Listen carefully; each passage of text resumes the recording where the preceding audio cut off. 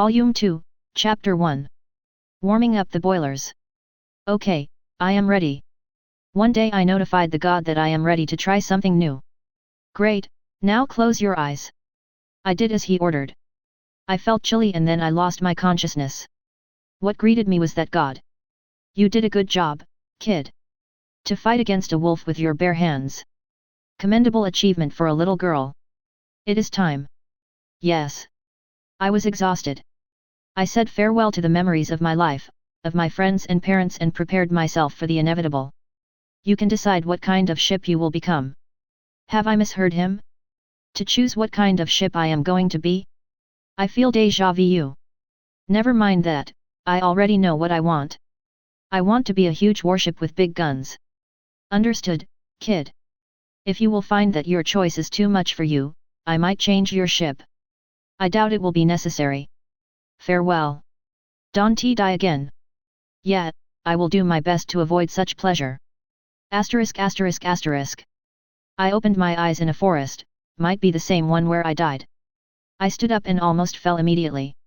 I heard that there might be changes in balance, but I'd never thought that they can be to such an extent. I checked myself out and oh god, I am hot. I have a slender body with thin waist and gentle arms. I have silky baby skin, and the most important feature, which already made me unstable, is of a nice size. Not on the largest side but surely above average. My hair also did not disappoint. Platinum blonde tied in braid and long enough to touch my bottom. My hair was so pleasant to touch that I immediately forgot about the softer things. I am wearing long one-piece blue dress and a blue cloak on top of it. On my head I am wearing a wide-brimmed lady hat. What do I have with me? The same lunchbox I had before. With a sticker on top of it. Meals refresh every 6 hours. They should be enough for you not to die of starvation. Don't expect too much. Thank you. Also I saw a purse. When I opened it whoever the previous owner of this body was, she had a good knowledge in undergarments. The black ones are surely her favorite. Asterisk asterisk asterisk. And finally comes my gear. On my left hip I found a small scabbard. I took out a knife with a long and thin blade. Isn't that a stiletto? The stiletto is lavishly decorated with engravings. They appear to be gold inlaid. I also saw an engraved phrase. For the eternal glory of the Royal Navy. Of course I wanted to try it out. I walked to a tree and stabbed it a couple of times. The blade pierced the bark like a hot knife pierces warm butter. However, my wish was big guns, which I am yet to summon. While I was about to start swearing I thought a bit. I keep feeling déjà vu. My gut was telling me to not act wrongly. Considering that the body has a refined looks and noble-like characteristics, I think if I act like a noble it will not hurt me. I want my guns to show up. And they did. 2 large pieces of ship hull to my left and right. On each of the pieces were 2 gun turrets and small black sticks. On my belt appeared smaller guns turrets. I need to look what I have. How do I do this? Stats. Asterisk asterisk asterisk. HMS Delight BC.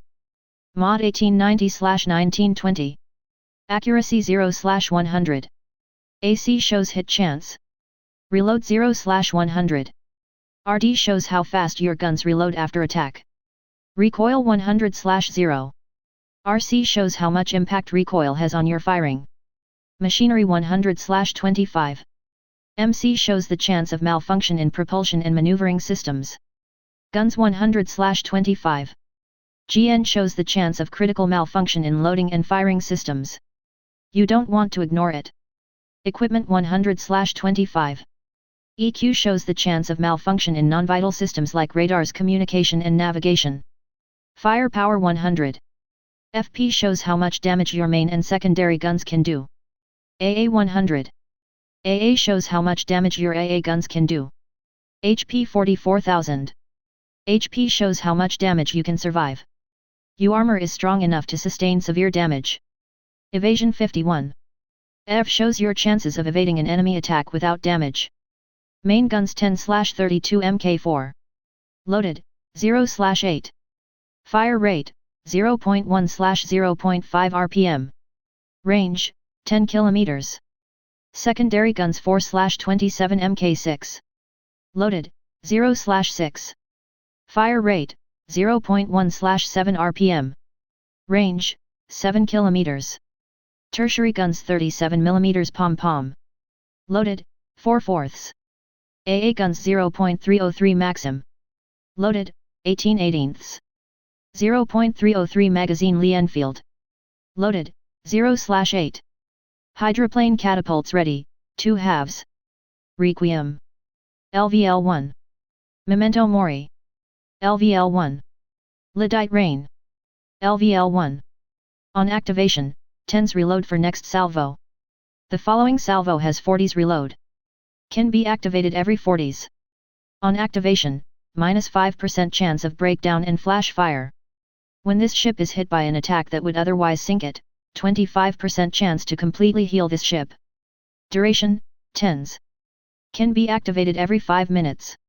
On activation, fires a salvo of Lyddite shells with higher chance to set fire on target and deal critical damage. Has 90% chance of critical malfunction. Consumables. Modernization pack 100 platinum coins. Fire extinguisher 1 silver coin. Repair kit 1 silver coin. Technical inspection 1 gold coin.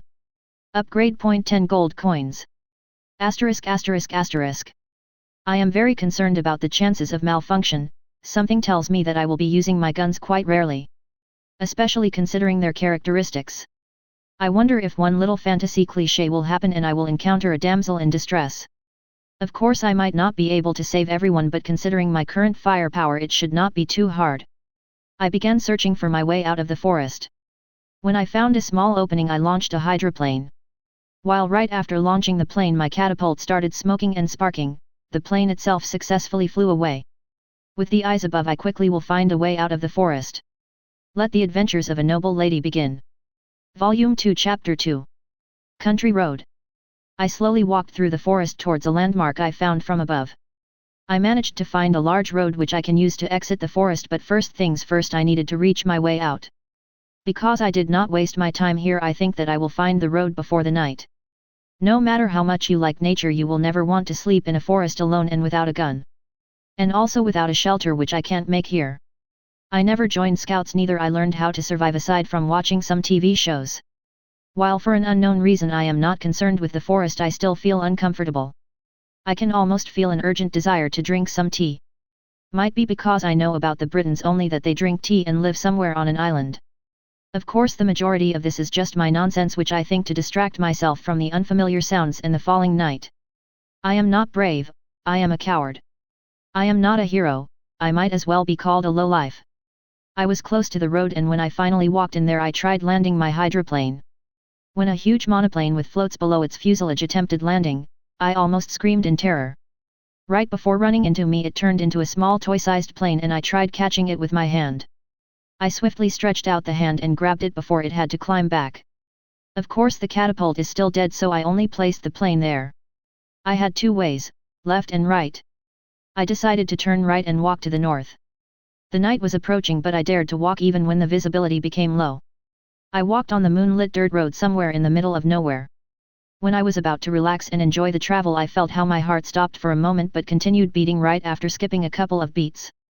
Looks like my machinery already began reminding me of itself and reminding me that it is after all a good idea to rest tonight. I did not rest and continued walking. Might be a bad idea, but I am willing to take the risk. The night is a time of predators. I heard sounds of beasts far away from me.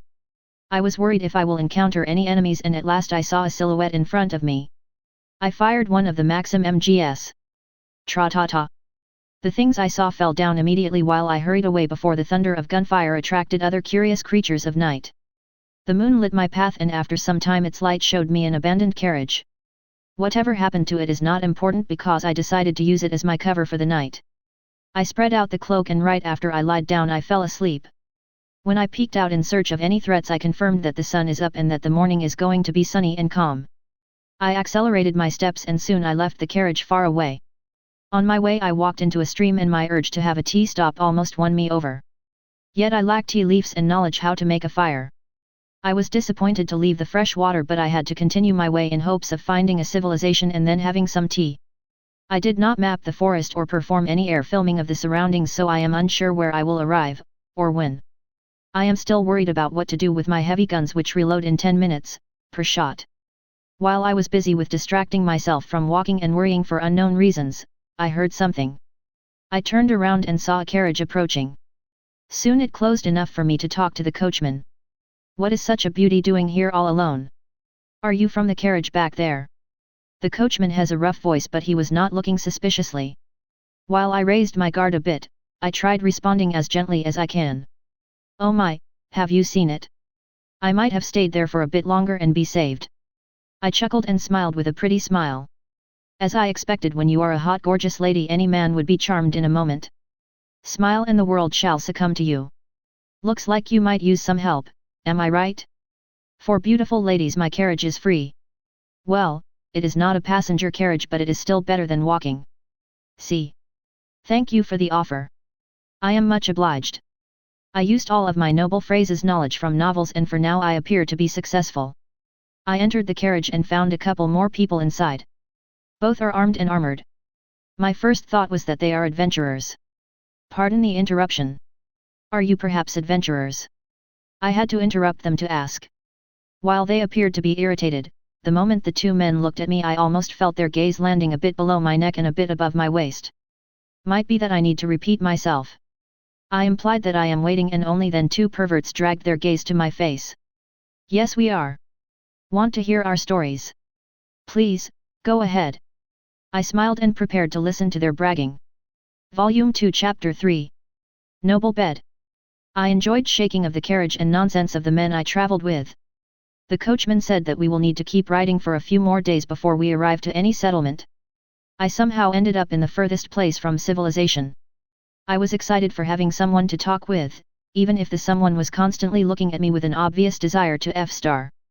While normal ladies would be disgusted or scared to travel with this couple of lowlives, I am much more understanding, might be because I am a male myself. Well, while I enjoy having a well-armored ship, I am much more attracted to my braid of silky hair. Whenever I find myself tired I start caressing my hair and it makes me feel relaxed. If this continues I might even turn into hair con. When I closed my eyes for a short nap I discovered something interesting. Even with my eyes closed I was properly informed about my surroundings. I perfectly sensed what is going on around me, at least inside the carriage, and I perfectly sensed what is going on in the air. I even saw something larger than a bird in a distance. It looked just like a disfigured mess, but it is surely not a flock. My sweet dreaming abruptly ended when I felt a hand creeping towards me. Luckily I found it before I was groped. I decided to show them that I am not somebody they should mess around with. In a second I reached out for the stiletto and in a flash-fast move I pointed the tip at the pervert's palm. A small drop of blood showed on the blade's tip. I might be patient, yet it is improper to touch a lady like that. Please, keep your hand away from me. When the hand returned to its owner I returned the stiletto back. No hands followed nor interrupted my sleep. Asterisk asterisk asterisk. After I had my sleep and opened my eyes I saw no one inside the carriage. I peeked outside and saw that the two men were fighting wolves. They struggled to even keep the wolves away from themselves. "Do you need help?" I casually asked the men. I truly felt like humiliating them after they tried a very disrespectful thing. After my proclamation the men doubled their efforts to reclaim some of their pride. I almost wanted to make a sarcastic remark about it, but then an ugly green small thing showed up. The men finished slaughtering the wolves, but a goblin that showed up already called for its friends. I lazily looked around and was about to ask the men again. "Keep your commentary to yourself, will you?" I shrugged my shoulders and returned my head inside the carriage. Soon I heard terrified screams of the lechers. I was oh so worried that I even peeked again. The men were desperately trying to hold back the goblins. Right when I showed up the men almost cried for my help. I summoned the gear and started loading one of the 4-inch guns. "Okay, just wait 10 minutes until I can help you." I was not interested in their fate, they are lowlives and I don't feel any fraternity with them. "You. Come on," I offered my help. 12 minutes ago. And now they started struggling like crazy. They barely survived for the 10 minutes and now I was ready to blast some goblins. Bang! My assumption that the gun will not be that inaccurate so as not to hit a target right in front of it ended up correct. The shell hit a group of goblins far enough and thus the perverts were not in danger. The goblins in front of them sucked up all the fragments. After the men cleaned up the remaining goblins I asked them, "Now, tell me a good story about the two adventurers who bravely killed a wolf and a half." Our ride continues. Asterisk asterisk asterisk. After my rapid unplanned display of power I had to be even more careful. The adventurers were playful before seeing my power, but now they are surely looking at me with mistrust. They tried to sit as far away from me as they could, which confirms my suspicions. I am so happy that they don't pester me, yet I'd like them not tell anybody about what happened. Considering that I have a lot of spare time and no desire to rush things, I grabbed a couple of bags with something bulk goods and used them for a makeshift bed. Well, I am supposed to be a noble girl who enjoys comfort. Sleeping on a bench is not comfortable at all.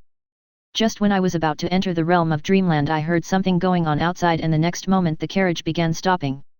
Stop the carriage now, otherwise you will be in a great trouble. The carriage did stop already, you moron. Volume 2 Chapter 4. The Grand Ambush. I was not amused by the sudden delay of my arrival to civilization, which is why I looked at the hesitating men and used my charm. Could you go outside and find out what is going on? It was not a request but an order. Considering that neither of them was in a position to argue with me, they dragged themselves outside. I could not hear the words from outside, but I did not worry. If something was to happen I'd happily remind the intruders of that I am not a sheltered noble lady. I am just a sheltered modern person, not that it is different. I heard some fuss and a couple of seconds later one of the men stuck his head inside the carriage. If you want to deal with it then go out yourself. I slowly crawled out of my quiet corner in the bags and stepped outside of the carriage. I walked around the corner and saw two people in hoods. One person was high and brawny while the other was small and confirmed female. I'd say that what I can see below the cloak is impressive. Right while I was approaching them my own impressive stuff affected my center of mass and I started falling. I barely managed to support myself by holding onto the carriage. When I looked at the cloaked people I saw that the brawny guy was a meter away from me. It appears that he tried supporting me when I started falling. I like such treatment. I immediately corrected my posture and tried displaying an arrogant young lady whom you should never cross path with.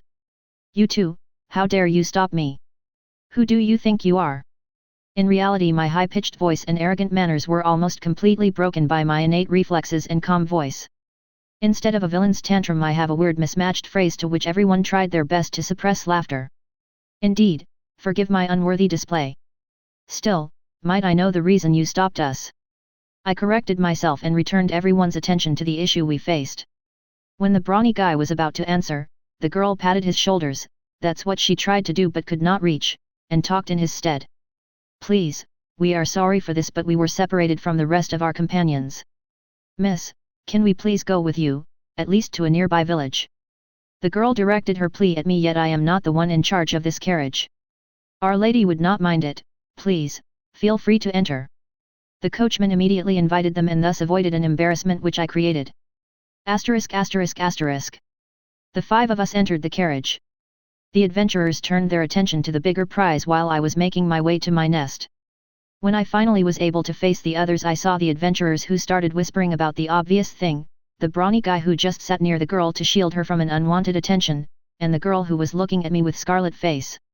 Considering all vectors and angles I have no doubt she liked my choice of clothes. Could you not look at me like that? I gently reminded her that she is too obvious. Sorry, haha, she turned her head away but kept glancing from time to time. When I finally made myself comfortable I asked our new companions about how they ended up here. I was, well, hunting monsters. And after we were done and headed back, our carriage was struck by something and was broken so we had to walk. In the exact moment the adventurers looked at me with suspicion. Oh my, I wonder if there are people remaining in the forest. No, there were only two of us. Sorry for the question but how did you end up here? The girl's curiosity made Agent 059 face the worst odds in her entire life. Traveled here, as you can guess. I used my charm to its maximum. The girl appears to have trusted my words. After that I returned to my time warp, the so-called sleep. Asterisk asterisk asterisk. When I waked up again I saw the girl lying nearby. I looked at her companion who lightly waved at me. The girl looked like she was actually enjoying her sleep so I decided to let her be. It would be a shame to interrupt her daydream. I cautiously squeezed out of there and peeked outside of the carriage. While I was expecting to see the daylight I actually saw that it was night. The carriage was standing and to its left was a campfire. I saw the coachman and when he felt my gaze he turned to me. Oh, lady, you woke up? Call the others, it is time to eat. I hope you like some roasted hare. See. Of course, a moment, please. The men already queued for exit while I made my way to my bedding to wake up the girl. I carefully shook her shoulder and she opened her eyes. Miss, good morning. She almost jumped up when she saw me. The water bottles jumped as well and bounced a bit.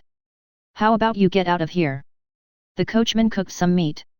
I offered her my hand and the girl blushed. However, she could not resist my smile and accepted my hand. Soon we all sat down and started eating. The adventurers began bragging how great they are and the girl trustingly listened to their nonsense. A few minutes later the brawny guy yawned and lied down on the grass. The girl also looked sleepy, yet she woke up less than an hour ago. I pretended to be sleepy as well and almost simultaneously with the girl I lied down. They're good, boss. Let's take them away from here. Volume 2 Chapter 5. A birdcage. It was surprising to find out that I was about to be kidnapped. I might have believed that the two adventurers can do this, but my vigilance surely was lowered for the coachman. I cautiously peeped. The coachman carried the girl, while one of the adventurers picked up her companion. The other pervert tried lifting me but could not. This is not because I am fat, mind you. Herbie weighed a lot. He almost groped me but his friend reminded him. If you touch her before me, I'll break a couple of your bones. Take her and let's go. She's heavy. I can't lift her. Meanwhile, I found a weird setting real mass which is turned on. I already have a good idea how to use it. The lecherous duet stopped quarreling and the second adventurer approached me. Are you joking? He lifted me up with no issues. But I'm serious, man. She was heavier than a bear. I was returned to the ground and the first bastard tried lifting me up. Ha ha ha ha. His friend looked at him struggling and instead of helping was just laughing his lungs out at this scene. They switched a couple of times until the second man starting rolling on the ground and laughing. Even the coachman was laughing hard at the poor bastard. Of course, the one who was laughed at soon erupted. All three of them started talking with their fists and soon it turned into free-for-all. While they were beating each other I only regretted not having popcorn. Soon they were done beating each other and returned to the problem of having to carry me. I was carried further than the carriage was parked. It took around 10 minutes to reach another carriage, filled not with grain but with cages. After the guards left I looked around. There were more than a dozen of cages but only 3 were occupied. Some of the cages were reinforced with additional metal but mine was even more extraordinary. It was fully made of thick metal tubes and might even be used to contain a bear. Perhaps my show-off really made them worried about my abilities. I decided to wait for what will happen next. The kidnappers did not show up until the morning and I was getting bored of the waiting. Right when they showed up I waved them and smiled. Their faces were priceless. What are you smiling at? They were a bit confused that I was smiling while I was locked. Do you think this much is enough to save you? I decided to make them understand that the cage is not to lock me away from them but to lock them away from me. Haha, if you think you can get out of here, then be my guest. The coachman turned from a gentleman into a lustful piece of a swine. Funny thing, they did not take away my stiletto. Ping! I used the stiletto as a punch and made a large hole in the lock. The faces of the men turned pale. I stay here only because I am bored. The poor bastards were white from fear. Meanwhile, the other 2 woke up. Where are we? What happened? The poor girl started crying. Calm down, they can't do anything. As long as they behave. I winked at the men and they stepped back. Right after I lost interest they ran away. If you won't return in 1 hour, then you might as well start digging your own graves. I shouted at their backs. While it was funny to bully the bullies, I needed to calm down the other captives. What happened? The girl stopped crying. In short, you were drugged and carried here. The girl's eyes widened in shock. And how can you know it? A deep female voice asked me. Now it was my turn to stare in shock. Don't you look at me like that. It is your fault we ended up here. The escort continued accusing me for whatever reason. I might as well open the lock and make my way out of here. I showed them the pierced lock. Then do it. Yes, right. Leave us here. What an honorable deed. The bad-mouthing continued and I was on the brink of actually doing that. Shut up. Gee. My lady. How can you blame the miss if you two failed to do anything? The girl was going on a rampage. Oh my, this is getting tiresome. I tried to find a somewhat comfortable pose to take a nap. Considering that I know no other ways to skip time, I can only sleep here. My lady, just look at her. If she was actually capable of anything, she would already free us. The brawny kept acting on my nerves. Please, miss, can you open the cages? The girl pleaded me. I should not. My lady, I am sure she is working with the kidnappers. My patience was at zero. Miss, can you please explain why? Gee. If we just run away, won't the kidnappers just capture other people? When they return, I have no doubt they will bring something else to assist them. Do you see where I am going? Brilliant. I will just have to protect two ladies. The escort was just beating her head against the bars. All right, ladies, shall we wait for them, or you want to try escaping by yourself? Oh my, is that a side story? Number 30, Final. The big score needs big guns. The waves in the harbor calmed down. A lot of citizens gathered at the port to look at a large crustacean which appeared on the horizon. I made the last checks of the distance using rangefinders. Will you be able to stop it? Everyone looked at me with worry. If I could not, would I be worthy of bearing the royal flag? The gun barrels were slowly rising from loading position to their firing position. I made final corrections and fired. Boom boom boom boom. The shells narrowly missed the target, but the follow-ups were already sent. I made corrections and scored several hits right in the monster's face. It was not happy, but it received no visible damage. Boom boom boom boom. I scored more and more hits, but no damage was done, even from visual range. Meanwhile, I prepared to send torpedoes. Splash, splash. 6 torpedoes are in the water. I sent them with the tightest spread, yet only one hit the crab's leg but dealt no damage. I was getting restless, considering that I have not too much spare time. I have to find out a good way to make the monster die fast. My shells are too light to mash its insides. Wait, too light? Missed a light. No other ways around it, HA? Well then. You have forced me to do it, my good delicacy. For the eternal glory of the Royal Navy. The 14-inch gun turrets turned into much bigger, massive turrets with wide and heavy guns. The turrets slowly turned at the target and I prepared to open fire. Kaboom! One of the 18-inch guns opened fire. A terrifying might of its gases shattered some of the rock of the waterfront. It was only a glancing hit, but I have 7 more of those. Kaboom! Hit! The crab's armor was pierced and the shell exploded inside. The monster raised a howl of pain. Kaboom kaboom kaboom! I continued firing one gun at a time. With each shot I was pushed back a few centimeters. With each shot the harbor's bottom was uncovered. With each shot more and more stone was shattered. Kaboom kaboom kaboom! The terrifying shots destroyed the monster's shell and soon it fell into the water. The monster stopped moving, which made the crowd raise a cry of victory. Asterisk asterisk asterisk. After that, Delight became the national hero and received a mention and noble title. She also received an honor of having the harbor expanded to house her huge battlecruiser body. Whenever an enemy approaches the capital, the main guns make any enemy consider negotiations and peace. Because of her constant interference, the world became much more peaceful. She bring peace through big guns. Volume 2 Chapter 6. Silent Escape. It did not take the kidnappers a lot of time to return with backup. Hello, are you really thinking that you can run away that easily? The coachman was looking at me with even more disgusting face. There were more than 20 people, all armed and ready to fight against me. Calm them down. The coachman ordered a bald man something. The man started murmuring something and the 2 girls fell asleep. What the hell? While I was wondering what happened, the man cried out in disbelief. When I turned my head at them, they stepped back with pale faces. I summoned the gear and began loading the main guns. For an unknown reason there were no malfunctions and the guns safely and successfully loaded. For an even more enigmatic reasons, the band of kidnappers did not run away. I aimed the guns and prepared to open fire. Will you be good guys and release us? Don't forget to surrender yourselves to the police. I gave them my final warning. Go to hell, you can't defeat all 20 of us.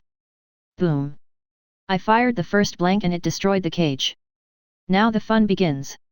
The kidnappers ran at me, but that was even better for me. I fired another shot. The shockwave torn apart most of them and only few of them survived. They started running or crawling away, but this time I decided to keep no witnesses. Boom boom. In the end we have only me and the other 2 captives. I regret my fury, but I doubt that any of these bastards would repent their actions. For now I need to go away from here before anyone shows up. While I was alone I checked the stats. Ding!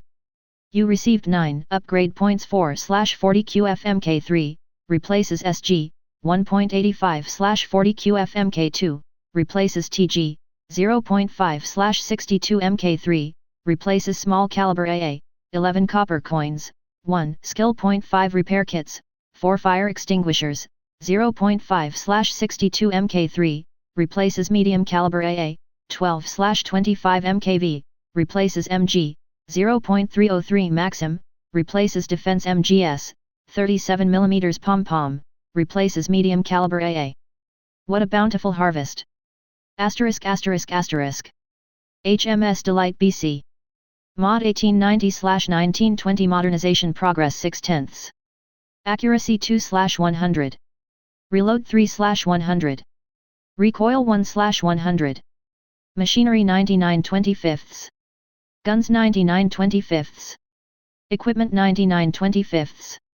Main guns 12/25 MKV loaded, 4/8. Fire rate, 0.1/0.5. Range, 8.5 km. Secondary guns 4/40 QFMK3. Loaded, 0/6. Fire rate, 0.2/8. Range, 8.5 km. Tertiary guns 1.85/40 QFMK2. Loaded 0/4. Fire rate, 0.6/20. AA guns 37mm pom-pom. Loaded 8/8. 0.5/62 MK3. Loaded 10/10. 0.303 Maxim. Loaded 8/8. Requiem. LVL1. Memento Mori. LVL2. Lyddite Rain. LVL1. On activation, 10s reload for next salvo. The following salvo has 40s reload. Can be activated every 40s. On activation, minus 10% chance of breakdown and flash fire. When this ship is hit by an attack that would otherwise sink it, 25% chance to completely heal this ship. Duration, 10s. Can be activated every 5 minutes. On activation, fires a salvo of Lyddite shells with higher chance to set fire on target and deal critical damage. Has 90% chance of critical malfunction. I broke the locks of the other cages and Princess carried the brawny girl, on top of her I placed her companion. And then I vanished from the crime scene. The girls were quite light and I was not tired even after an entire hour of carrying them and walking. By the noon I was far away from the carriages. Only then did I remember that I could have just taken the horses and avoid having to walk. Just why am I such a cheesehead? It was too late to return, so I continued walking in the direction I expected the civilization will be. Soon I walked into a cliff and I am on the lower side of it. I might be stronger than a common human, but I am sure that I can't just climb there with 2 people in my hands. Neither I can risk dragging them upwards on a rope. I placed them on the ground and spent some time trying to find a bypass of this trial, but I found that there are even worse cliffs around. In the end I decided to try climbing after the girls wake up. They woke up only in the evening. I was sitting by a bonfire and ate a meal from my lunchbox. This was an unexpectedly good food. What? Hey, where are we? The badmouth girl woke up and immediately jumped up. Good evening, I suggest you not rise so fast, might end up with a headache. She already started experiencing a headache, so instead of shouting around she returned to the ground. Have we escaped? Miss, are we really safe? The good girl was nervously looking around. We have, the kidnappers will never return. From the dead. Suddenly, the badmouther relaxed. Now that you both woke up, look there at the cliff and understand that we will have to climb it. I found no ways around, so we are stuck here for tonight. I lazily stirred the coals. Thank you so much for saving us. Come on, thank her. The girl was actively talking. It was nothing, you are always welcome. After I made sure they are fine, I prepared to sleep after the eventful day. Why are you sleeping so much? The badmouth girl asked me with scorn. Because I was looking after you for 2 days? I think I deserve some rest. With this I calmly took my nap. Volume 2 Chapter 7. Night vs Battlecruiser. The next morning I was fresh and mentally prepared to conquer the cliff.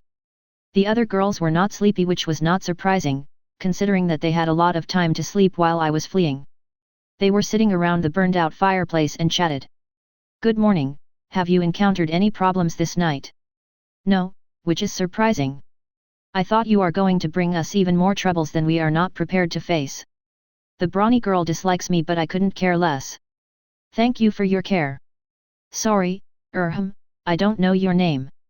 The good girl blushed a bit when she reminded me of my grave mistake. "Oh my, what an embarrassment. Forgive my rudeness, I am Delight. Pleased to make an acquaintance." When I started saying my name, I automatically did a curtsy. "I am Lilith, please, take care of me. This grumbler is my knight. Say hello." When Lilith looked at her companion, she lowered her voice and sounded quite intimidating. "Zira, take care of me. Not that I can trust you. If she did not have such a friendly attitude, I might have considered her just to be tsundere, yet there was no dear.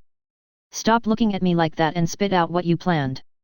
You said that we will climb the damned cliff, or you've forgotten."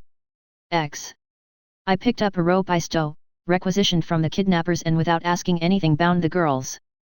I made a simple chain where I am in front, Lilith in the middle, and Zira is an anchor which will be hitting the cliff if something goes wrong.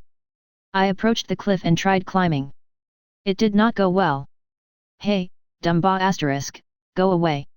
If you will be climbing, then we might as well hope that somebody will come and lift us there. I know that I am not a mountaineer, but you could have phrased it in another way. Don't take it personally, she has a sharp tongue." Lilith patted my shoulder and tried comforting me. "Well, I was considering using a bit of my mass to remind that damned." "Are you going to remain there forever?" Zira shouted from above. She already climbed half of the cliff. I did not interfere, and a minute later I was lifted there like a sausage. I bet I looked funny with my arms crossed and grumpy expression on my face. ******. After that we continued going forward. I was the vanguard because of my strength.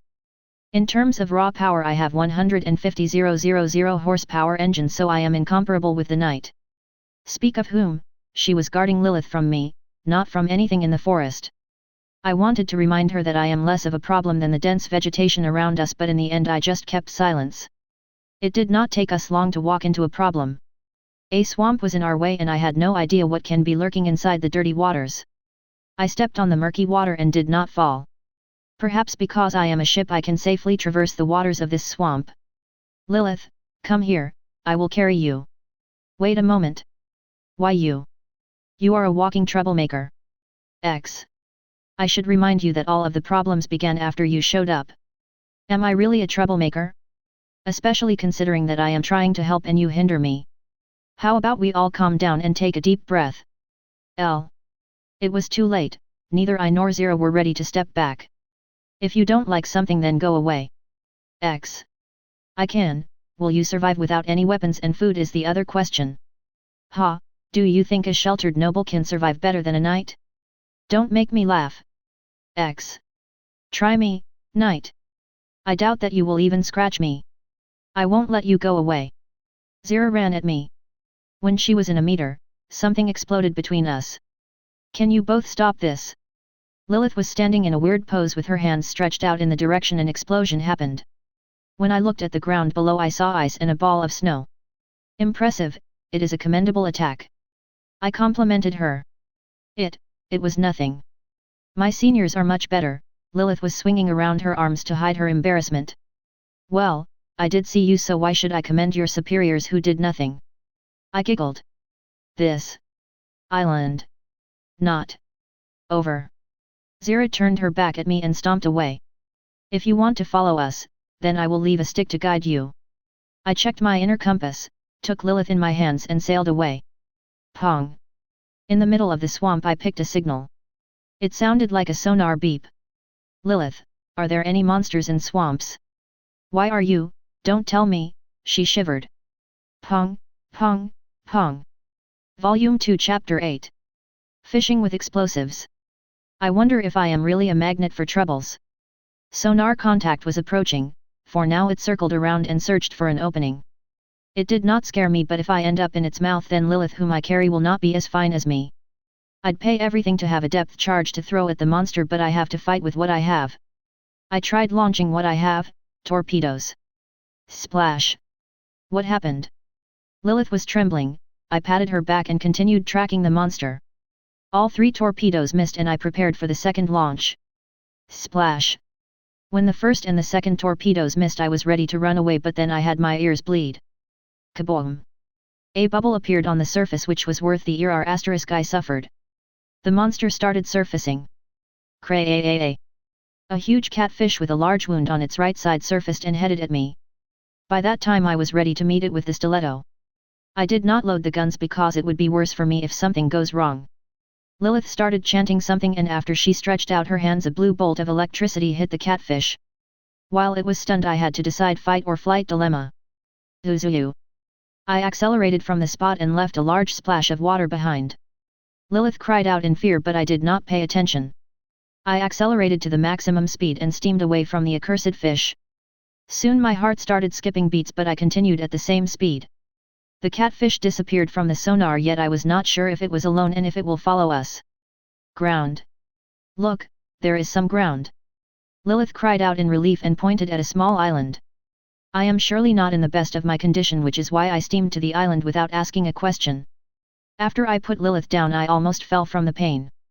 When I checked the details, I saw a message that one of the boilers was damaged. Because I had a repair kit, I used it to fix the boiler. When I was fixed, I stepped on the water and ping, ping, ping. Damn it, why would it follow us? Torpedoes were already reloaded, but just in case I loaded the secondary and tertiary guns. After I was prepared, I sailed into the swamp. This time the enemy was not approaching me that rashly, and when I dropped a stone just for a test, the catfish changed its direction. I set the maximum spread for the torpedo launchers and prepared. After a lot of stones, I found a pattern the monster uses and launched torpedoes. Splash! The fact that I suffered another ear bleeding confirms that the catfish is not happy as well. Splash! One more hit, but this time I was really thinking that I will need my ears fixed. I was completely dumbfounded that the damned fish did not die after 3 torpedo hits. I doubt I would survive that many. When the monster surfaced, I clearly saw that it was on the brink of death, but it valiantly charged. I opened fire with everything I have. I only scored 1 4-inch hit and a small number of machine gun hits. Because of the grave damage the catfish received, it was already on the death's doorstep, so after a little bit of help it was sent to the heavens. I successfully returned to pick up Lilith, who was staring at me dumbfounded. Are you a sage? She asked me with an abstracted look. Oh no, I am but a humble traveler. I denied that. What a powerful magic! Can you teach me how to cast it? She fired up, and now I could only sigh. This is not a magic I could teach you. Instead of asking the others for teaching you, you should learn how to do that by yourself. She did not look convinced, so I continued my motivation training.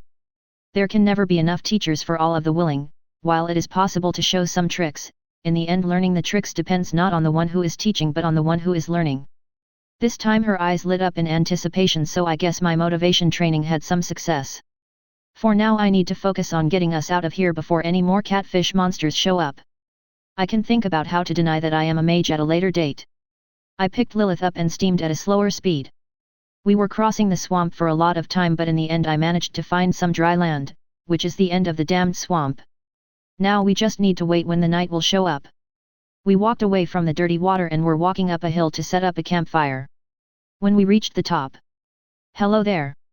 What's up with that face of yours? Zero was already there and began acting on my nerves. Volume 2 Chapter 9. Searching a new way out. It was a complete mystery how the damned gorilla made it through the swamp earlier than we did, earlier than me who steamed at 30+ knots. My brain just couldn't process it. Zira, how is it possible? Lilith also was confused. If you did think with your empty heads, you might have saw that there is a road nearby. Bowls asterisk, I am sure that we steamed in one direction without turning, and I am sure that even if she ran, even if she flew, she couldn't have arrived faster than we did. Check it yourself. She shrugged her shoulders. I did go the way she showed, and OF asterisk, there is a road. Now the question is how? Zira, why don't you explain it properly? Lilith was as convinced as was I, and thus she began shaking the bad-mouth liar. Fine. Milady, do you remember that you gave me some reward for my hard work? I spent it to buy a scroll. I bought a random scroll but I received one with teleportation. Cheater. Cheater. Lilith has the same opinion as me. Considering that we have no other things to do, I changed the topic. Is everyone alright? Can you continue going? We should hurry and find an open space before the night. I did not feel tired but I should mind the others. I'm fine. I did not ask you. Wanna continue from where we ended? She showed her fists. I am a bit tired. Miss Delight, can you carry me like you did before? You are warmer than, she gave her knight a meaningful look. The trust she shows me truly made me smile. Don't be too happy, lady just doesn't want you to feel useless. I picked up Lilith but instead of lying in my arms and being princess carried around, she hugged my neck, which made 4 planets collide and form an exciting new something. Milady, do you not see this pervert's face? She gives me creeps just by standing there. I think you better not to approach her. I was already at my limit. What is it, Zira? You are jealous that she is much more feminine than you are. Lilith retributed in my stead. This round is mine. Asterisk asterisk asterisk. I walked forward with a girl in my hands. I wonder why I don't feel anything. If I was to carry a cute girl in my arms, and if I was in direct contact with such big breasts, I would have died of nosebleed. Perhaps I became girl even in my heart? But when Zira was not interfering, so I had no further quarrel with her. I only should concentrate on the road. Hey, do you hate her? Lilith murmured something. I wonder why this person is so rude. Yeah, you are really angry. She is not that bad, she is just overprotective. She keeps fighting me, I don't see overprotective here. I too have my limits. I'll talk to her, she should stop acting like that. I did not answer her anything and just continued walking. Asterisk asterisk asterisk. The night is approaching and I can feel an eerie presence. I wonder if it will be alright if we stay in the forest. I want to send a hydroplane but I doubt that I can explain it. We did not walk into a road by the nightfall and now we had to set up a campfire in a complete darkness. I was whistling while the girls were trying to ignite a bird nest. I don't whistle just for the sake of amusement. It should scare off some fauna. The girls managed to ignite a fire but I still doubt that it will be enough to scare off anything. I volunteered to guard them because I am not tired. When they fell asleep and stopped being on alert, I lit up spotlights.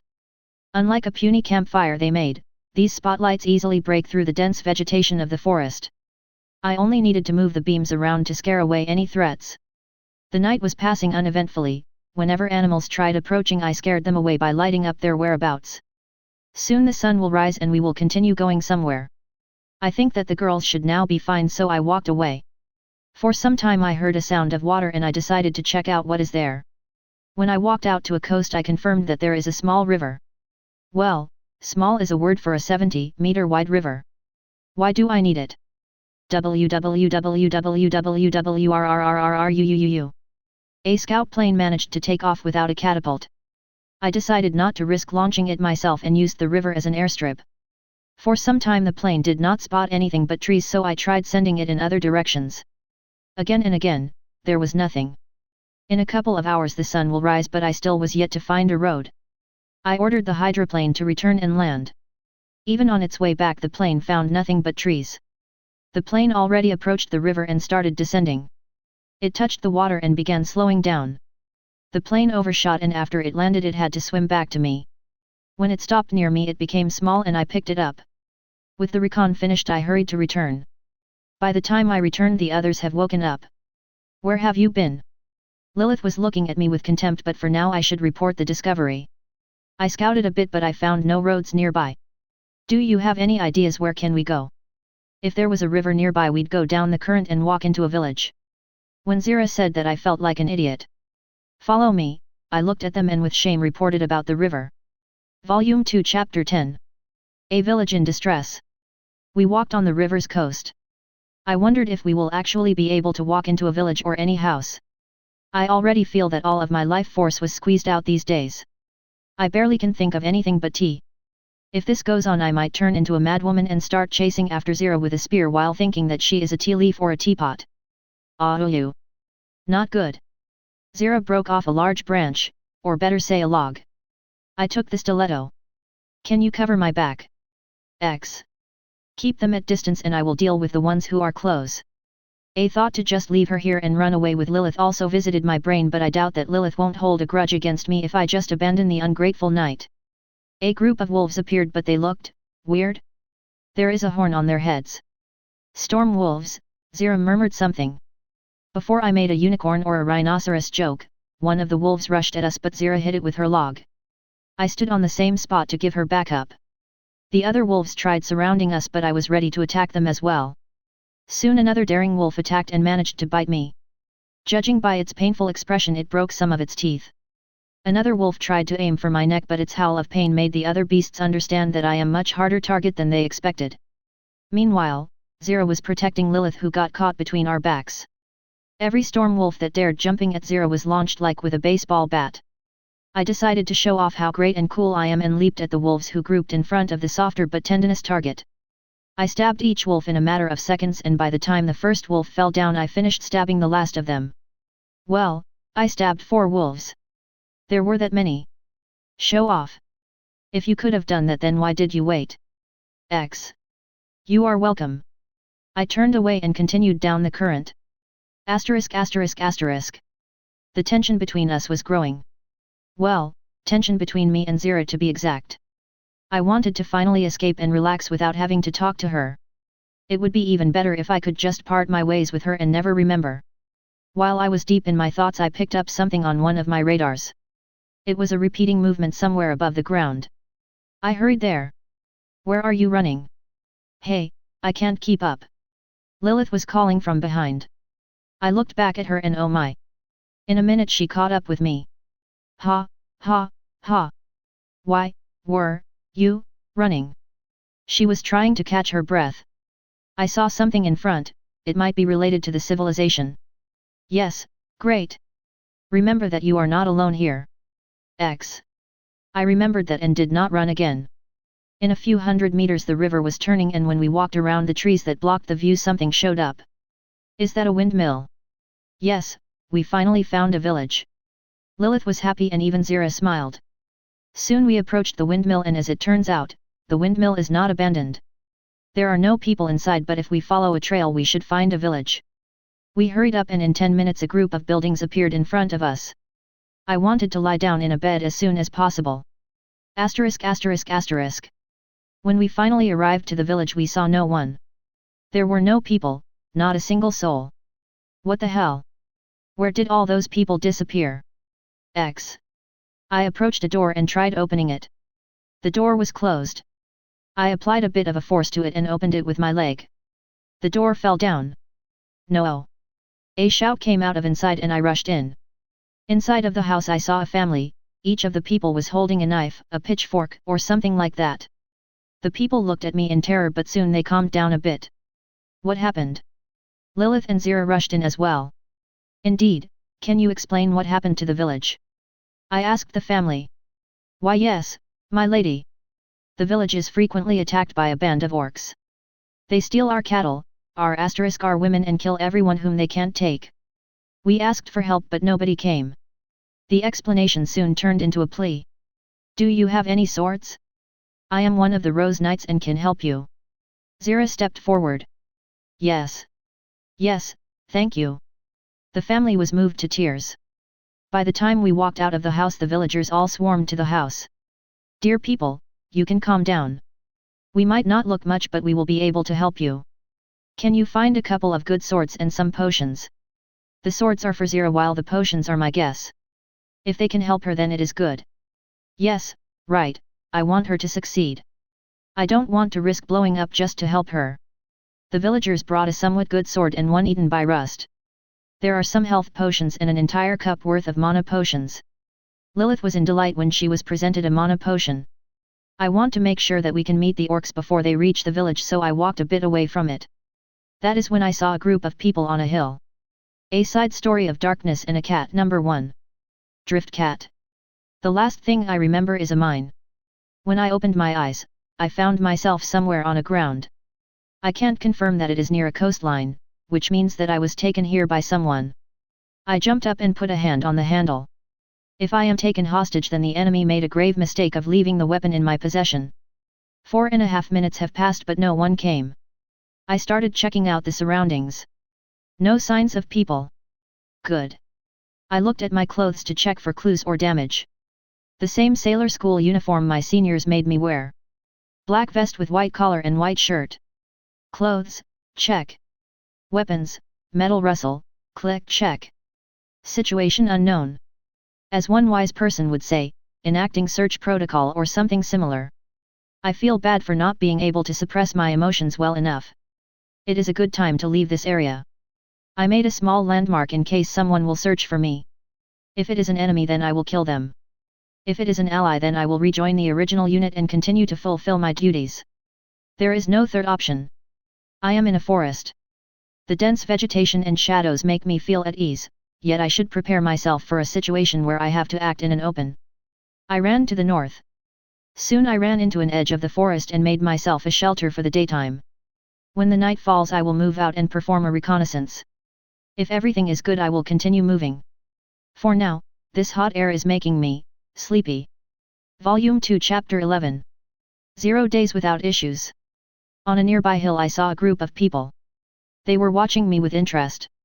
I suspected them to be the infamous orcs and measured the distance using my range finders. The people soon began walking in my direction, to which I took out the stiletto and prepared to fight. They shouted, "We are not enemies. We are adventurers who took the quest to save this village." I sighed out in relief and walked to greet them.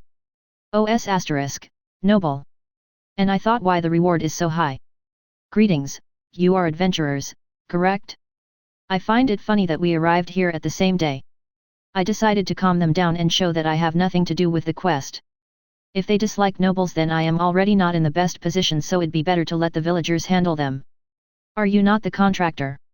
one of the adventurers asked with suspicion. "No, I am but a wild girl who walked out of the forest. Jokes aside, I really walked into this village and found out about its problems only by accident. And no, I have no relation to this village whatsoever." The group of adventurers consists of 7 men, all are well equipped and ready to fight the menace. I don't doubt their capabilities, yet I wonder if my help will not be necessary. After the adventurers learnt that I am not the one who they should talk to, they immediately made their way to the villagers, without even glancing at me even more. I decided to find out how do I aim at something that is not in my line of sight. I summoned my gear and aimed the guns further than my line of sight. Immediately my vision changed into the bird's eye vision of the area with some sort of an aiming reticle and data sheet where I saw information about range, speed, and suggested corrections. Everything outside of my vision was covered in a fog of war, but what was within radar vision was still visible. I saw birds flying around, and when the other birds were flying into my radar vision, they began appearing out of nowhere. I guess that is why I require the hydroplanes. For now I returned to the village. The adventurers were discussing something with the villagers, Zira was sharpening the swords she received, and Lilith was just wandering around aimlessly. Considering that I am too just going to wander around, I checked my stats to see if I can improve something. Ding! New achievement, killed the king of a swamp. You received 1 gold coin, 4 skill points, 8 copper coins, 12/35 MK8, replaces MG, 2 upgrade points, 6 modernizations. HMS Delight BC. Mod 1910/1930 modernization progress 2/10. Accuracy 2/100. Reload 5/100. Recoil 1/100. Machinery 99/25. Guns 99/25. Equipment 99/25. Main guns 12/35 MK8. Loaded, 0/8. Fire rate, 0.1/0.86. Range, 13.5 km. Secondary guns 4/40 QF MK3. Loaded, 0/6. Fire rate, 0.4/8. Range, 8.5 km. Tertiary guns 1.85/40 QF MK2. Loaded 0/4. Fire rate, 1/20. AA guns 37 mm pom-pom. Loaded 8/8. 0.5/62 MK3. Loaded 10/10. 0.303 Maxim. Loaded 8/8. Requiem. LVL1. Memento Mori. LVL 6. Lyddite Rain. LVL 1. On activation, 10s reload for next salvo. The following salvo has 40s reload. Can be activated every 40s. On activation, minus 25% chance of breakdown and flash fire. When this ship is hit by an attack that would otherwise sink it, 25% chance to completely heal this ship. Duration, 15s. Can be activated every 5 minutes. On activation, fires a salvo of Lyddite shells with higher chance to set fire on target and deal critical damage. Has 90% chance of critical malfunction. ******. While I have nothing to do, I decided to try making myself useful. I headed to the river to silently launch a hydroplane. This time I risked a catapult launch. And the plane was launched. Right into the river. I love those malfunctions. Instead of grieving my disastrous launch, I launched another plane, using the river this time. Soon the plane began searching around the area and found trails which might belong to the orcs. The orcs lack docus, so they must be weak. Soon I found their settlement, and even from above I can confirm that these guys are not friendly to the mankind. One more reason to test out my guns. I began a painfully slow process of loading the new guns. 10 minutes later. 2 gun turrets suffered from hydraulics malfunction, one had a fire breaking out and one, miraculously, finished loading and had its guns raised to open fire. Alright, come what may. I will try firing at the orcs with 2% chance to hit anything. Boom boom. I fixed my eyes on the orc settlement. 1 minute, 2 minutes. Yes, a complete miss. I wonder why I am so unlucky. For now I need to get out of here before anyone arrives to check what happened here. Volume 2 Chapter 12. Fighting the Vanguard. A few hours passed without anything of a note. The adventurers are greedy who want money before they do something. Zero was still sharpening the swords and I was taking a stroll with Lilith. I doubted that the orcs would dare attacking right now, they must have heard the shells exploding and should be more cautious. I did not risk firing my guns again, so I will have to fight with the stiletto. Or just leave fighting to the ones who actually know how to fight. The sun was setting when my poor unfueled hydroplane reported something moving outside the village. It was a large group of orcs, might as well be called an army. They had banners, a large amount of troops and even some siege engines. I felt concerned about the number of enemies and immediately reported my observation. What do you mean the orcs are coming? Hey, girl, you were in this village all the time. Do you understand that we are not going to be fighting with shadows? Neither of the adventurers believed me.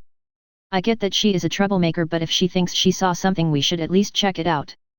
Suddenly, Zira tried persuading them to check out about the orcs. Fine, I'll go and look for what you saw. Damned cowardly nobles, the moment they hear a rat they start shouting dragon. One of the adventurers walked out into the darkness. I followed him and loaded secondary and tertiary guns, just in case. By the time I caught up, he was already fighting with a couple of orcs from their vanguard. While the adventurer was keeping the swine-faced monsters busy, I got behind their backs and with a couple of precise stabs calmed them down. In the distance I already saw a large group of orcs approaching. What the hell? The man was still shaken. Instead of crying here, go call the others. I will handle them while everyone's preparing. Understood, may the god bless you. Those were not their main forces, but I can still claim that there are a few hundred of orcs. I opened fire with everything but main guns, this is only to suppress the enemy and give the others enough time to prepare. If I hit something, then those are only lucky shots which somehow did not flew in the air or dug into the ground. It was not yet time for the trump card. The orcs were approaching rapidly, but it is not going to actually help them.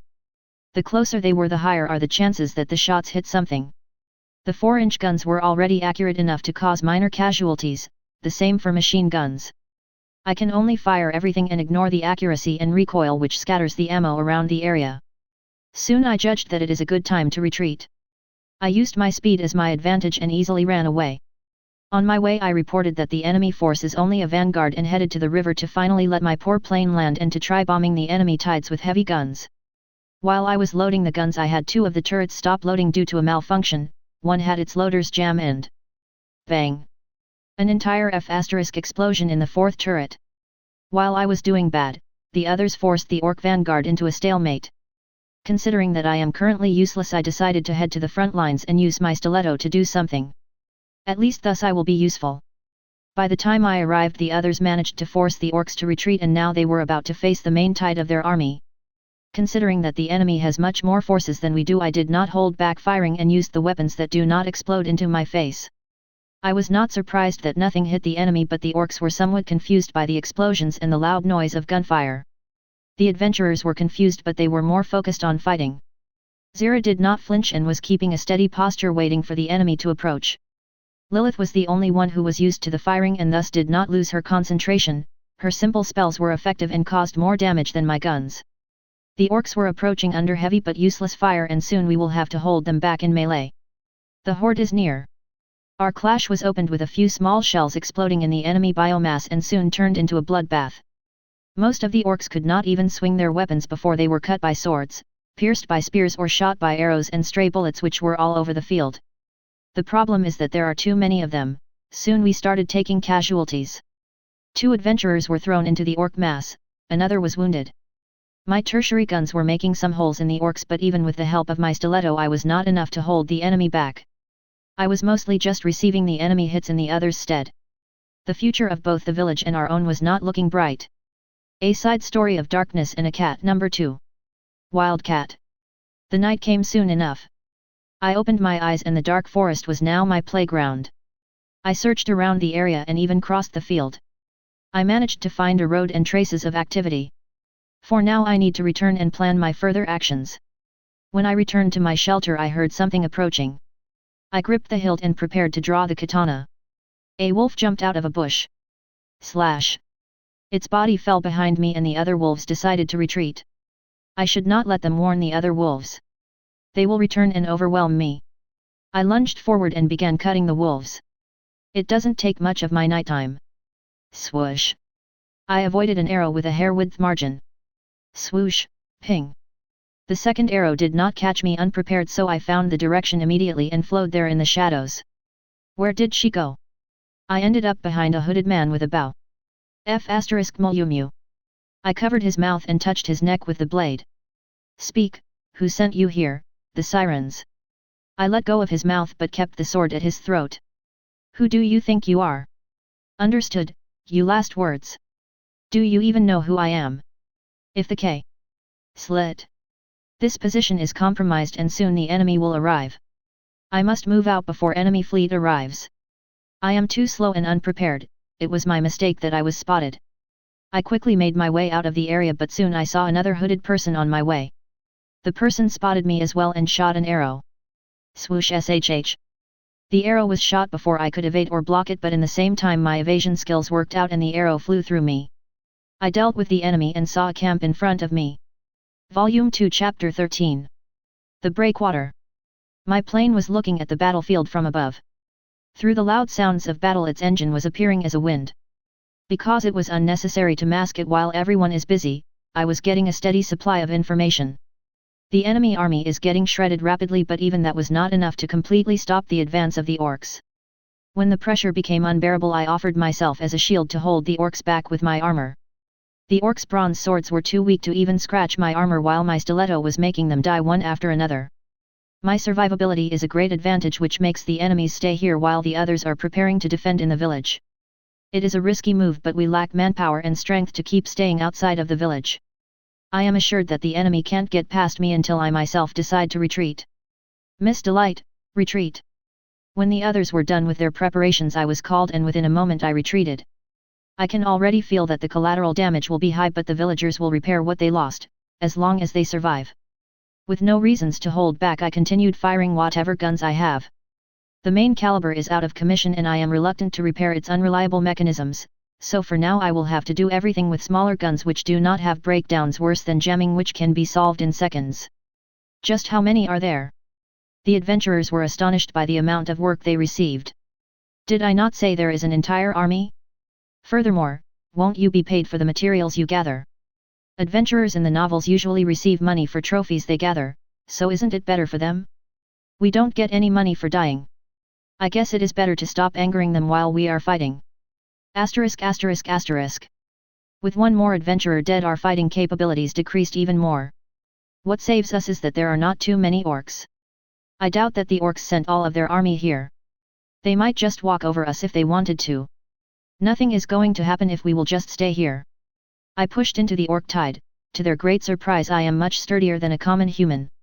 The reason I did this is to make the orcs surround me, and thus my fire will have at least some chances of hitting anything. Even with me as a breakwater, there were too many orcs and too few hits to stop their advance. Soon I pushed far enough to make the orcs behind me try attacking me instead of the adventurers. It was enough to decrease their load to the level they can handle the enemies who make it past me. The village was turned into a mess. Everything is filled with bodies and shredded by the gunfire. I could only pretend I had nothing to do with this. The orc masses began moving again. This time, however, they were falling back. The ones who already were in the village continued fighting, but the main enemy force retreated to the hills around. I could not understand their actions, but at least it gave us enough breathing space. 10 minutes later I could cease fire and join the others in sweeping the last survivors. My gut doesn't tell me that something is wrong. Perhaps the enemy army acknowledged its excessive losses? Whatever happened, the assault has ended and I could concentrate on scouting what the orcs do. Miss Delight, what are you going to do? Lilith pulled my sleeve. I am sorry, it was rude to ignore you. What would you like to talk about? The orcs ran away, so what should we do? There are too many of them, what should we do, I wonder? They encircled the village. What? Did she really think that everything is over? You don't need to worry, just trust me. Yes, the best option. Listen, if you are such a capable person as to tell what the orcs do, then how about you go there and help them find their way out of here? Did I not mention that it is my plan? Are you crazy? Zero was dumbfounded after my statement, but it is not my problem. You really are a dumbass. The orcs are not known for their hospitality. With their brutality, going there is a suicide. Thank you for your concern, I shall be going. Zira, you are going with her. Milady. Did you not say that it is a suicide? While I am assured of my safety, it cannot be said about Zira's safety. Blabber all you want, but those are my duties. I'm not going to give you all of the glory for stopping the orc invasion. I could only sigh and let her follow me. We never said anything until we arrived. Volume 2 Chapter 14. A Private Detective. Soon we approached the orc position. Large figures of pig-faced monsters glared at us. A blood-soaked warrior with 2 swords and an out-of-place fragile-looking girl with a sky-blue cloak. While I expected the orcs to attack, none of them approached. As soon as we walked to them, the orcs stepped aside, giving us way. Some of them were looking at us with fear, some with respect, some with sorrow and rage they barely held back. I quickly made my way to the place where I suspected will be their chief. There I saw a huge orc with countless trophies on his armor. He looked at me and his attendant gestured us to come closer. Zira smiled with a sense of pride and placed a sword on her shoulder. She walked forward, but the attendant blocked her way. I made my way past the enraged knight. The orc chieftain and I stood facing each other, and none of us was willing to greet each other first. In the end the orc gave me a small bow with his head, to which I responded with a flawless curtsy. Strong. Kill many brothers. Protect settlement. Know why orc come. The chieftain tried speaking in human language, but it was hard for him. My honorable enemy, it was my pleasure facing your brethren. It was too close to our death. Chuckle, yet we really do not know the reason your kin attacks this village. Sweet words. Feeling mutual. Sweet tongue. Honorable. Me answer, humans take from orc, orc want back. See. What did they take? Son, heir. Never see back. Ask, beg, nothing. Gather brothers, come here. Die here from sweet tongue war sprite. This was enough for me to have some suspicions about the villagers. I am not going to say that I trust you, but I still should look into it. However, if you think you can fool me, I threatened him, just in case. Orc, stay here. Wait war sprite return. See. I turned around and dragged Zira by her hand. When we were far enough she asked. What will you do? Do you really plan to make the villagers answer about it? That is the plan. Do you think they will agree? I hope you are not that stupid. They will answer eagerly. No one refuses to answer when a blade is aimed at their neck. She grinned. Asterisk asterisk asterisk. It did not take us long to return. The villagers all gathered around us with happy smiles on their faces. The adventurers stood a bit further from the crowd and perhaps wanted this quest to end as soon as possible. I approached Lilith and whispered to her that something is fishy in this one. She nodded and went to the adventurers. Meanwhile, I approached the villager who was giving the orders when we were preparing. Congratulations! Thank you for saving us. He was smiling and thanking us again and again. Do you know why the orcs attacked the village? I dropped the bomb. They want to grab everything we have, what else could they want? I felt that he was confused for a moment, which fueled my suspicion. Nothing else? They suddenly showed up to plunder the village. Yes. They showed up not too long ago. He was even more confused. And it is not related to an orc child in any way. What are you trying to, I mean, we have nothing to. I just pressed the stiletto against his throat. From this moment on, please, do tell everything sincerely. What the hell are you doing?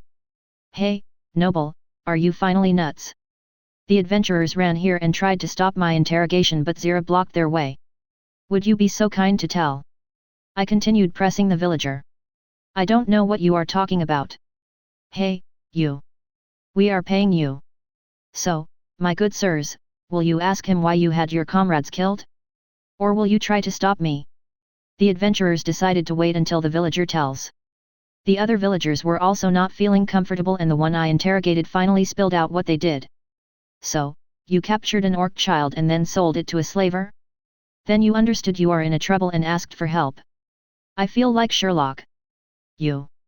The adventurers were now being held by Zira to avoid bloodshed. Where did the child go? We can tell you, a couple of people who were involved in the deal have told me everything in exchange for me making the orcs go away. Soon I told the orc chieftain about that and the orcs retreated. I decided to go and search for the slavers whom the child was sold to. Lilith joined my cause too. So, busybody, where are we going now? Zira tagged along as well. For now we will go and find a town the villagers mentioned. There we will try to find more adventures. Volume 2 Chapter 15. Proving superiority. It did not take a long time for me to gather supplies for the travel, and right after the sun showed up the next morning, we headed to a nearby town. After the recent battle I began seriously considering my priorities for upgrades. Yes, right, it would be great to fire guns faster than once every 10 minutes, or to hit something not from point blank, but my current priority should be to at least make the guns operational. I checked what I acquired and used all upgrade points into reliability. Ding! You received 1 modernization, 5 upgrade points 4/40 QFMK4, replaces SG, 1 skills point 4/45 QFMKV single mount, replaces SG, 31 copper coins, 12/40 MK9, replaces MG. HMS Delight BC.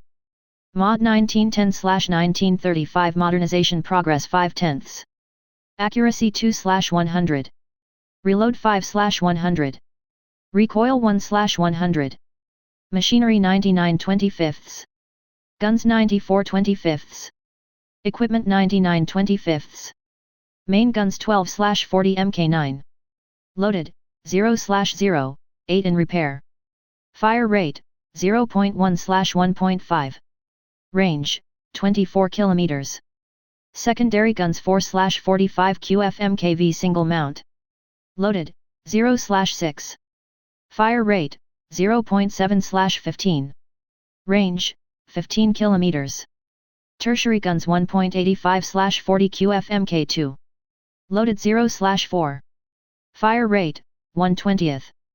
AA guns 37mm pom-pom. Loaded 8/8. 0.5/62 MK3. Loaded 10/10. 0.303 Maxim. Loaded 8/8. Requiem. LVL1. Memento Mori. LVL7. Lyddite Rain. LVL1. On activation, 10s reload for next salvo. The following salvo has 40s reload. Can be activated every 40s. On activation, minus 25% chance of breakdown and flash fire. When this ship is hit by an attack that would otherwise sink it, 25% chance to completely heal this ship. Duration, 20s. Can be activated every 5 minutes. On activation, fires a salvo of Helidite shells with higher chance to set fire on target and deal critical damage. Has 90% chance of critical malfunction. Asterisk asterisk asterisk. I confirmed that the guns are being repaired and that I am still not able to use them properly. Why are you sighing louder and louder with each step? If you're out of breath then just tell, damn it. I don't like to babysit you. Zero was doing her favorite thing, she was driving me crazy. Were you not the one who tagged along? If you don't like the treatment then be so kind to leave. I could no longer even forcefully act friendly, I already was talking sarcasm to her like I breathed. Why can't you two just be nice to each other?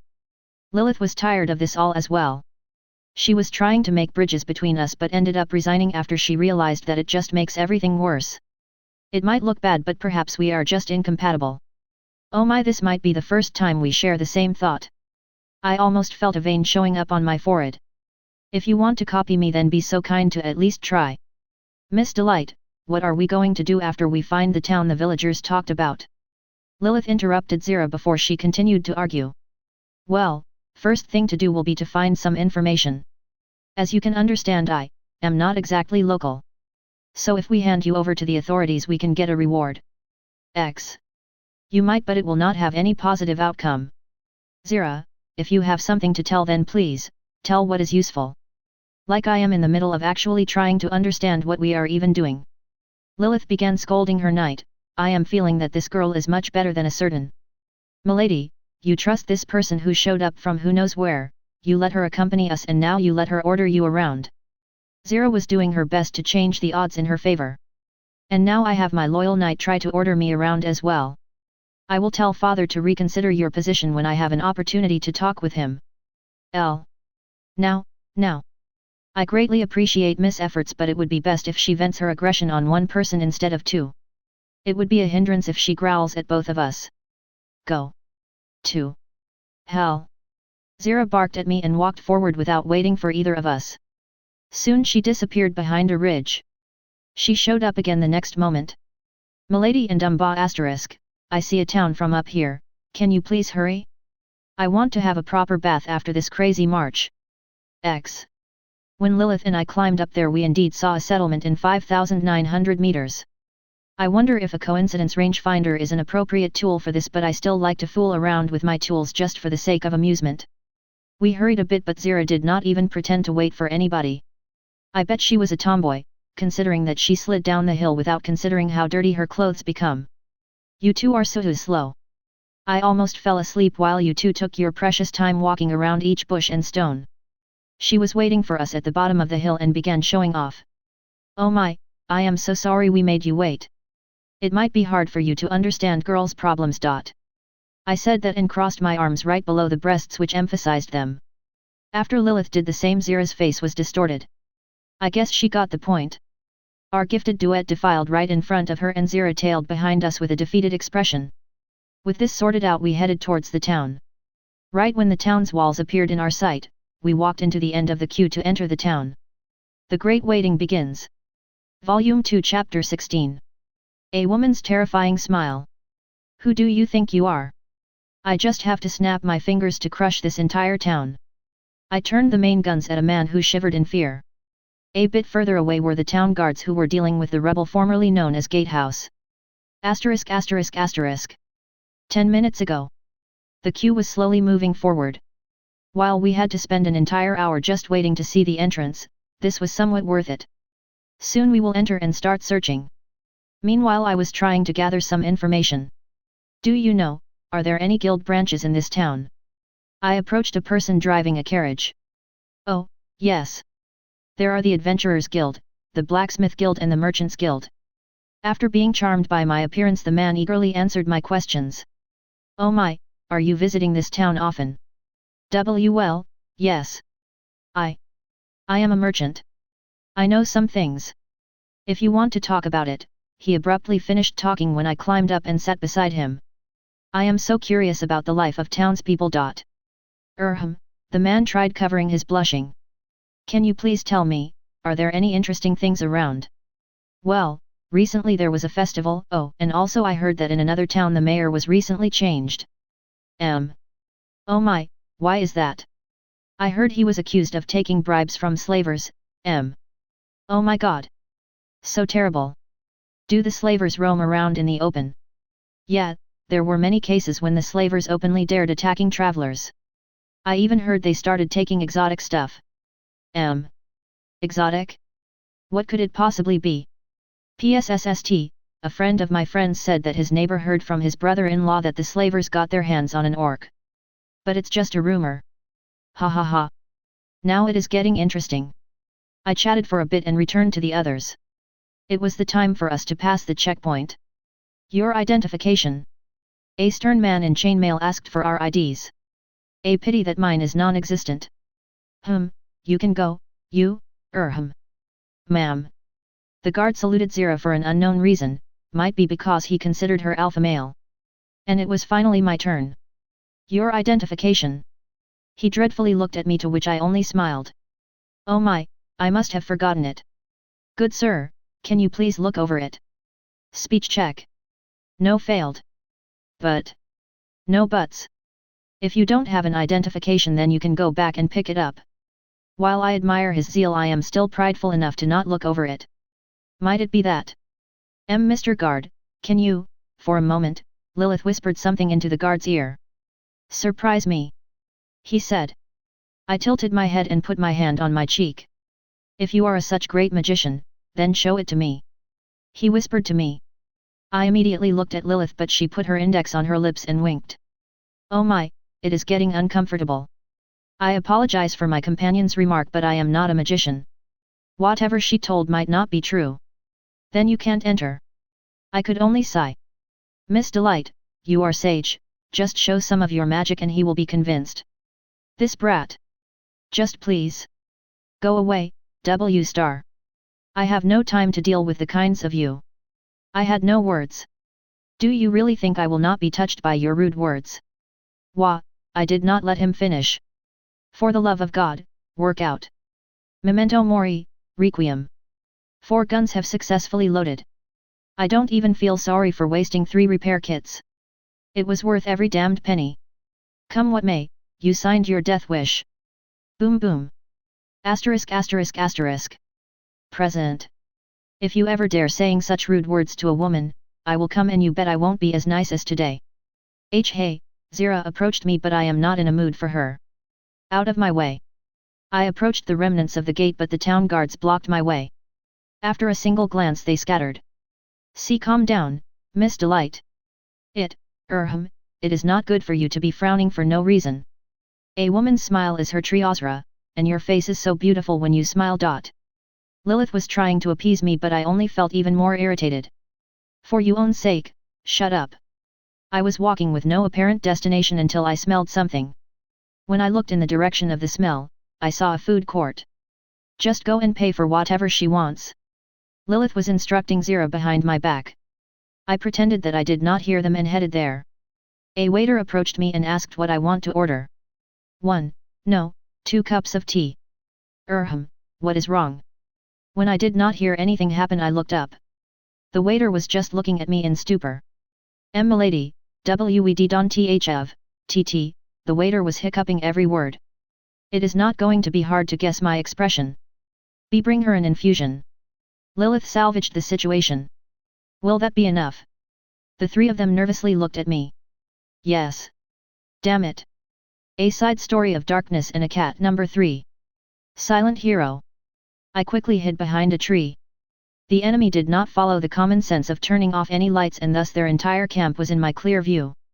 I waited a bit to find out their patrol routes and guards, and by the time I was ready I was only thinking about what will be my way of breaking in. I was about to open fire when I saw an unexpected activity. Some of the enemies dragged a person in handcuffs and began beating them. Now my plan had to consider the possible hostages. I can ignore the hostages if this will slow me down, but currently I have no reasons to rush. It was a tough decision, but I decided that the chaos of hostages running around and interfering will be worse for the enemies and will improve the efficiency of my actions. After I found the possible locations of hostages, I finalized the plan and aimed the guns. Bang bang bang bang. We are attacked. Why are there explo? Run, just run. I broke the enemy morale, and now I could go in and cut down any survivors. No, please. Have mercy. I don't want to die. I wonder why they attacked me if they wanted to live? It was their choice to fight. Soon I finished clearing the camp. I checked the hostages. As I suspected, the majority of them was killed during the fight.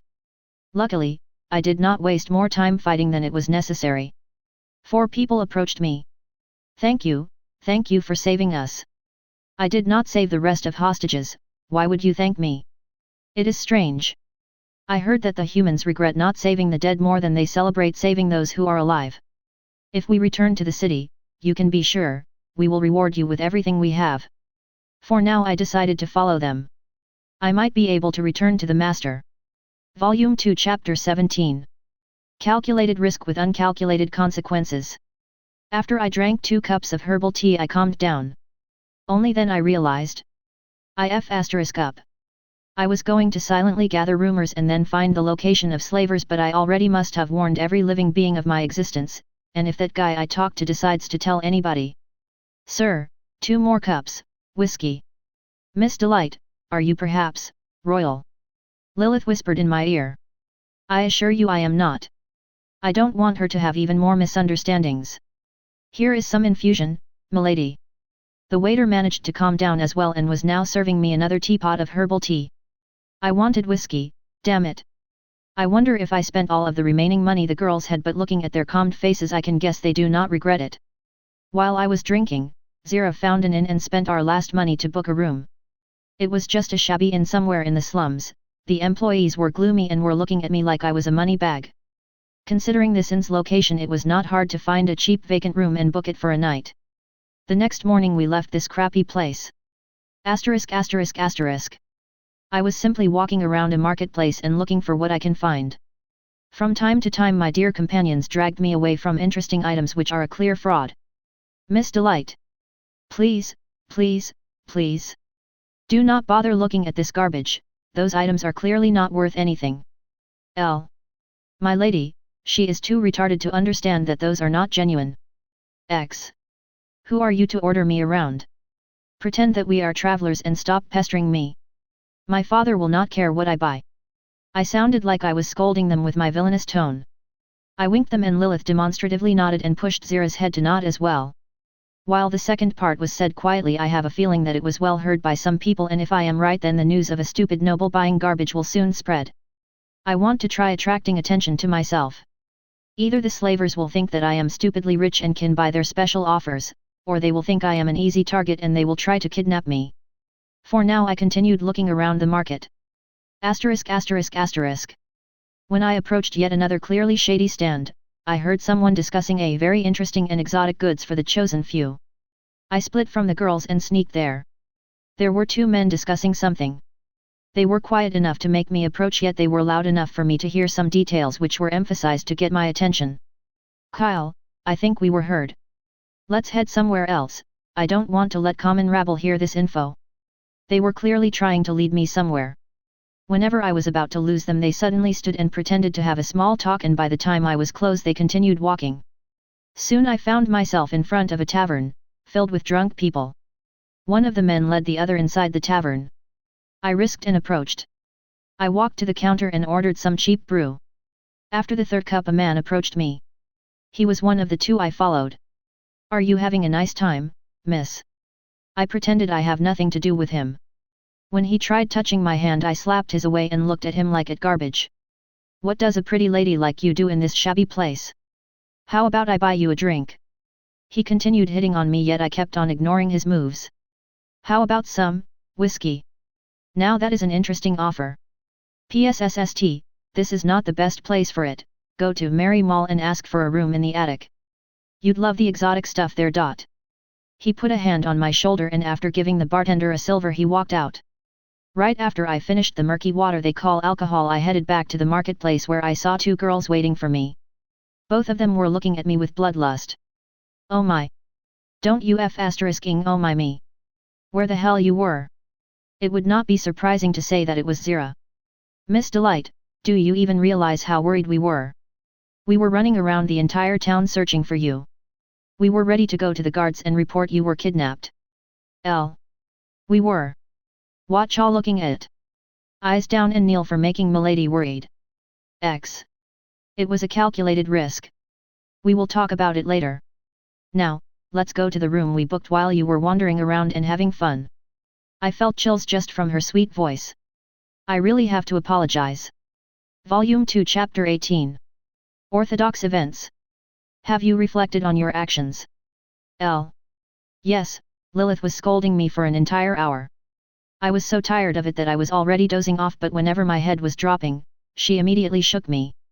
Miss Delight, do you remember that we have no money? We spent the last copper and now we are absolutely broke.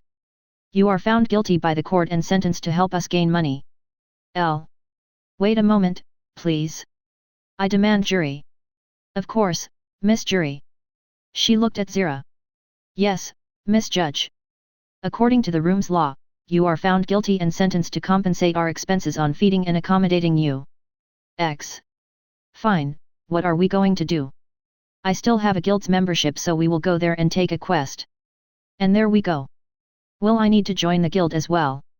No. I wanted to leave the guild, so for now we will just take 1 or 2 quests to save our pockets. Knock, knock. Dear guests, have you packed your luggage? You should leave the room by the noon. Thank you. After the inn's maid reminded us that our time is over, we had to stop the talk and begin packing my small purse of underwear. ******.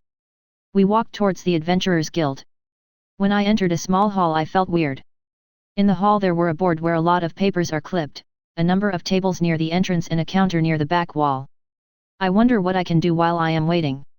For now I approached the tables to sit down. It did not take long for smart, caring and attractive men to approach me. Are you lonely? Come on, sit with us and we will tell you many interesting things. Do you want to touch some great muscle? Don't worry, pretty girl, we will protect you. I did not care and was just regretting not having tea.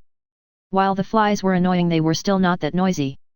Of course, soon some of them began thinking they are too smart and attractive, and that I will not mind their greasy hands. Bum!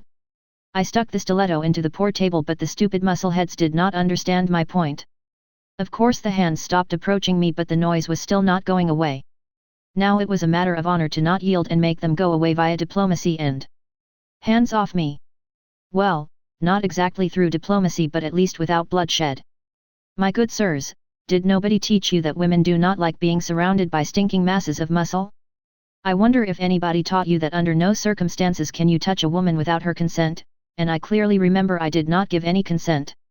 If you did understand me, then be so kind and leave me out of your warm company. Thank you. Their faces clearly showed their discontent, but after I drew attention of the entire hall, the men had no choice and left me alone.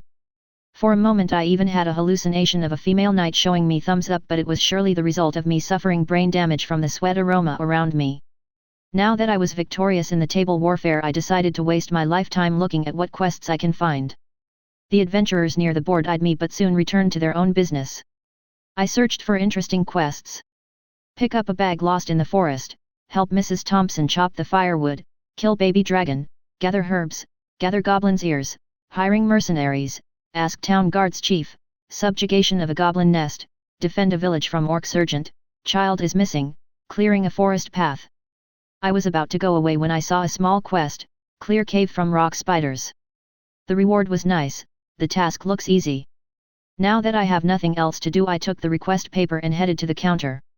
I immediately saw Lilith in the organized crowd and began slipping there. I was almost there when somebody grabbed my hand and dragged back. Would you mind letting go of my hand? I asked a musclehead guy. You know what, chick? I might be a nice guy, but if you think you are such a smarta asterisk and can slip in ignoring the queue, then don't expect me to ignore it because you are rich. Gee. Oh my, you must have misunderstood me. Do you see those two people? They are my companions for whom I carry this request. Ah, sorry, girl. I didn't think it might be like that. He scratched the back of his head and apologized. Do not mind it. Now that this is solved, I should excuse myself. I returned to the queue and began squeezing to the counter. Volume 2 Chapter 19. The first quest. It wasn't hard for me to find my companions. I poked Zira and passed her the request. Are you crazy? Do you know what you want to sign up for? Just compare those two. On the paper she gave me I saw clear an abandoned village from kobolds. The task seems to be a piece of cake, but the reward is like 10 times less than for my quest. I doubt this one is even worthy of my attention. You know what, we can split and do 2 quests simultaneously. In this case we will gain more money in the same time span. No, we can't, only Lady can take the quests and without her participation we won't get any reward. The guild can just tell us to F** off by saying thank you for your contribution as it is officially formulated, because whenever an outsider does the quests, the guild assumes they didn't know about the quest and did everything because they wanted, not because there is a reward. X. Thank you for the explanation. I was disappointed, but it looks like we just need to do one of the quests and then proceed to the next. I don't like your expression. You aren't going to do both of the quests, right? Please, tell me you are not that retarded, Zira face-palmed. Even if you think it is a bad idea, I should remind you that I am not as weak as you think I am. I can handle anything. Miss Delight, I too would like to ask you to reconsider this. Fighting kobolds is easy, but the spiders are a different league. Only Zira has chances in one-on-one fight, but this quest will make us fight an entire nest of them. I dare taking on the extermination quest only because I have you and Zira to help, but it is a completely different story if we were to face the rock spiders. L. If something goes wrong we can just... Did I mention there is a fine for not completing quests? L. I barely have anything to refute them, but I still don't want to throw away this chance. It would be an entire cave worth of targets. It is full of my precious upgrade points. I feel like I am going to regret this. Miss Delight, we will accept this quest with one condition. Lilith facepalmed and reluctantly agreed. I want you to tell us a bit about yourself when we will be alone. This demand is unreasonable. It is outrageous. Either you accept Milady's terms or you can say goodbye to this paper. Zira is merciless too. Goodness gracious. Then it's settled. It was now our turn at the counter. The clerk looked at us with suspicion, but considering there was a D-rank adventurer among us he could not refuse. It did not take long to process the request and we were now ready to head out into the wilderness of a forest, without food, water, and equipment. Our first quest will be to clear a village from kobolds. I volunteered to do it all by myself, so the others will stand behind me just for the quest to be considered done by an adventurer. While we were on the move I saw something on the radar. It was approaching from above. When I was ready to open fire I saw that the object separated into many and that it was just a flock of birds. They circled above us for some time and then flew away. The radar continued showing them circling above until I rebooted it.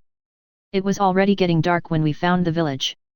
I tried using radars to scan for ground targets and for whatever reason the radars were not showing anomalies and non-existent objects. There are many dots and most of them are just a useless trash. If the goblins are considered dangerous when there are many of them, then the kobolds are trash even if there is an army of them. We headed straight into the village to clean up everything that inhabits it. The houses were abandoned for many years and most of them crumbled. In those moss gardens the kobolds built their nests. I opened one of the houses and saw a number of small wolf-headed creatures with glowing yellow eyes. I blinded them with one of my searchlights. By blinded I mean they are never going to see anything again. It is like staring at the sun for a couple of hours. Their lives are not going to last that long though. I repeated the same trick again and again. After that the kobolds began hiding from me and my pace of killing them slowed down. I came up with a new technique. Lilith and Zira spook them and after they start running I blind them. While the quest is mostly about searching for the kobolds, it is still a dangerous quest. There were times when some of them tried attacking Lilith from behind. In those cases Zira was using her strong manly body as a shield. When the final rays of sunlight disappeared from the surroundings we were done. My radars did not pick anything, there were no sounds, and Zira was not beaten by anything. A side story of Darkness and a Cat number 4. Escorting the former captives. Since I volunteered to help the hostages return, it was not surprising I have to move at their pace. The people that followed me were dressed weirdly, jackets made of thick leather, simple tunics, and gambesons. I don't understand the reasons they wear such clothes, but it has nothing to do with me, so I ignored it. I looked at them and confirmed that there are 3 males and 1 female. Neither of them looked like civilians, but they were not looking like warriors. In the end my curiosity made me lose my composure. Who are you and how you ended in captivity? Last week we took a quest to subjugate a monster in this forest, but it was a trap. The bandits were capturing the adventurers who walked there. If you didn't help then we would be sold somewhere or killed. One of the men, a tall guy with a long nose, said what happened. It was incomprehensible why there would be any criminals doing such things without interference from local police. I see. The people looked at me in confusion. Sorry, but is that it? I understand that it is too much to ask, but another man, with mustache, was going to ask me something, but the female closed his mouth. After I realized they will not continue talking, I continued walking. I am worried she is a cannibal and will gut us tonight. Stop spouting nonsense, especially now. She saved us, so show some gratitude. I hear you. I turned to them and pointed at my ears. For an unknown reason the ones who were talking had their faces reddened. Volume 2 Chapter 20. Consequences of Negligence. The kobold extermination was easy and I was satisfied with my performance, but for the second quest I decided to consider Lilith's warning that the rock spiders are strong. Instead of just going right into a fight, I decided to prepare and patiently move with an elaborate plan. This quest will require some serious power. Wait a moment. Hey, are you crazy? I snatched the cave's map out of Zira's hands and checked for the exits. There were only 2 known entrances. If, for example, something was going to create high pressure at one of the entrances. Miss Delight, can I ask you to start sharing your plans with us? There were many times when we too had to worry about you because you never tell us what you are going to do. Lilith grabbed my hand and did not let go of me until I finally yielded. Perhaps you are right. I will make the rock spiders regret the day they were born. I winked and walked forward into the cave. What do you mean? Are you not looking forward to seeing what miracles I am capable of? I decided to pick her curiosity and thus avoid having to describe everything for the sake of her not getting any of it. Oh my! Zira, prepare to witness the true might of the sage. While I don't get the sage part, I still hope that I will be able to blow all of the spiders out of the cave. I summoned the guns and aimed them at the entrance. I walked closer until I was inside the cave. After I activated both Requiem and Memento Mori, I waited. One of the turrets had auto-loader jam, so its guns did not finish reloading. Second and third turrets successfully finished loading, but the fourth turret had fire in its electro-hydraulic system. The jamming was not resolved fast enough, so I only had half of my guns. No, wrong. I had the entire half of my guns ready to fire. Boom boom boom boom. A loud blast of heavy guns sent dummy shells into the cave. A wave of high-pressure gas was blocked by the walls, and because of that it was directed inside and turned the cave into a huge gas cannon which created a dreadful shockwave, enough to kill some of the spiders. After the initial fire, I headed inside and turned on the spotlights. The girls followed me in a distance. I am going to attract a lot of attention, so it won't be surprising if the spiders will attack me and ignore them. The area around the entrance was empty, even small rocks were blown away, not to mention the spiders.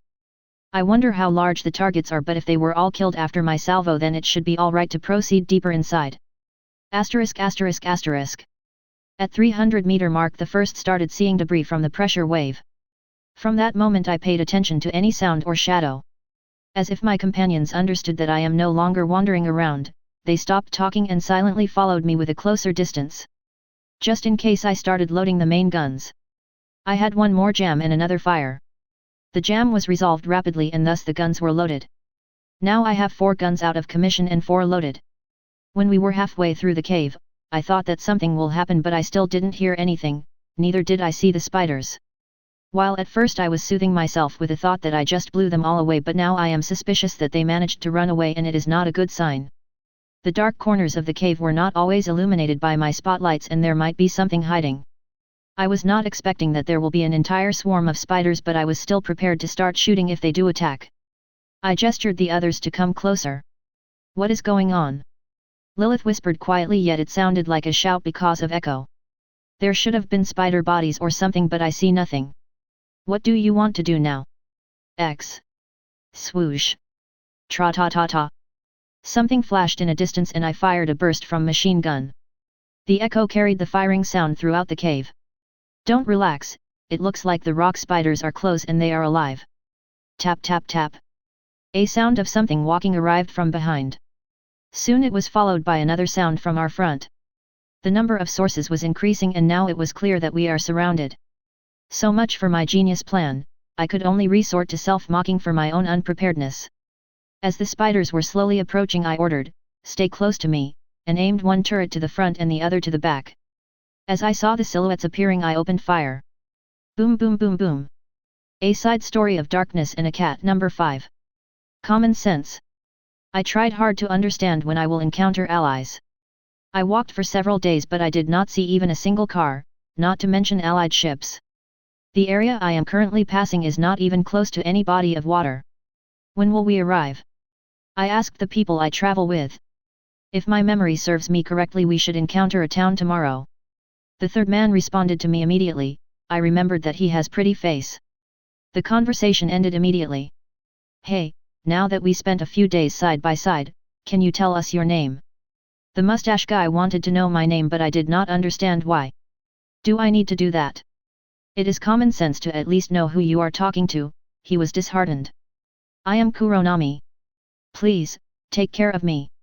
I did my best to repeat the phrase that the other girls say when they greet somebody for the first time. Nice to meet you.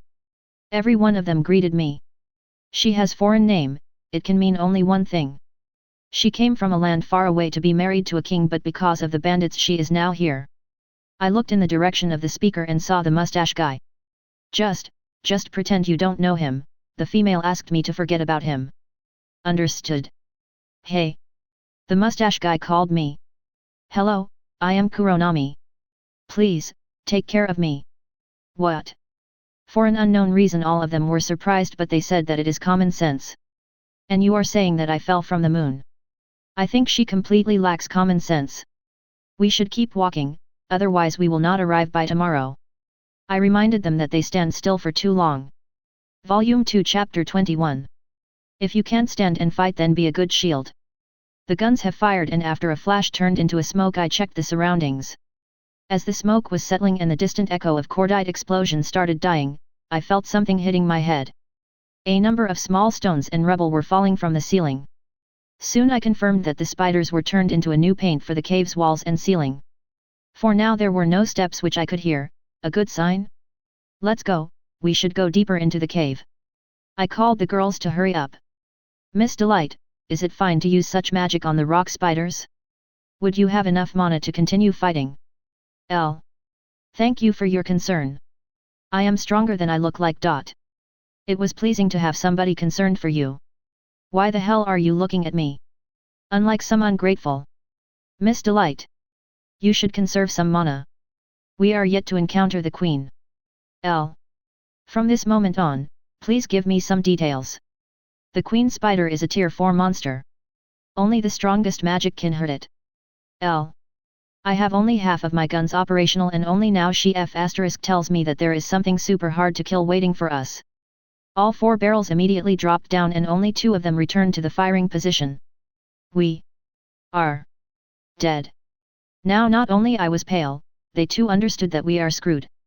The spiders returned and now I felt like if I fire the 12-inch then we will have 0 chances of winning. I opened fire with all the guns, except for the heaviest.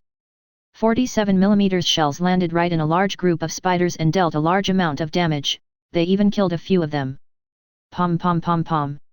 I don't know if the one who made high caliber Maxim is a genius, crazy, or both, but the spiders which only were stunned by smaller caliber fire were torn apart by 37mm shells from pom-pom guns. While they fire slowly and barely hit anything, they were also making the spider's life much shorter. Most of the shots were hitting walls and ceiling, but some stray shots occasionally were killing and wounding spiders. Their cuticles are sturdy and only direct hits from cannons could kill them, the machine guns were only able to wound them.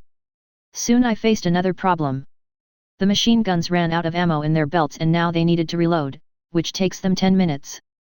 I already was only firing salvos of shells to maximize the musket-like accuracy, but now that I ran out of ammo the situation turned from problematic to catastrophic. Well, now we are completely surrounded. What are we going to do? You must have any ideas, right? Zira glared at me. Oh my, they are on our sides, in front of us and behind. They can't get away this time. What nonsense does she spout every time? Follow the sage. To battle. I pretended I didn't hear anything, but considering how well we are situated our only way of fighting is melee. So uncivilized, I pierced a spider with the stiletto and kicked another which attacked from behind. The poor thing turned into a cannonball and hurt a few more of them. It did not take me long to understand that my choice was not the best. I soon had to hug Lilith to protect her from spiders which were hitting my back and sides with their claws and spikes. Boom! I fired one 12-inch shell and the shockwave turned the surrounding spiders into mashed meat. Now I had some space to fight and began piercing them with the stiletto. The hits to their body were not doing anything, but when I pierced a spider's lower half, where its legs are connected to the body, it immediately started convulsing and died. I used this newly obtained knowledge and soon I managed to make the spiders retreat. They returned with some cavalry, a huge spider with an ovipositor. The thing rushed at me and I was ready to fire an AP shell into it. Boom! It was a miss, but the shockwave made it lose balance. The enraged monster began flouncing and I had no way to get close to it. Lilith was mumbling something, and when she stretched out her arms, the queen was hit by a huge icicle. The monster was stunned for a moment, which I did not waste. It took me almost a minute to finally kill the queen, which had no way to get me away from its belly. As it started falling, I lost my grip and was on my way to hit the floor when something caught me. I did not believe my eyes when I saw that Zira caught me midair and firmly gripped my waist. I was about to thank her for the rescue. Ping, ping, clang, ping. My back was hit again and again by something. Stop wiggling, damn you. If you can't stand and fight, then be a good shield. You bastard. Ping, ping, pew, ping. A Side Story of Darkness and a Cat, number 6. Not silent but deadly.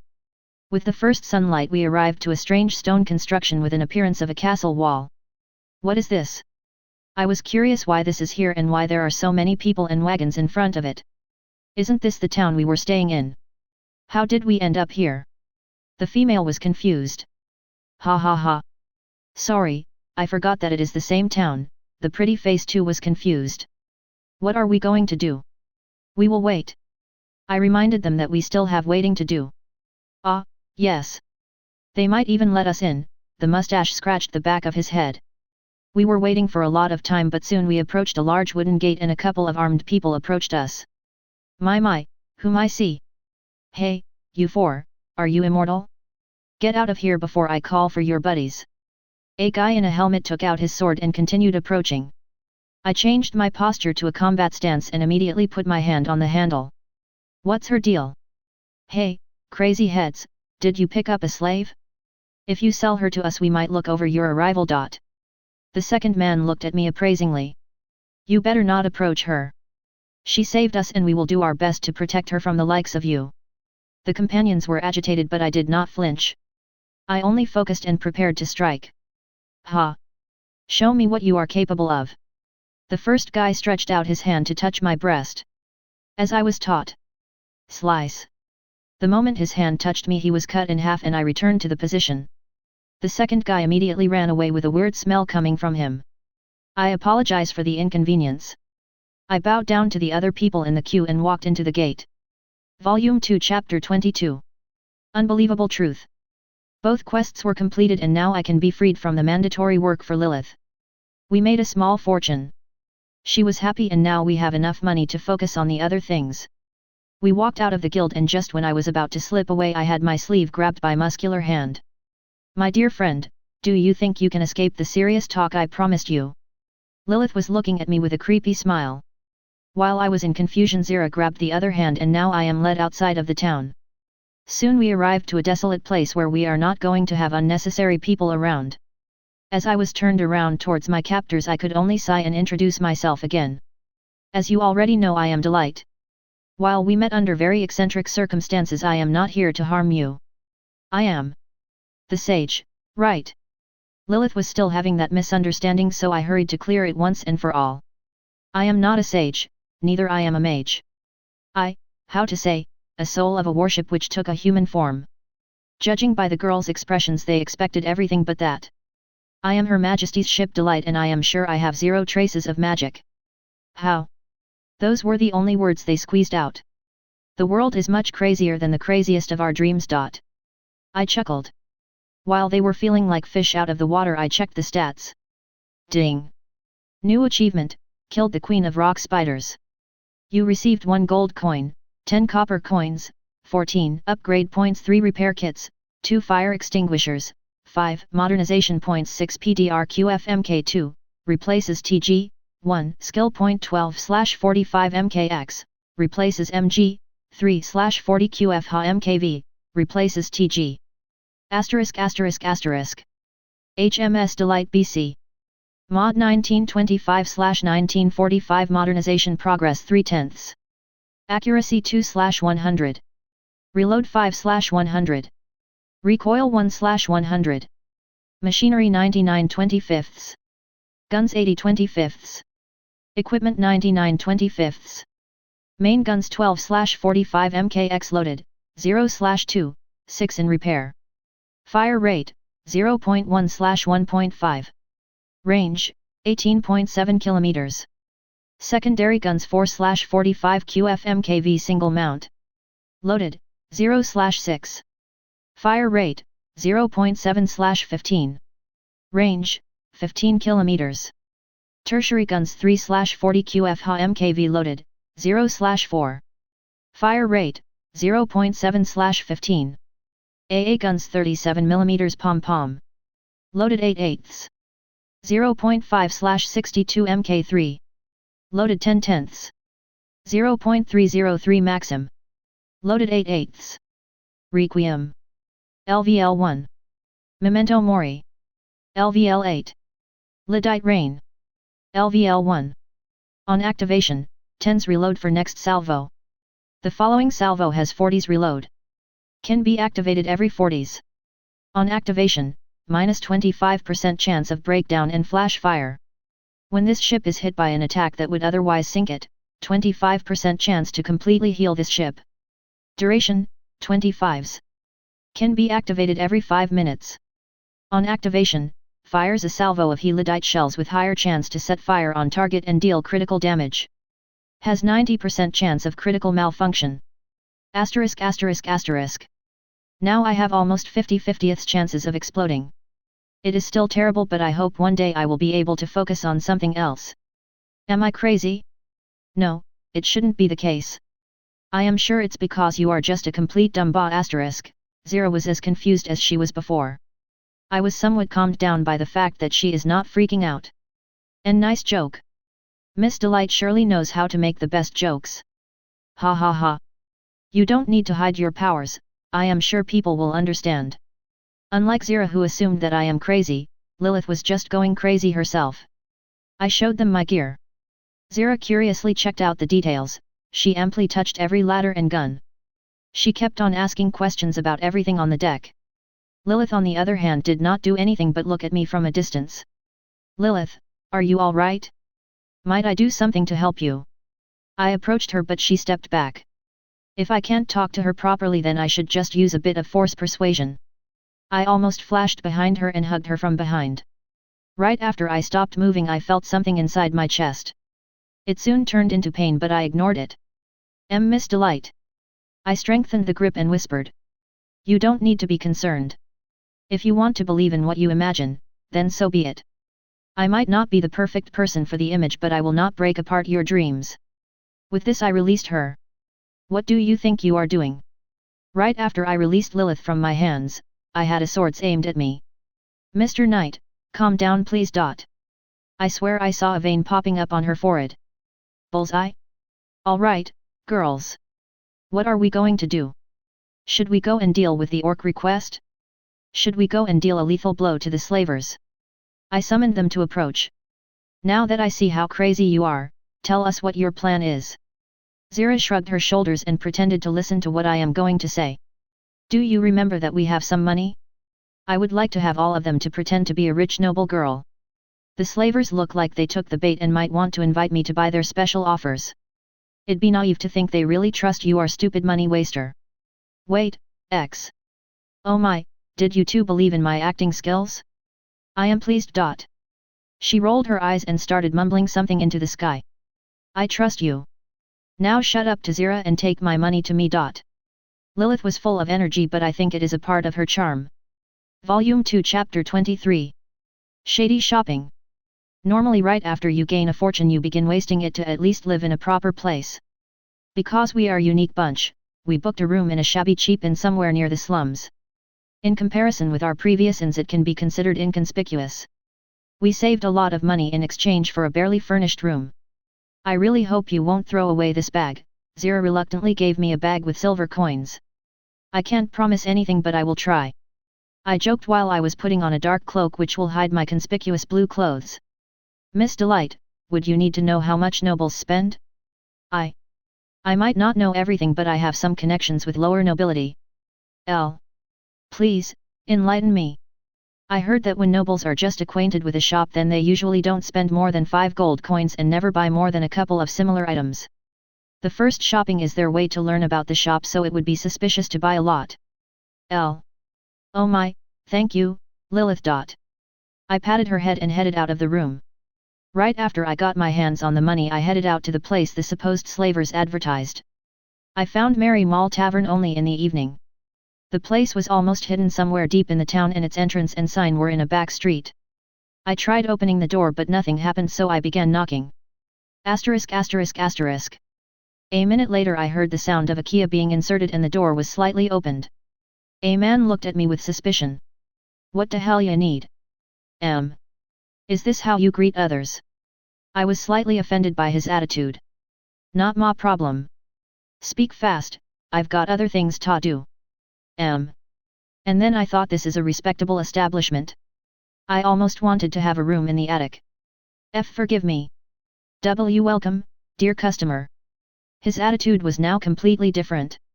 He amiably asked me to come in and became so humble that even I was flattered. Where can I have what I came here for? Please, follow me. The man led me to the second floor and shown me to a room. There were some armchairs and a large couch. I sat down and waited for 5 minutes. As I was about to go and look for what is going on, the door opened and 2 men entered the room. They bowed and waited until I gestured them to sit down. What kind of goods are you interested in? One of them handed me a booklet. I lazily flipped a few pages until my eyes met an interesting offer. Is that a foreign alcohol? What kind of it? There I saw some kind of a fruit liquor, surely not the most legal considering it is cheaper than I think it should be. Oh, you have good eye. This is Sylvanian Blossom. It is very hard to acquire, but its taste is perfect. The man was trying to sell me this liquor, but I was still hesitating. I planned to spend a few hundred silver coins on this to draw their attention to me and to lull their vigilance. It would be too suspicious if I asked to show me slaves right from the doorstep, but if I was to buy a lot of their exotic goods, most of which I suspect are smuggled, then they would be thinking I am a genuine customer. Can you bring me one? Yes, 1 bottle. If this bottle interested me, then I should try buying it. I can't be too picky. Would you like to buy more? The sales manager began persuading me. I don't know you, people. I don't want to risk my head just for the sake of alcohol. Sorry for the inconvenience. Please, tell me if you are interested in any other item. The seller was disheartened, but I hope he thinks it is because I don't trust them yet. I looked through their catalog and picked a few more items which in total are worth a bit less than 3 gold coins. Before I pay for this, are there any guarantees of quality? I was glaring at the men, but neither of them was surprised. Of course, there is a payment check. While it contains a bit corrected information to protect the customer's interests, the checks are real and are accepted in the royal courts. With this I handed them over the payment and the cashier immediately returned me the change. When I returned to the inn, I checked the packed goods. There were a bottle of liquor, a pair of earrings, 2 rolls of cloth and a bone flute. Funny thing, while I could not make sure the items that I have here are the same as the ones that were shown to me, these goods were actually of high quality. I did not check the liquor and saved it for later. The girls do not need to know about it. A Side Story of Darkness and a Cat number 7. Payday. I was walking through a town. Around me there are many people who are doing their weird activities. Some are buying food, some appear to be wandering around, and a couple of them were beating a third person. What are you looking at? However, dealing with them has no benefits for me. Ha, big bro, you saw how she ran away. Those chicks only know how to stick their noses in the others' affairs. Soon I forgot about that incident. Kuronami, there is a room we had booked in the inn, do you mind if I go there and take our possessions? The pretty face asked me and ran away without waiting for an answer. Why did he ask me in the first place? A few minutes later he returned with a couple of bags and we headed out somewhere. When we entered a house with a green terrace, I saw a large number of tables and a lot of people. I bet you must be hungry after all of this, we'll pay for whatever you order. The female helped me sit down and like a waitress headed towards a counter. 10 minutes later she returned with a lot of plates. There were meat and fish dishes, a large bowl of salad, several plates with snacks, and most important one a roasted chicken. Itadakimasu. I enthusiastically mumbled and began eating. Eating. What the hell? Where is the food? It was here a second ago. They all must have thought the same, but only one of them voiced it. It is my pride, eating everything in the most efficient and fastest way. I rarely show this skill to the outsiders, they must be feeling honored. The main course please. I raised my head and asked for the main course. Q_Q. Volume 2 Chapter 24. A new weapon. The next few days we laid low and did not attract attention. Of course we did things that are normal, like going to the marketplace to buy some food or going to eat something in the taverns. Lilith finally left the Adventurers Guild, but because we have Zero we still had to think about arming her with something but the rusty stripe of metal she carried until now. That was the main reason we went to a blacksmith shop. While I was unenthusiastically looking at the shelves filled with pricking, chopping and slashing things, Lilith was just talking to the shop assistant about cost to sharpen her dagger. Our activity was constantly accompanied by an orgasmic screams of AB** in heat. If only I knew this will happen, I would never come along in the first place. Could you please shut up your mouth? I reminded our noble knight that she is not alone and that she already drove crazy all three of us. But. Come on, look. This is such a fine craftsmanship. I bet that it is the same master as the one who made the sickle of thorn rose. And this one is. I really do regret coming here. Just because I came here out of pure interest and coincidence, I now have to listen to the super interesting facts about swords and blades. I might have some minor interest in this, but not the level of having my brain cells turning into mash. She keeps telling me this exciting information about swords, and just because I am still in the same room I have to listen to it, even though my brain cells are already dead. Yeah, right. Indeed, I always wondered why a bastard sword is different from a claymore. ******. It took Zira another hour just to calm down and start searching for a normal sword. Meanwhile, I checked out the price list and confirmed that if she ends up buying more than one weapon, then we will be bankrupt after I buy something from the smugglers/slavers. Miss Delight, are you going to buy something for yourself? You only have one knife. I heard a concerned voice which belongs to Lilith. Don't mind me, I don't require anything for now. I wanted to point out that we have no money for this, but if I do so and somebody hears that and reports that, then the gossip will break my plan of fooling the slavers. A good blade is never unnecessary. Why don't you try some of these? I assure you, you will soon find a great weapon to protect you. Our workshop provides the best weapons in the entire region.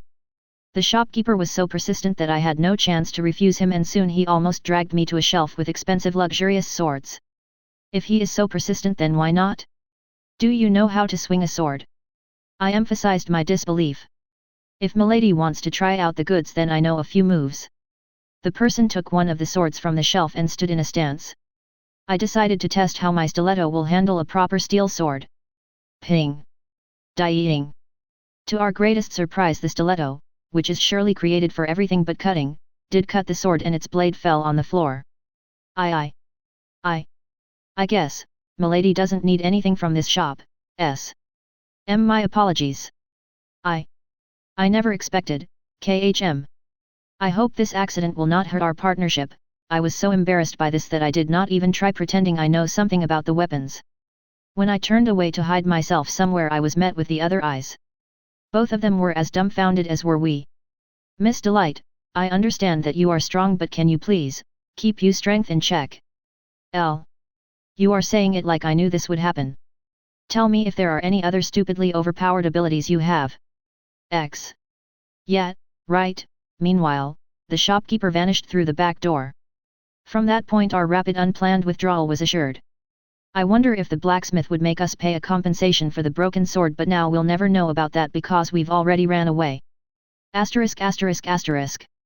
I was not surprised to know that today we did absolutely nothing useful, so to change the situation I headed out to the Merry Mall. This time I was met properly, and soon I was in a room where I could start choosing today's goods. Because I have all of the money and none of it was spent today, I can buy a bit more to show that I am on the hook. As I was done ordering the stuff and went down to the ground floor, I had a small talk with one of the salesmen. I wonder why today's catalog is so lacking. My apologies, we are yet to receive a new shipment. It should arrive in a few days. Good to know, but while it arrives, can you offer something else? Of course, if you would like to check out more specific goods then please, come at any time. Password will be winner. Thank you for today, farewell. Now, I just need to prepare for the last part of this charade. Today's catch is another bottle of fruit liquor, a bag of gems and poetry by an unknown, for me, author. We have 1 silver coin remaining. Volume 2 Chapter 25. Race Against Time. Right after I returned I was met by Lilith. Miss Delight, can I ask you for some money? I need to buy some cloth. Can I ask why so suddenly? PSST, cloth, necessary, fast. Did I understand you correctly? I stroked my belly. After she nodded I gave her the silver coin. Why only 1? Where is the bag? She was confused. Why would you need more than 1? I didn't see the bag I gave you so I just wondered. Never mind, I'll be gone for an hour, take care of Zira. I was almost expecting to see the squirming knight in agony but she was perfectly fine. Why would she ask me to take care of you? I voiced my disappointment. Milady wanted to go alone and I let her go if you accompany her. Now that you are here, get out of my way. She steamrolled at me and now I understood why I was meant to take care of Zira. You aren't going anywhere. If she wanted some privacy then let her be. Just in case I prepared to beat the privacy into her nut-sized brain. Did I ask for your opinion? Go away. I unclenched my fists and continued talking. If you think you can move me then be so kind and try. I smiled at her and while she looked like she was about to go rampaging and glared at me with hatred, she must have still remembered that I am not going to be defeated. To hell with it, she jumped on the bed and started reading a book. ******. When Lilith returned she headed straight towards me. Miss Delight, can you spare me 1 more coin? Sorry, I must conserve them all for today's visit. Are you sure? Just 1 silver coin. She looked at me with puppy eyes. Sorry but I can't. I can't give her what I don't have. Lady, don't you think she has something to hide? Now I had all the reasons for panic. Come on, when did I ever lie to you? Righteous mode activated. Then hand over the money. You do have it, right? Miss Delight, don't tell me you wasted all of our money. 1 moment please. The door is closed, just 1 more step and I can. If you move 1 more step I'll consider you wasted our money on useless things. Lilith cornered me with her words but if I just manage to run away. Can you please come here? We have a talk to do. Lilith is looking at me terrifyingly. The door is blocked by Zira and now I only have the window. Are you in a hurry? Where? Island. They. Money. Come on, I did what was necessary. So you admit you spent all of it? I'll find a way to pay it back. You better have some results or I will make you kneel until tomorrow's night. She will go to the slavers today so if she doesn't return by the dusk we should consider punishment. Considering that I am now number 1 criminal in Lilith's eyes, I absolutely have to save the damned orc. I do not want to kneel for 24 hours. No way I would. ******. I knocked at the door. What do you need? The man asked me but after he opened the door he only whispered, password. Winner. Welcome, welcome. Please, wait for a moment, somebody come soon. Soon the usual face of the salesman showed from the 2nd floor. Hello, what are you planning to buy today? The lady asked for some books. Oh, splendid. Please, follow me to the library, it is in the basement. Watch your step. Right when the salesman opened the door to the basement my nose was met with a wall of stench. By the time we descended into the basement my nose wanted to commit suicide but it couldn't. I looked around and was absolutely terrified by the sight. The animals at an improvised animal market where they are treated like already dead would still be handled better than the human-like beings here. The floor is covered in filth and I am sure I smell something dead rotting. The cages are as big as the ones used for dog transportation. Saying that the slaves are kept without fresh food and water would be unnecessary. Right when my eyes landed on this room I summoned my gear and began loading main guns. Either I do something or I wouldn't be able to sleep calmly. I guess it's time to do things the loud way. I had 2 of the turrets jam, but I think 4 guns would be enough to deal with the slavers' hideout. For now I will find the orc child and get the slaves out. I don't want to bury them together with their torturers. What kind of goods are you interested in? I think it'd be funny to have a child servant. If it is possible, I want a strong child to have a bodyguard in the future. Please, follow me. Soon he showed me one of the cages where I saw a beaten baby with greenish skin. The baby did not even cry of pain because it had no strength. I want to have a look. The child was handed over to me. The moment it ended up in my hands, it opened its eyes and smiled. It was surprising how it welcomed me even though it was the first time it saw me. I gave it a cold look as if I was looking at a thing. Now I only need to think how to do everything without attracting unnecessary attention before the slaves are safe. Volume 2 Chapter 26. Escape. I was brainstorming my options. It did not take long for me to decide to knock the salesman unconscious. I doubt there are many people here, and I would pretend he remained in the basement for his own reasons while I returned to the ground floor to pay for the slave. When the salesman turned away from me, I hit his head and climbed the stairs as if nothing happened. Miss, where's Paul? The man asked me about the salesman. He is still downstairs. He said he has some job to do and offered to wait for him here. Without saying anything, the man drew a short sword and ran at me. I immediately dodged his attack and with one hand took the stiletto. Before he could say anything, he dropped dead with blood coming out of his chest. I guess the plan had some minor flaws. Instead of regretting my bad choices, I hurried to do everything before something goes wrong. I had to torture myself again and return to the basement and free the slaves. I opened a few cages, but none of the slaves crawled out. When I tried dragging them out of there, they resisted. I tried convincing them. I assured them that nothing bad will happen. I even used some food to attract them, but none left their cages. Asterisk asterisk asterisk. Soon the salesman woke up and saw the tip of the stiletto in front of his face. No screams, no foolish actions. I don't mind killing you, so it'd be better for you to cooperate. He nodded. Tell the slaves to come out of the cages and go outside of the building. He ordered the slaves something and they obediently rambled upstairs. I followed them with the salesman behind my back. While I thought he'd try attacking me, he was just trailing behind me. I guess he is just a white-collar who messed with the wrong people. Are you not going to use the opportunity? I am not stupid. I'd rather spend a few years in the prison than die here. Good point, not that you could kill me. When we exited the building, I confirmed that the slaves are outside, but we were surrounded by a lot of guardsmen and some shady people were telling them random crap. Surrender at once, or we will have to kill you. Gee. Oh my, you want to help the slavers? How honorable. I finally was ready to deploy heavy guns and aimed one of the turrets at the Mary Mall.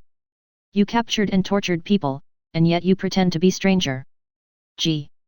If I am one of them, then why would I suddenly make all of the slaves go outside where they can be spotted?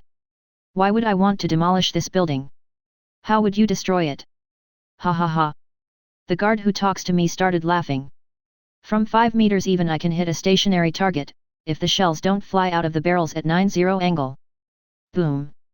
The wooden building shattered like glass. Everyone around me was deafened by the cordite explosion, and while they were in confusion, I turned the second preloaded turret in the direction of the guards. Might I ask you, whom you would believe, me or them? Take her. I was disappointed that the guards did not think about what happened and decided to believe the slavers. I was now forced to open fire, but my priority target were the slavers who incited the guards. Boom. The shockwave torn apart everyone in front of my guns and also dealt a lot of collateral damage to the buildings around. There were not many guards that still were capable of standing up, so now that I was almost done with everything, I decided to head back with the orc baby. I soon arrived back to the inn and nonchalantly showed the baby. What the? Now I guess we return to that orc and give him this. Perhaps you managed to return the money. While Zira's response did not surprise me, Lilith was too persistent about money. I did return some money, but right now we should be concerned with another thing. Yeah, I heard that explosion. You don't understand. The town guard wanted to arrest me. Now their faces immediately changed. Okay. Don't panic, we should slip out of this town and hurry. Mistress Lilith gave us new orders and in a minute we were ready to go. Miss Delight, might I ask you to prepare to make some noise? I did not use Requiem to accelerate the reload and Memento Mori to save myself from malfunctions. It was stupid to think that the main guns would reload without issues. The small jet of fire coming out of one of the guns confirms it. Only 2 of the guns were reloaded, but other than fire there were no life-threatening incidents. Now we only need to escape the crime scene. Volume 2 Chapter 27. An unexpected discovery. 3 suspicious figures walked out of the inn. They silently headed to a back street and dashed towards the town's gatehouse, which was still in ruins after a recent magic explosion. The gatehouse was guarded by a large number of people, but occasionally some people were passing through it even though it was midnight. So, what is the plan? We might distract them or hope they won't recognize us. I will go to the other side of the town and make my distraction. I just hope you will wait for me. I checked the guns, just in case, and rushed to the planned firing position. I almost walked into a patrol, but I hid before they could spot me. I bypassed the first patrol and was not found by the second. After I was past the third patrol, I found myself near the position and deployed the 12-inch boomsticks. Boom! I chose the position where I will not cause collateral damage by firing even with my low angles. There were a couple of sheds destroyed in the process, but other than that I consider it a success. The guards rushed here immediately and soon swarmed the firing position. By that time I was near the girls and we headed towards the gatehouse. I was not surprised to find that not all of the guards ran to the distraction, so I prepared to do what I can, talk. Where are you 3 going? Gee. We were here with the Adventurers Guild's business, and now that we are done we headed to another town. And? Yeah, right. Did you not hear the explosion there? Do you think I would just let you go in times like these? Gee. We are going exactly because of this. This town is not safe, so we have no other way but to leave. I hope you understand that I have my duty protecting this cute little girl. I showed him cute and little, but not in all places girl. Listen, miss, I am not blind, she is not that little, do you see the, So what I am saying is that why would you need to protect her? The guard was somewhat confused, so I continued my way through. My good sir, if you would judge a lady's age by her bosom, wouldn't that make her Zira a child? Would that not make me younger than my cute little niece? Are you done? I have other things to do, go away. Failure. Come on, sir, just let us pass and we'll have no need to keep occupying each other's time. TCH. To hell with you. Go. Damned women. Gee. After we were far away from the town I was pushed from behind. If you were not so irritating the guard would not let us through. This is a compliment. Zira sarcastically smiled at me, but I have a good response. Perhaps he wouldn't let us through if you opened your mouth. I should express you my gratitude. I performed a curtsy and smiled with my most angelic smile. Go to hell. Zira stomped and walked forward. I immediately felt a glare. I understand why she would always act like this, but why are you acting like a child? This is so foolish of both of you. Lilith crossed her arms and looked at me with condemnation. Fine, fine, I am guilty. Let us hurry and get rid of the child. Which was crying whenever it was not in my hands. On our way we were ambushed by goblins. My long-range weaponry did not hit any of them, so the fight soon became a slaughter. With a foul-mouthed knight and beautiful lady fighting, the goblins were turned into spaghetti. Lilith, does the guild still accept materials even if you are not a member? No, only members can sell them. She was as disappointed as was I. During our travel we could have accumulated so many materials that I could have bought a few upgrade points. When we were near the village where we got the orc quest, I saw a figure in the distance. I did not dare launching hydroplanes, so only half an hour later we approached close enough to recognize an orc. This one did not attack, and with its hands raised it approached us. Orc, greet human. Human follow. It read the greeting from a paper and walked somewhere. A few hours later our silent green guide led us to the orc settlement, the one that was not hit successfully during the fight. The orc chieftain met me immediately. The others were kept at the entrance. Thank you, War Sprite. Geralton safe. Me ready to reward. While I was considering what I can get, a bold idea crossed my mind. How about we two have a spar? I would like to know how strong you are. He nodded. Before start. Me invite War Sprite drink. Now I was the one nodding. A minute later 2 orcs brought a table and 2 crudely made stools. When the drinks were brought I sensed something weird with them. The drinks were murky and quite surely not the most refined, but I knew one thing about them. It is tea. A side story of darkness in Apur number 8. Nightlife. Checking time, 21:59. The sun has already set and the people who paid for my dinner asked me to share a room with the female from their group.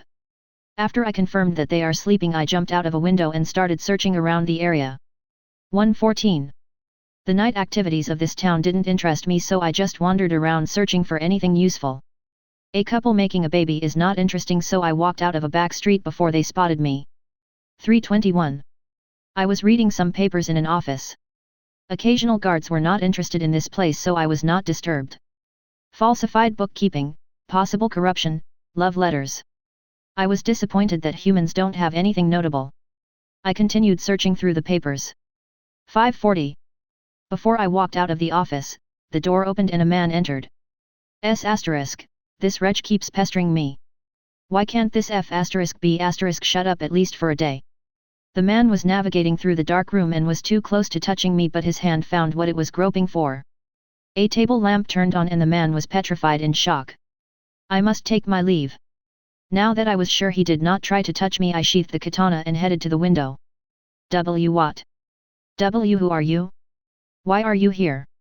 I was about to introduce myself when I remembered that the people I cohabit with asked me not to introduce myself to strangers.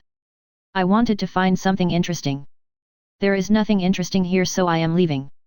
I jumped out of the window and considering that the time is 5:45, I headed to the inn. 6:30. What is going on? Purr. I woke up when I felt something petting my chin. It is still morning, so I should go back to SLE. Purr. Volume 2 Chapter 28. Tea Brawl. I was both delighted and terrified to see this drink. It is both a fragrant and refined tea, and murky vomit-inducing goo. Can I ask what this is? I forced a smile to my stiffened face. Good drink, make strong. Might I know where you got it from? Me not tell, forbidden. Oh my, now I have a good idea what to ask for as my reward. If I win the fight, will you tell me where you got it from? Yes. The chief emptied his cup in one go and waited for me. This is tea. I must drink it. No. Stupid. Don't drink it. But it is tea. No. You'll die. But. Please.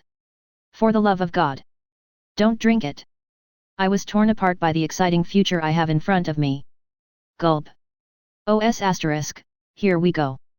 Sip, sip, sip. The tea tasted like it looked, but I am still alive. For now. Ha ha. Brave. The orc was applauding in admiration. Let us fight before I pass out. I stood up and headed to a field. The orc chieftain followed me. We took position in 10 steps away from each other. I grabbed the stiletto while my opponent grabbed a huge mace made of a solid bone. Ready when you are. I notified the judge and in a moment he swung his arm. Ping. I did not even notice that the orc moved, but I was hit in the stomach. He withdrew before I managed to regain composure and counterattack. Right when I was about to leap at him, I was hit in the back. This time I turned around and with a flash-fast strike hit his shoulder. We immediately broke the contact. Are you fine? I had to express some concern because this is a mock fight. Fight and pain make orc strong. Me thank war sprite. Clang. I parried his attack and was about to hit him again, but now it was his time to block me. We continued exchanging pleasantries, but for some time we could not find any openings. It all changed in one moment when I saw a chance and grazed the orc. As the fight continued, I was gaining the upper hand. When I was about to strike again, the chieftain raised his hand and exclaimed. Me fight with full strength. War sprite, not hold back. He was agitated, so I decided to show him what he wants. 6 small boxes turned at him and fired. Bang bang bang bang bang bang. I fired all 6 secondaries and scored a hit. The chieftain was thrown back by a dummy shell. Should I take it as a win? I gave him my hand.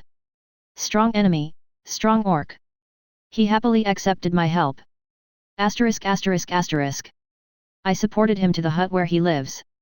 The orc medic showed up fast and started quite a peculiar treatment to the chief's broken arm. Now, about my reward.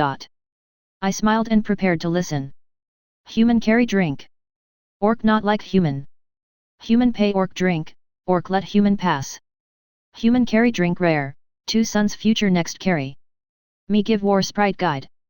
Farewell. Fare thee well. Now it was my opportunity to obtain some tea. I should just get myself some tons of tea for the future, I am sure I have enough space in the storage. As I walked outside I was met by the girls. So, what are you planning now? Lilith was curious to find what my next move is, but I only putted a finger to my mouth. Not bad at all. You even were close to winning against that orc. I might say you are capable of fighting goblins by yourself. X. Oh my, I am so glad to be acknowledged by a capable man. I grinned at how her expression changed in an instant. Hey, now you are being mean to me. If you didn't know, it is the first time I ever praised anyone but my lady. When I paid attention to Zira I saw that she was really offended this time. To avoid Lilith's scolding I decided to apologize. Sorry, I was wrong. However, I would like to know if you are really going to follow me. I mean, I am about to go and rob somebody, not to mention that we are no longer bound by anything and are free to go. Hey, Dumba asterisk, do you remember who spent all of our money? Not me, not me. Stop it, Zira. Miss Delight, will you be fine with us following you? Ever since we met we saw so many interesting things.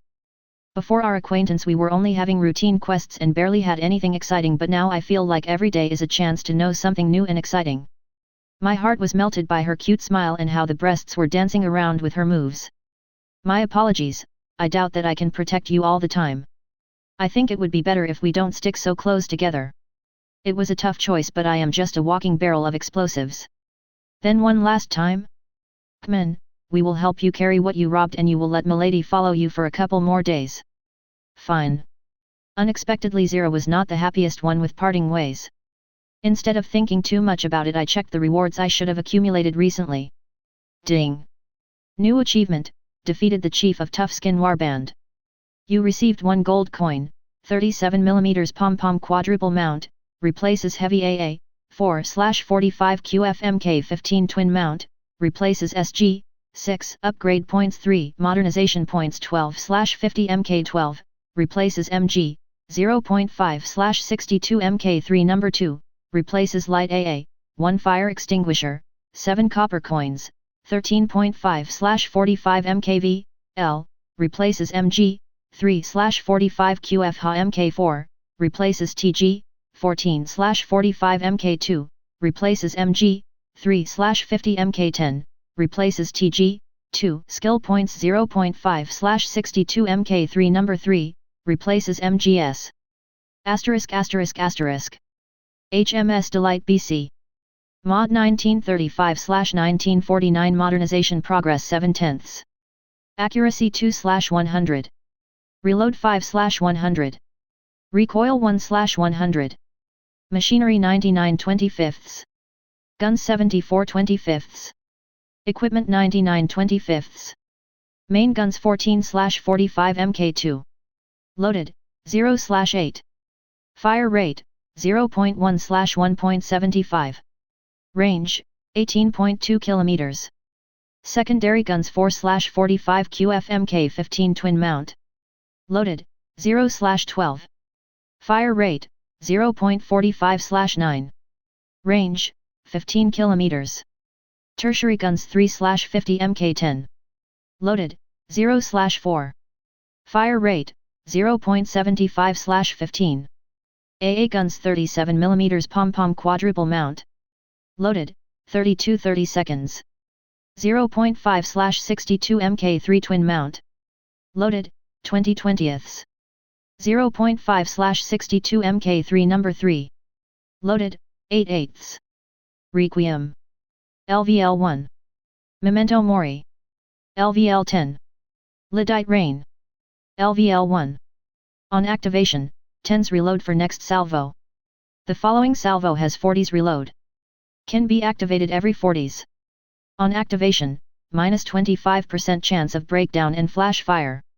When this ship is hit by an attack that would otherwise sink it, 25% chance to completely heal this ship. Duration, 30s. Can be activated every 2 minutes. On activation, fires a salvo of Lyddite shells with higher chance to set fire on target and deal critical damage. Has 90% chance of critical malfunction. Volume 2 Chapter 29. Grand Teefed Wagon. I was in high spirits and happily walked forward. On our way we should walk close to a river and I planned to launch a hydroplane scout to find the caravan with tea and also find possible positions. The negotiation is not an option. As Lilith explained, tea is royal drink, so only the most powerful of this nation can have some at special occasions, thus it is only natural that the tea is going to be protected and no one is going to let me take it without a fight. I want to display an overwhelming power to deter the escorts and then take all of the tea. When I saw a river I immediately headed there, and just for the sake of trying I prepared one catapult.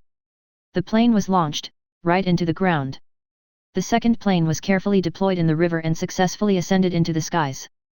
I spent the next hour figuring out the route and the positions around the caravan's location. Yes, I found it fast and I am already starting to prepare my plan. There are 3 large wagons with tents above the cargo. No less than 30 guards, and there might be some inside the wagons. I found a suitable position on a cliff near the road. The cliff is high and steep, which will hide us before we attack. With this my operation was leaving the planning stage. Why are you spacing out? When my consciousness returned to this perishable world I was called out again and again. My apologies, we should go. I found us a good position and we will go there and prepare for a hijack.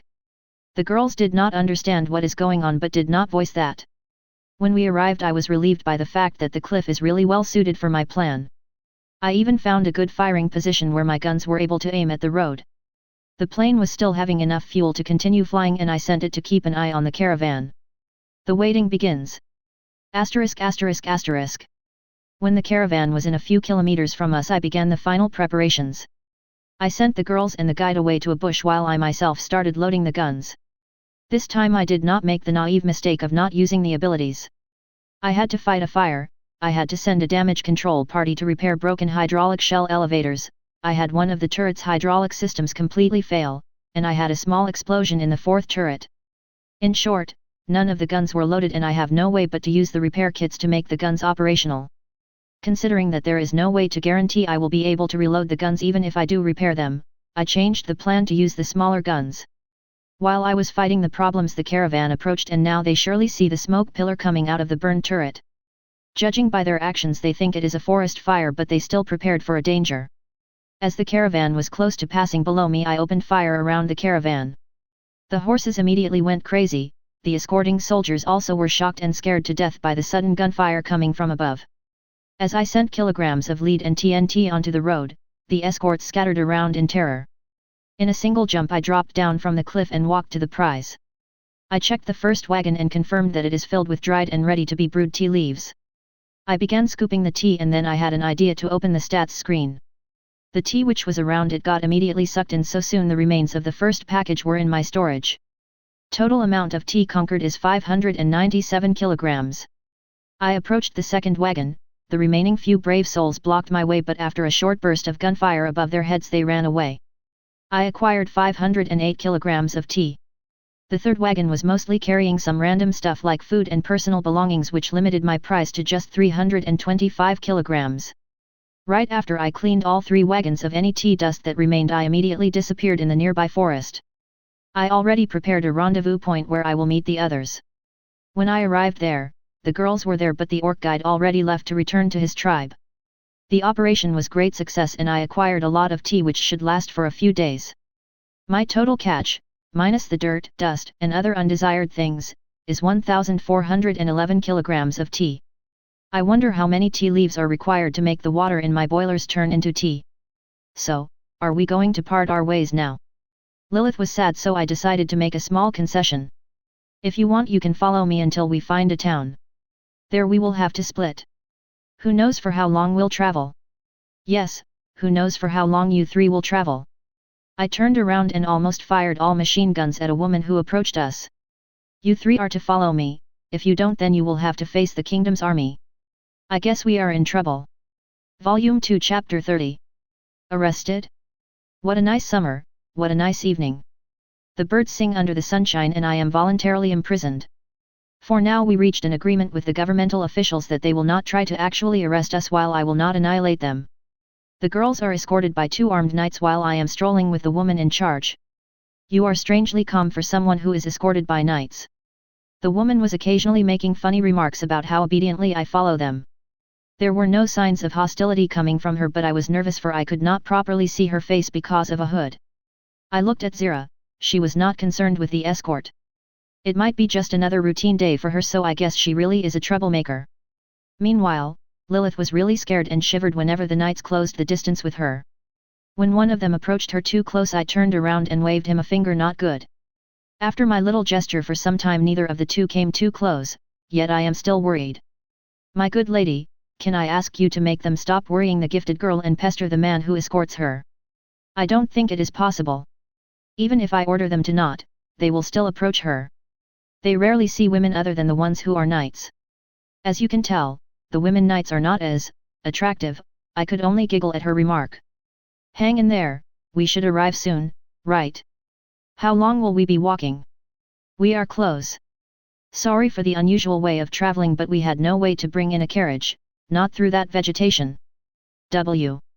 Oh my, don't worry about it, we all love sightseeing and got used to walking. Might it be related to the reason you attacked that caravan? W. Oh my, did you find us for another reason? Exactly, you caused some commotion, so we are here to take you somewhere where you should not be a threat. Now, can you answer why you attacked the caravan? W. Yes, that caravan carried some tea which I was so desperate to obtain. Are you serious? You might get in a serious trouble for this. I don't know who the owner of this caravan was, but at least it would be a viscount. W. More than a ton of tea. Sorry, I misunderstood the situation. The king. W. I am becoming quite famous. Whatever the king would want, he shall not have any tea. My precious tea. Are you really not worried? You are guaranteed to be called by the king if he finds out you are the cause of the shipping missing. W. Come what may, I am sure there is no way he can stop me. Ha ha ha. I like your attitude, young miss. W. Asterisk asterisk asterisk. The sun was setting when we arrived to a camp. I got used to the night activities during the last week, but today's share of surprises is that I had such an action-packed day. The woman sent the knights away and asked us to follow her. When we entered a large tent, I felt a déjà vu, but there were only a table, a bed, and some small furniture. The woman asked us to sit down and sat in front of us. Then she took off her hood and Lilith exclaimed, "Principal."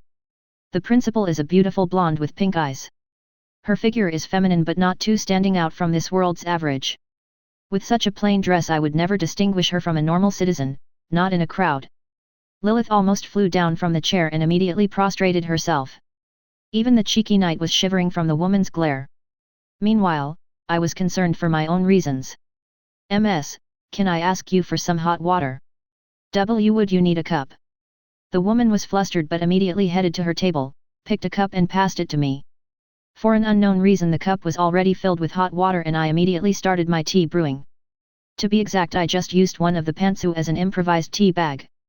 Everyone dropped their jaws but quickly pretended that they did not see my extravagant action. "Now that we are ready for discussion, can you tell us what is the reason for this abrupt kidnapping?" "There are two reasons. The first is I needed to find a missing student glares at Lilith, and her missing knight glares at Zira.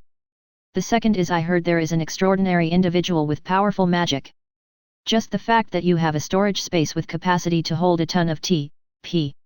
1411 kg to be exact. Sorry. What I am saying is that you are an outstanding individual whom we ought to have in our academy. P. My apologies, what? I, as the principal of Rosehip Academy, invite you to become a student of honor in our academy. Considering that you already know Miss Everine, you will have no problems. P. Well, considering all that has happened, my answer will be Volume 2 Chapter 31. School Admission. I find it funny that I spent 4 years studying in my university only to return to studying in a school. This academy is a place where nobles and distinguished commoners learn their school curriculum and some university-level things.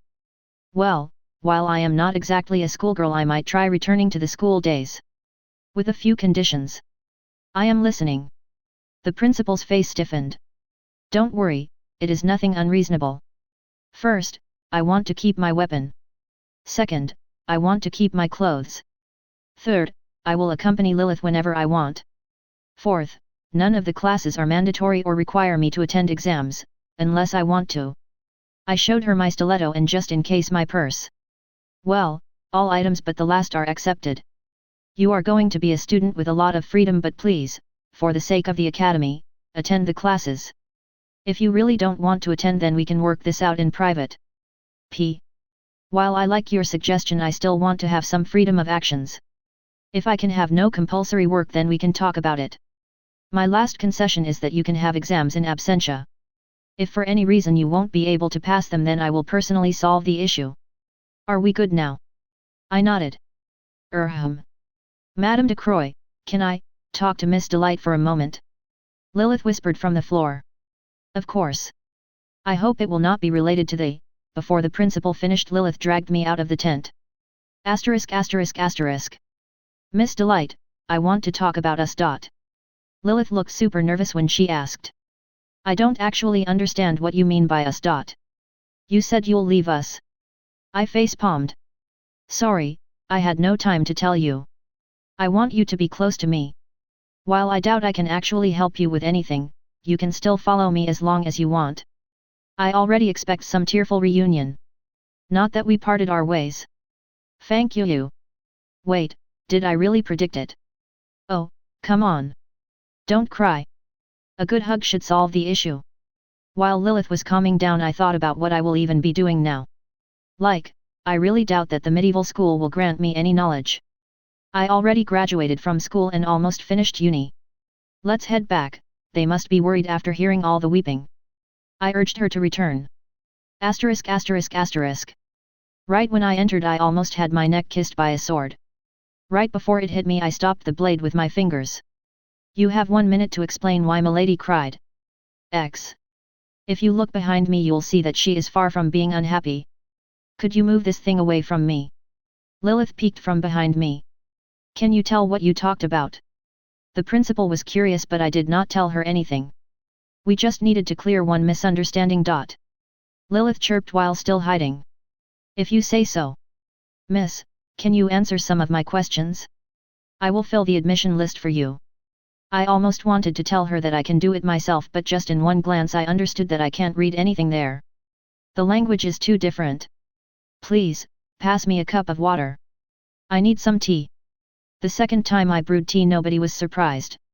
What is your name and do you have a title? P. Delight, Her Majesty's servant. Do you have a family name? I immediately began thinking what to do. If I am not mistaken, then I should have one.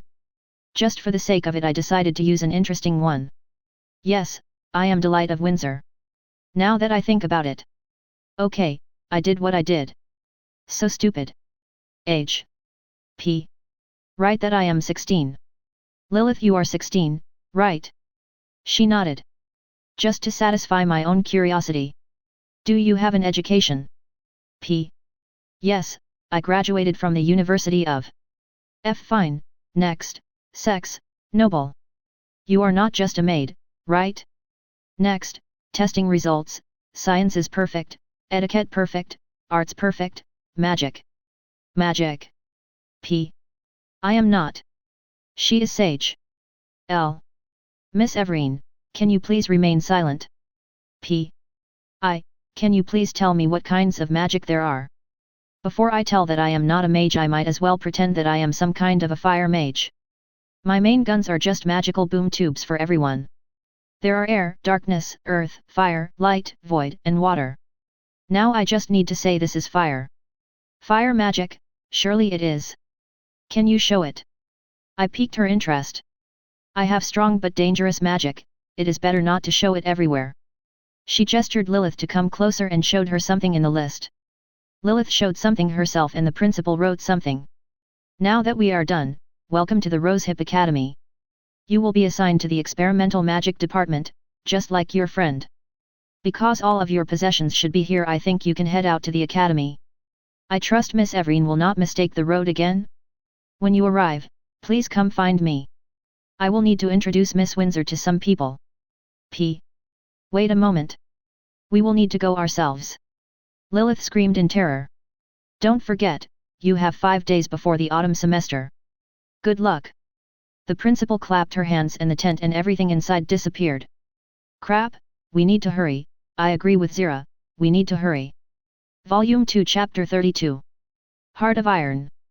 It was the 4th day we walked. I kept on whistling and already managed to make the girls crazy.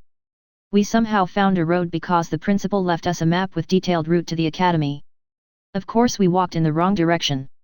There is a river which directly leads to the academy. If we were to walk all the way we would never arrive in time, but if we were to steam there using this waterway we can make it just in time. The current plan is to abandon Zira because as a knight she is not required to be in the academy by the start of the semester. We walked closer and closer to the river and will soon arrive.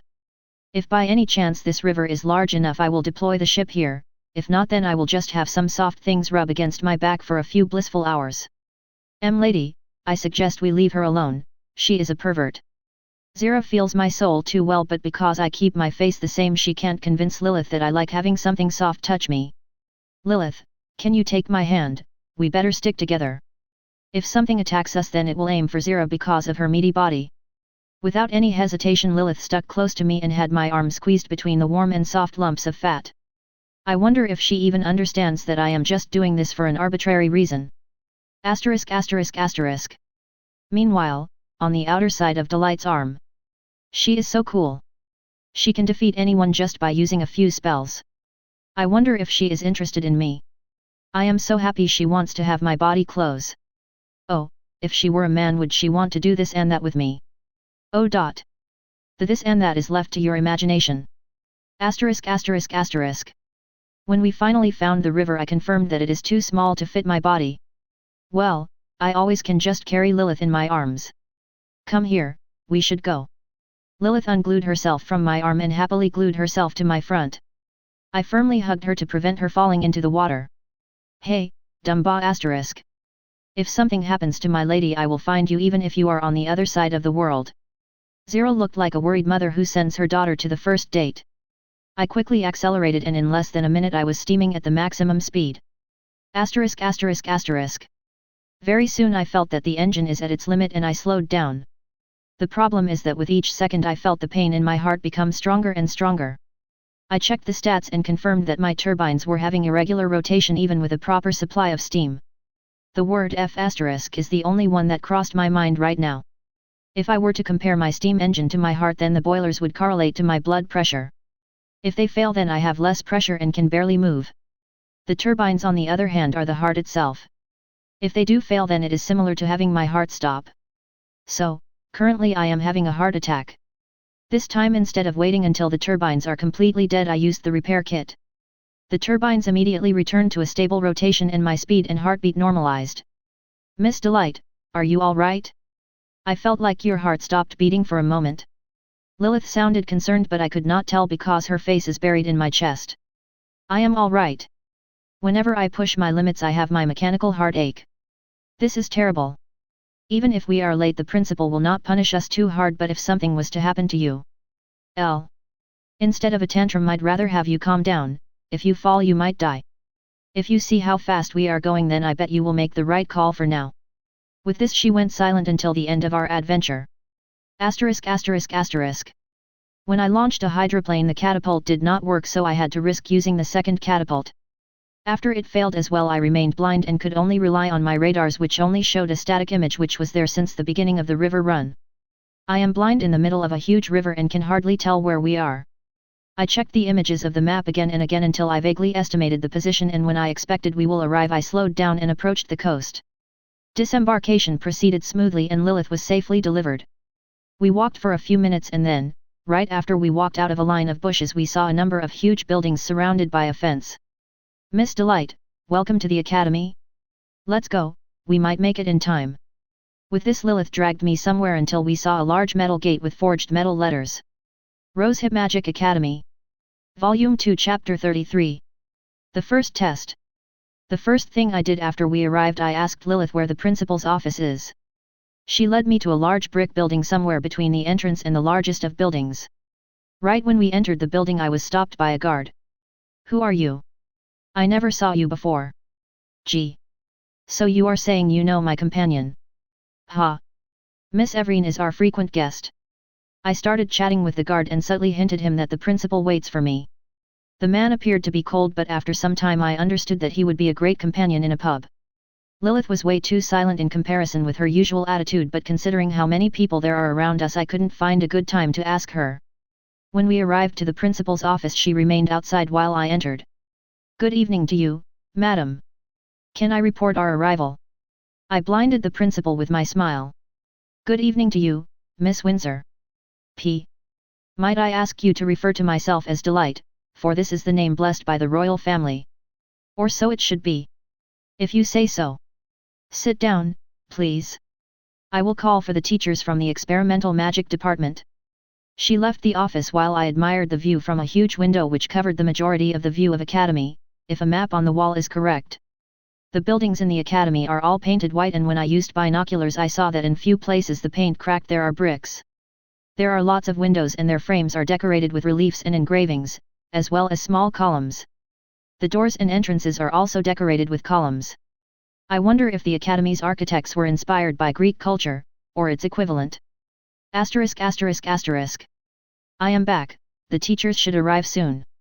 Do you need anything? P. But of course. It is tea time after all. Might I ask for some tea as well? I wanted to say no, but for now the woman did no harm yet. I have no way to give her a polite refusal, so I gritted my teeth and extracted an extra pantsu. P. Please. Don't use such things for tea brewing. It is so embarrassing. P. We live in desperate times when there are no ways to brew tea using proper utensils. My undergarments are clean, I assure you. I hope she gets what I hint her. Give me a moment, I will look if there is something like a teapot. In the end she found some sort of a clay jar where I brewed the tea and only required to pour it into the cups. Soon somebody knocked and a group of 6 people entered, some of them were irritated. What happened to thee? I can show off, so why not? Madame de Croix, is it the person you wanted to present? I may not be correct, but I welcome the teachers. Allow me to introduce myself. I am Delight, Her Majesty's faithful servant. I flawlessly followed the etiquette, and after I was done introducing myself I saw 6 opened mouths. Haha, my god sirs and sirettes, please, do close your mouths for a fly can fly in. Are you all going to stay like that and embarrass me in front of our new student? Only after the principal raised her voice the teachers unfroze and sat down. There were 4 men and 2 women, all are past their years of youth. Miss Delight, I will introduce them to you. This is Mr. Renohan, the head of your department. An old man with long beard nodded. If I was to describe his appearance in one word, he is wizard.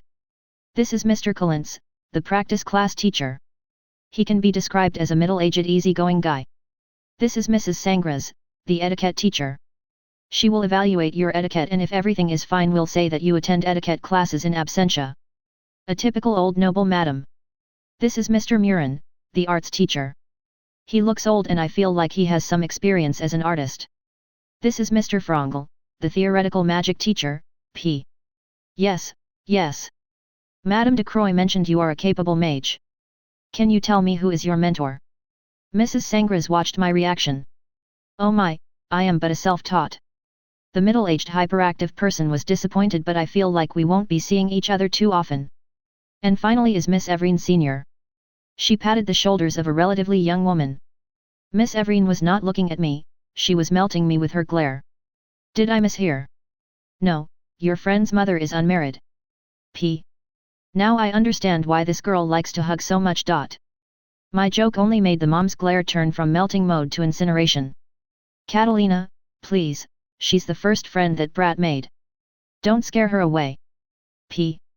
Oh my, if only that much was enough. Meanwhile, could you tell me when we will have our rendezvous with this good lady? Ah.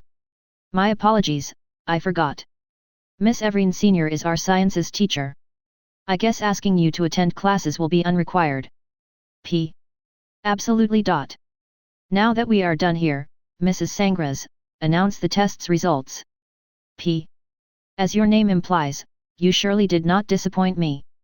Please, do teach the brat how to behave. I hope she will listen to you. Why do I feel like something's not right? A Side Story of Darkness and a Cat. Number 9. There is no such thing as a free lunch. Good evening, how are you feeling? The first person I saw after I woke up was the mustache guy. Hello. You slept in and now I can only wonder what you were doing during the night. He approached me and I prepared to strike. I was searching for something interesting. So you were going outside and with your superior skills fought against the evil. Great job. Straight face, where are the others? I am so hungry and they are not here. You want to eat something? You know that there are no free meals, right? He smirked. I understand what he means. Every time I visited the cafe, Akashinian would rob me of all the golden circles master gives me. I don't have golden circles with me. What the heck? You are that rich? He freaked out for an unknown reason. Perhaps he wanted those red glass things? Hey, guys. We're back. The other three people returned. Grumble. One moment, the mustache guy and the others stepped away and started whispering. Men, I know she's great but if we continue feeding her we'll be completely broke. Mustache guy. How about we take her to work with us? We could take harder quests and get more money. Pretty face. Which all will be used to feed her. Long nose. What a circle of suffering, MG. Hey, am I the only one who remembers she heard everything? They all looked at me. Yes. I tilted head and waited for their question. Kuronami, are you fine with becoming an adventurer? PF. What does it mean? It means, F. It means free food. LN. I accept. Shipfoot teaser chapter, introducing new characters. Somewhere in the Atlantic. Two lonely trails cut the wavy surface of the ocean. When a scout hydroplane confirmed their destination the headquarters dispatched a fleet to intercept. This will be an easy hunt. Those girls must have gone crazy to try and slip away. A heavy cruiser with a cross on its flag clapped her hands and increased her speed. No way will I let you be the first. They are mine. A fellow cruiser accelerated. You two, calm down and proceed according to the plan. We will engage them at maximum range and while they are busy with fighting us you will lead the destroyers to launch torpedoes. The fleet was accompanied by 2 battlecruisers and the HQ was ready to send in 2 more battleships. Attention everyone, the enemy ships changed course. What are they doing? Are they crazy? They are heading towards our reserves. No way, do they have a death wish? They will only be met by our battleships. Haha, it will be too late to fire at them if we don't hurry. Kaboom! A number of explosions were heard in the distance. The main task force hurried to at least do something before the pride of their navy sinks 2 daring girls. At the rendezvous point they did not encounter the 2 battleships that were supposed to arrive. What is going on? Where are the battleships? They must have chased after the cowards. I can't contact them, what is going on? The girls dispersed and began searching around in hopes of contacting their carried away battleships. One of the heavy cruisers headed into a thick smoke and cried out. Somebody! Over here! The others hurried there and saw, their 2 battleships, burned and unconscious. What happened? I am possible. My, what a nice company we have here, everyone turned around when they heard an unknown voice. So they look like they are their friends. 2 figures showed from the fog.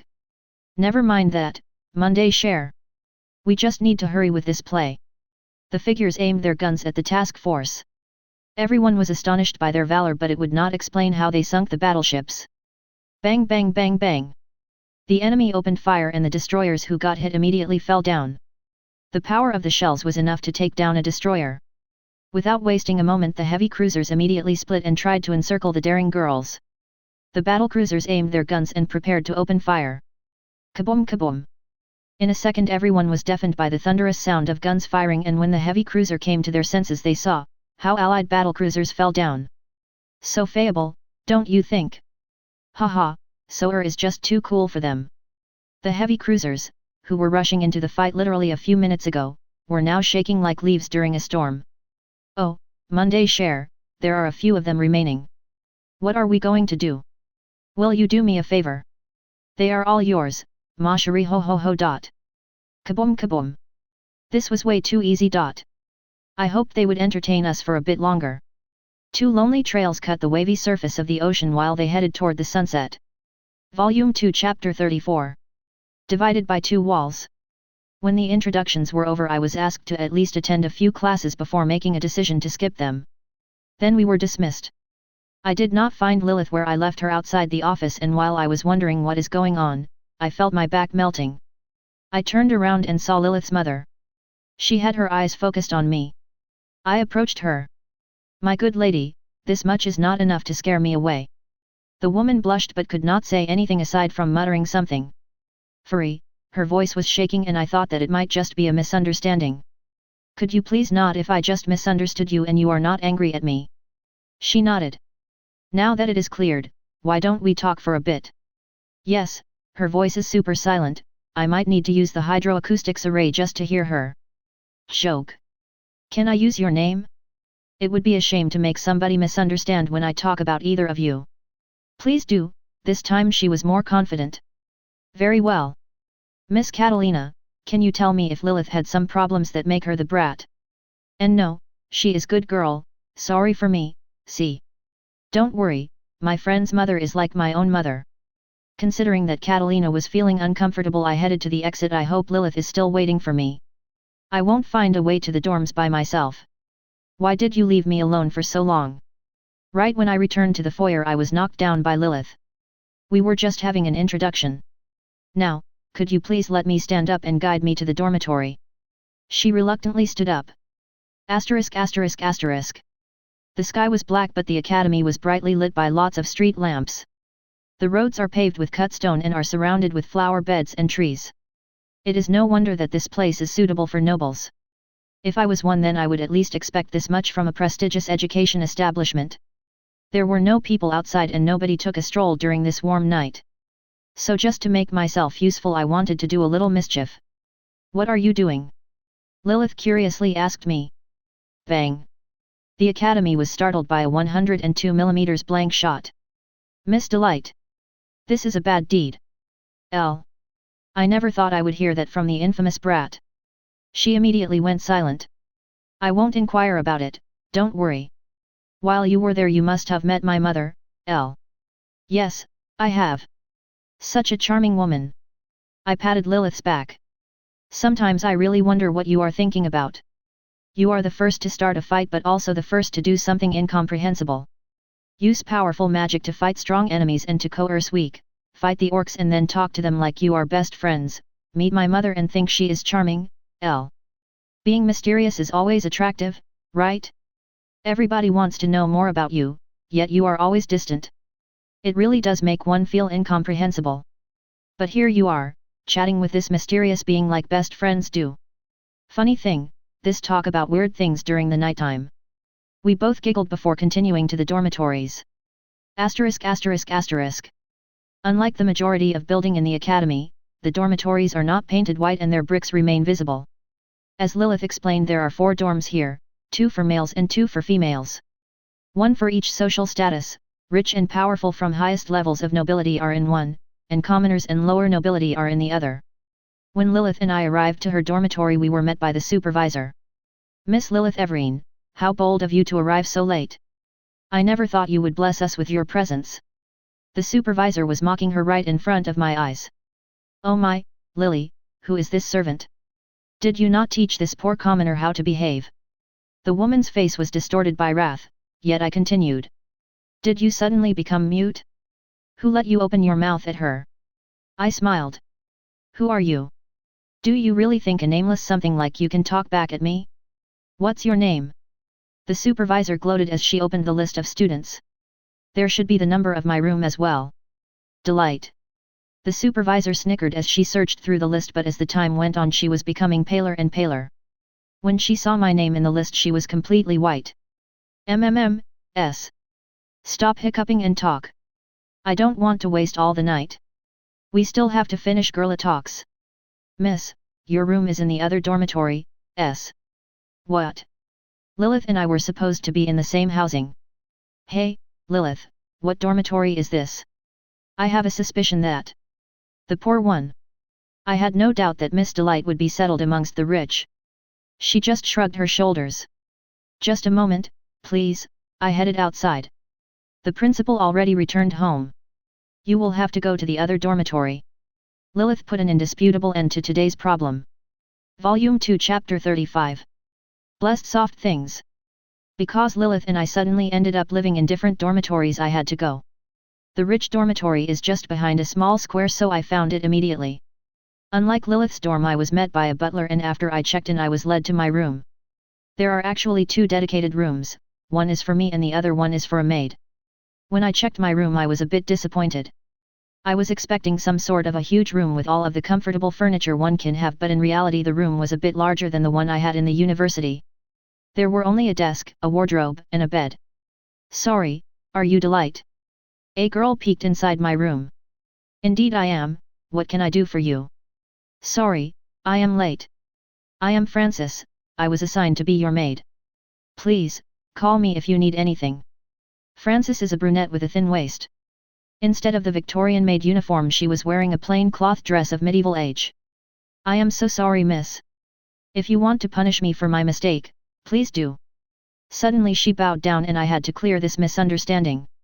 My apologies, I was just wondering why you were given such a plain uniform. This is a standard uniform everywhere, she scratched her cheek. Never mind, Francis, can you tell me when the lessons will begin? Tomorrow, miss. Would you need my help unpacking the luggage? I only showed her my purse. Because I am a bit sleepyhead I would like you to wake me up, just in case. Absolutely. Francis smiled and after a bow returned to her room. *****. The next morning I woke up before Francis arrived. I dressed and after all the time since my arrival I changed the underwear. Something does tell me that my clothes don't get dirty from my own body. The door silently opened and I saw how Francis pushed in a small trolley. Oh. Sorry, I am late, F. Don't worry about such small things. Oh my, did you make me a breakfast?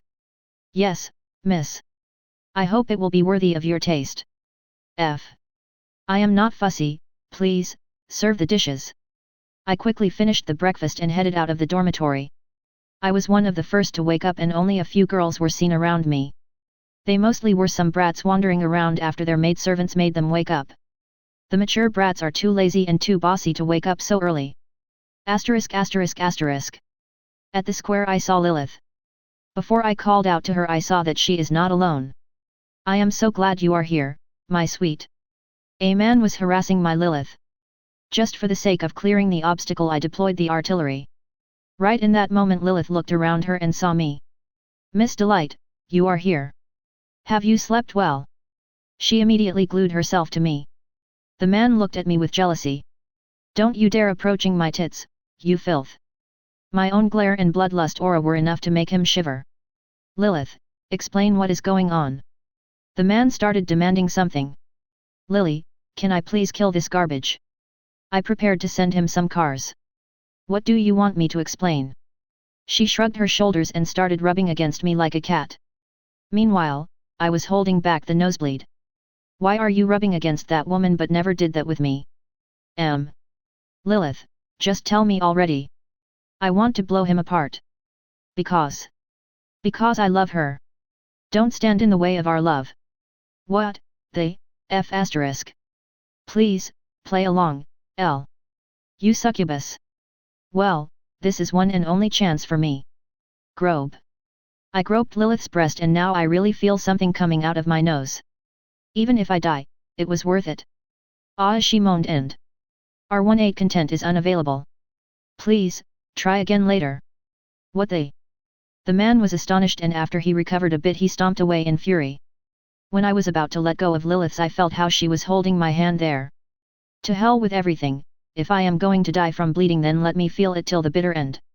We can do it later, right now we should go to the lecture hall. If you want, we can sit together at the back row and do it. I was soaking in all of Lilith's perverted words. Just a bit longer. I suppose we have no reason to rush, L. R18 content is unavailable. Please, try again later. We were a bit late but when I said my name the teacher pretended he did not begin the class. Even though he already started writing on the blackboard. Volume 2 Chapter 36. A wild blonde appears. The first day was about us getting acquainted with the teachers and learning the semester's schedule. I was not surprised by the classrooms. They were just filled with school desks and had some paintings. A stereotypical rich school with nothing worthy of a note. After the lunchtime began we headed at the restaurant. Yes, this school has an actual restaurant and there is a large menu to satisfy any noble demand. The scholarship appears to be covering the majority of food expenses, but the rich and powerful are commonly buying the food with their own money. Because we too are dirt poor, we have to use the scholarship. Our meals are plain and simple, so we could only lament and eat. I was thinking who that garbage was. I asked Lilith. Ah, don't mind him. He is my fiancé. I never agreed to this, but my parents were on the seventh heaven when I was proposed to. Kill, kill, kill. Oh my, is that so? Will you acquaint us? Kill, kill, kill. You don't have to hide it. I hate him too. Why can't I have you as my waifu? We happily ate our meal when a person appeared out of nowhere. Everine. Here you are.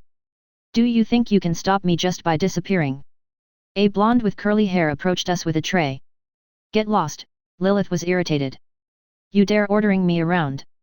You are just a baron's daughter. You should be grateful I even talk to you. The blonde does not understand that Lilith's social status is not important because she is my goddess. Hey, Lilith was looking like she was pulling out her hair. Miss, if you have so much free time, then why don't you spend it studying?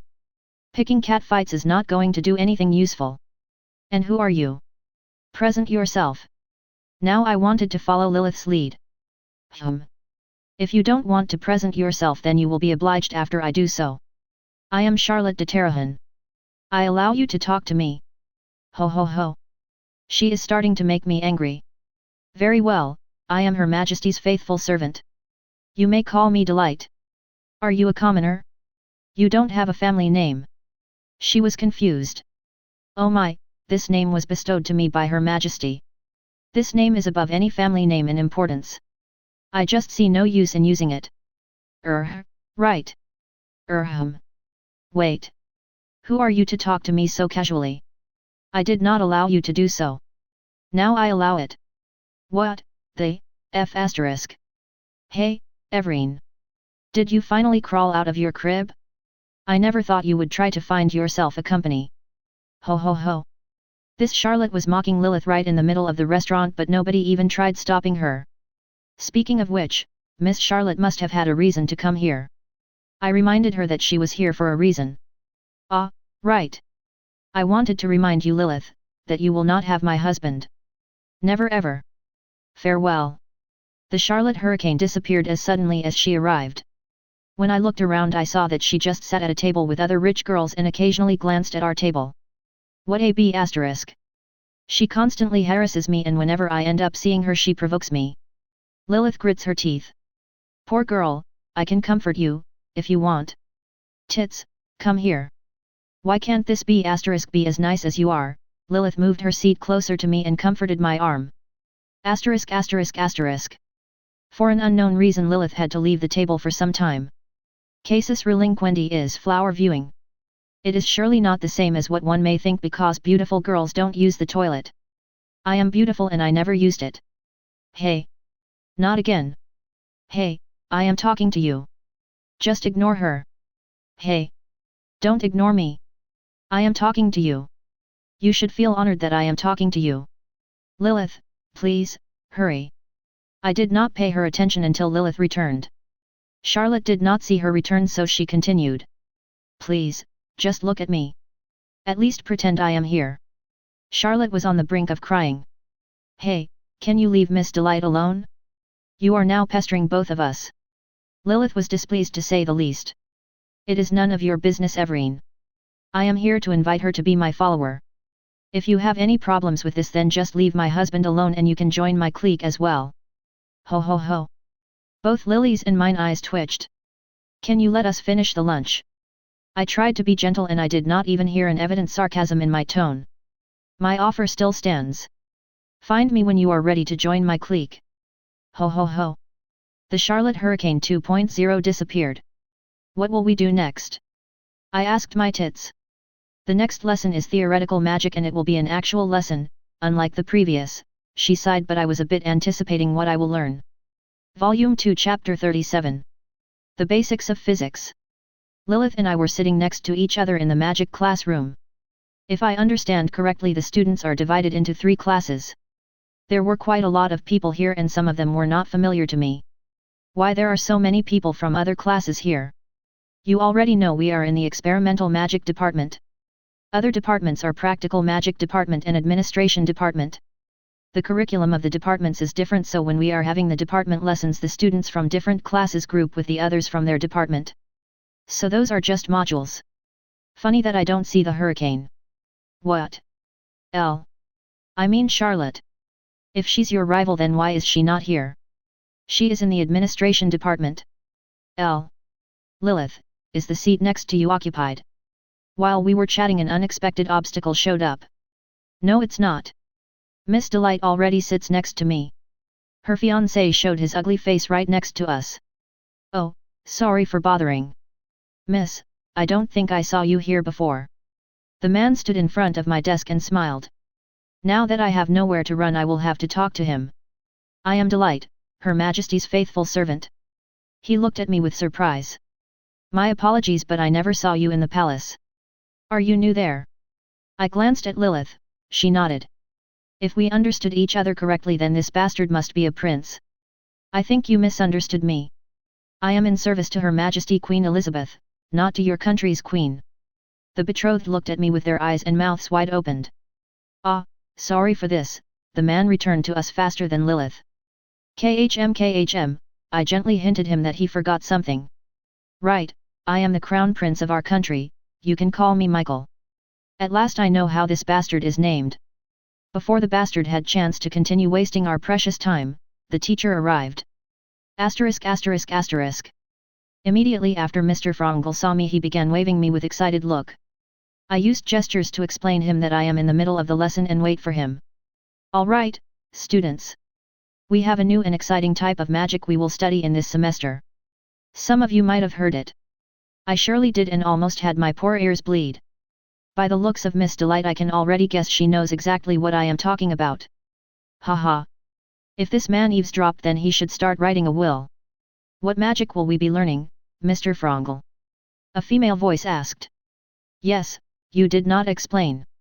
The student's attention was already caught, and I could only start imitating Catalina's glare. Yesterday you must have heard that bang. Our new student of honor really did surprise everybody. The teacher giggled. Oh my, did I give a permission to study this surely copyrighted magic? Also, even if you do understand how it works, you will not be able to copy it. You don't have enough cordite. And if you do, then you won't be able to carry enough of it. Well, we won't be studying exactly the magic you used, but we will learn how to use explosion magic. As everyone here knows, explosion spells are used only by the fire magic school. Now here is my question to everybody, are there any ways to make explosions without being a fire mage? MF. The class was completely silent.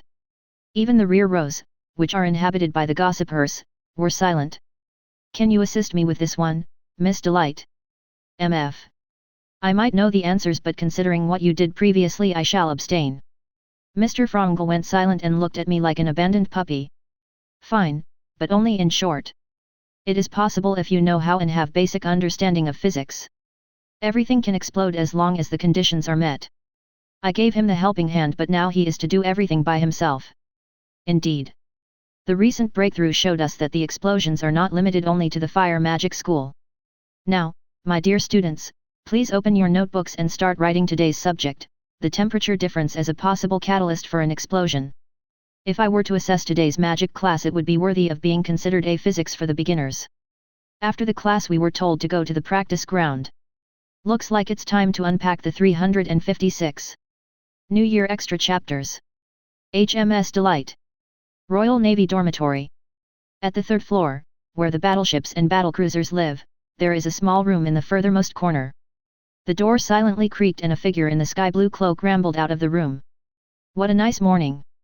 Looks like today the maids did not wake up anybody, the sole occupant of the room was already used to being alone.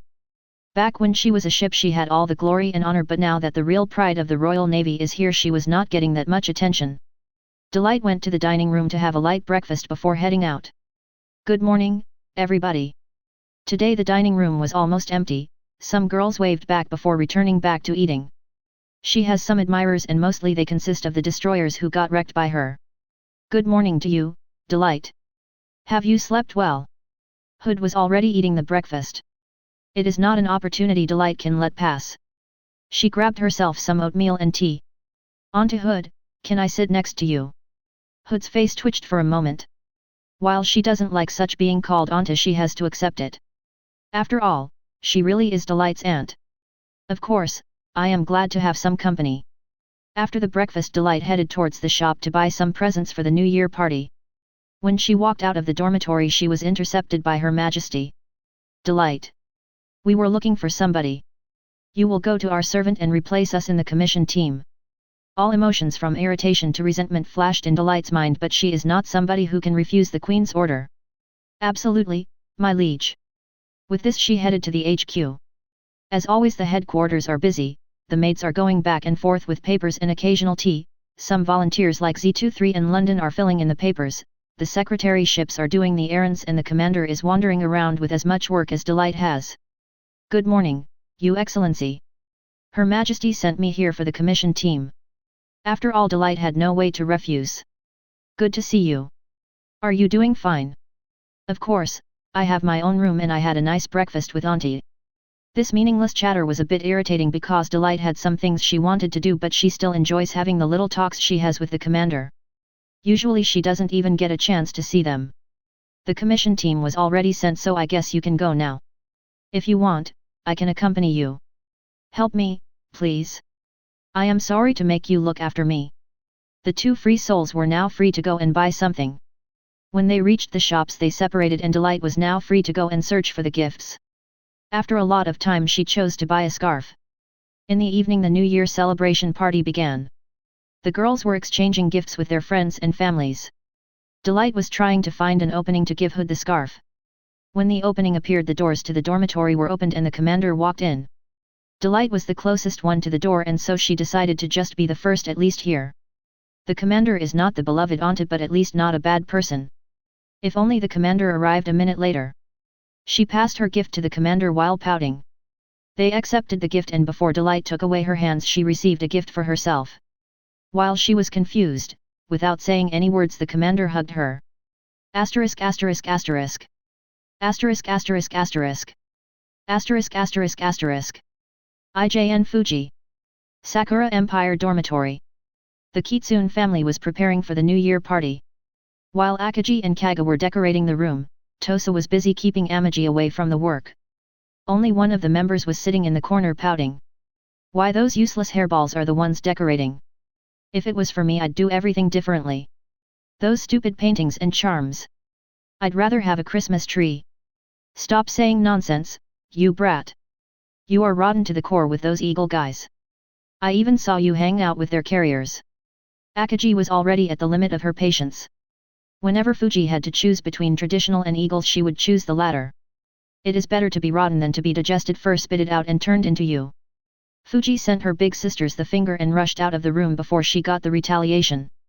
Nobody in this dormitory could understand her, nobody is smart enough to hang out with, nobody here can get out of their shell and look around. She is the vanguard of progress and can see what is in front of them. Why can't they do the same? Why? The carriers must be like that, and also they must have their decks built like that, and also they must have their planes operated like that, and surely don't need to have eagles weaponry. Fuji did not even realize that she was in front of the fountain until she bumped into its side. "Well, I am close to the HQ, might as well look how that person fares." Before she entered the HQ, she met Queen Elizabeth. "What are you doing here? We thought Sakura Dormitory is in the middle of its preparations." For a second the Queen was confused, but she composed herself before she could be seen through. "That would be like that for everybody but Fuji. Let me guess, you were asked to stay away from the Navy's dorm to have a surprise party.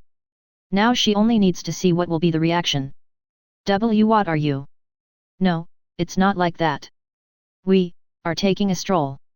The fish took the bait, but considering that the party starts soon, Fuji did not continue toying with this dreadnought. "Not today. Is the commander in the office?" "Yes, as you can see we were helping him." Queen smugly smiled, but Fuji could only feel sorry for the poor paper stainer. When Fuji saw that the commander's office is guarded by Taiho, she called her back up. During her stay here, Fuji figured out some of the ship's weaknesses. Now she only needs to make this stupid bird go away and the road to the commander will be opened. "What is it?"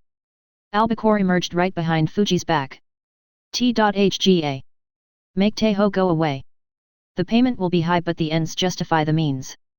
Albacore did everything perfectly and made Taeho retreat while screaming in terror. With the bird out of the sight, Fuji entered the office. The commander was writing something behind a wall of papers. Now it's the time. Unai-chan, play with me. Cute fox mode activated. This retard will always play with her if she keeps acting cute.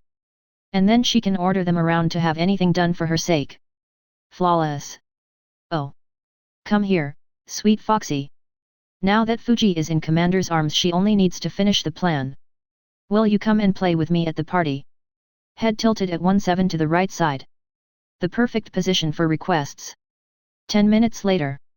The sliding door was opened and Fuji walked into the Kitsune family's room. Fuji, here you are. You made us all worried. Amaji affectionately patted her little sister. So you are finally back. How your eagle friends are doing? Akaji indifferently asked, just so as not to receive Amaji's punishment. While their big sister is here, nobody dares arguing. Yes, everyone is fine. I even brought a friend with me.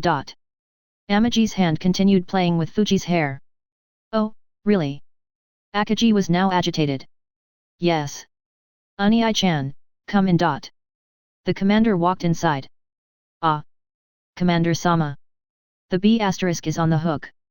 Unai-chan, feed me. Fuji jumped into the commander's arms and snuggled. Akaji's face was worth all the effort. The night of torture begins. Asterisk asterisk asterisk. Asterisk asterisk asterisk. Asterisk asterisk asterisk. IJN Kuronami. Sakura Empire Dormitory. Since the dawn, Mikasa was cleaning as preparation before the party. The other girls were busy decorating, cooking or cleaning. The entire dormitory was busy with work. Ah, so nice to be young. If only I had as much energy as they do. She observed the scurrying girls with a wide smile. Ponk. Suddenly, the mop hit a brown cardboard box which lied in the middle of the room. Mikasa tried lifting up the box, but it was so heavy that there must be something inside. The box is well packed and has only a few markings: this side up, fragile, handle with care, and the destination. The destination was the Royal Navy dormitory. The box was swiftly delivered there. The royal maids took the box to the kitchen for now. It was the only place where their superiors don't wander in while the preparations are done. When everybody left, the box opened. Good job, girls. This time I will show Her Majesty that I am better than Belfast. Edinburgh happily walked into the kitchen and looked through the list of dishes. It was then she noticed that a few of the dishes are empty. No. While the desperate cries were heard from the kitchen, Javelin was heading out to play with her friends. In the middle of the foyer she saw a large red box with some marks on top of it. When she looked closer, she saw that the box should be delivered to the Iron Blood dormitory. She will need to pick up Namai, so why not take the box as well? So heavy. She struggled but carried the box all the way to the Iron Blood dorms. There the box was delivered to Bismarck's room. She was expecting a delivery, so nobody questioned where the box should be taken. The box opened when everybody left. What is this box doing here? Tirpitz headed out to buy something for her sister. At least she will try to gift it. However, her way was blocked by a large orange box. Destination Eagle Union's dormitory. Sister, before Tirpitz left the dormitory she was called by Bismarck. Yes, awkward silence. Have you seen my chessboard? I didn't find it in my room. No. Good luck. Now that the talk was over, they tried to end it decently. Good luck. Tirpitz had nothing to do, so she left the box in front of the Union's dormitory. The box continued its voyage until it ended up near the Christmas tree. Everything was silent around, so the box opened. Two cat ears peeked out and then... What are you doing here? A drowsy voice called her. I am standing here. The monotonous voice responded. Eldridge and Kuronami were staring at each other. I am Fairy, if you will be a good girl you will get a present. It was now or never for Kuronami. Okay. Go to your room and wait for the party. You will get a present. Eldridge nodded and left. Now the room was empty.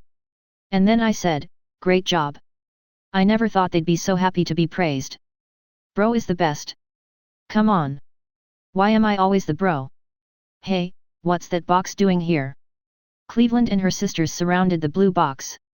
Look here, there is a destination. It should be taken to the commander. Let's do this.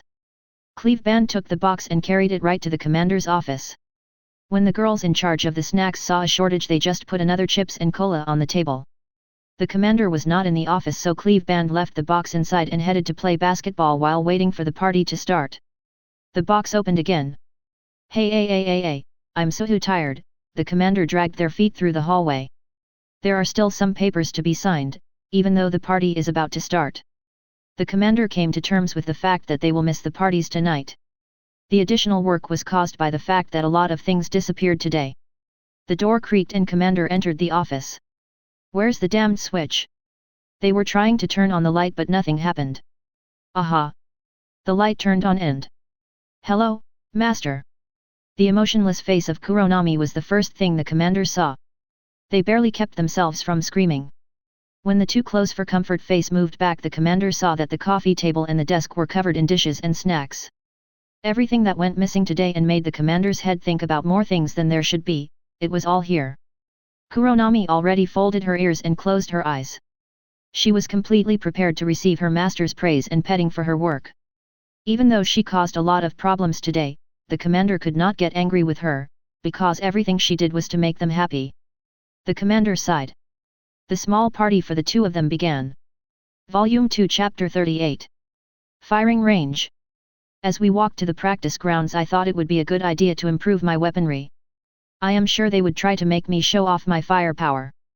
Ding! You received admission gift 15, upgrade points 3 silver coins. You received 10 copper coins, 1 fire extinguisher, 6 upgrade points 4/45 MK19, replaces SG, 14/45 MK7, replaces MG, 2 modernization points 20 mm/70 MKI, replaces light AA. *****. HMS Delight BC. Mod 1945/1949 modernization progress 0/10. Accuracy 2/100. Reload 5/100. Recoil 1/100. Machinery 99/25. Guns 53/25. Equipment 99/25. Main guns 14/45 MK7. Loaded, 0/8. Fire rate, 0.1/2. Range, 35 km. Secondary guns 4/45 MK19. Loaded, 0/12. Fire rate, 1/20. Range, 18 km. Tertiary guns 3/50 MK10. Loaded, 0/4. Fire rate, 0.75/15. AA guns 37 mm pom-pom quadruple mount. Loaded, 32-30 seconds. 20 mm/70 MKI Ehrlichon. Loaded, 10/10. 0.5/62 MK3 number 3. Loaded, 8/8. *****. Now that I dropped my explosion chances to either I explode or not, I can start worrying about the I can't hit even an elephant from 100 meters. Meanwhile, we arrived at the practice grounds and there I saw much more people than I originally expected. Why are there people from other departments? Every department has magic classes and both magic departments have practice. So we are having combined lessons to instigate a competition. They claim it will make everybody try their best to learn and beat the other department. Now that we have you, well, you get it. Lilith finished her brief introduction. What about the administration department? They have magic classes but not practice. Neither of them is capable of actually using magic, but at least they should know what it is. Poor Hurricane? Clap clap. Alright, guys. Welcome to the first practice class of this semester. Yeah, I see the familiar faces. Now, who wants to show their best today? We. The crowd must like that teacher a lot. Who's the first? Who's the first? Mr. Collins continued cheering the students. One of the students stepped forward and headed right to the firing range. The teacher cast some sort of a spell and semi-transparent targets appeared. The student started casting a spell and launched a small fireball at one of the targets. The next student casted a ray of light, there was also a ray of darkness, a burst of air and other superior spells which could hardly damage a tree. The next to cast was Michael. He launched a bolt of fire, but unlike the previous contestants, the target was evaporated while the bolt continued flying. It is impressive in comparison with the previous spells. The next will be our prodigy. Miss Everine, if you will. All eyes were focused on Lilith. She casted an ice shard which penetrated the target with ease. Like, okay, why is she a prodigy? She casted a spell and that's it. What is so prodigy about it? I asked her. They call me like that not because of the spells but because of my magic school. My skeptical look did not change, so she will have to explain. My school is void, so I can learn magic from any magic school. The others can only use magic from their school. Fire mage can't shoot icicles while light mage can't use lightning. Okay, Shady side character is confirmed. And now, we have our student of honor. Miss Delight, if you will. MC. I walked to the position and summoned the gear. The 14-inch guns were aimed at a huge magic-protected target the teacher created specifically for me. I don't feel like firing this time. Can we do it the next time? I am still not sure that this is a good idea. I can just explode here. At least give it a try. We all are eager to see the magic you possess. Fine. Requiem, memento mori. All gun barrels dropped into the loading position. The electro-hydraulic systems worked relentlessly. The charges and the shell are loaded on the auto-loader. The first pair of guns is loaded. The second pair had the hydraulics jam before the shell was delivered. The third pair rose to the firing position. And the final pair was now ready to open fire. Okay, I am ready. Somewhat. Tell everybody to close their ears as tightly as they can. Trust me, it will be loud. Lilith already prepared to see the carnage. The other students were a bit skeptical and only a few closed their ears. Whatever, do as you like, let us release the fire. Boom boom. The ground shook after the first shots. I confirmed that my range estimations were crap.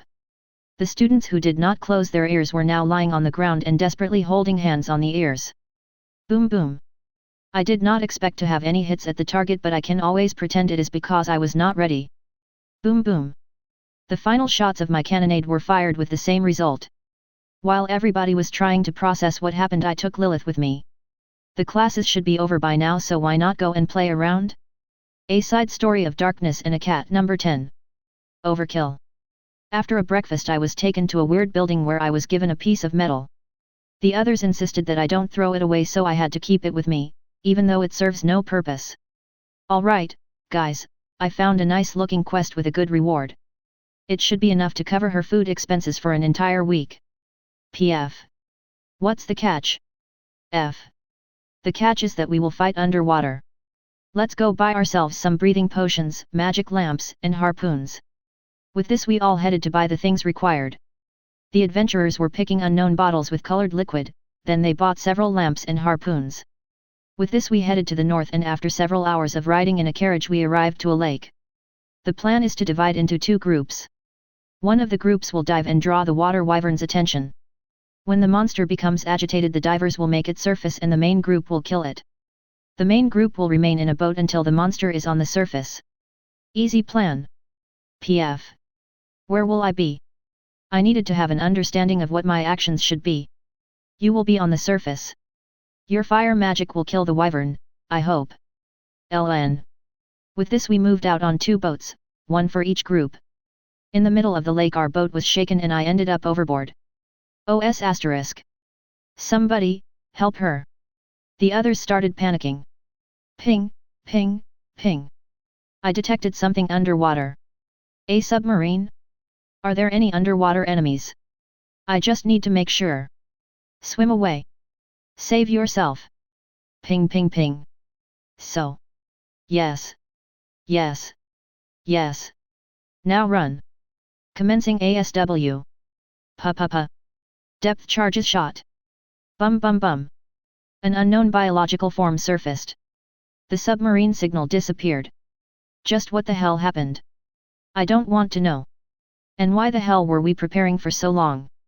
Volume 2 Chapter 39. Poor girls go shopping. I would have never thought I would find myself liking shopping, yet here I am in the nearby city's shopping district.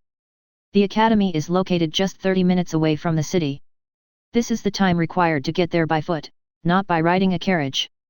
However, in front of the city's gate there were many carriages which headed out of the academy. Sometimes I do wonder why those noble guys are so lazy to just walk for a bit.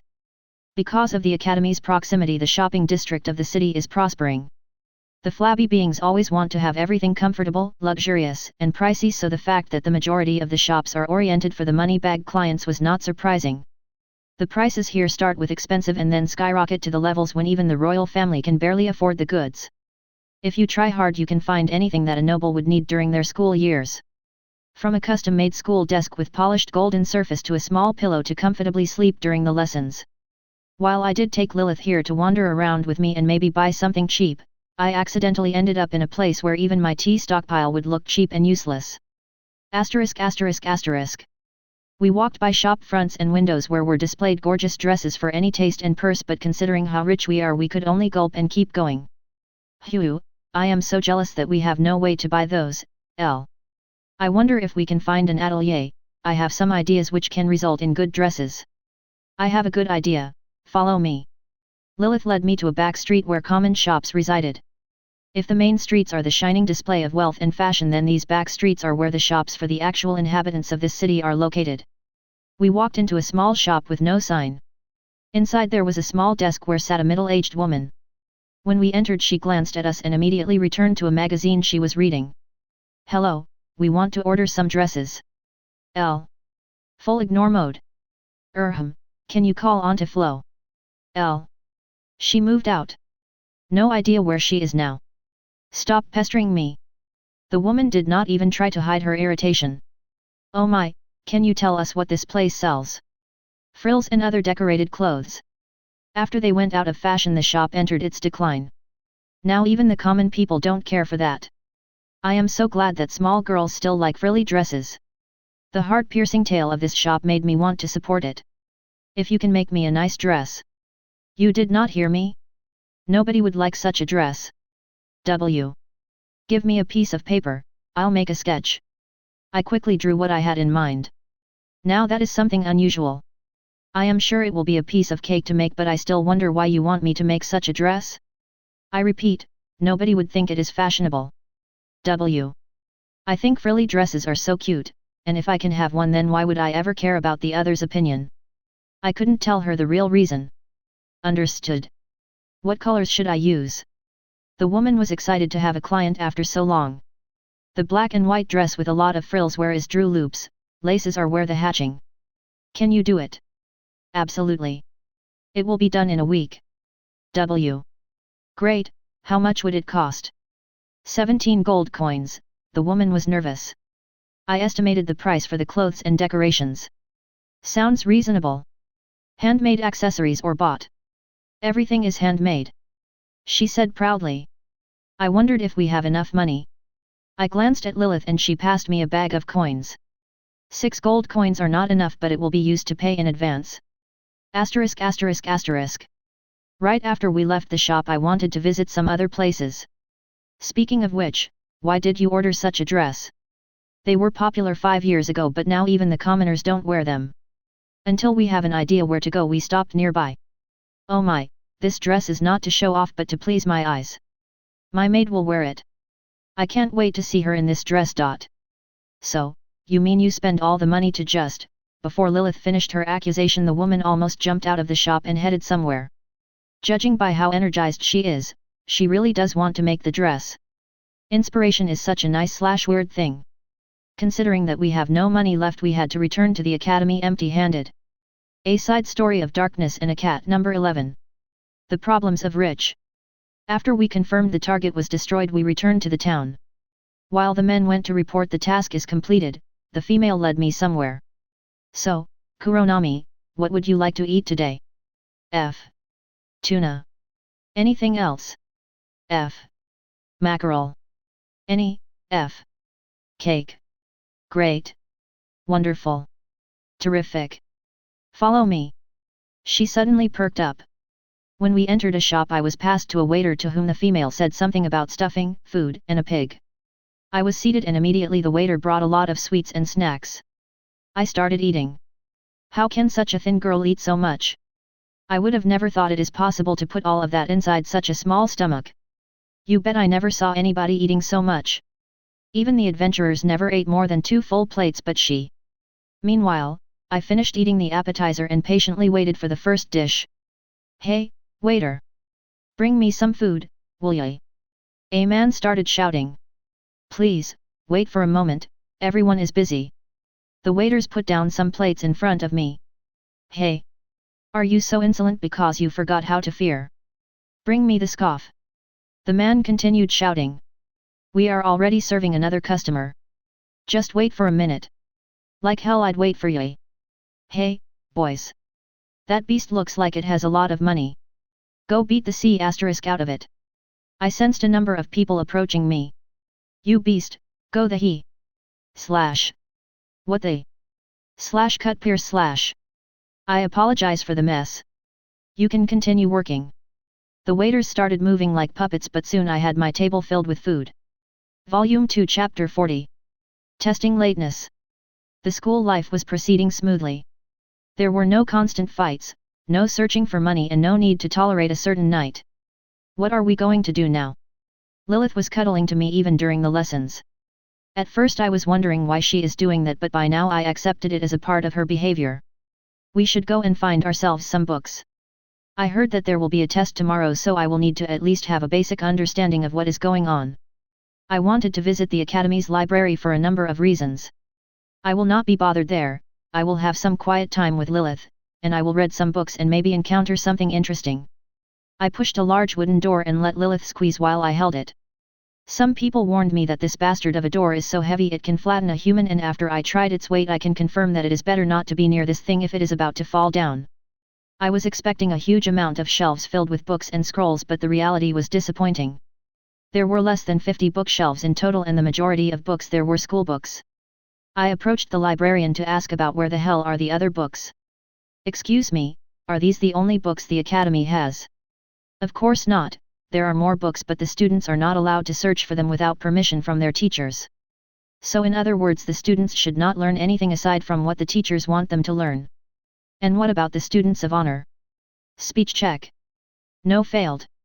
And how do you expect me to learn about the history of this country if neither of the books here has information about it? Then go and ask the history teacher for the permission. Logic, where are you? Like what the hell? I need to take a book and I need to have someone's permission for this? While I am doing it in the middle of the academy where I study. Asterisk asterisk asterisk. I returned back to the reality only when I was outside of the library. Lilith dragged me outside when she saw that I am having a mental breakdown. I could only sigh and head to the principal's office. She said she will be taking care of this, so let her handle her own mess. While we walked I saw that Lilith was looking at a group of girls. What is it? Can I go talk with them? She fidgeted. But of course. Have fun. I encouraged her. If I am correct, then she has some problems making friends. I sincerely hope she will be able to make some friends on her own. I really do start looking like her second mother. However, if the numbers are correct, then I should be considered her grandmother. I had no trouble going straight to the principal, and after I knocked and was let in I began explaining the problem. I get what you are trying to tell me, but it was not me who implemented such a system. I will give you a letter and you will get all the necessary permissions just by showing it to the teachers, but don't expect me to just do everything with a flick of fingers. I can't change anything without the king's consent. Still, it is irrational. You want rationality?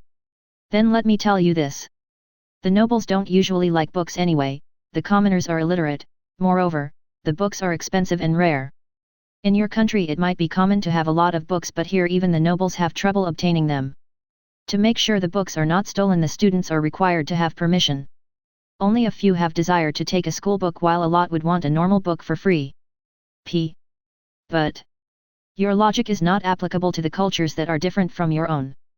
Haha, at least I can finally see there is something you can be taught. The principal was amused while I was disheartened. Asterisk asterisk asterisk. With the tests approaching I had no way but to quickly search for the teachers and get their honorable permissions to prepare for the tests. Because I spent a lot of time running around, I had less time to prepare than I expected. Not to mention I had no time to cuddle with Lilith. I feel like I managed to prepare somewhat well, but I doubt it will be enough to squeeze even B. I was considering using the tete-a-tete testing, but I dared participating with the other students. Will I have a good mark? Don't worry. With such a great ability as yours you will surely be amongst the best. We approached the ranking and I saw that I am at the 12th place. Congrats. Miss Delight is always the best.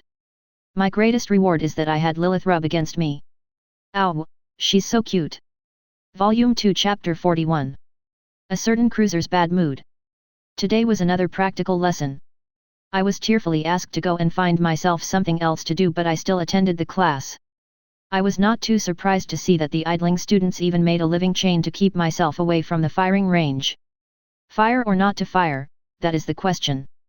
I walked away from the students and the range, and when I was 200 meters away, I turned around. The fate itself must have tried to punish me, but aside from a fire I managed to load half of the guns, and before the effects ended the first turret had its breeches opened for loading.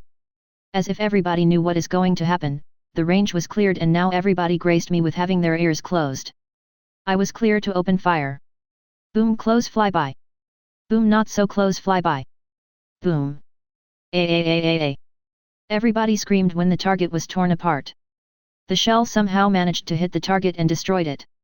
Usually the magic was only blackening it a bit or making it wet, but my shot just left nothing but a crater. Next target, please. I am so pleased to have something hit after so long that I am really getting overexcited. Not that it can be helped. It would be a lie to tell that anything was hit after that, but it was enough to make me withdraw and let the others finally return to their practice without worrying about a 700 kilograms hello hitting the backs of their heads. Just in case it worked out, I tried opening the ding menu. Ding. You received 6 copper coins, 2 skill points, 2 upgrade points, 20 mm/70 mkv Earlicon, replaces light AA, 3/50 mk34, replaces TG. HMS Delight BC. Mod 1945/1949 Modernization Progress 2/10. Accuracy 2/100. Reload 5/100. Recoil 1/100. Machinery 99/25. Guns 51/25. Equipment 99/25. Main guns 14/45 mk7. Loaded, 0/6. Fire rate, 0.1/2.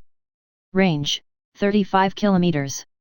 Secondary guns 4/45 mk19. Loaded, 0/12. Fire rate, 1/20.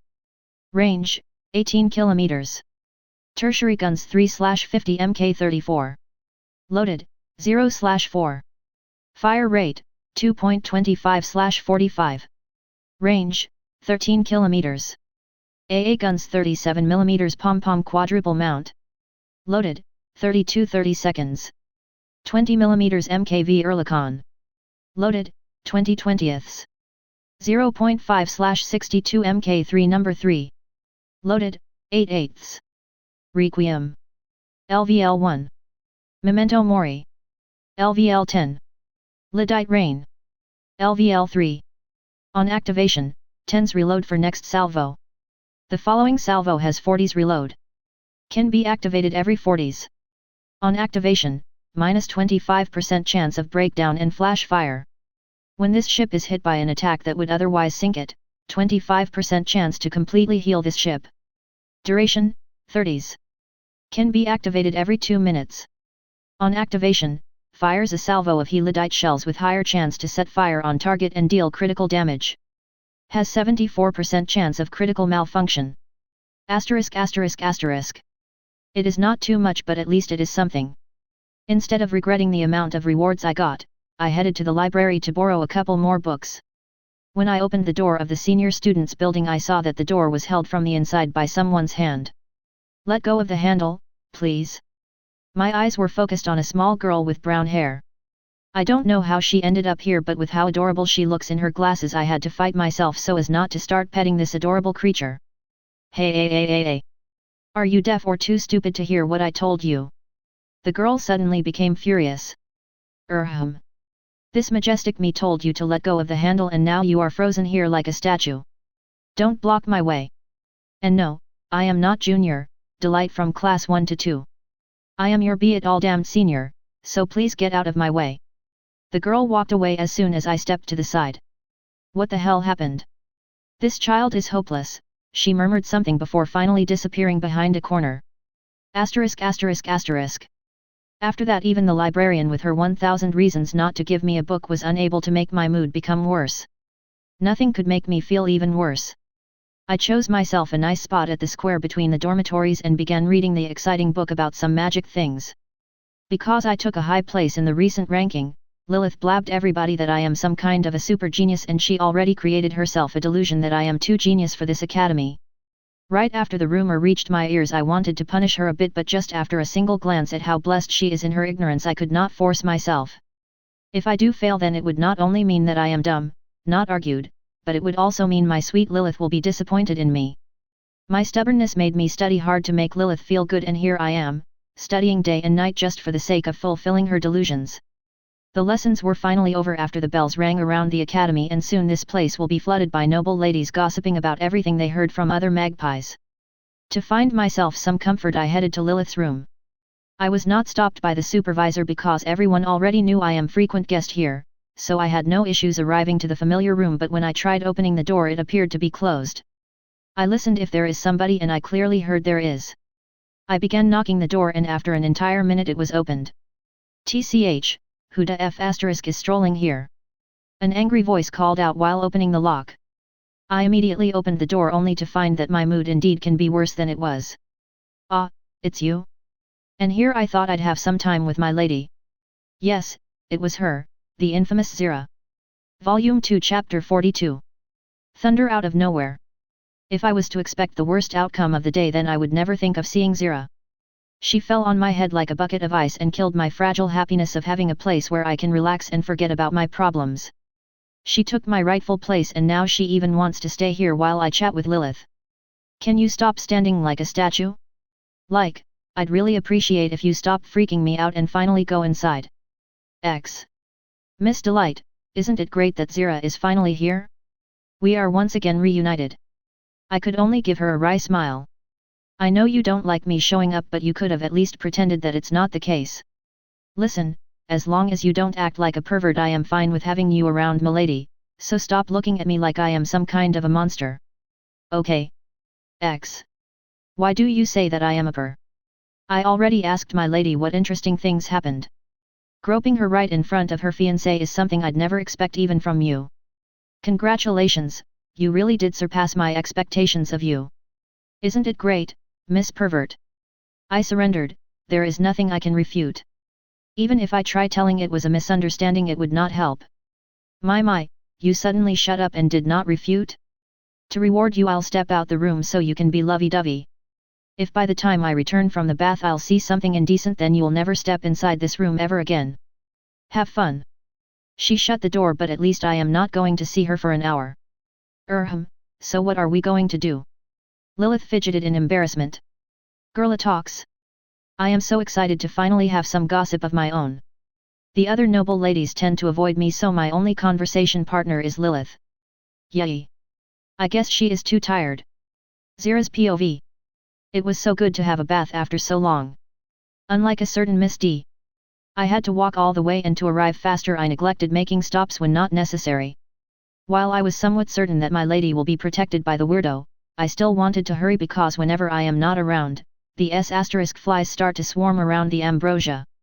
When I heard about what these doves did, I almost wanted to beat the C** out of Miss Delight, but then I thought she is the least problematic person of all that swarm around my lady. If they somehow end up together, then at least that would make the flies go search for AW* of their status. My godlike master is too far from their reach. As I was returning, I almost expected to walk into something indecent, but when I opened the door all I could see is them talking. After Miss Delight was done chatting, she left and I could finally talk to my lady. I turned around, but instead of her happy face I only saw desperation. What happened? This was too sudden for me. Hey, if only she showed a bit more affection. My lady was disappointed? What do you mean? X. When Miss Delight is showing me her affection or being intimate, I feel so happy. Yet, she only does that when I take the initiative. Hey, L. My question might be impudent, but, are you in love with her? Please no, please no, please no. I am not sure, at least I know I want her to show affection on her own, like hugging me not only when we are alone, or rubbing against me. I like cuddling with her, but it is always me who does something, L. So, you want to make her shower you with love? Am I right? X. Well. I won't be against her falling in love with me. My lady became red like a good tomato. Then, how about we make her realize she wants to have you? Let's think of a good plan to make her fall for you, X. Asterisk asterisk asterisk. Meanwhile, Delight was returning to her dormitory. I never thought I can become such an annoyance for her. While we were talking, Lilith was so stiff.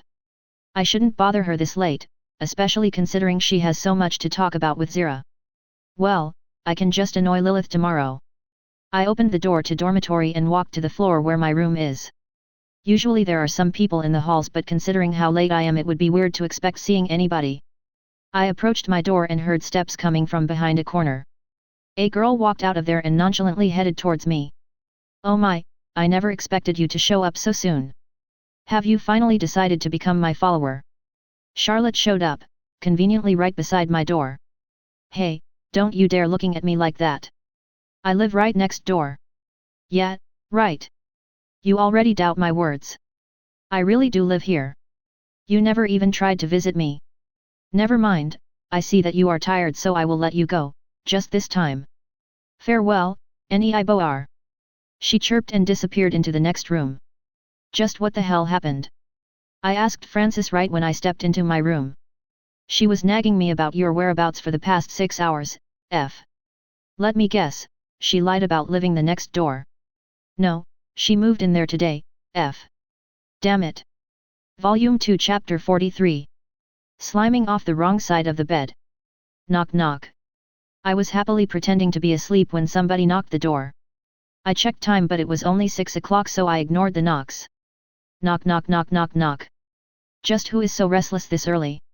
Knock knock knock. It was more like kicking now, so I finally slimed out of the bed and prepared to give an uninvited guest a dummy shell from 76mm gun. I opened the door and... Oh, did you already wake up? Then how about we... Slam. Knock knock.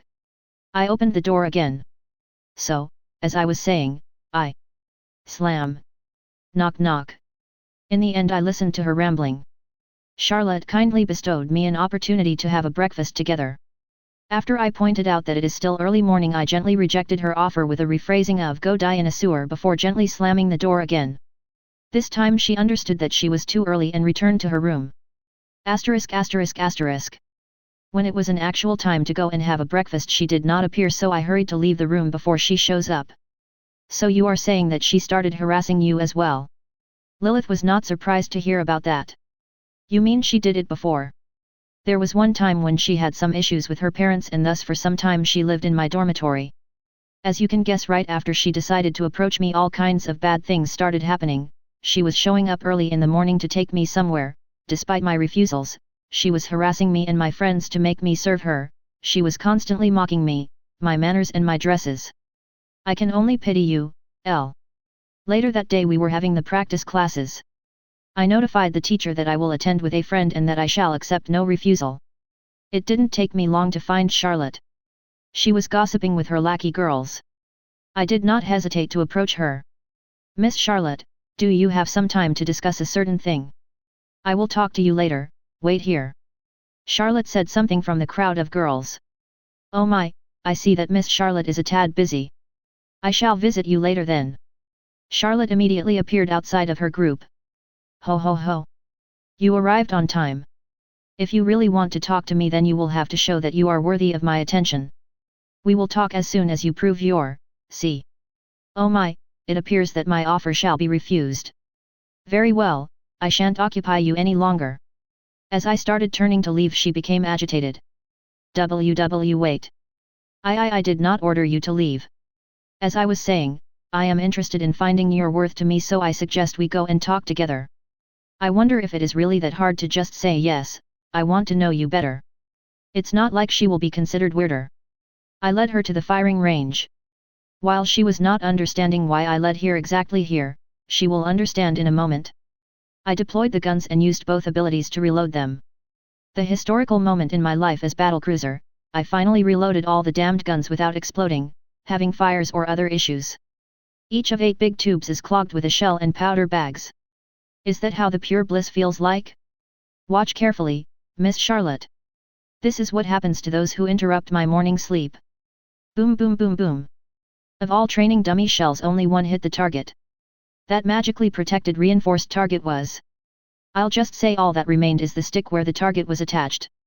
I looked at Charlotte and for a minute she just stood in a stupor. Then she blinked and turned toward me. This is super cool.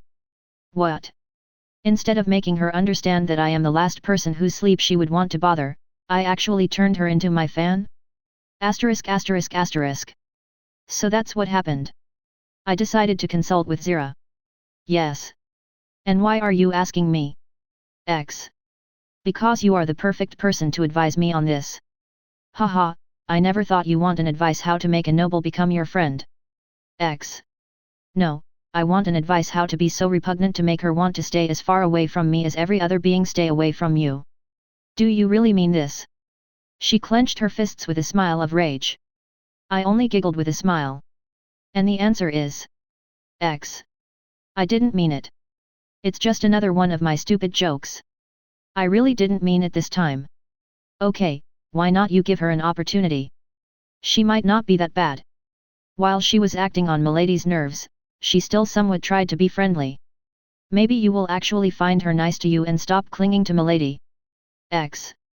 With this I decided to give Charlotte one last attempt at redeeming herself in my eyes. Volume 2 Chapter 44. Morning tea drinking. The next day after my consultation with Zira I was expecting Charlotte to appear once again at my doorstep but she didn't show up. For the breakfast I was on my way to pick up Lilith but I was intercepted by Zira. Don't search for Milady, she has an appointment scheduled. Go and have your fun without her. X. What are you doing here then? Should you not be by her side? I'd be glad but the Crown Prince demanded that they will be alone. While I did swear my loyalty to Milady, I am still subordinate to the Crown Prince. Hey, are you willing to take me? I'm hungry and you no doubt are going to have a breakfast. X. If you are fine with a possible encounter with Charlotte. No problem, follow me. Is it not supposed to be me leading? Asterisk asterisk asterisk. As we entered the restaurant I began scanning for possible seats. Meanwhile, Zira disappeared to fill her stomach with whatever free food she can find. Because I actually only wanted to have some hot water I did not care about her problems of standing in a queue. Suddenly my sleeve was pulled. When I turned around to see the evildoer I saw the familiar curls. You. I demand that you entertain me during my breakfast. Follow me. I was getting tired of her rude attitude so instead, I demonstratively looked around and prepared to leave. What is wrong now? Charlotte was confused. Oh my, whom you might be talking to. Please, do take this hint. What? KHM. As I was saying, follow me. I did not move a centimeter. Is it because you don't have a tray? She tilted her head, while not as cute as Lilith, she has some potential.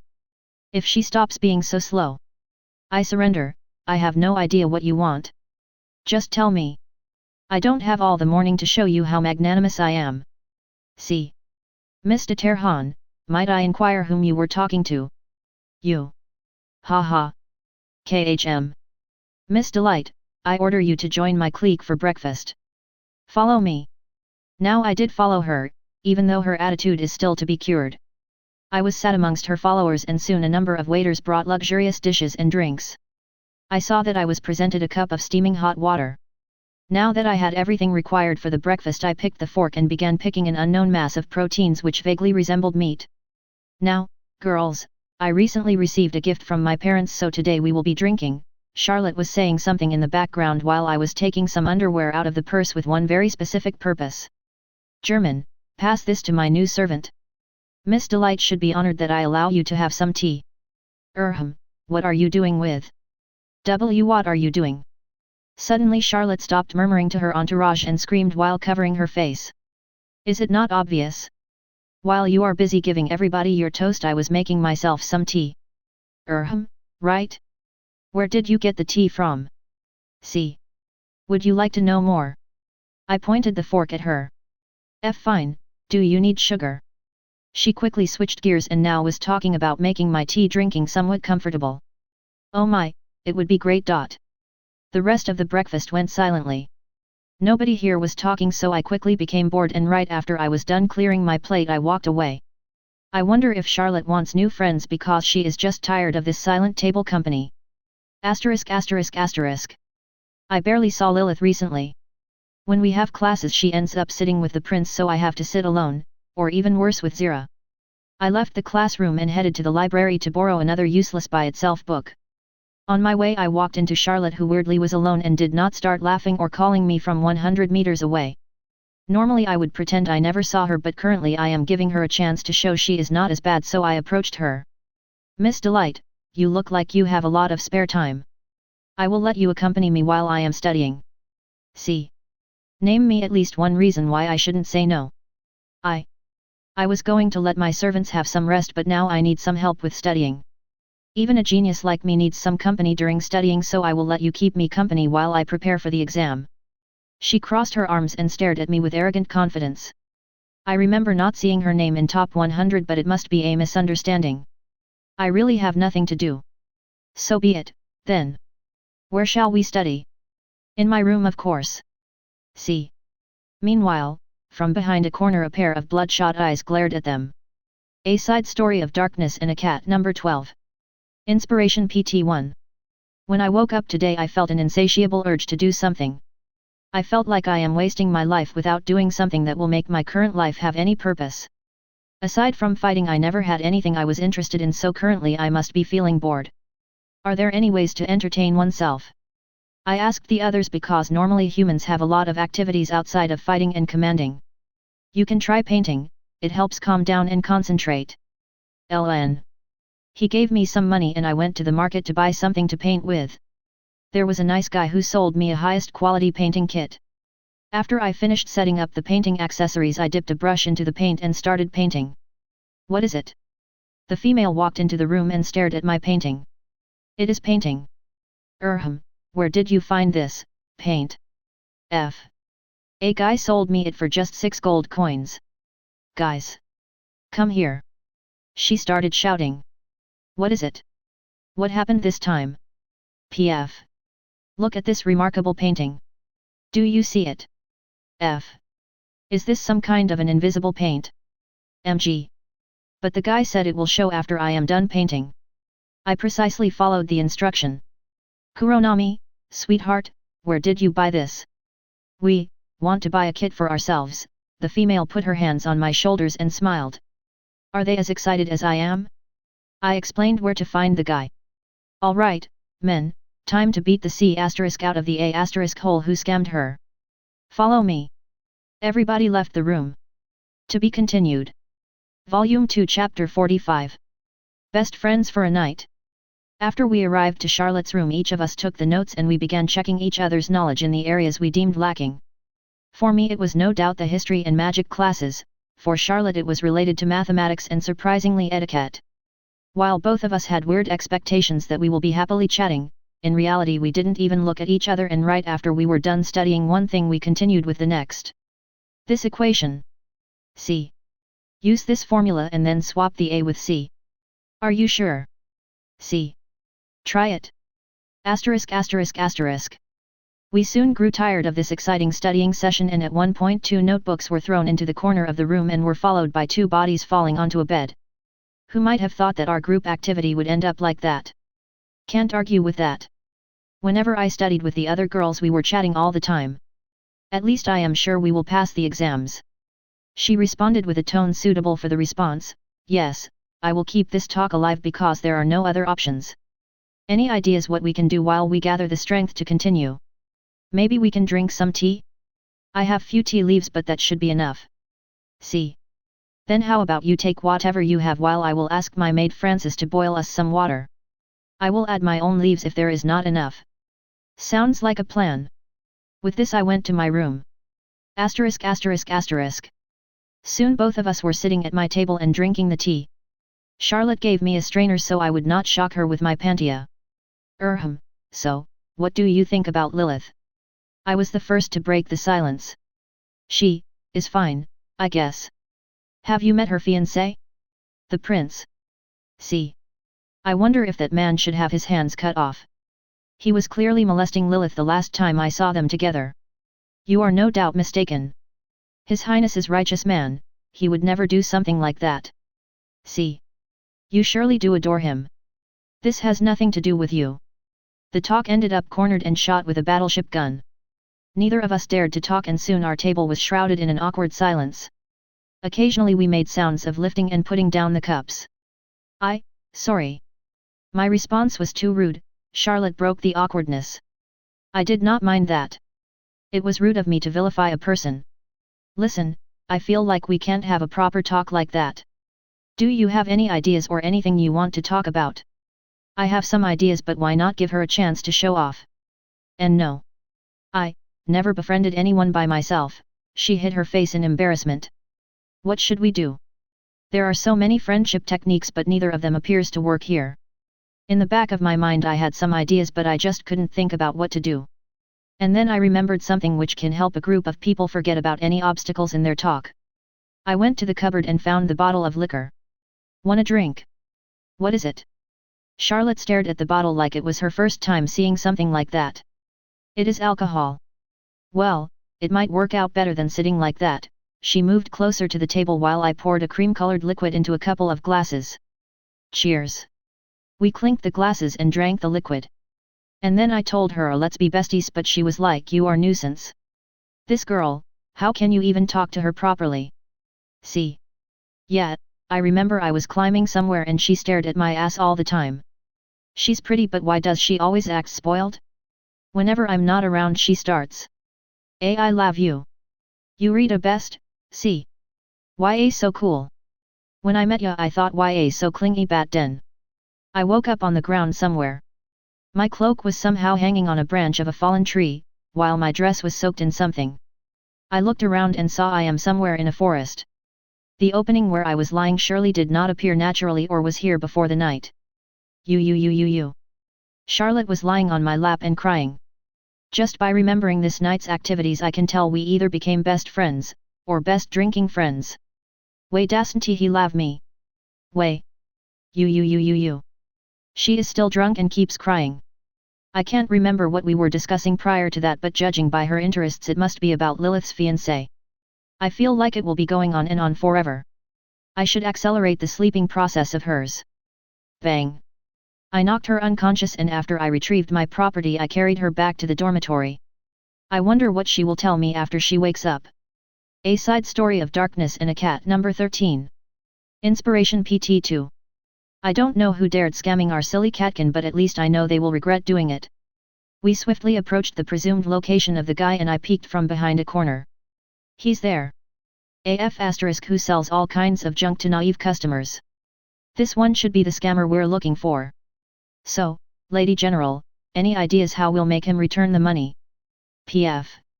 Yes, how about we go, apprehend him and then beat him till he gives us a refund. Then we'll go and buy her some proper paint. Plan. Everybody agreed, so we headed there. The guy noticed us immediately and started advertising us the C** he sells. Do you have some paint?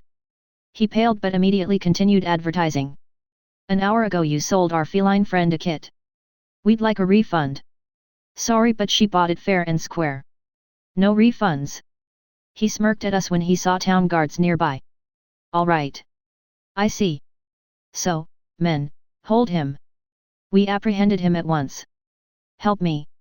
While he was screaming left and right, the men lifted him so it would be easier to beat him. Punch. Help. Help me. What are you doing? Kick him in the B** till he refunds. Simplicity itself. LN. No. Kick. I did not hesitate to kick him as hard as I could. That girl is the last person to understand she is scammed, yet he still dared doing it. What are you doing? Release that man at once. The guards rushed to us. To be continued. Volume 2 Chapter 46. A Ridiculous Gathering. After I handed over Charlotte to her maid I headed to Lilith's dormitory. There I was told that she already left and I hurried to the restaurant. She was not there either, but because I am already there I decided to eat before I continue searching for Lilith. Good morning to you. One of Charlotte's friends approached me. Good morning to you too, might I inquire your purpose? Have you seen Mr. Terhan? I did not see her today, but some people saw you with her this morning. The girl looked at me with suspicion. We got drunk together, but currently she is in her room. Thank you for the information. Good day to you. The girl bowed and walked back to the rest of Charlotte's entourage. Asterisk asterisk asterisk. After the breakfast I was going to wander around and search for my breast pillow, not that I ever used her like that. As I was about to enter the class I was grabbed and dragged out of the student flow. What is it? I barked at Zira. Shut up, will you? Lady has a message for you, she can't see you for now because she was taken to the city. Also, she wanted me to remind you about the gathering. You do remember about it, right? X. No. I am astonished, it is the first time I heard about it. Instead of a long story I'll just tell you it's where the nobles band together and talk about important business. We three might be the last people to be called social butterflies, but we still have to attend. Lady wanted to see the best dress you have cause you'll be her escort. X. It would be weird if I was too. Either you or the crown prince. X. However, I might be the perfect person to do it. Objection withdrawn. Of course I have no dresses other than the one I am wearing, but at least I changed the underwear. Right at the doorstep of my room I was intercepted by Charlotte. You, my head still hurts, hangover only affected her and by the looks of it she suffers for both of us. What are you doing here? I can't just walk like this. Help me walk to the gathering, I am getting a bit late so. Wah. Hey. It is not. Appropriate. She was blushing because I princess carried her. Asterisk asterisk asterisk. By the time we arrived Charlotte was close to fainting, but an armchair helped her relax. A few moments after I sat down Lilith showed up. Miss Delight, is it really the same dress? She was a bit disappointed. I doubt anybody would not like this dress. Everything looks perfect when you are facing a gun. With this I gracefully led her inside the hall where were the other students. While we two were the least dressed of them, we still remain the best because we remain ourselves. Miss Delight, can you stop staring at those dresses? Were you not saying your dress would be liked by anyone? Lilith had time to both check out every other dress in the hall as well as prick. The gathering was going smoothly. The majority of people around us were gossiping or discussing their own affairs while Lilith and I had the snacks tables at our unchallenged disposal.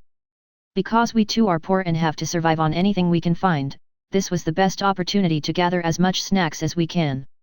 Asterisk asterisk asterisk. Soon the crown jewel of this gathering arrived, me. Lily, how was it named, again?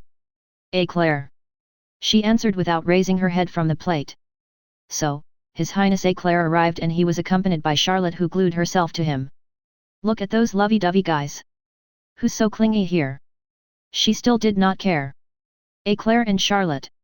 Now she raised her head to understand what I am talking about. What? She screamed loud enough to attract everybody's attention to us. The prince saw us and immediately separated himself from Charlotte. I grabbed Lilith's hand to help her control herself. Claire immediately grimaced and glared at me.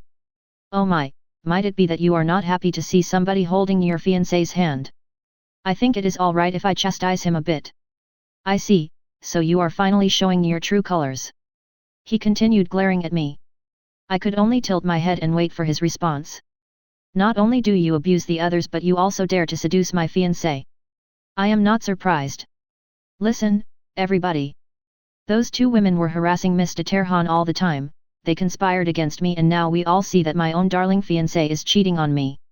Oh my, you surely have a liking to redundant phrases. I was ready to rout any of his claims but before I could begin, the other nobles were already gossiping. We too turned into the main topic of today's mocking. Well, it is my best opportunity to put a large nail into the coffin. Mine or his, it doesn't matter. Everybody here knows about how you two were slandering her, you were ridiculing her and this night you even drugged her. I was trying my best to remember when we ever did something like that. I demand that you two apologize to Mr. Terhan. I strengthened my grip when I felt that Lilith is about to explode. Charlotte, on the other hand, did not dare looking into my eyes and only hid in the crowd. If that is what you want then, he gloated his victory while I deployed the guns. Remember that you are nothing. If you have no strength to make me follow your orders then be so kind to shut up and leave for I shall not succumb to this ridiculous demands and accusations. The one who is strong shall never yield to the rebel if they have their pride and honor. Mine are with me and I am proud to protect what I cherish. If you still have some brain inside your head then you better retreat. I was ready to kick-load the guns if he dares continuing this discussion. When I withdrew with Lilith nobody dared stopping me, but I already know that this farce will not be forgotten soon. A Side Story of Darkness and a Cat number 14. Inspiration PT3. What are you doing? Release that man at once. While the guards were running here I continued beating the fraud with both fists and legs. Hey lady, are you deaf or what? Gee. Like hell I would let this F** go. He scammed my friend and now he refuses to refund. Let him go. I reluctantly told the men to let him go. Kick. As if. In reality, I was kicking until the guards dragged me away from the man. Only then the others let go of him while spitting. What the hell happened to make you four assault this man like that? Gee. I was trading when these four people approached me and demanded that I pay them protection fee. When I rightfully refused they grabbed my limbs and this woman began beating me. You saw it with your own eyes, didn't you? This fraud. Is it true? Gee. Like hell it is. He scammed our friend by selling her old dried paint. I warned her what she's buying, it was her own choice. Fraud. Then it's settled. We'll lead you four to the station. Don't resist. Gee. What if I tell you who the buyer is? The guards stopped. Have you heard about the black-haired catkin who recently did some things? PF. The guards started shaking. Imagine what she'll do if she comes here, Ellen. Refund them. The guards barked at the fraud. With the bastard being taken to the prison and us having the money back we headed to an actually good shop and bought some paint and good brushes which we gifted to our pet girl. 2 hours later I checked on her. Guys. Come here. Neither of us understood what the hell she painted. It was a grey flattened cylinder with a styled fish image on its side. I was thinking what to paint but then I remembered. Growl. Volume 2 Chapter 47. A Sickness Ride. It was not unexpected that a few days after the prince's vagary I received a letter. The sender asked me to go to the royal palace to be the defendant. While I wondered if it was related to my not-so-recent acquisition, I still had to go. Before proceeding with anything else I decided to ask the principal if there is something I should know. So, you are summoned to the palace. I am sure this delay is related to the fact His Highness had to write a letter to the king before anything would be done. You are in a very bad position if you can't impress the king. P. For now I think I have to get there, am I right? There is a river nearby, it flows right into the sea, so if you take a boat you can get right to the capital. It will take a day or two to reach the sea and then a week to reach the capital. The crown prince must have set sail right the next morning after the gathering, you need to hurry. While you and Miss Everine pack your luggage I will call for a boat. P. Why would you help me? That boy needed some spanking for a long time. If you are smart enough to make him shut up then you should be able to refute all of his claims as well. This would be a good lesson for His Highness. P. Asterisk asterisk asterisk. Of course, considering how much time we would have, I decided to accelerate Lilith's preparations by at least informing her about the current situation. Currently she is studying, so I need to go inside, take her and then send her to pack. The operation of course was simple. I just shamelessly entered the classroom right in the middle of the lesson, lifted Lilith off her chair and carried her out of the room before anybody could voice their discontent. What is going on? L. We need to immediately pack our belongings and head to the capital. The principal already took care of our transportation, so our task is to do everything fast. Yes, as you say. She stopped struggling and just let me carry her. While Lilith was packing I already took the purse since I never left it in the room, and was waiting outside the poor dorm. Meanwhile, somebody was running towards me. Are you crazy? Zero was steaming like a locomotive. Oh my, it is nothing but an emergency. Emergency my A asterisk. The principal informed me, so I get it why you kidnapped Milady right in the middle of the lesson, but why the heck you did not inform me? With my help she would have packed everything twice as fast. X. But you also need to. Silence, I have everything necessary pre-packed for such cases. Go to the pier while I help Lady. She stomped inside the dorm while I stayed where I am. Asterisk asterisk asterisk. 5 minutes later. A mule like Zira and Lilith with a bag exited the dormitory safely. What the? Did I not tell you to go already? X. Did you not use your brain to think I don't know where the pier is? I smiled. Sorry, my bad, WTF? Stop it, you two. Let's hurry. The boat already was at the pier and waited for us. The owner already knew where we need to go, so without any questions he helped us unload the mule and set sail to the estuary. How deep the estuary is? Are there any shallows there? As long as you are not completely blind you will notice the few rocks that can break a hull. The rocks are the only objects that can strand a ship there. The captain enthusiastically explained the area around the estuary and even showed me the sailing equipment. The travel to the estuary was not exciting in any way. Lilith was constantly lying on the board and observing the water flow around the boat. When I was navigating with her she never had nausea. We departed at 9:50 am and now is the next morning. I am a bit behind the schedule but I keep watching the sea. What are you doing? Just watching. Miss Delight, can you pass me some water? Lilith was still suffering and barely slept. Still nothing. Hey, Captain, can we drop the anchor at the estuary? Why would we need to? The old man was surprised by my request. After all we needed to hurry to the capital. There is something. Yes, I see a fog and that's a good sign. The captain followed my request and we anchored right outside the dangerous rocks of the estuary. It didn't cure Lilith but at least I am certain the rendezvous point is correct. What is that? In the distance the captain saw a smoke pillar. That is me. The battlecruiser enters the stage. I had to steam all the time ever since I talked to the principal just to arrive here. I corrected the course to arrive nearby and pick up the girls. So, ladies, take your luggage, we are swapping the ride. Audiobook. Volume 2 Chapter 48. The Leviathan arrives. Both Lilith and Zira were shocked to see a ship of this scale afloat. If they were super curious to explore my rigging back then, now I don't even have an epithet to describe their curiosity. If I did not shout at them for a few times, they would have actually tried to squeeze into the gun barrels. Either of them would get stuck almost immediately but at least they satisfied themselves by sticking their legs and arms inside the rifled liners. The kids were playing with deck machine guns and I even showed them how to use them. The kids played with Oerlikons installed everywhere, and how happy they were to hug and swing on the 102mm gun barrels. I was impressed that the girls were not tired after they were running around till the evening. I have a radar contact. I heard a few beeps before the radar shut down itself. What? They don't understand but it is not important. Inside the ship, now. I dragged them all the way to the bridge. Of course when they started touching everything in their vicinity I had to smack their hands. What happened?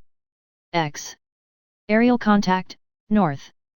Bearing 21, altitude, S**, range and altitude are unknown. I used binoculars to locate the object. It happened to be a large pack of winged reptiles. Alright, flak shells loaded, guns turned. Let the missing begin. Bang bang bang. The girls were surprised to see how the 102mm fired. I was surprised as well, my range estimations and even accuracy were good, no, excellent.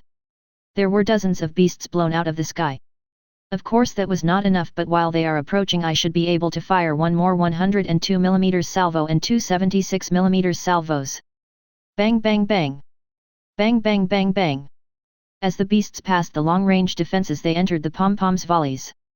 At most only a couple of lizards were shot down by the fire and even though I shot down half of them it was not enough to take them all down. Bomb bomb bomb bomb. Watch out. Wyverns are approaching. Why there is an entire colony of them. Bang tra ta ta bomb bomb. Tra ta pu pu pu pu pum tra ta ta bang. As the wyverns entered the range of all AA weaponry they started to take an actual damage.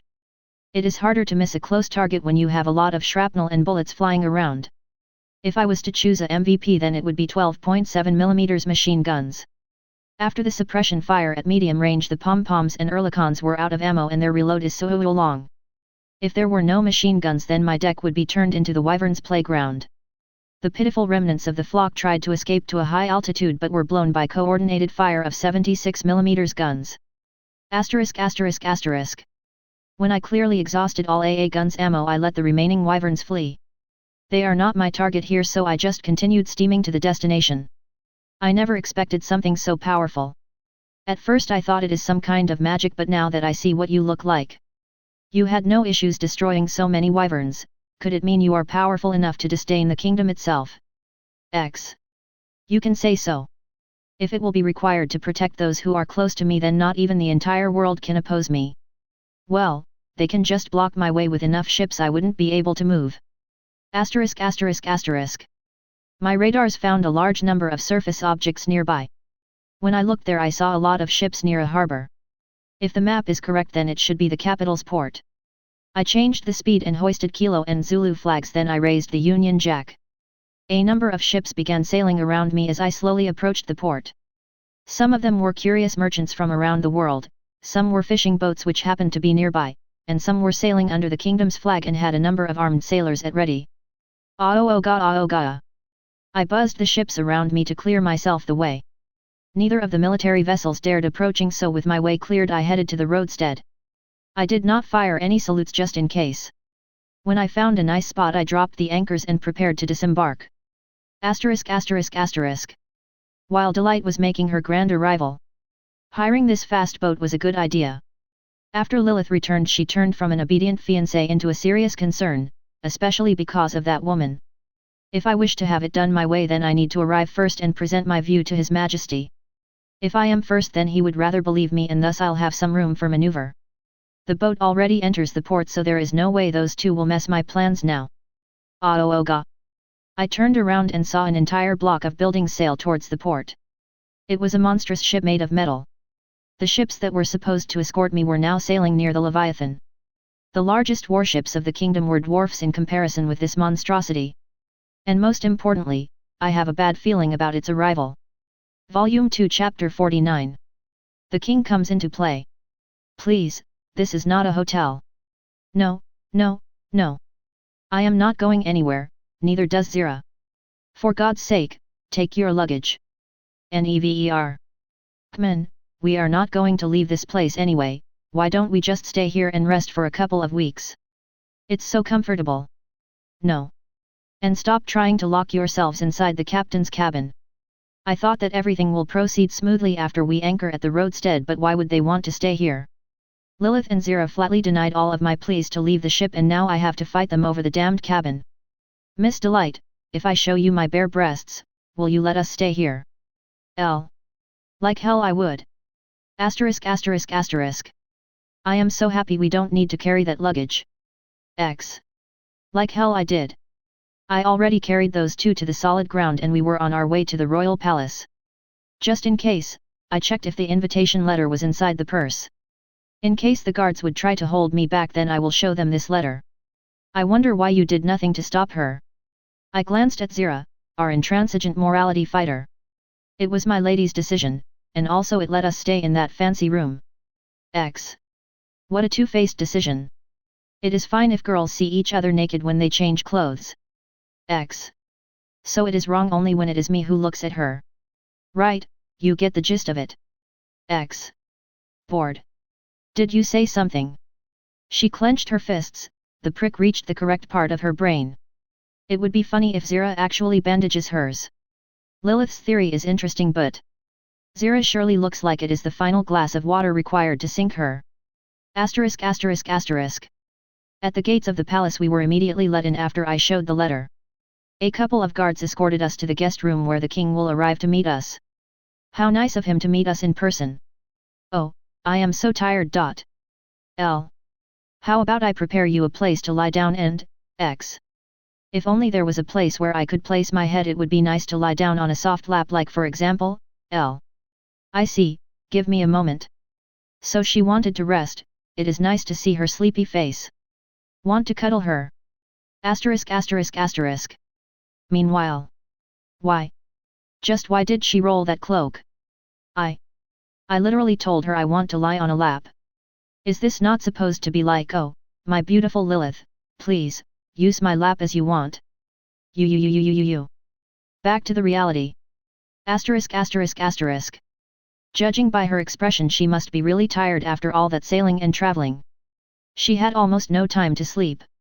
Poor girl. Knock knock. Come in, please. A man entered the room. His Majesty the SHHHHH. King of Marcellia will arrive in a few minutes, please, prepare to greet His Majesty. Sorry. The man gently closed the doors. Less than 5 minutes later the doors were opened and a man in a fur mantle entered the room. This time, however, without shouting from the doorstep. Are you the ones who caused the ruckus in the Rosehip Academy?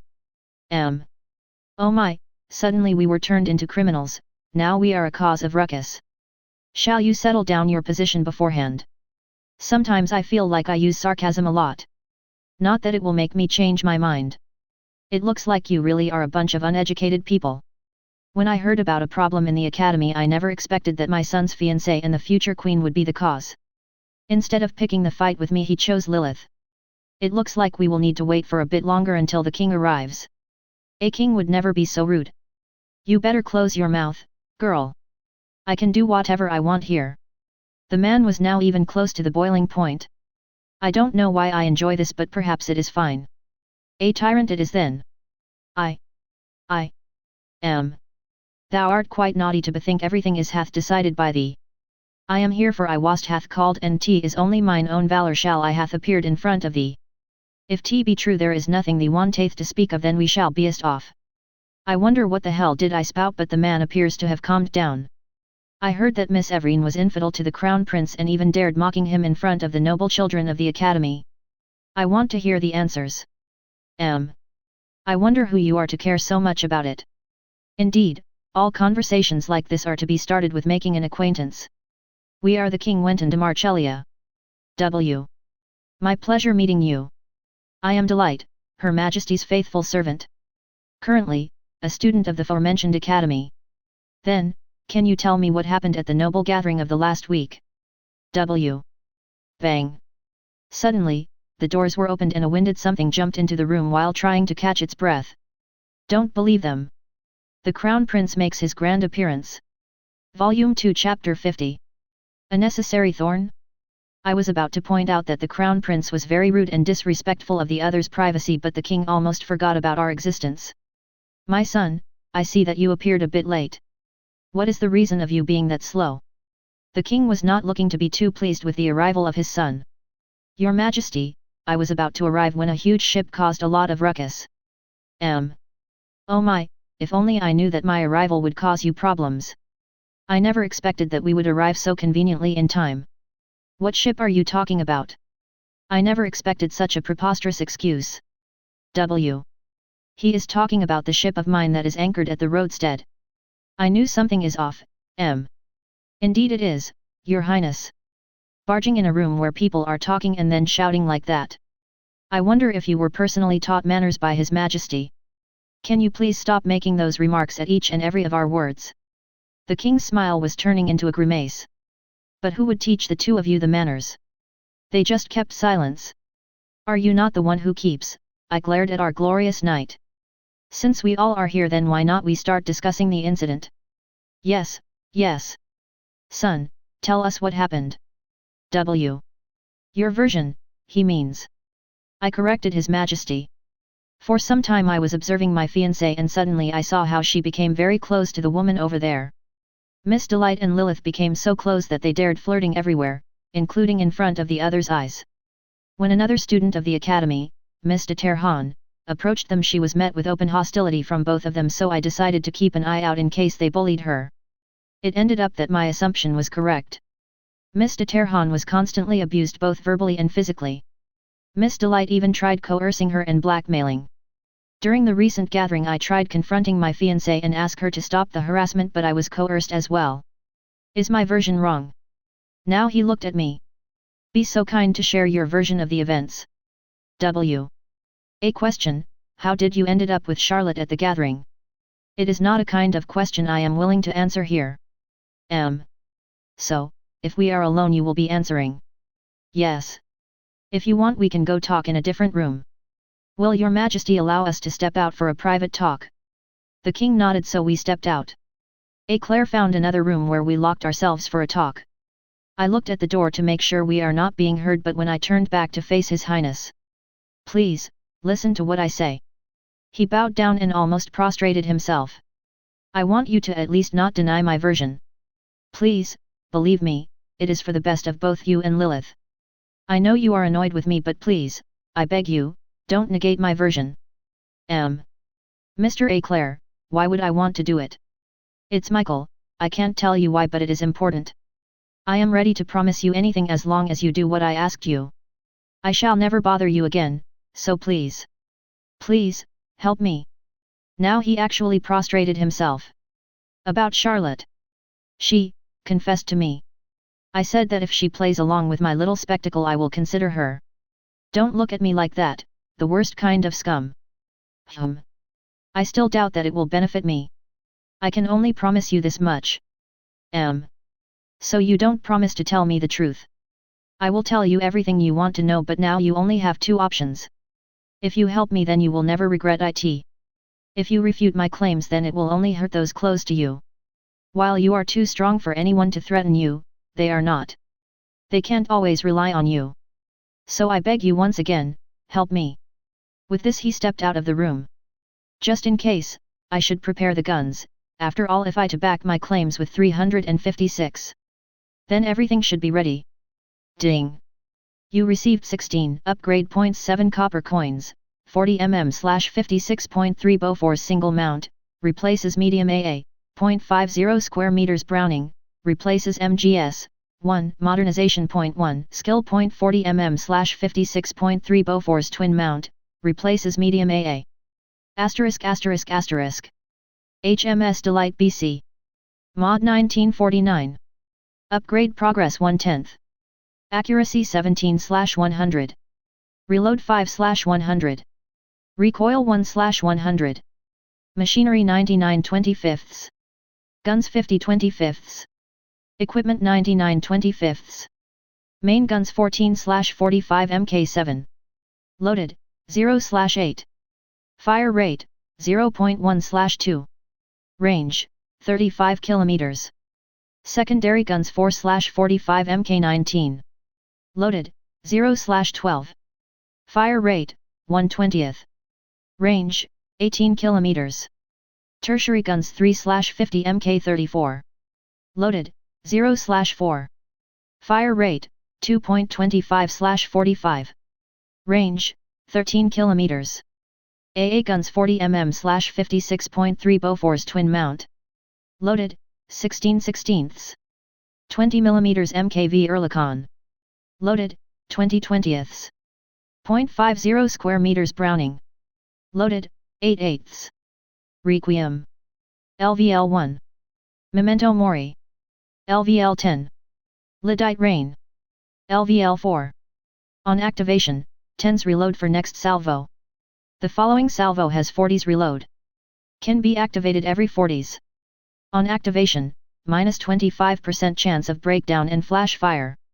When this ship is hit by an attack that would otherwise sink it, 25% chance to completely heal this ship.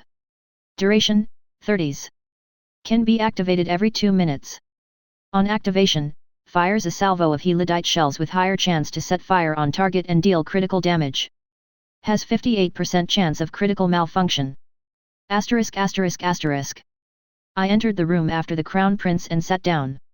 So, did you two finish your talk? The king asked out of courtesy but without any interest in hearing our answers, so we just nodded. All right, Miss Delight can now present us her opinion on this matter. Then I will make the final verdict. W. Your decision can only be approved by me and I hope you understand that my words are much stronger than yours. Why would you think so? He smirked.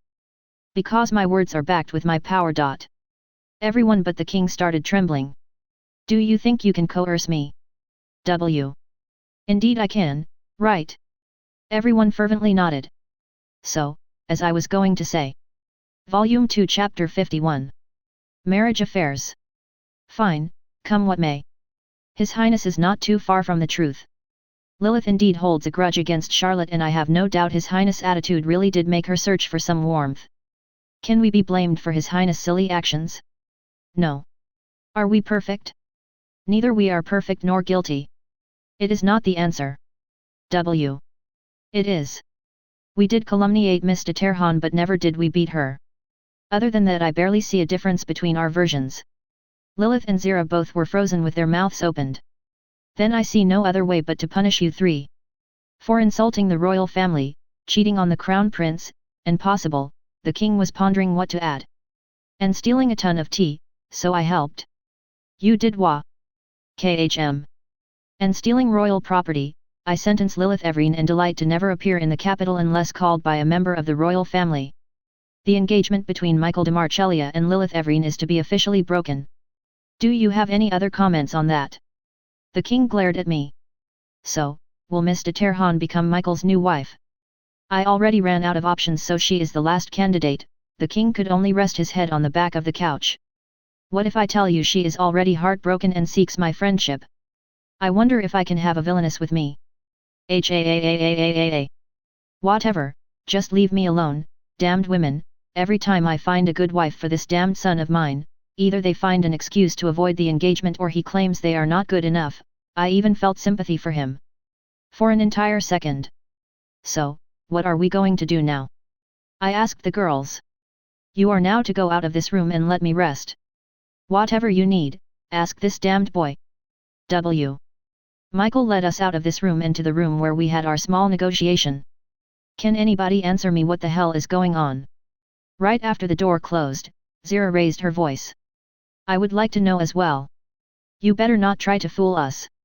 You two surely knew what is going on. X. We had a little chat here and decided to follow His Highness' version of events. Miss Delight, I am so disappointed. Why did you not tell us that you are going to do this? L. My sweet silly Lilith, when could I do this? She immediately calmed down. So, now that we solved it, will we get the answers about why the hell you sided with him? X. Oh my, it is a good time for my payment. Right. What would you need? M. Gold, enough to cover our expenses for a few months. He handed us a bag of coins. Just the weight of that bag was enough to convince me that we are now rich. Phew, he sighed in relief. Did you think we are done? I reminded him about the second part of the deal. What do you mean? He stiffened. The truth. Yes, about what? M. Bang. Why would you want to set up Lilith? I am ready to keep beating him until he starts thinking. Well. Hey. I just want to stop those constant political marriages His Majesty finds for me. I always have to act like a good fiancé and play a couple in love. Lilith, there was nothing personal. You are a good woman and I hope we can remain friends, but I just don't want to marry neither you nor de Terhan. I want to find a wife for myself without constant nagging of my parents. M. Then why not ask Lilith to break the engagement? Why do you think I would not try? Even if I did try, His Majesty is so keen on finding me a wife that he would ignore anything but a crime. Only when the candidates were doing something very inappropriate he would break the engagement. He never listened to my opinion and thus constantly causes problems. When I heard that Lilith and Charlotte are the last candidates in his stupidly long list of fiancés, I understood that it would be my only opportunity. I am sorry to make you a part of this idiocy, but it was my last and only hope. I also think that Miss Everine would appreciate the fact that she is no longer bound by anything but the morals. He suggestively looked at the two of us. While I appreciate your Highness' care, I would still like knowing what you wanted to do beforehand. Miss Delight and I would gladly cooperate without the need to cause us so much trouble. Lilith was saying everything calmly. It either means she really appreciates Michael's efforts, or she is beyond mad. Mr. Michael can try to make up for his mistakes by paying for our shopping in the capital. You will, right? The girls caught up to my devilish smile and the Crown Prince had no way to refute. Shops, we are coming. A Side Story of Darkness and a Cat number 15. Wildcat. The friends, as they like to call themselves, found a new mission for which they asked my assistance. Is it fine with you? F. Of course, I was created for escorting ships. Our task is to escort a small number of merchant ships down a river to its estuary where they will have enough space to set sail. We will be making sure the slow and hulking ships will not be attacked by pirates. As the only destroyer here, I will be providing AA covering and ASW duties. Will there be submarines in the river? I never heard about such submarines, but I need to be on alert. What is she talking about? F. Let's just say yes, it is faster and won't hurt. MG. Commencing ASW. Launching charges. What did you say about it will be alright? PF. Well, MG. Bum. As I was done bombing the submarine, I saw that instead of oil there was fish surfacing. Oops. The ships were close to their destination and we met no threats. I jumped out of the water to make sure the others are fine. What are you planning to do after we are done with this quest? LN. Eat. Anything else? LN. Sleep. How about we all travel somewhere and search for a nice restaurant to feed her? LN. We have no money for that, remember? PF. Nat, it will be fine. LN. How are you going to procure the necessary funds? I need to know what I should do. We will search for a treasure. MG. What a great idea, any proper ideas? PF. Yes. Stop arguing and look there. F. Straight ahead of us, near the estuary, were other ships. Some of them were positioned right on the way of the caravan. I checked the fuses. Shipfoot teaser chapter, Dragon, Adventurers, and Reincarnation. Fight with a dragon. The beast was huge. As tall as the top of Battleship's mast. It must be a worthy opponent for even the most experienced adventurers. Many would run away just after seeing it from the distance. The sisters looked at it before returning to their talk. The dragon was just too weak for them to waste their attention. Of course, it was not missed by the beast itself. This disdain was hurting its pride, so the dragon headed to them. It wanted to punish these ants who dared ignoring its majesty. So that lizard is heading here. Should we do something? Oh, Monday Share, did you want to brush off this thing by yourself? The elder sister chuckled and started petting the head of her cute sibling. Oh, can I? Did you not want to do it yourself? The dragon was more and more indignant by their attitude. Roar. The sister turned their heads at this hindrance. So please, don't dirty your hands with this filth. I will handle it myself. Of course, if you want to play a bit then I won't interrupt you.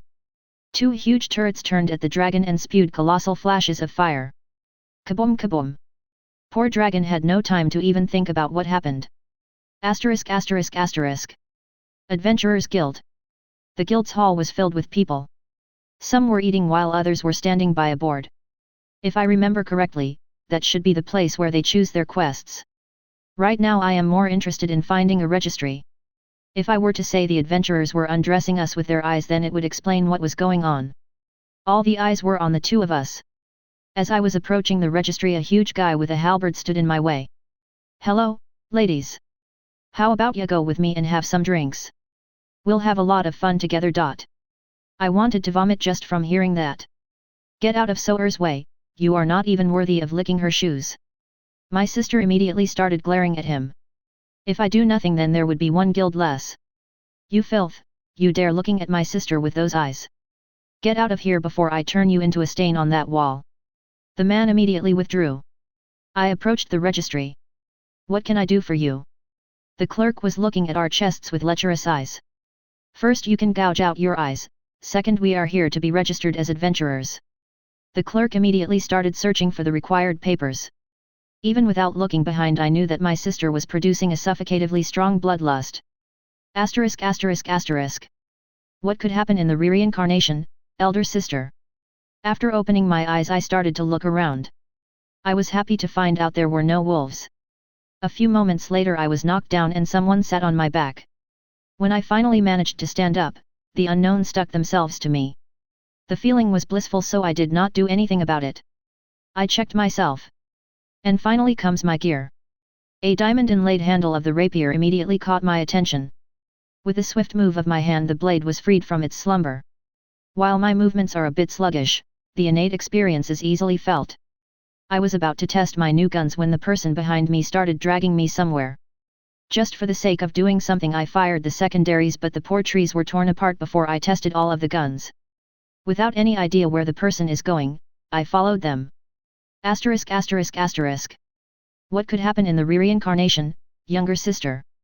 After opening my eyes I started to look around. I was happy to find out there were no wolves. A few moments later someone hugged me from behind. I felt how my cheeks started to burn, but instead of trying to free myself I just let the hugger do whatever they want. I checked myself. And finally comes my gear. On the handle of the rapier were sapphires, both large and small. The design is elaborate but it does not affect the handling. When I wanted to swing the rapier to test it, my hand was grabbed and the blade was gently returned back to the scabbard.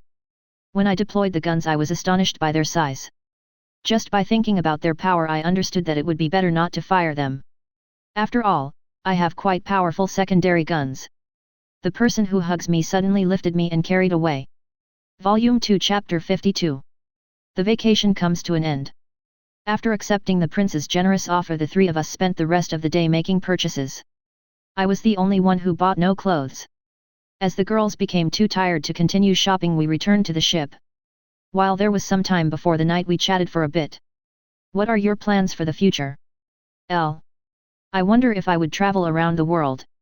After all, today's meeting with the king left quite an aftertaste. You want to run away from the troubles? No way, no way. I just feel like it would be nice not to associate myself with the royal family. Is it not the same? Zira continued pushing me into a corner with her words. I wonder what your plans are. After today's events I might be forced to step down from Lady's knight position, but then what would stop me from quitting the order as well? Why are you talking about bad things? Let us feel happy at least for some time. What could prevent us from having a long vacation? The exams, The exams, Why am I always the last person to hear about such things? Anything else I should know in advance? I was forcing myself not to start swearing. Why yes, there will be a ball the next day after the exams results are published. Thank you for telling me this before it happened. I am so happy I was notified. Can you keep your sarcastic remarks to yourself, at least when you talk to us? She is just a bit salty. Lilith chuckled. I left the two of them on their own while I went to check why the radars stopped working for the fourth time today. Also, I started warming up the boilers so by the morning the steam turbines would work at their optimal output. Our departure made as much noise as did our arrival, so it was no wonder the ships were swarming around. I was leaving the port, and just for the sake of being in a hole I turned the main guns at the city and fired blanks. Boom boom. Perhaps it will even wake up the royal family. Not that it is almost noon. The ship soon ended up in a current which was flowing in the same direction we went. Because of that I decreased the burn rate of the boilers, and thus there should be no malfunctions. After some time I checked the machinery, and the systems indeed showed no problems even at the top speed of 34 knots. If only the radars were showing the information without 10-minute lag. A couple of days later we were reaching the estuary of the river where we began this cruise. Captain and her crew, thank you for choosing Delight Ship Line. Please, do not consider choosing us ever again. As I finally dropped the anchors in the estuary, the sonar started beeping. It would not be a torpedo, and the majority of the local wildlife would not dare showing up here, so I did not fire anything. I was right about it. A small group of weird-looking dolphin-like creatures showed up nearby. Both of the girls confirmed that they are safe, so we spent some time watching the dolphins play around the ship, and when the boar arrived to pick us up we returned to the academy. After a couple of days of lazing around, the D-Day came. I was happily daydreaming in my bed. It was still early in the morning, so I was just enjoying my time. Knock knock. Good morning, miss. I prepared your breakfast. I hope it will be to your liking. Oh, there is a letter left on the tray. Please, read it. Also, can I do something for you? Francis conveniently showed up when I started sliming out of the bed. Yes. Francis, can you check my dress? I wonder if it is all right to keep wearing it or it should be washed. Yes, leave it to me. The maid cheerfully left the room to do the chores. I was eating when I remembered that there is a letter. I was wondering who sent it, but then I saw that it was sent by the atelier where I ordered the maid dress. Knock knock. Come in. Oh, did that girl already finish cleaning the dress? Hello, I saw the blonde of doom. What is it? I tried smiling, but I wonder if my face shows another expression. Miss Delight, can we talk for a bit? Charlotte was unusually quiet, but I don't feel like talking to her now. Charlotte, can we talk a bit later? There should be enough time for us to talk after I finish my breakfast. Thank you. Do you remember that the exams are today? She tried smiling while I was searching for something to throw at her. She managed to spoil my good mood. Well, she just returned me to the reality, the terrifying and brutal reality. A Side Story of Darkness in a Cat, number 16. Oxygen-fueled destruction. The people on the merchant ships started running around and swinging swords.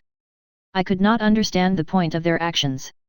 Instead of doing zigzag maneuvers to avoid possible torpedoes, the merchants were stopping their ships. The enemies on the other hand were oaring towards us. Kuronami, can you delay them? Engaging the enemy ships. I jumped into the water and set course to go straight at them. It will help me avoid any shells and also increase my chances of evading their torpedoes. While the merchants were standing still, the pirates were trying to approach and encircle us. If my estimations are correct, then their courses should be perfect. When I was very close to the enemy, I turned sharp to the port side at almost 90 angle. Splash! Splash! 2 waves of torpedoes were launched at the enemies on the right and center flanks. The enemy galleys did not change their course, so they... Boom boom! 2 ships were hit and the others steered randomly, but it was too late for them. Boom boom boom! As the enemy ships were torn apart, I approached the left flank and prepared to torpedo the 2 enemy ships there. They already started maneuvering when I launched the first torpedo. Splash splash splash! I staggered the launch to make the torpedoes intersect at one point, so even if they evade one, they will hit the others. Boom! One of them hit a torpedo, but the second evaded. The ship's captain was courageously grinning as he evaded the final torpedo. Splash splash! He will not be the first. Boom! And not the last fool I sunk. A Side Story of Darkness and a Cat, number 17. Path of a Cat. The merchants were grateful enough to offer us some food for our escort. Of course I wondered why they gave us so little, but I did not insist on anything. What's wrong with her? Don't worry about her, she just thinks you gave her not enough food.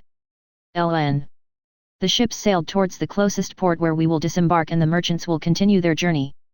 Occasionally I patrolled around and screened them when animals and ships were approaching too close to the caravan. While I was on board, Long-Nose Guy approached me. Why are you so grumpy? Did something happen? LN. They said they will pay us, but they gave us only 2 crates of food. Did you really think it is our payment? They will pay us when we arrive, this is just for us you to have some food. Now I understand. They are going to donate us these goods for the war effort. You understood what I said, right? I nodded and he petted me. At the port. What do you mean donate our merchandise? Where did you even hear that? I knew she misunderstood something. Why did I not check right when she understood immediately, Ellen? In the end we agreed that the merchants will only pay for my dinner. I am happy they were happy when the others announced what our payment is. After all, I was created to help humans. I know a good and quite cheap restaurant, how about we go there? The merchants' faces lit up even more. As we entered the restaurant, the Long-Nose Guy announced. Waiter, please serve our friend whatever she requests. Those gentlemen will pay for everything. LN. Asterisk asterisk asterisk. As the time went on, the merchants' smiles were becoming stiffer and stiffer. They exited the restaurant with very dark expressions and sworn to never ever agree to feed Catkin as their payment. However, they still decided that they will be hiring Kuronami if their paths cross again. Volume 2 Chapter 53. The Student of Honor's Responsibilities. If there can be different options during the exams, then mine would be doing everything my way. Amongst the main subjects I already had the etiquette covered, the arts classes were never attractive enough for me, so my exam there will be but a formality. In the end I only need to do the science exam and both magic class exams. Simplicity itself, I should say. Asterisk asterisk asterisk. Maybe we should not. We should, I assure you. But, listen, why don't you just sign here and this exam will be just a formality? No, no. Never would I allow you to skip the exam. Not on my watch. Please, I beg you, just accept this A++ and go somewhere else. I don't want our entire range destroyed. Mr. Collins was begging me on his knees, but it would be a shame to pack my guns when I already summoned them. For the love of God, reconsider that choice of yours. MC. Seeing that the teacher fails to convince me, the other students started searching for a cover. The guns dropped and 10 tedious minutes of waiting began. 4 guns were loaded while the rest did not. I was going to fire what I had, but the damage control managed to open the jammed breeches of turret Y. Fire in the hole. Boom boom boom. High explosive shells scattered around the target area. They created a few craters, but the targets were barely damaged. At least there was an effect. With my diligence and tears deserved mark, the first headed to the next exam. Asterisk asterisk asterisk. The theoretical magic was never a class where I was listening. Alright, class. The exam starts now. Sensei, can you explain to me why the proportion of nitroglycerin and nitrocellulose is so important, and what would happen if instead we used common glycerin and cellulose? It is a funny thing that I am a teacher to our teacher. Hoo, that should be it. Sensei, did I pass? Mr. Frongel was anxious to know his mark. Yes, you understood this part well, so it's A. I wonder if I would soon become the theoretical class new teacher, yet for now I need to finish the last exam of this semester. Asterisk asterisk asterisk. The science classroom was completely silent. Miss Catalina finished writing something on the chalkboard and turned around. The examination starts now. Do not try to cheat, or you will face the consequences. The class was showered by a cold, hateful glare. While everyone was mechanically writing something in their sheets and shaking whenever the glare landed on them, only 3 persons were cheerfully writing and occasionally exchanging glances. Damn that demon lord! TSHH, don't let her hear us. Wait till this monster steps out. Sure, try your best until she walks away. Asterisk asterisk asterisk. 30 minutes ago. Miss Catalina approached me with a concerned look. You will not cheat, right? See. Oh my, why would I? I am more than certain I will have no issues. The moment I step out, they will.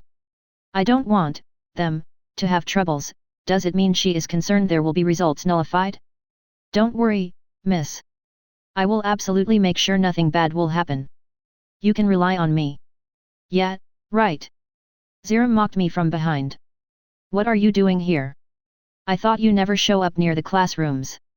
You will never guess who is the lucky person who brings here the examination forms. Also, step back a bit. You're the last person supposed to look at them. X. Why would you suddenly volunteer to carry the exam materials around?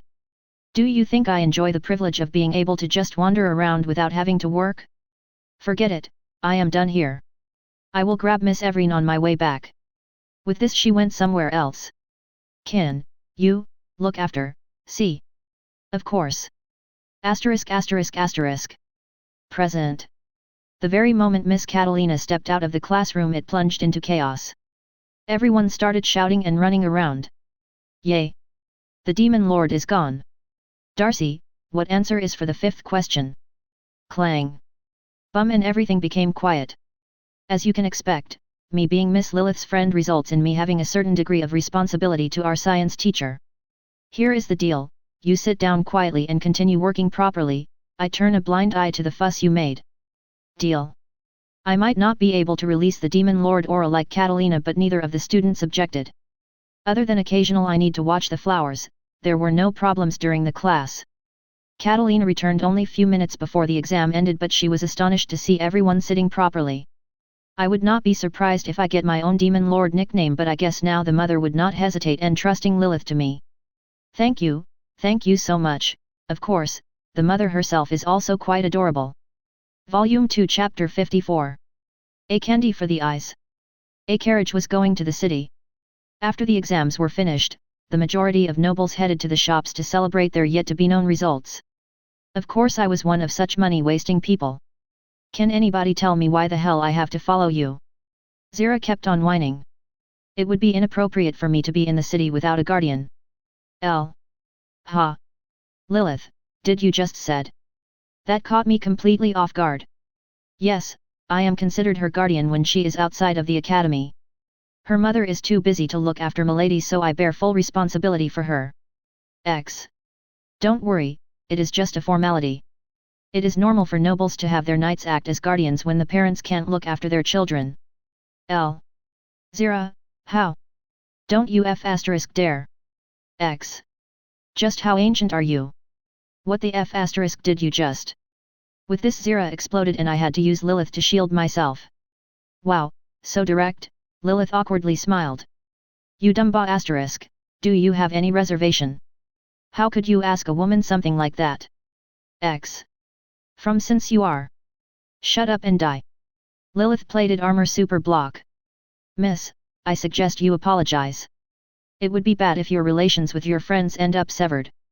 Frances was also with us, but she barely spoke anything while we were writing. Oh my, it would be a shame. I am sorry, you old hag. Tell me, when was the last time you had your face broken? Zira clenched her fists. Oh my, I suggest you use body strengthening magic and prepare to heal broken limbs. TCH, fine. Still, why would you need me if you already are considered milady's friend? You are of legal age already, so there should be no issues. Also there is a maid here. X. My poor hollow friend, do you know what quality of yours is the only one I appreciate and treasure? Aside from my genius and beauty? Ha ha ha, stop. Right. Now. X. Miss Delight just wanted to tell you that you are here to carry our purchases. Nice assist, Lily.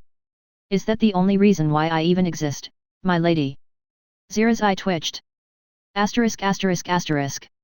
The carriage stopped near the atelier. Lilith handed me the money which she insisted on carrying by herself, and we entered the shop. The seamstress was reading her magazine and ignoring anything that happened around. Oh my, it does look like we are not welcome here. The woman jumped up as soon as she heard my voice. Esteemed customer, I was worried you would never come back. W. Don't worry, we just had an urgent business in the capital, which we between us like to call the Great Royalty Extortion. After all, we surely did not become poorer because of it. Give me a moment, I will show you the dress. W. The very moment the dress appeared in our sight, the reactions became divided. I was pleased with the results while Zira had her cheeks inflated as she barely contained the laughter. The seamstress did add some frills and laces on her own, but the dress itself still had the perfect balance of being strict and practical, as well as beautiful and pleasing for the employer's eye. Francis, wear it. What? F. Did she just? Zira and Lilith were talking in the corner. Yes, she planned it from the very beginning. L. Make sure to stay away from her sick hobbies. X. Francis did not question my order, and soon she was in front of us in all her maid glory. The apron was only decorated at its bottom, neither there were excessive decorations on the shirt and skirt. Her modest chest was safely covered with white frills, but it was still recognizable. The decorations were not interfering with the movements. I chose the skirt to be long so I don't have to worry about it being inappropriate, but of course it does mean there is a lot of space for decorations. A lot of laces were on the sleeves, which can be considered decorations by themselves. All in all, I am satisfied with the result. It is a daring rethink of a maid dress. The maid herself started spinning around and checking the dress. By her looks I can conclude she liked it. Is it fine, for me to have such a dress? Francis was embarrassed, but after I nodded she continued spinning. Listen, you retard, did you even think before doing it? This piece of C** will only make people laugh at her. X. You say it like I would care about what the people think. She is my maid, and if anybody dares mocking her, then they can kiss my shining metal guns. Zira dismissively waved her hand and went outside. When I turned around I saw that Francis was staring at me. I stepped to the side, but her eyes were still glued at me. I continued trying to escape her, but she was looking at me with increasing adoration. I swear, if this was an anime her pupils would be heart-shaped. Well, as long as she likes it, and my eyes like it. Volume 2 Chapter 55. Between the maid and the villainess. By the time we returned from the city, Francis became incredibly irritated. I ordered her to sit on the opposite side of the carriage so I could appreciate the dress, while she wanted to sit with me. I wonder if she is more irritated that she could not sit with me, or that I have the cat-like Lilith cuddling with me. As we returned to the academy we headed to the board where the results should be posted. I wondered if the results are there, but before seeing them I saw Charlotte, whom I so carefully avoided. Miss Delight, Everine. Are you here to see the results? See. Yes. How are you doing? Oh, I am doing great. Ho ho ho. She covered her mouth with a fan and started laughing. It looks like the results are posted. No, they are not, see. Then why are you so cheerful? I wanted to be the first to see my triumph myself, but the fate shipped us two together. Of course I am glad to see you, and because you are here then why not you make yourself useful? I want you to escort me to the ball. She was acting weird, not that it is different from her public self. Well, her drunk and vulnerable self is cute, so it is worth tolerating her. Sorry, but Everine will have her night. See. And you don't have one. I reminded her. After all, if Lilith has a night then Charlotte even more so has one as well. Miss, She had her knight fired 2 days ago. F. What? KHM. So, as I was saying, see. No, if I don't cut all her hopes she will keep pestering me. But why? Charlotte's villainous stance was now broken as she started throwing a tantrum. You still owe Lilith for blaming her. Also, I am yet to forgive her. I never blamed her. His Highness asked me to follow him and be silent. If I ever knew about what would happen, I would never. Yes, right. It does not change the fact that you did it. Does the prince's love cost as much as your friend's honor? I know it does not. I know it would be a fake love. Yet, I could not say a word when I heard what nonsense he said. See. You ran away before being confronted. Please. I did not do it on purpose. I would not want to hurt everyone while doing it like a rat. It would hurt me more than benefit. I looked behind. Miss de Terhan deserves a chance. You ended up pals after giving it a try, she should not be that stupid to risk everything for this. TCH. Does it mean I am forgiven? Charlotte started puppy-eyeing me. My expression did not change. The radar picked motion behind me, 2 meters away. When my attention returned to the hurricane, I saw an obnoxious scene. Ho ho ho. I will allow you to continue being my follower if you forget about that incident. Be happy about it. I wondered what is going on, but judging by the drops of water forming in the corners of her eyes, she tries to act like her usual self. Well, her weird villainous acting does hit the nostalgia parts of my heart. TCH. I will not escort you, but the bygones will let be bygones. Thank you. KHM, don't be too happy, Everine. This time you may have won, but the next time. Ho ho ho. Her laugh still makes me dumbfounded, but as long as the child is happy. Asterisk asterisk asterisk. The next day the results were posted, not worth mentioning them as they are too predictable. Thank you, University.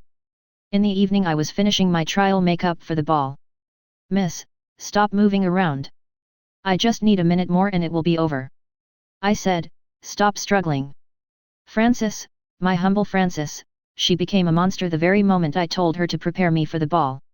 We spent only few hours choosing what I am going to wear.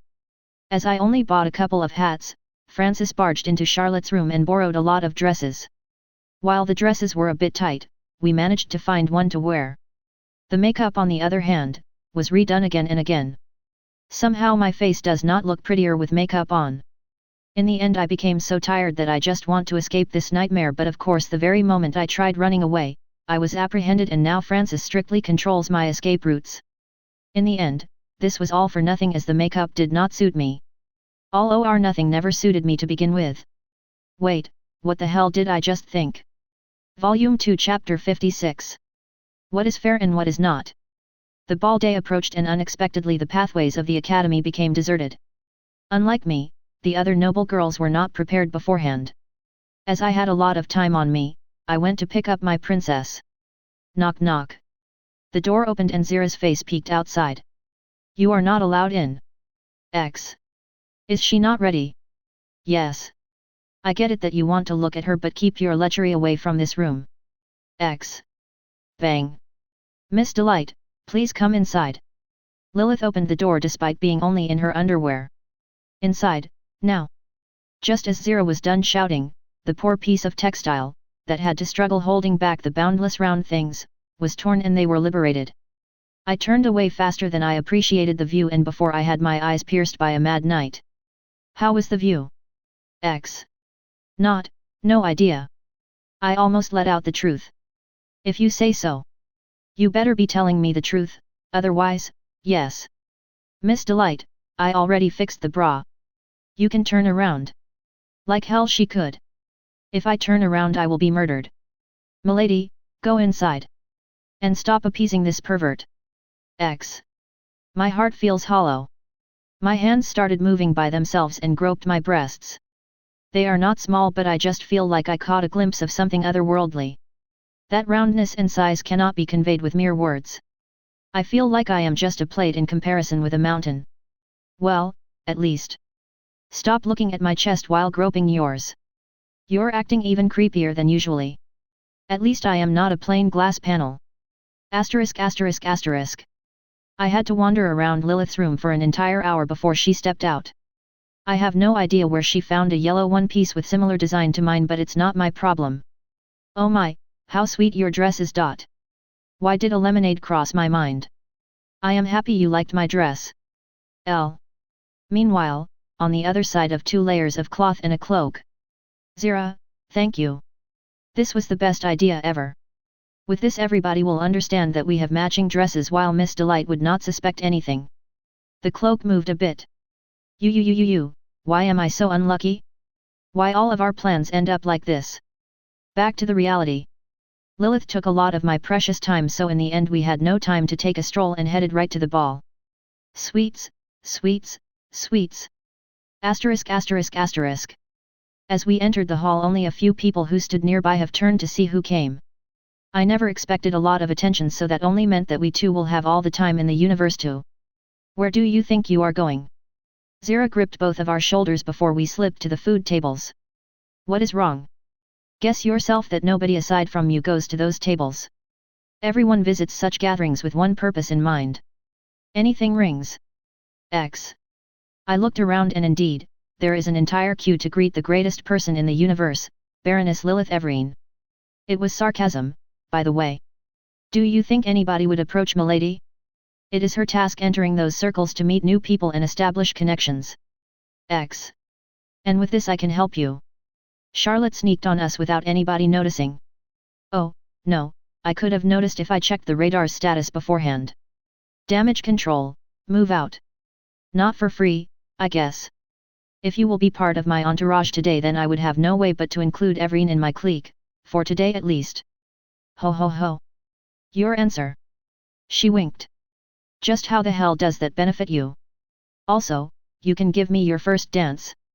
You know how to dance the male parts, right? I wondered what to answer, but then I saw how Lilith's eyes turned into glass. Sorry, but... Everine, Baroness, making connections. Me, Viscountess, a lot of friends. You, student of honor, want to have some fun. We two dance while Everine talks, so you two have a lot of spare time afterwards. Your answer now. See. Allow me to invite you for a dance.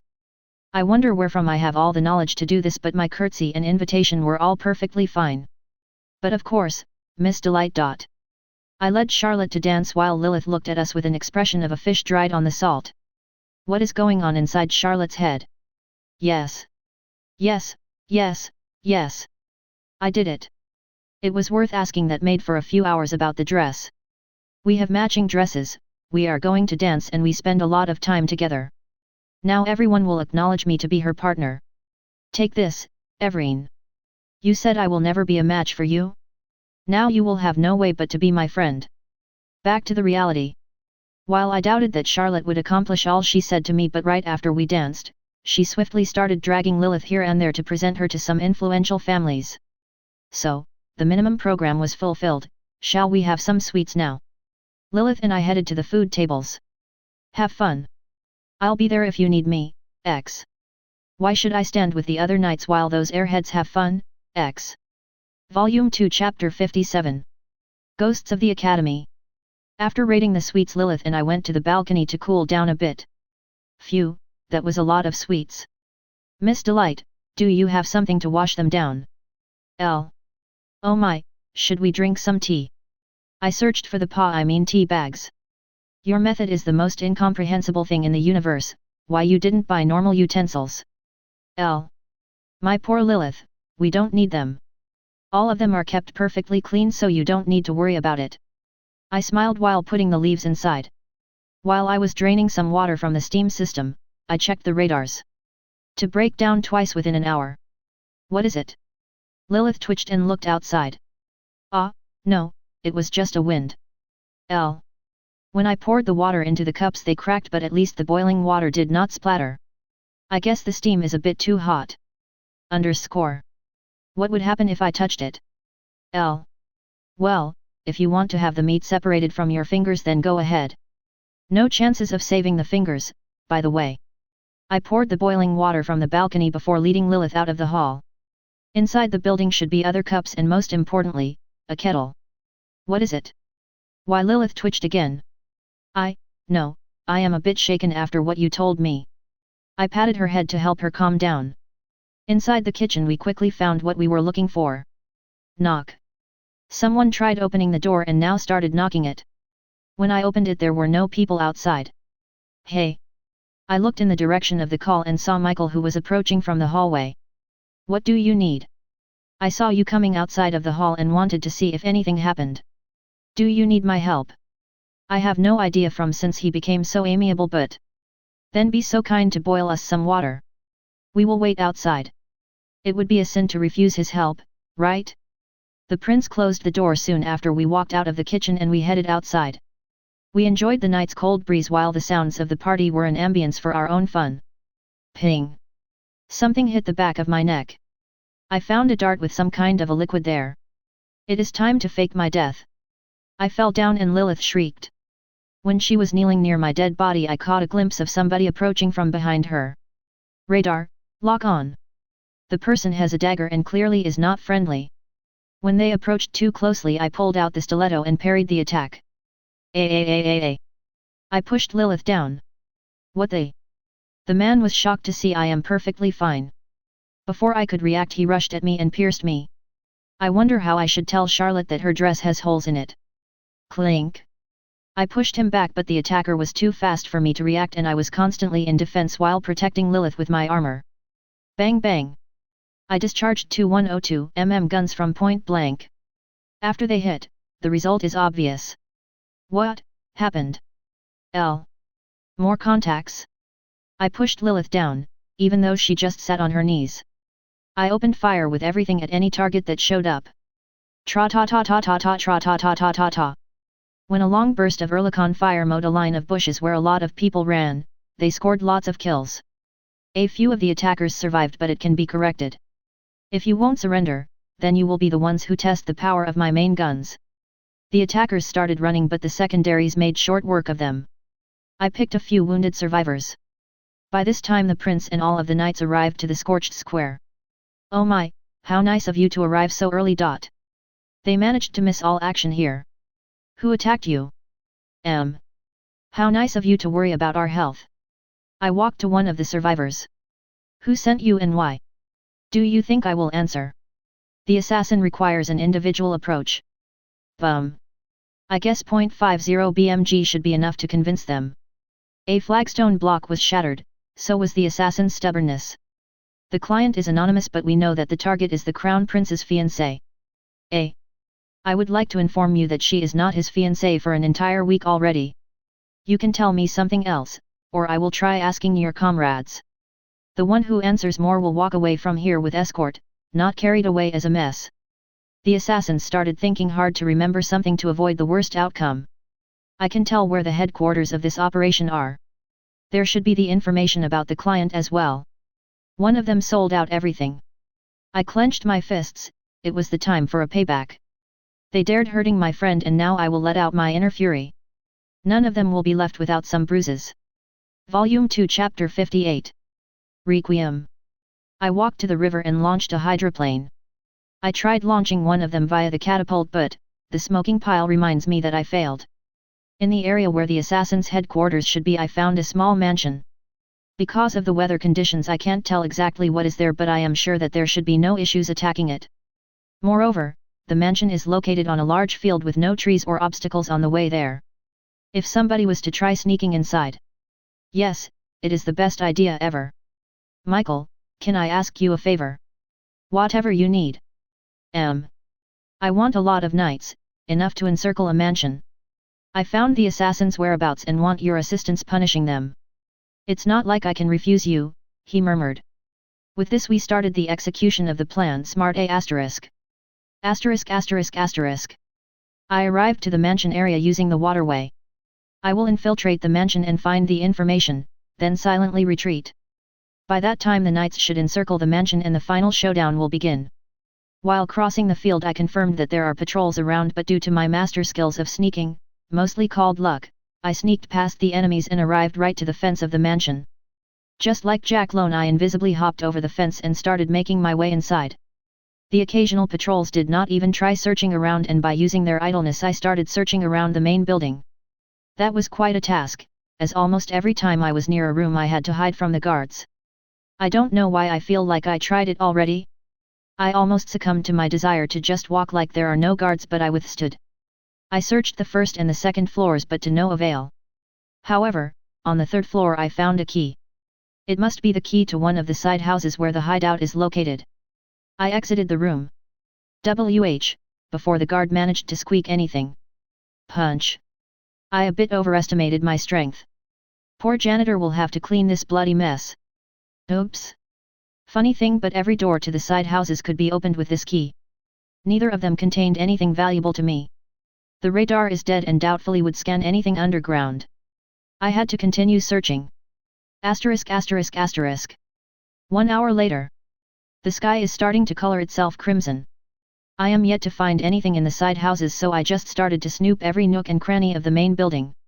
I just finished searching through one of the rooms on the first floor and sat on one of the stools. Crrrrrrrr. I turned around and saw that one of the walls disappeared. There was a door. I have no idea how or why, but it was the assassin's real hideout. There were lots of documents, and instead of reading them I just grabbed everything before their owner's return. Exfiltrating the mansion was easier than searching through, but I still barely avoided the unnecessary attention. I climbed over the fence just in time, as the guards became alerted of my attendance. By the time I started running through the field, everybody knew that they had been attacked. Of course, it mattered little as I was already outside. As I reached the Knight's Circle in the forest, I confirmed that the mansion is completely encircled and doubtfully any of the assassins could escape. It was the time for the climax of my plan. Lyddite Rain, Requiem, Memento Mori. All guns were loaded with a substance which could turn me into a crater. Either it is a miracle, or my luck glitched. I fired main guns at the mansion. Boom boom. I overestimated the range. Boom boom. 2 shots of lyddite landed on the edges of the mansion, resulting in 2 huge explosions. Boom boom. I shot too close. Boom boom. The shots landed right inside the main building. The resulting explosion turned it into a pile of rubble. Ding! New achievement, fired full broadside of lyddite shells without exploding, 3 gold coins. New achievement, defeated the elusive assassin of Carta Guild. You received 14/50 Mk8 prototype, replaces MG, 27 upgrade points, 10 copper coins, 40 mm/56.3 Bofors quadruple mount, replaces medium AA, 40 mm/56.3 Bofors stag MKI, replaces medium AA, 3 silver coins, 1 skill point. HMS Delight BC. Mod, 1949. Upgrade progress 7/10. Accuracy 30/100. Reload 15/100. Recoil 1/100. Machinery 97/25. Guns 50/25. Equipment 97/25. Main guns, -25 to reliability of MG, 14/50 Mk8 prototype. Loaded, 0/8. Fire rate, 0.45/3. Range, 40 km. Secondary guns 4/45 Mk19. Loaded, 0/12. Fire rate, 3/20. Range, 18 km. Tertiary guns 3/50 Mk34. Loaded, 0/4. Fire rate, 6.75/45. Range, 13 km. AA guns 40 mm/56.3 Bofors stag MKI. Loaded, 16/16. Plus 10 accuracy and -25 reliability of medium AA. 20 mm MKV Ehrlichon. Loaded, 20/20. 0.50 square meters Browning. Loaded, 8/8. Requiem. LVL1. Memento Mori. LVL10. Lyddite Rain. LVL5. On activation, 10's reload for next salvo. The following salvo has 40's reload. Can be activated every 40's. On activation, -25% chance of breakdown and flash fire. When this ship is hit by an attack that would otherwise sink it, 25% chance to completely heal this ship. Duration, 30's. Can be activated every 2 minutes. On activation, fires a salvo of lyddite shells with higher chance to set fire on target and deal critical damage. Has 50% chance of critical malfunction. A Side Story of Darkness in a Cat. Number 18. Self-employment. Right after we checked in the guild, my friends were called by the staff to the conference room. While they were there, I waited outside. The street was lively, almost like back at the port. People were walking and talking. Hey, girl. Are you waiting for someone? A man approached me. The first thing I thought about him is that he is fat. Yes. You are not very talkative, are you? The fat man continued trying to start conversation with me. I see, you are not interested in talking. Then, would you be interested in doing business? Judging by that sword, you are an adventurer and I am looking for people who are capable of doing a very specific work. Are you interested? FM. Yes. The others tell me that it is a good idea to search for new quests, especially when the reward is high. It is almost like the missions the Admiralty issues. Good, very good. I want you to deliver me an orc fillet. It should be cut perfectly and delivered swiftly. I will give you a scheme. The marked parts are the ones that should be delivered. Cut them exactly how they are marked. I will pay only for the perfect meat. Any questions? FM. Where to find and to deliver? Good, no unnecessary questions. There should be an orc tribe deeper into the forest. Find them, cut the meat and deliver it to the restaurant. There is only one restaurant in the city, so you will not have problem finding it. I am waiting. Hoo, the man disappeared in the crowd while I went to the forest. A Side Story of Darkness in a Cat. Number 19. Precision. After a short search I found the orcs I was asked to find. I approached them. A large group of green-skinned humanoids with pig heads looked at me and some of them licked their lips. I checked the scheme. No, your tongues are not required. I held the scheme with my left hand and compared the drawing with the real thing. Phew. Oops. My mistake. The orc stood in shock while I looked at its arm. I failed to cut it exactly like on the scheme. That looks better. The second try was somewhat successful, but the client said I should cut it perfectly, otherwise it does not count. UWAA. The orcs were stepping back, which returned my attention to the problem at hand. I need a number of perfectly cut orc fillet. I will not leave until I have what I requested. The orcs stepped back again, but one of them remained in place. Cut. Chop. I checked my work according to the scheme. Still, not perfect. Next. Cut. Chop. Next. Cut. Chop. Next. Finally, I managed to cut the required parts perfectly. Cut. Chop. I cut another orc's fillet and I did manage to cut it just in time, as there is only one orc remaining. I packed the meat and approached the orc. It immediately fell on its rear and crawled back. I looked around to confirm there are no more orcs remaining but this one. When I confirmed it, I faced the orc and bowed down at 90 angle. Arigato gozaimasu. Thank you for your collaboration. I picked the fillet and headed back to the city. Why did the orc faint? The next people who walked into this place were astonished to find several tons of precious orc meat. All pieces were processed and perfectly cut, but nobody could answer who left them there. At least, the local restaurants had a good supply of orc meat. Volume 2 Chapter 59. The Return of a Not-So-Old Friend. As the dust clouds from my firing were done settling, the knights around me had the scene of carnage unfold in front of them. While they were astonished by the sight, I retreated. It would be a shame if I would be stopped before I returned to the academy, as my precious Lilith must be suffering there without me.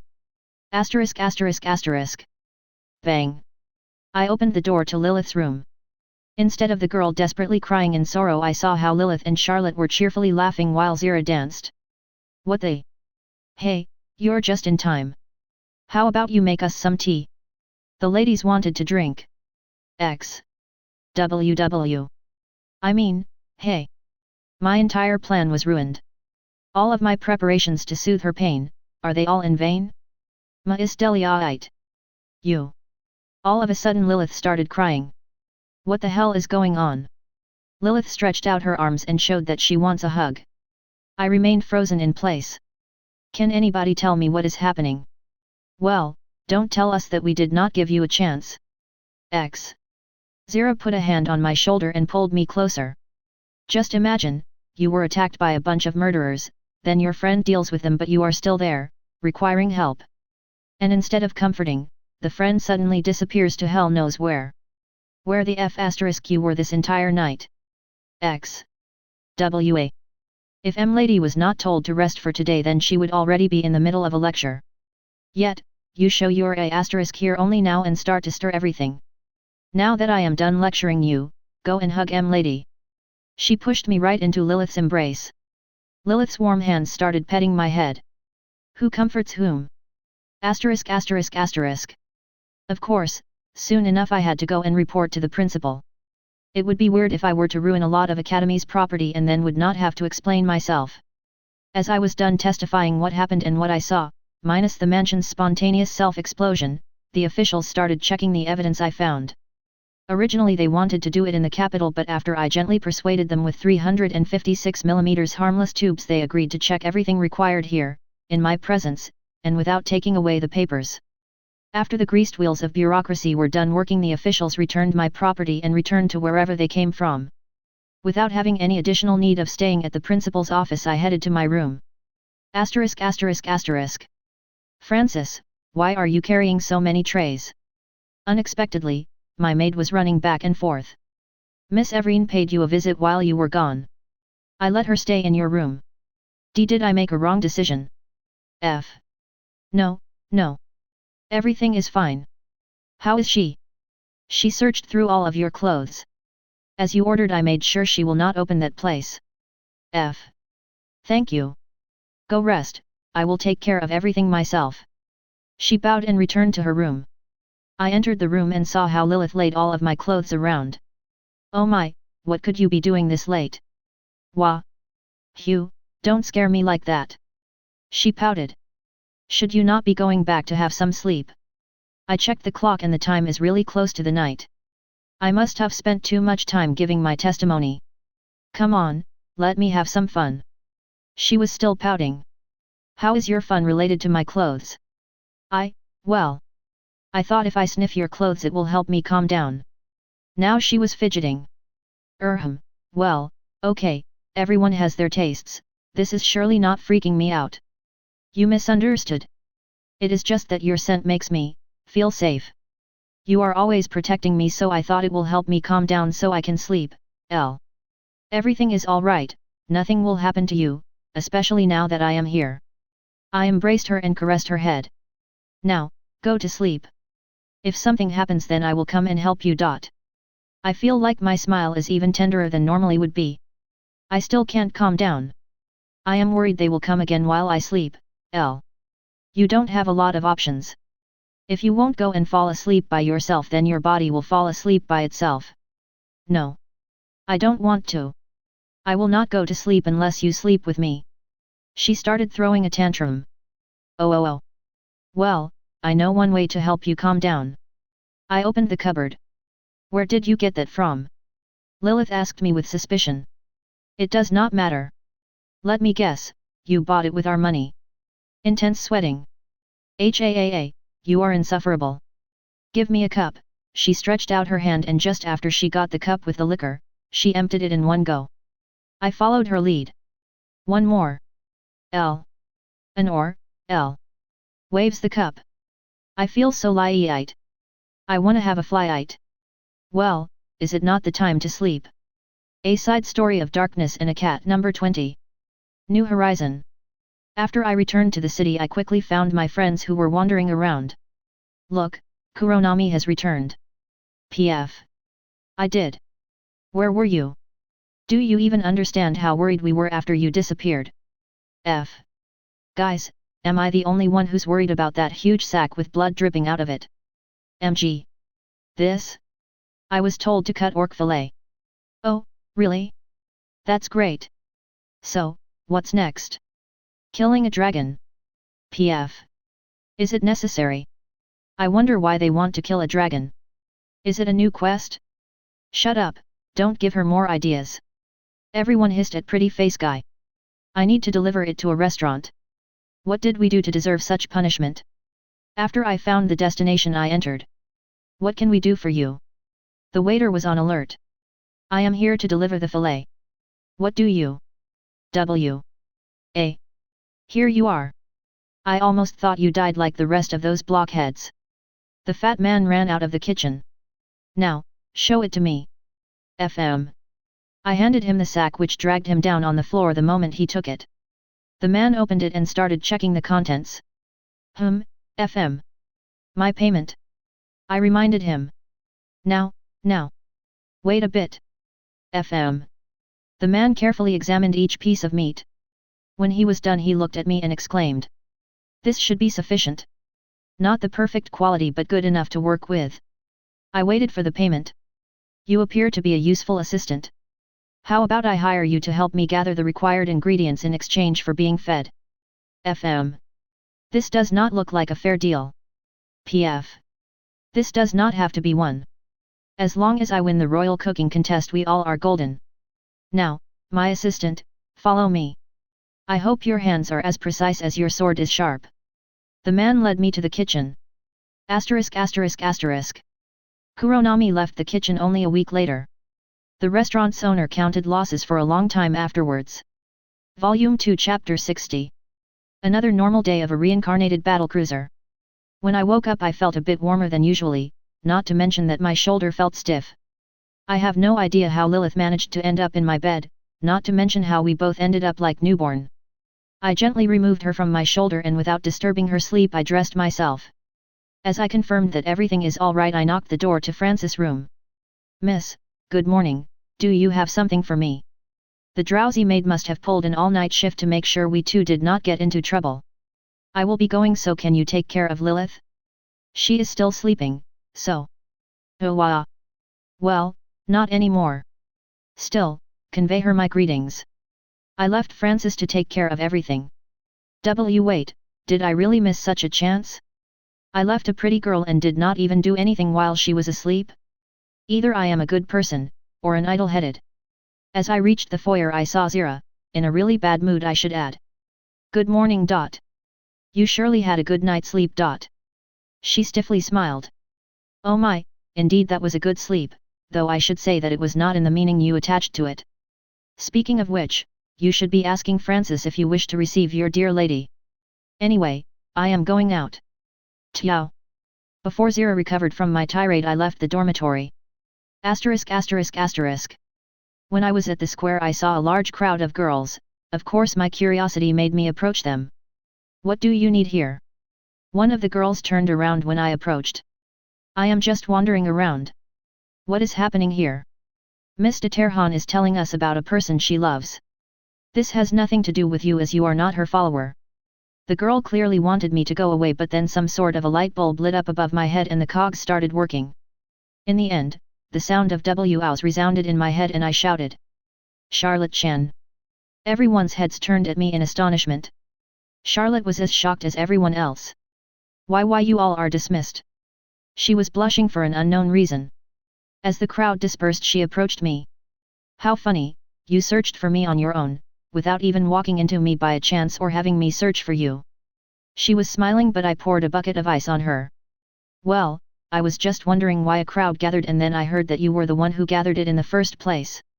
Can you tell me what you were broadcasting here? This has no nothing to do with you. She lit up like a small M-class star. I wonder if I am lit by her shining radiance of pure red. Oh my! I heard you were talking about your love. How about you tell me who he is? I wonder if I am too pushy. I am. I was called to the principal. She ran away faster than I could imagine she can. *****. While I was continuing to stroll around, I saw something on the radar. When I checked again and again I confirmed that this is not another false alert. The number of objects is small but they appear to be large. Are those dragons? Well, there is no point in lamenting an accidental misfire. Bang. Well, it looks like I have 6 minutes until the objects enter 76mm range. I still have a lot of shots left. Bang. Bang. Bang. Bang. Some of the shots exploded near the targets, but with my accuracy the majority of them did not harm anything. I did not see the targets falling down, so the results are quite pathetic. Asterisk and number, at. Someone was shouting from my side, but I am too concentrated on the radar, stereoscopic rangefinder, and the fire control to properly hear the shouter. Ba bang, ba bang, ba bang. Bang bang. As the targets approached, the hit rate increased, but only one object was shot down. 8 targets are left. Bang ba bang, ba bang, bang ba bang. 6 targets left, but they are close to reaching the Bofors range. Demons. Demons. Evacuate everyone. For a second I heard something. Nah, better keep firing. The closer the enemy approached, the more MVP were the 76mm guns. Bum bum bum bum bum. As the SDAAGs began firing, the wall of fire became strong enough to kill the targets despite my low accuracy. Relatively low? Bofors guns were firing with deadly accuracy, their radars allowed them to lock on targets independently from my other guns. As the last target reached the plain view, I saw that it is somehow not dragon. Well, it still has leather wings, so it must be something similar. As I wondered how to take it down, I thought of a thing I did not do yet. Requiem, memento mori. When only 2 pairs of guns were loaded, I checked the statistics and oh boy. As I had less than the desired number, I had to aim better. Boom boom. I don't know who is so crazy as to try and hit a flying target with battleship guns, but here I am, firing at a bat-like creature. When the shots flew near the target, it was stunned for a second, but then it fell down like a rock while spraying its bloods around. There is one small issue. Where should I waste those 2 remaining shells? A Side Story of Darkness and a Cat, number 21. The best ingredient is the most expensive. Thank you, you really helped everyone here. LN. Come on. PF. Yes, let's stop talking about this idiot's big mouth. F. You too. PF. Thanks again, you jinxed our lives. MG. I have no idea why everyone is so agitated. If the information is correct, then we should not encounter any serious resistance. Deliver me a dragon egg. If you encounter an adult dragon, might as well take some ham from it. The task is simple, so I don't see why they would be concerned. After moving through a forest, we walked into a mountain slope. I tried climbing it, and as it appears my evasion also allows me to quickly scale the rocks. Everyone was looking at me in confusion. We need to hurry. We must not delay the mission. Those civilians never understand that time is of the essence. I did not understand how someone could enjoy climbing the mountains, but at least that experience now came in handy as I was done climbing and soon saw a large construction made of branches. Let's get out of here before the parents return. PF.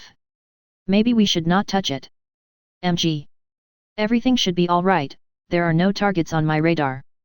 I picked up a large egg and prepared to climb down. Oh, right. I forgot she is an alien, MG. The way down was a bit harder as my view was obstructed and my hand were busy holding the egg. On our way back we heard some weird noises coming from the mountain, but everyone pretended to not hear them, so it must be something ordinary for them. That is why I ignored the sounds. Volume 2, Chapter 61. A music that overcomes love. My life proceeds normally. I wake up with the first rays of sun, study at daytime and go to sleep at night. I surely became a normal academy student. Oh, wait, I already was a student. After the recent event I was a bit awkward with Lilith, she instead became even clingier than she was before. So, how long are you going to stay like this? I asked the girl who lied on my lap. I don't want to go anywhere. Miss Delight, do you have any plans? How about we go to the city after the lessons? Hey. Don't change the topic. But were we not talking about our plans? She smiled. Well, I am too soft to inquire further. My apologies, but I had plans. Would the weekend be appropriate for you? Yes. Though you might have spent more time with me, she mumbled something but I could not hear it properly. It is not completely a lie that I am busy. I will go and spend my time observing Francis. It would be a shame to not appreciate the gorgeous dress I bought her with my fairly earned money. All right, Miss Everine, would you be so kind to let me go? I scratched behind her ear. No, stay here. Hugh, fine. Will you visit me tonight? You still did not compensate for leaving me alone back then. I will do my best. At long last I was free to go. I waved her and headed to the dormitory. As I was opening the door I felt that someone tried opening it from outside. What do you need? It was the girl in glasses whom I met once. I was just entering the dormitory. Then you should not have any issues stepping aside. Did nobody teach you to give way to the people who exit the door? This time she was not as angry as previously, still it is a bit problematic to be treated like this. Can we talk for a bit? While she is rude, that should be the result of her upbringing. The nobles have the worse attitude the higher their position is. TCH. This great me has some spare time. We stepped away from the entrance. I just wondered if you have contacts among the government officials. I might know some people, but do you really think I will just tell you anything? She already prepared to leave. Can you tell me at least something? The principal has some insight. Also, stay on your toes. I am not allowed to say more. She left. Well, it is a bit late to look for the principal. If nothing happens then I should just schedule a meeting. ******. Before I reached my room I saw Charlotte. Normally around this time she is somewhere far away from the dormitories. Good day to you. Ah. Good day to you too. You wanted to talk? Ho ho ho. I am a bit busy but I can spare a few minutes. Or, you can come join my followers for today's performance. She really appeared to be in a hurry, but it does not mean I can't tag along. Of course. I wonder what kind of performance I will see. I followed her. Some new girls wanted to show how good they are with musical instruments. One of them even said she is a great Florenci performer. See. What is Florenci? Ha. You don't know. She started shouting. Oh my, do you know what Union Jack is? Sorry, never mind what I said. See. Will you explain what this instrument is? It is a string instrument. You will absolutely love how it sounds. When I first heard it I fell in love with it. Back then, we started discussing the musical instruments and neither of us noticed how we got carried away.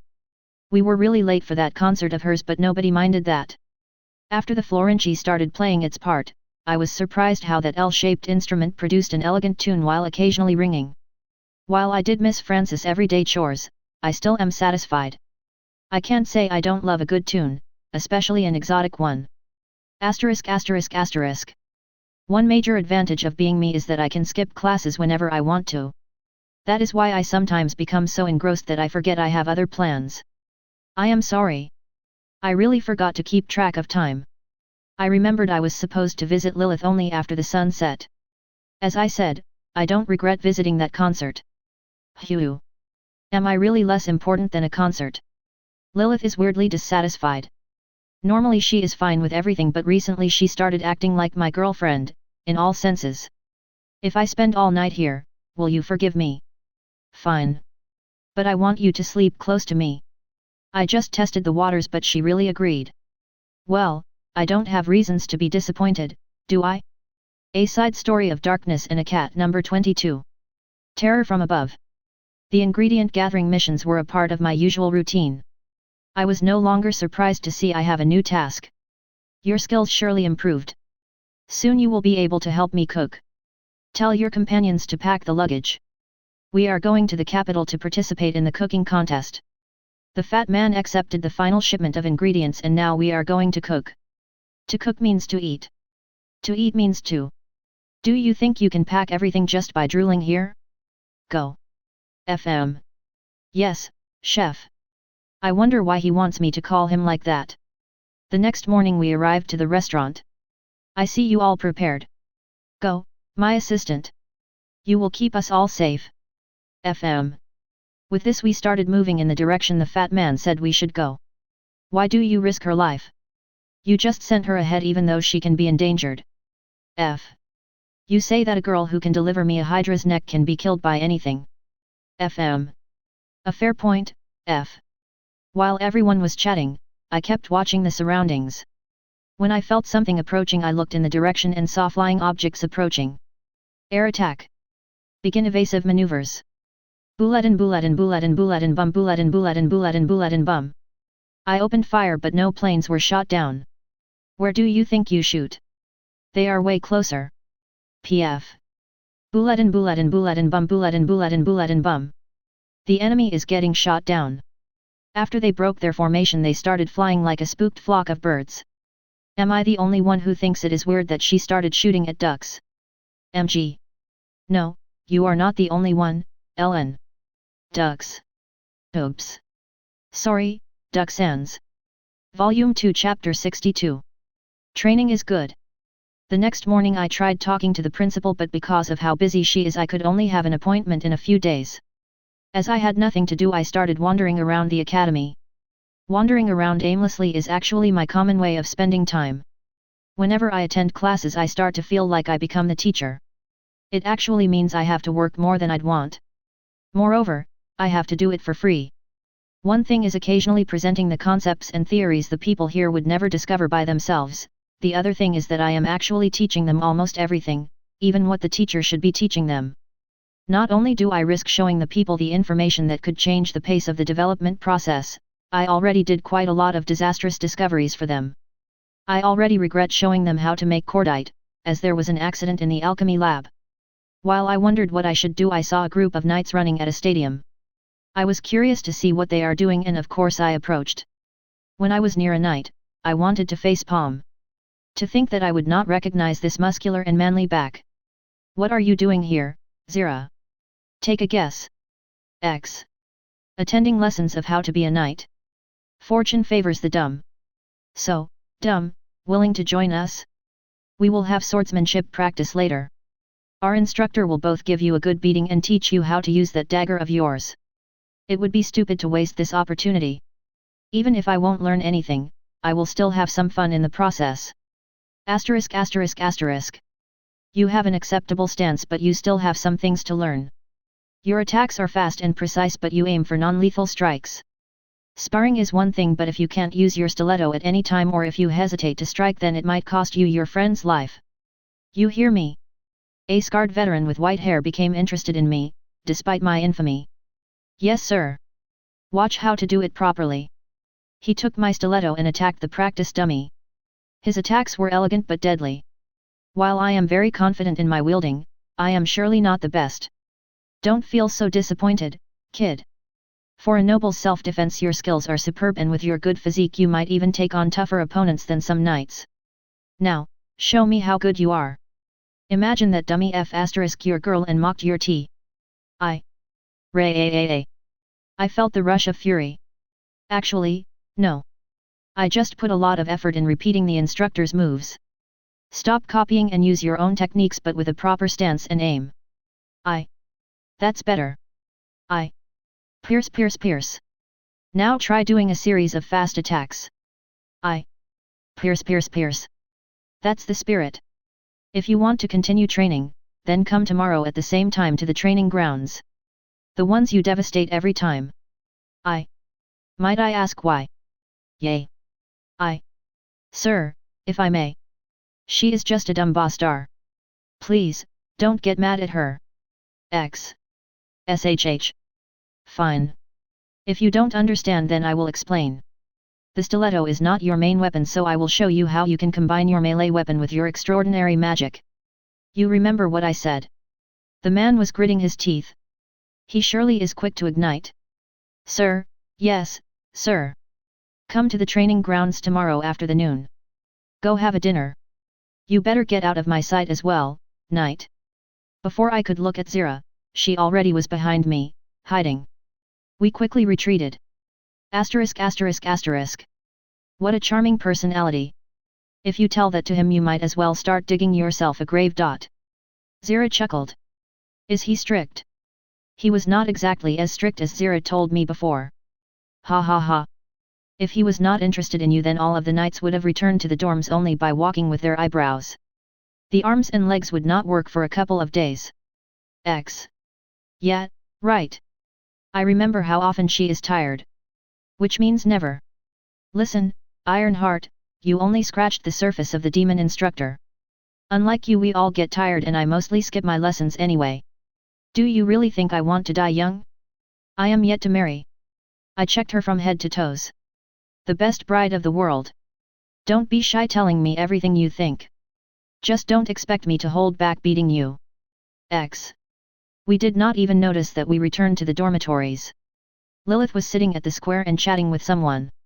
Miss Delight, Zira. Where were you all the day? Lilith chirped when she saw us approaching. I also wanted to chirp. To chirp, what the F** have you forgotten here? Your Highness, can we help you finding the way to your dormitory? Zira outpaced me in telling the royal bastard to go bother someone else. Miss Delight, can you please take Zira away?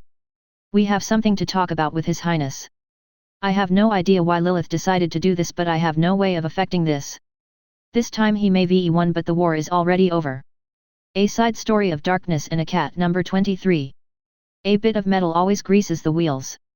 After our group arrived to the capital, the fat man told me to follow him. We soon reached a brick building and entered it. Why are we here? This is the place where we will be registering. The contest will be soon enough. FM. I looked around and saw that there are many people around us. Most of them queued in front of a small desk where one clerk was working. It is so inefficient. If this is how they register, then I would say that even master's work is acceptably fast. No, this is the place where the assistants register. Speaking of which, FM. Understood. I stood in the line. 3 hours later. Fill in this form. Next. It turns out that I underestimated this place. My emotions got the better of me. After I filled the form, I returned to the same queue, which was only growing longer. 4 hours later. Thank you. Please, come tomorrow to have your request approved by the commission. Have a good evening. With this I finally understood that it will not be fast. Can it be processed faster? No. Get out. The clerk's expression changed instantly. Slice. Wah. After the desk was cut in two, the clerk rapidly found all required papers and even filled them in my stead. Also, he gave me a document which gives me the right to meet the commission out of turn. The fat man was waiting for me at a restaurant on the other side of the street. That commotion you caused, what were you even thinking? FM. I increased their speed of work. It is truth. Hey, waiter. Give that girl whatever she asks. No more than 3 dishes, or else we all will be bankrupt by the end of the hour. I guess I did the right thing. A side story of darkness and a cat. Number 24. The best chef. After few days of preparation, the contest began. The fat man will be cooking while I will be providing him with the ingredients while occasionally helping him. I learned some techniques, so I should be good enough. A lot of people entered a large hall and stood in front of a stage. 3 people entered the stage and faced us. Everyone kneeled. That catkin is brave. We will educate her, Your Majesty. Not needed. Continue. I have no idea what is going on, but... Greetings to all contestants. This is the first royal cooking contest since the employment of my previous chef. He faithfully served me many years, but time flows unsparingly. The winner of this contest will become the new chef of the royal palace and will be able to live in the palace with all their living expenses covered. Now, announce the first contest. A man in a mantle finished his speech. If you win, then you will eat everything you want all the time. FM. The first contest is the appetizer. In every contest you will have 3 days to find your ingredients wherever you find them. All of you will be then cooking in this hall. You will only have 3 hours at most to finish cooking your dish. You can start searching for the ingredients now. A man in white cloth also finished. We stepped away from the main crowd. So, my assistant, I want you to find me the bellicose bindweed. Ask your friends where to find it and deliver me the core of its stem. Now, go. I will take care of the other ingredients. FM. He. This will be the best salad in the world. Why do I have a bad feeling about this? Volume 2 Chapter 63. Combat Training. The next day after my training with the knights, I decided to skip the classes again. Of course, Lilith was not too happy about it, and considering how spineless I become when it concerns her, I attended some of the morning lessons. Miss Delight, why you don't want to have a lunch together? This time her puppy eyes did not shake my resolve. Lilith, do you not remember? I understand that you have an appointment, but why not spend some time with me until you have to go? Because I should be going now if I want to arrive in time. Sigh. But, she was going to refute, yet the decision is the same. This discussion is over. If you are alone, then you might go play with Charlotte. You two were having fun together, so why not? As you say, Baka, did she say something? Asterisk asterisk asterisk. I arrived to the training grounds a bit later than I planned. Judging by the instructor's face, he was not pleased. Repeat the exercises we did yesterday. Instead of scolding me, he just made me work out. While I was busy, I checked if I have anything new. Ding! You received 14 upgrade points, 4 silver coins, 40 mm/56.3 Bofors Stag Mk2, replaces medium AA, 14/50 Mk9, replaces MG. Asterisk asterisk asterisk. HMS Delight BC. Mod 1949. Upgrade progress 6/10. Accuracy 34/100. Reload 25/100. Recoil 1/100. Machinery 97/25. Guns 50/25. Equipment 97/25. Main guns 14/50 Mk9. Loaded, 0/8. Fire rate, 0.75/3. Range, 40 km. Secondary guns 4/45 Mk19. Loaded, 0/12. Fire rate, 5/20. Range, 18 km. Tertiary guns 3/50 Mk34. Loaded, 0/4. Fire rate, 11.25/45. Range, 13 km. AA guns 40 mm/56.3 Bofors Stag Mk2. Loaded, 16/16. Plus 10 to accuracy of medium AA.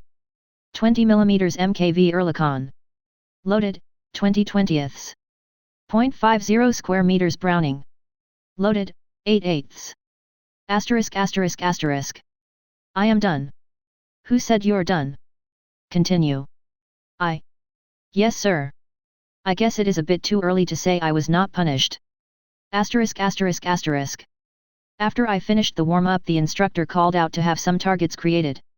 Use some smaller spells which can be used within short range. The targets are human-sized, so I guess this is the plan. Bang bang. Bang bang. Bang bang. Just how can you miss from such a range? He was tearing his hair after seeing that only one shell hit a target. Well, my secondaries are not the most accurate weapons. Should I just fire the main guns? He fervently shook his head after understanding what will be fired. Will this change if you are closer? No. Just accept that only a third hits the targets. Fine. Set up a lot of targets. A large group of targets appeared. Now, try attacking the targets with the stiletto, but after a few seconds use the spells. I leaped towards the targets. Pierce pierce pierce. Bang bang bulletin bulletin bulletin bum. The results were quite satisfactory. A couple of targets were destroyed with the stiletto and a few were torn apart by the gunfire from point-blank range. This is impressive, but now you will be repeating this. Again and again and again, Asterisk asterisk asterisk. 2 hours later. This should do it. While you are sluggish to learn, you still made quite a lot of progress. You want to train a bit longer or try the next of my ideas? Go ahead, sir. Good. Try attacking some targets in melee and the rest destroy from range. All should be done simultaneously. 3 groups of targets appeared. Bang ba bang.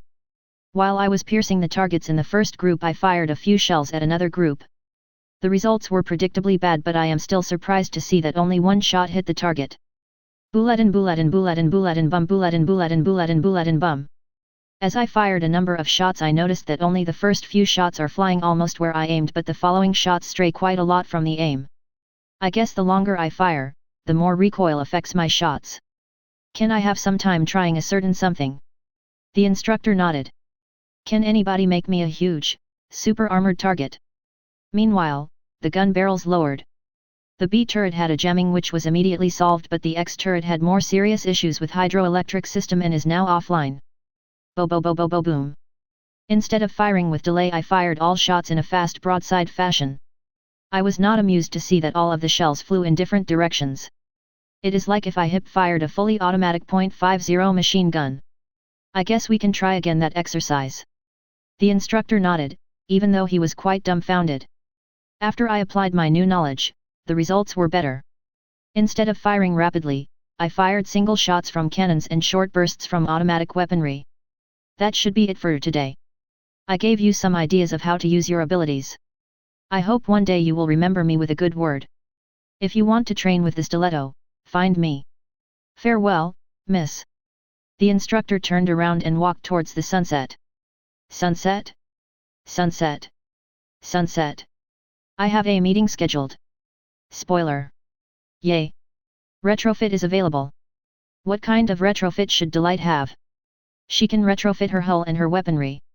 Neither of these retrofits is without cons. Consider carefully. Hull, while rebuilding a 44,000 tons battlecruiser if impossible, she can have all of her electronics replaced with 1986 ones. It means that she will have less chances of having equipment malfunction. However, her age also will remind of itself. There are less experienced sailors to operate her steam engine, not to mention its old age and increasing number of breakdowns. Hull 1986 retrofit. Machinery reliability, from minimal 25% chance of breakdown to minimal 50% chance of breakdown. Equipment reliability, from minimal 25% chance of breakdown to minimal 0% chance of breakdown. Accuracy, plus 10 accuracy bonus, does not increase the stat itself. Weaponry, this retrofit introduces a lot of significant changes. Consider with utmost attention. While the main and secondary guns are not affected in any way, the other weaponry is changed. Her Bofors L60 are replaced with Bofors L70. The 76mm guns are replaced with BRTTTTT Mk15 phalanx. All of Oerlikon guns are removed. It means that Delight loses 10 independently firing gun mounts. The phalanx are a bit overkill for her situation, also she loses a lot of flexibility of Oerlikon guns, also she loses medium-range AA gunfire of 76mm. Unlike BRTTTT, 76mm can fire at 10 km with ease, which is 8 km further than phalanx. Another significant change is about her scouting aircraft. She loses both hydroplane catapults and has them replaced with helipad for Sea-Lynx helicopter. The helipad is located right between her funnels and secondary tower and is a very, very dangerous to land on. The helicopters can search for submarines, does not exist in Fantasy World, deliver troops, does not exist in Fantasy World, carry ASM and ASW weaponry. Also, they are 2x slower than the hydroplanes, which means they are worse at fire correction, and they can't land or be launched from the water, and with Delight's luck it is a disaster. Aside from all of this, Delight has MM-38 Exocet anti-ship missiles installed. No idea what they can be used against, but there are 4 of them for each side. Weaponry 1986 retrofit.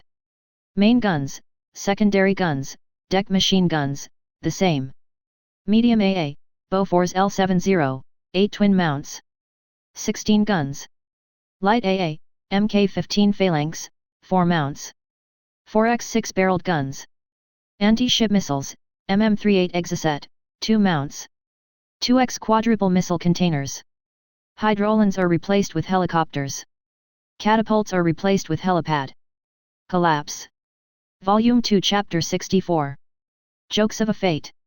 By the time I arrived to the administrative building it was late evening, but I still hoped I am not too late. There are things I should discuss with the principal. Perhaps she knows what the investigators found from my evidence. Also, the principal might know what bad things could happen. After all, that small girl makes me feel she knows what she says. Knock knock. I was not expecting any response, but the door was opened. Ah, it is you. What makes you visit me this late? Come in, you would not be in rush if it was not important. We sat down and now was the question, what should I do? Like, should I just start with a small talk or get straight to the matter I came here for? I heard you know some things that might be related to me. I figured she will tell you. I don't know too much, so don't expect miracles from me. Weirdly, I did not have to convince the principal to start talking. Who that girl is?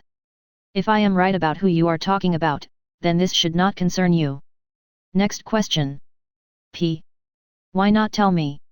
Let's just say that if you are our student of honor, then she is more like our overseer. Do not mess with her. She is dead serious about this matter.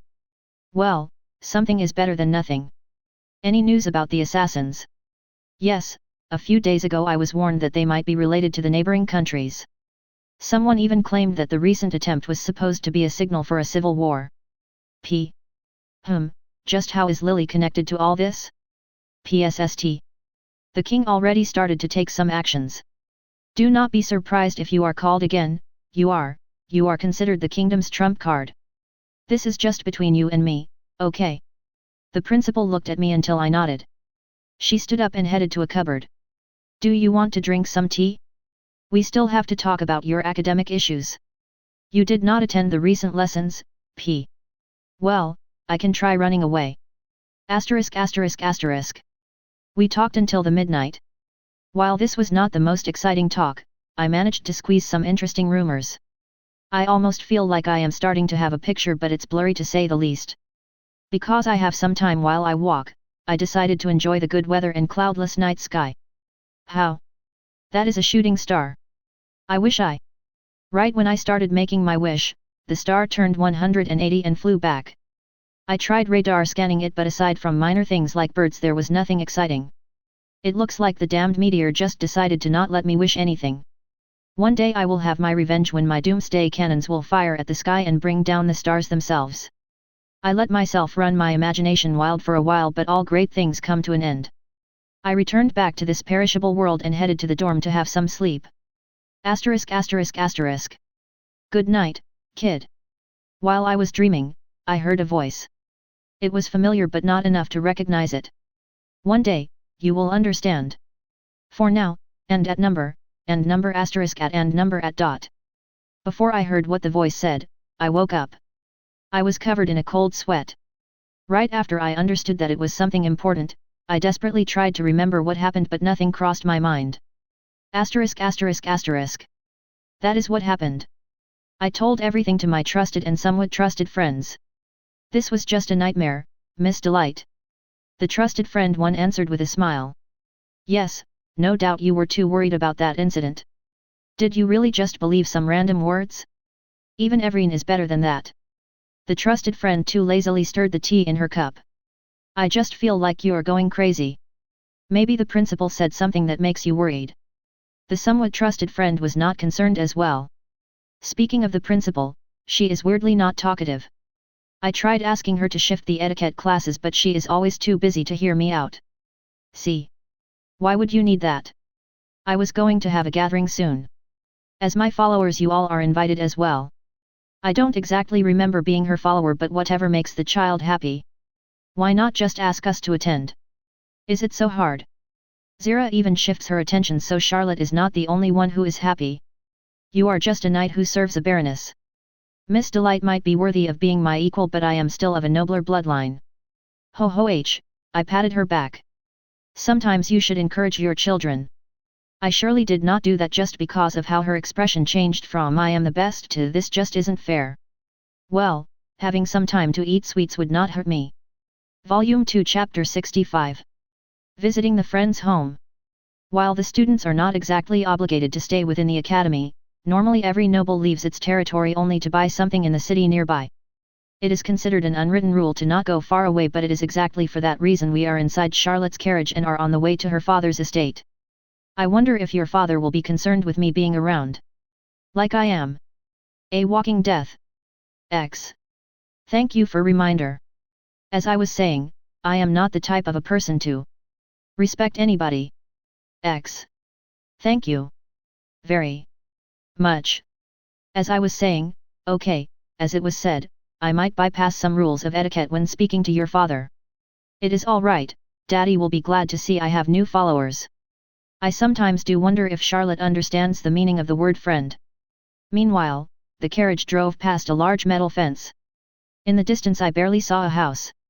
I doubt it is a peasant's field. Nice fence. Thank you. Daddy always changes the fence every season. He always chases the trends. I looked at her in shock. I hope you do mean he just has 4 sets lying around. No, why would he? We just order a new fence every time. She looked at me like that was something obvious. I am sorry for the slip of tongue. I was going to say that this is a completely useless waste of money. Wow, is this the first time you said something normal? Zira indirectly confirmed that this is absolutely abnormal. While I prepared to start talking some sense into Charlotte's nouveau-riche head, the carriage stopped in front of the gatehouse. Some people might live in such a place. To build such 2-floor house, with enough space to accommodate 2 complete families. Does the Viscount even have limits to wasting? Asterisk asterisk asterisk. It took us 30 minutes to just reach the mansion. All that time we were driving past large gardens and statues, all of which are either new or in very good condition. The mansion itself is a huge 4-story building faced with marble tiles. All railings are made of gold and metal, might be the sunshine metal itself. I'd say that not every multi-billionaire's mansion is decorated like this. Even the king's palace was much more modest in comparison with this one. In front of the mansion were lots of carriages which had to line up in a queue to unload their noble passengers. Our carriage ignored any queue and drove right to the doorstep of the mansion. As the door opened, a large crowd of servants appeared almost out of nowhere and greeted Charlotte. "Welcome to the home estate, young mistress. The master will be waiting for you in the foyer. What can we do for you?" One of the servants, an old man in tuxedo, spoke on the other's behalf. "Perfect.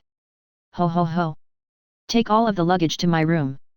Charlotte stood in a I am the villainous pose and started giving commands. "Let's go. Daddy will want to meet you." The very moment she turned away from the servants she started behaving like a normal person. Well, that is why I like to have this amusing person nearby. The entrance of the mansion was adorned with columns and a little fountain built in the steps. I touched the water and hopped after the others. The servants were about to open the double doors for Charlotte, but before they could do this, she pushed the doors and proclaimed, "I am home." My eyes wandered around the foyer and I could say that I am surprised to see that the foyer is huge but is much less funky than I expected it to be. There were no crazy statues and no gold plates on the floor. Asterisk asterisk asterisk. While I was checking out the insides of the house, a man separated from the crowd of guests and headed towards us. The moment the man stopped near us, Charlotte hugged him. "Welcome home, baby." The man petted her head.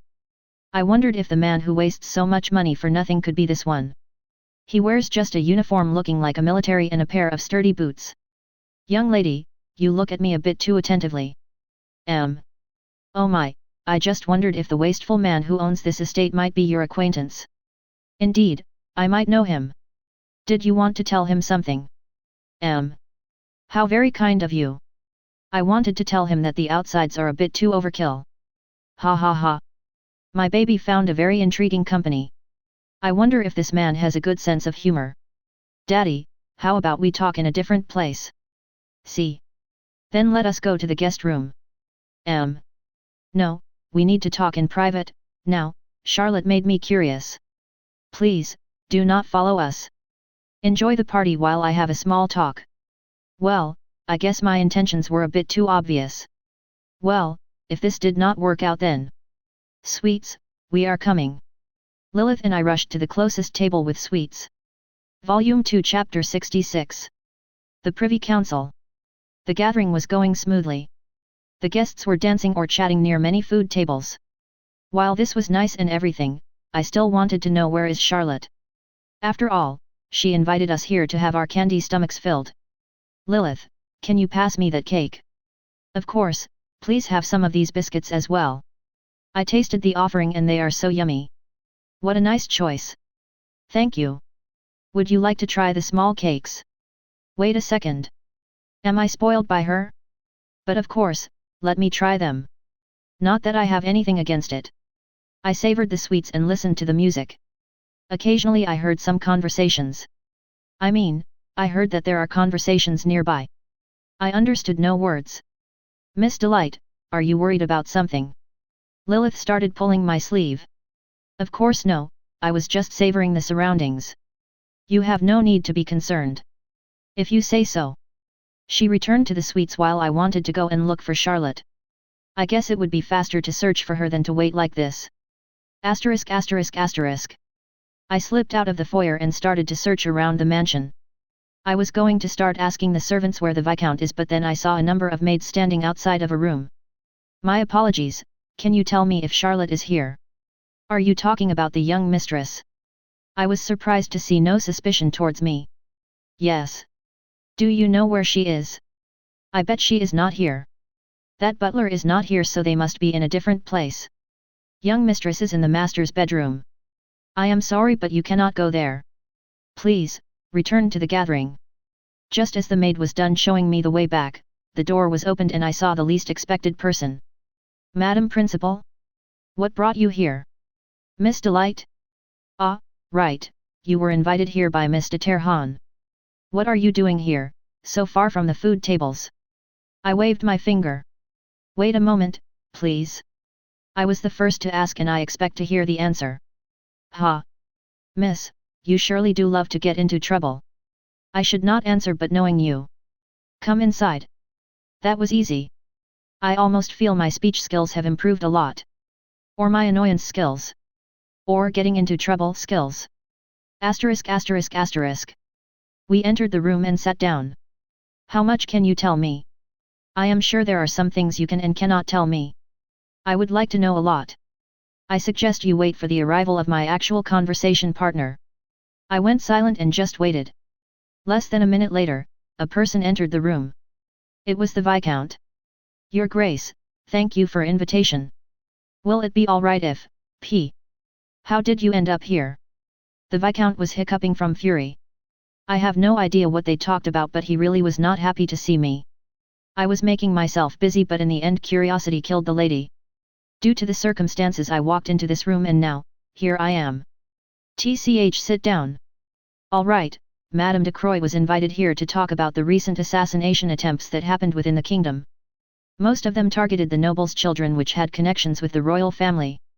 If I remember correctly the miss here also participated in one of such events. I have information that the assassins will try hurting my precious baby. I doubt you are worthy enough but I sincerely hope you are strong enough to protect Charlotte. Now, go and make sure she is going to be alright. There is nothing more you should know here. The Viscount tried pushing me out of the room but it is a bit too hard to make me move. Despite his attempts I stood in the same place. What do you need? I have no idea why he turned so angry.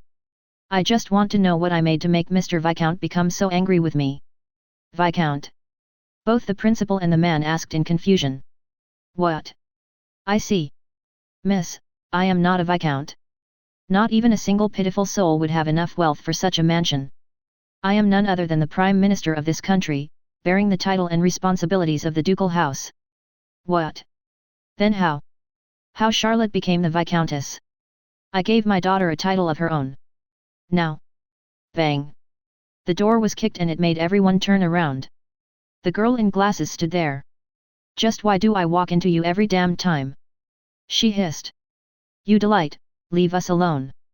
We need to discuss a pressing matter as fast as possible. The girl did not wait even a second and immediately pushed everyone but me into the chairs. Okay, I get it why the principal here. I almost get it why the Duke is here. But how did you end up intertwined with this room's contents? I could not help asking. Go away, Delight. I will find you myself, when the time comes. For now, do what you must. Now I really was kicked out and I should say. Just how strong that kid is. Volume 2 Chapter 67. Between Two Fires. After being kicked out I returned to the gathering. Charlotte was already there and was discussing something with Lilith. Zira was standing nearby and with her cold glare deterred everyone who wanted to eavesdrop. Hey, you two. Stop the argument, she returned. X. Indeed I returned. Why did those two start a catfight? None of your business. Even if I tell, you will not understand. X. If you say so, Miss Bodyguard. Thank you for collaboration. She returned my mock and went somewhere. I approached the now silent girls. Charlotte looked at Lilith with a triumph while Lily gritted her teeth. Oh my, do not hesitate to tell Big Sis what happened. I will be oh so glad to help you sort out your problems. This is our own problem. Lilith avoided looking into my eyes but Big Sis' understanding face approached her by itself. Oh, come on, Everine. Tell her, tell her. Charlotte spitefully giggled at the scene of me chasing after Lilith's eyesight. No. Lilith ran away and hid in the crowd of people who decided to watch the show. Oh my, I was a bit too insistent. I don't think so. Miss Delight, how about we go and make sure nothing will happen? After Charlotte mentioned it, I remembered that there might be more assassins. Unlike me, Lilith is a bit less armored. Just a tiny bit. Asterisk asterisk asterisk. We found her very soon. She did not try to hide her tracks and just went outside to enjoy the night breeze. I sat near her and closed my eyes to enjoy the fresh air and the echoes of music. After some time I heard how the door opened and somebody approached us. I was expecting Charlotte but it was not her. A small figure flashed the glasses. Lilith, I will be away for a moment. Do not miss me. She nodded and I followed the girl in glasses. We stopped behind the corner, quite far away from the entrance. What did you want to tell me? I wanted to tell you? Were you not the one who constantly sticks nose into every affair? The girl was annoyed and I wonder if it is because of me. The at each moment becomethanoide at which hour I am presentate. Cut the crap, will you? She fixed her glasses. Like now, for example. Imagine yourself a fool who keeps making the same mistake. You're not funny. Also, I always wondered if you are blind. Oh. Never mind. I just wanted to tell you that you are too passive. She stopped this conversation and went somewhere else. Just what does she want? Instead of thinking about what happened I just returned to Lilith. By the time I returned Charlotte also arrived. The garden behind the mansion is so beautiful. We absolutely must go there. See. I want to sit here. This fountain is calming me down. I said let's go. See. Don't want to. Don't want to. You do not want to walk there. I asked Lilith to make sure. Exactly. She nodded. Oh yeah. So I lifted her up and carried. Pooed me down. Asterisk. With Lilith in hands we arrived to the garden. As I started walking around I felt she became limp. With how red she is, it is no doubt that's because she feels hot in this small room. Well, her embarrassed face looks so cute. Charlotte stopped and turned towards me. Miss Delight, don't you think that every needs to be? Ping. Two flashes of light collided in a centimeter away from her neck. In less than a second I spotted a shadow that was going to strike and somehow managed to block the attack with the stiletto. Either it is a pure luck, or a coincidence. Lilith had to be abandoned midair, but before comforting the girl who hurt her butt, I need to make sure that the assassin is dealt with. I leaped to strike but all of my attacks were parried. I opened fire with machine guns. From such a close range all of the hits. Ping pew ping. Were deflected. Before I managed to react the assassin flashed and I barely blocked the dagger. When I saw it I suddenly thought about Tonto. Even though I am a bit awkward with the stiletto, I started to push back my opponent, yet there was not enough space to open fire. As if the enemy understood why I am trying to break the distance, they approached me again and again. Suddenly I saw an opening and kicked my opponent. Even though the attack was blocked, I both pushed them and myself, which gave me enough distance. Bulletin ta bum. I concentrated all available Brownings and Ehrlichons to kill the enemy. From such a distance it was impossible to miss. Some bullets and shells bypassed the blocks and deflections of the enemy dagger and the assassin fell on the ground. Not bad, kid. Instead of dying, the assassin stood again and spoke with the Shady girl's voice. She removed the hood and indeed it was the girl in glasses. A Side Story of Darkness and a Cat number 25. A dangerous salad.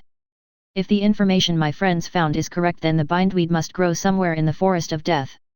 The name is too showy, it can only mean the people were too scared to research further. On the way to find the required plant we had to go through very dense vegetation. I used the katana instead of machete.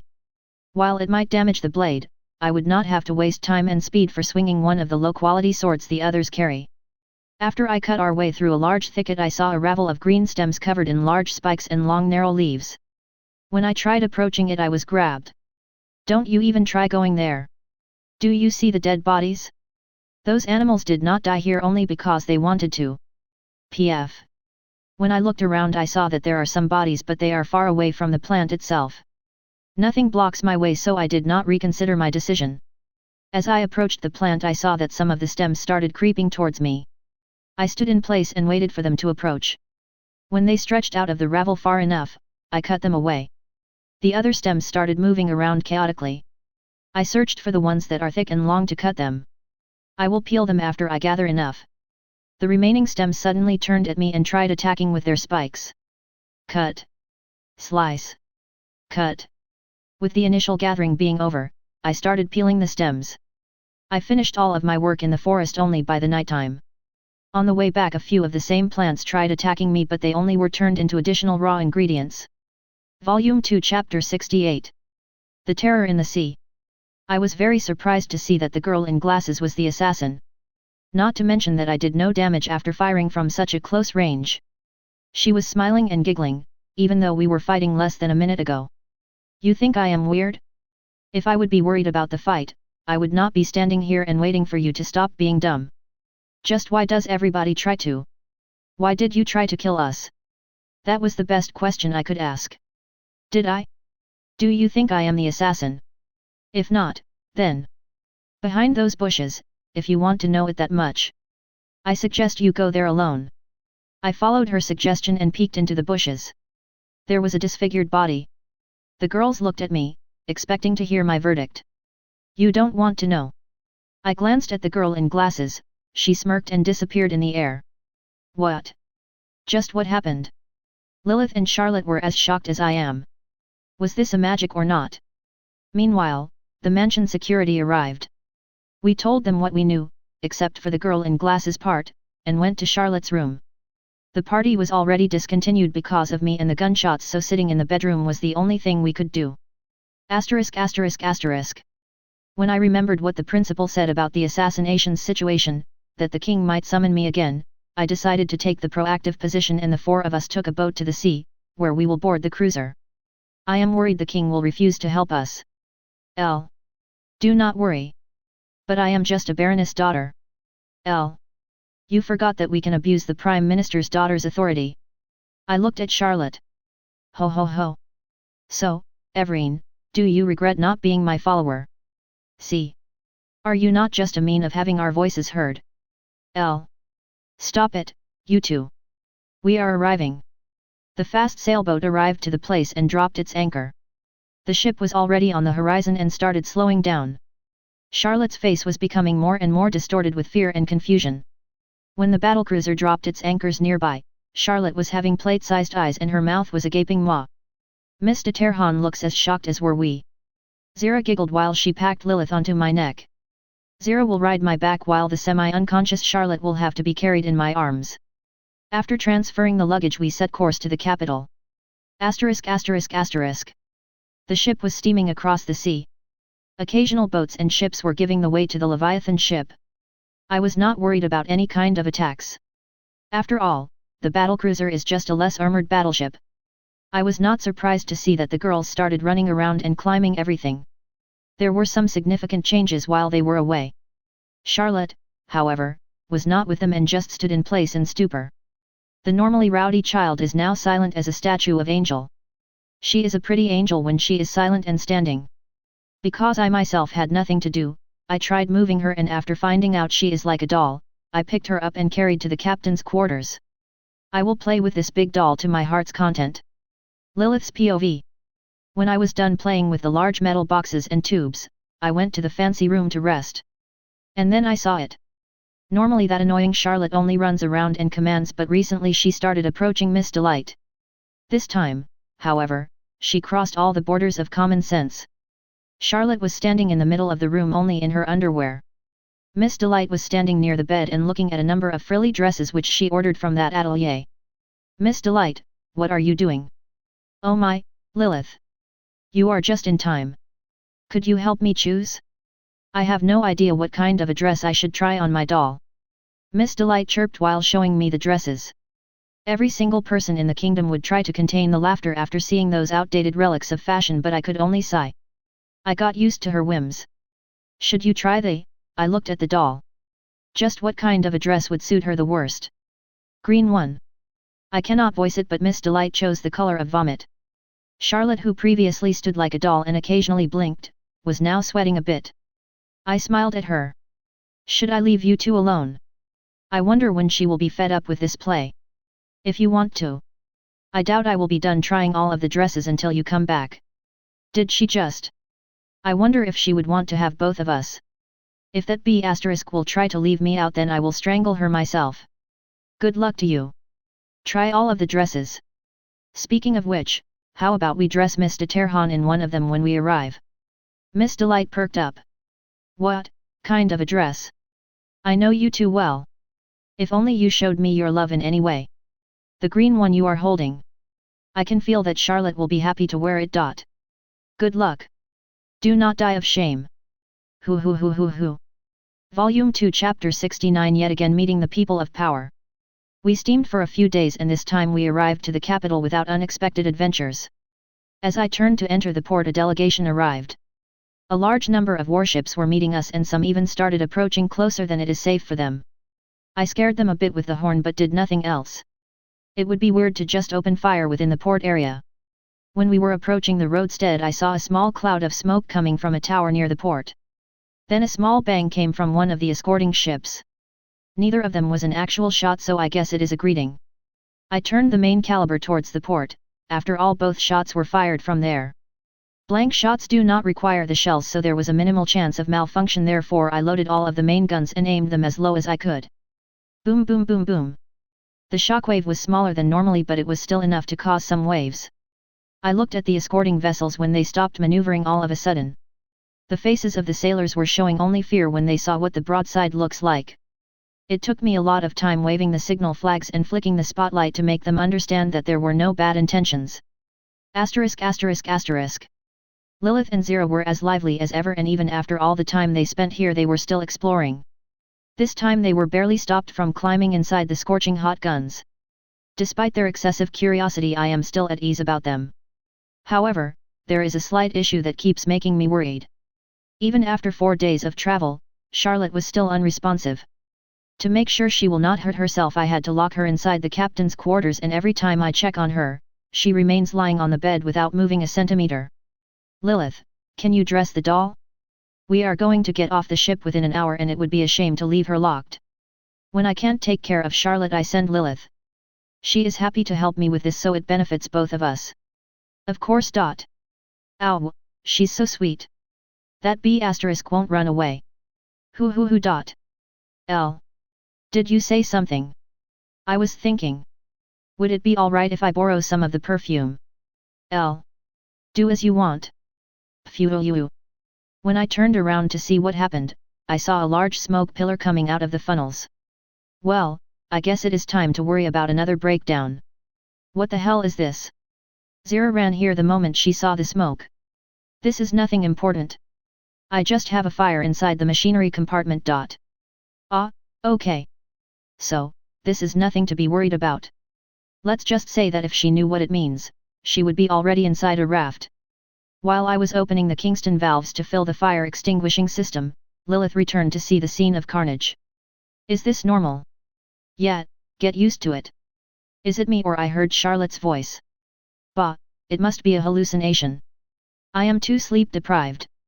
I safely delivered the tourist group to the solid ground. Zira is always fine with walking by herself. She must have some cat genes which would explain her behavior. Lilith, on the other hand, started throwing a tantrum when I decided to carry the doll around. This is too inappropriate. Please, do not do this. L.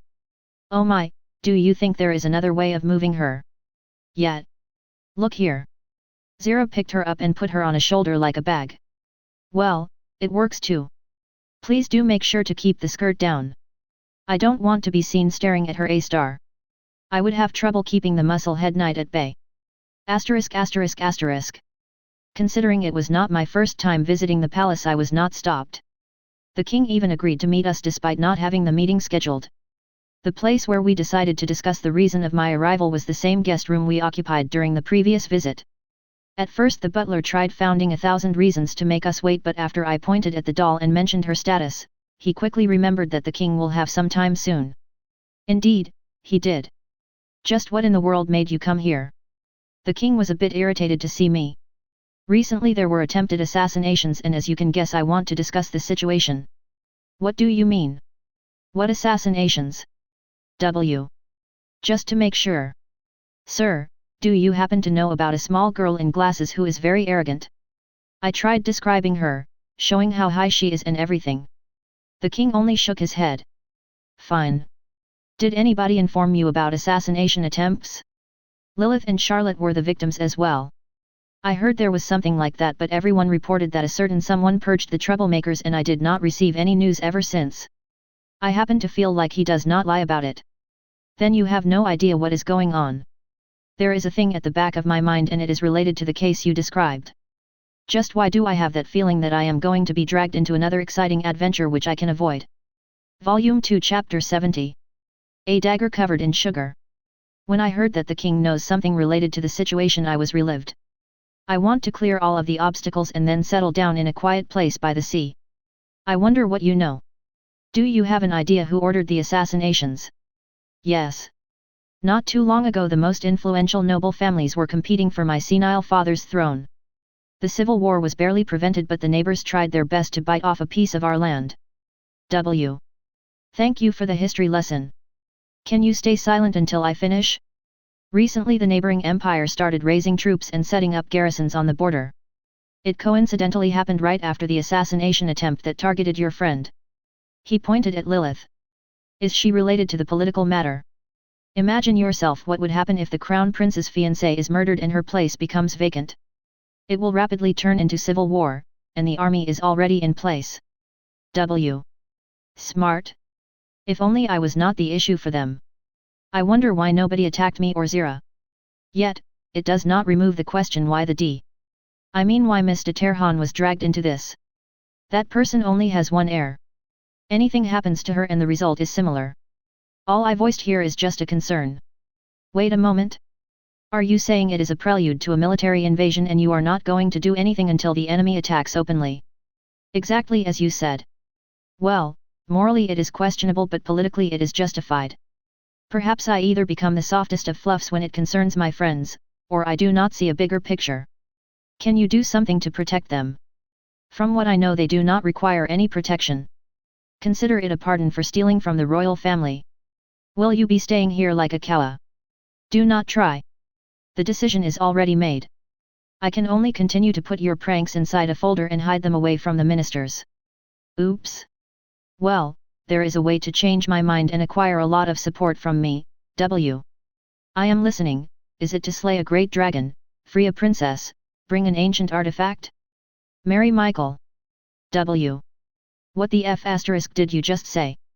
You are the only bride of questionably noble origin that remains. W. Do you prefer the palace shelled with heat or my special, custom-made lyddite shells? Please, think about it. You will have all the money and support of the royal family. You will have your friends protected until the deathbed. Power, influence, wealth, anything. W. Lilith was casted aside the very moment a problem appeared. I reminded about our last meeting. And you participated in this, remember? W. Okay, I have nothing to refute this one. Not that it will make me change my mind. The meeting was ended, for today, and we returned to the ship. Tomorrow we will be coming again. Asterisk asterisk asterisk. When I woke up I felt someone cuddling to me. I was expecting Lilith, but it was Charlotte. Oh, wait, the both of them are here pushing their chests against me. While I remember having Charlotte here, I also remember locking the door. Lilith somehow sneaked inside by herself. Rise and shine. I woke her up. Good morning. She looked at me like a sleepy cat, so I couldn't help scratching her chin. L. I felt movement on the other side. Oh my, good morning. Have you finally awoken? I looked at Charlotte. Oh, yes. She finally woke up from her slumber. L. Don't be mean to her, please. As a sign of my protest I stopped scratching her chin. Yes, when she accepted the inevitable I continued petting her. It did not take us long to return to the palace's guest room. Have you changed your mind? The king sat near me. About. The Ma, W. Refused. If you say so, he returned to his usual place on the other side of the coffee table. Still, being a bride is not so bad. W. No. Way. I in hell. At least pretend to think this through. This old man really is desperate to find a wife for his son. Can we return to a more pressing concern? Which is? W. Dealing with the assassinations. Like, they really start to make my life troublesome. We are doing our best to ensure the safety of our subjects. Please, inform the local town guard office in case you feel, W. Fine. What can I do to make you do something? Oh, young lady, please, do be a bit more patient. Why do I feel like the roles are reversed? So. You can help us in the war. Use your superior magic to make the Empire surrender. W. You decided to start a war. Oh, no, of course no. The Empire declared war yesterday. I came right from the meeting with their ambassador. I was tricked. Your answer, Miss Delight. A Side Story of Darkness in a Cat number 26. The Salad Meister. Remember what I said and everything will be perfect. The fat man was giving me the final instructions. All of the contestants gathered in a large hall. Every team has a table and the utensils provided by the king. Contestants. You can start now. Everyone started cooking in hurry. Some were cutting the ingredients, some were mixing something in their bowls, and only we were leisurely setting up all of the plates and sorting every ingredient. Now, do you see how the bindweed stem has hardened? FM. Yes. You will have to peel the hardened outside until you reach the softened insides. Do it only right before serving it. Understood. He glared at me. Yes, chef. Start cutting these. FM. Unlike the other contestants, we did not hurry, and even though our salad is simple, I know what should be done to win. 2.5 hours later. Everyone. Put away your utensils and present the dishes. Who will be the first? We are the first. The fat man shouted and pushed me towards the small table where the jury sat. That catkin, huh? Let's see, the king grinned. What are you presenting to His Majesty? The current royal chef asked me with disdain. The chefs, I will cut everything that stands in our way. Salad. I placed the small dish with some uncut vegetables and a few stems of the bindweed. Cut/cut. Cut/cut. Cut/chop. Bon appetit, said I as the last pieces of vegetables and stems stopped falling down into the dish. Why? Well, it is a peculiar presentation. The king was smiling, so it does mean I won, right? Crack. Bomb. After all, the victory receipt was right. You will cut everything right in front of His Majesty. Your swordsmanship should do the trick. Then why did I pick the stems? Well, the dish needed something conspicuous. Asterisk asterisk asterisk. Of course, the king had no way of rejecting the dish. Not with the sword's tip near his face, and surely not with the table cut in two right in front of him. The salad itself was rescued before it fell on the floor, but it is a completely different story. Volume 2 Chapter 71. Pure Blood Politics. I wonder why I was not surprised to hear that I might end up in the middle of a war. There was no flurry feeling of fear. Instead of worrying for no reason, I decided to come up with an answer. I guess there is no helping it. What exactly are you planning? While the Empire plans their land invasion, we will raid their capital from the sea. That ship of yours might even be able to break through the enemy's fleet. W. Well then, you know that I do not want to be the scapegoat, so I want a document to confirm our agreement. That person will arrange everything. Cherry, can you go and do that? The king looked at Charlotte. Oh my, how close you are! I smiled when I saw her blushing. I cannot believe it. Did I mishear you? Is this a covered-up sarcasm? Is this, W? How about we stop it? I will be back soon. Charlotte escaped our company as fast as she could. Asterisk asterisk asterisk. While she is away, we have some time to discuss the actual terms and then what is necessary to do, so we went straight to the details. Aside from the protection, I will have to make sure the guilty will be punished. Not to mention I currently only live off being a student and from Lilith's money. You mean the money we gave you? W. You mean the money you gave us as the compensation for your royal bastard's stupidity? When I finished, I saw that the king shifted his look a bit. An accidental bullseye is a funny thing. Just look here. My poor Lilith is still worried about what happened, so how about a title and land? That is the most I can pay you for your strength. W. A seaside property would be so nice to have. It costs quite a lot, you know? There are no free land plots there. Every worthy centimeter of land is owned already. W. Hello, are there any imperial property agents nearby? I would like to buy some land for a mansion. Ha ha ha. Do try to do this. There is no way you will, W. Boom boom boom boom. Are there any preferences of where it should be, or regarding the surroundings? Would you like a beach nearby? Now we are talking. Nice to hear you remembered there is a nice sandy beach with a forest and a waterfall nearby. Also with a good, already built, pier where I can drop my anchor. It should be worth it.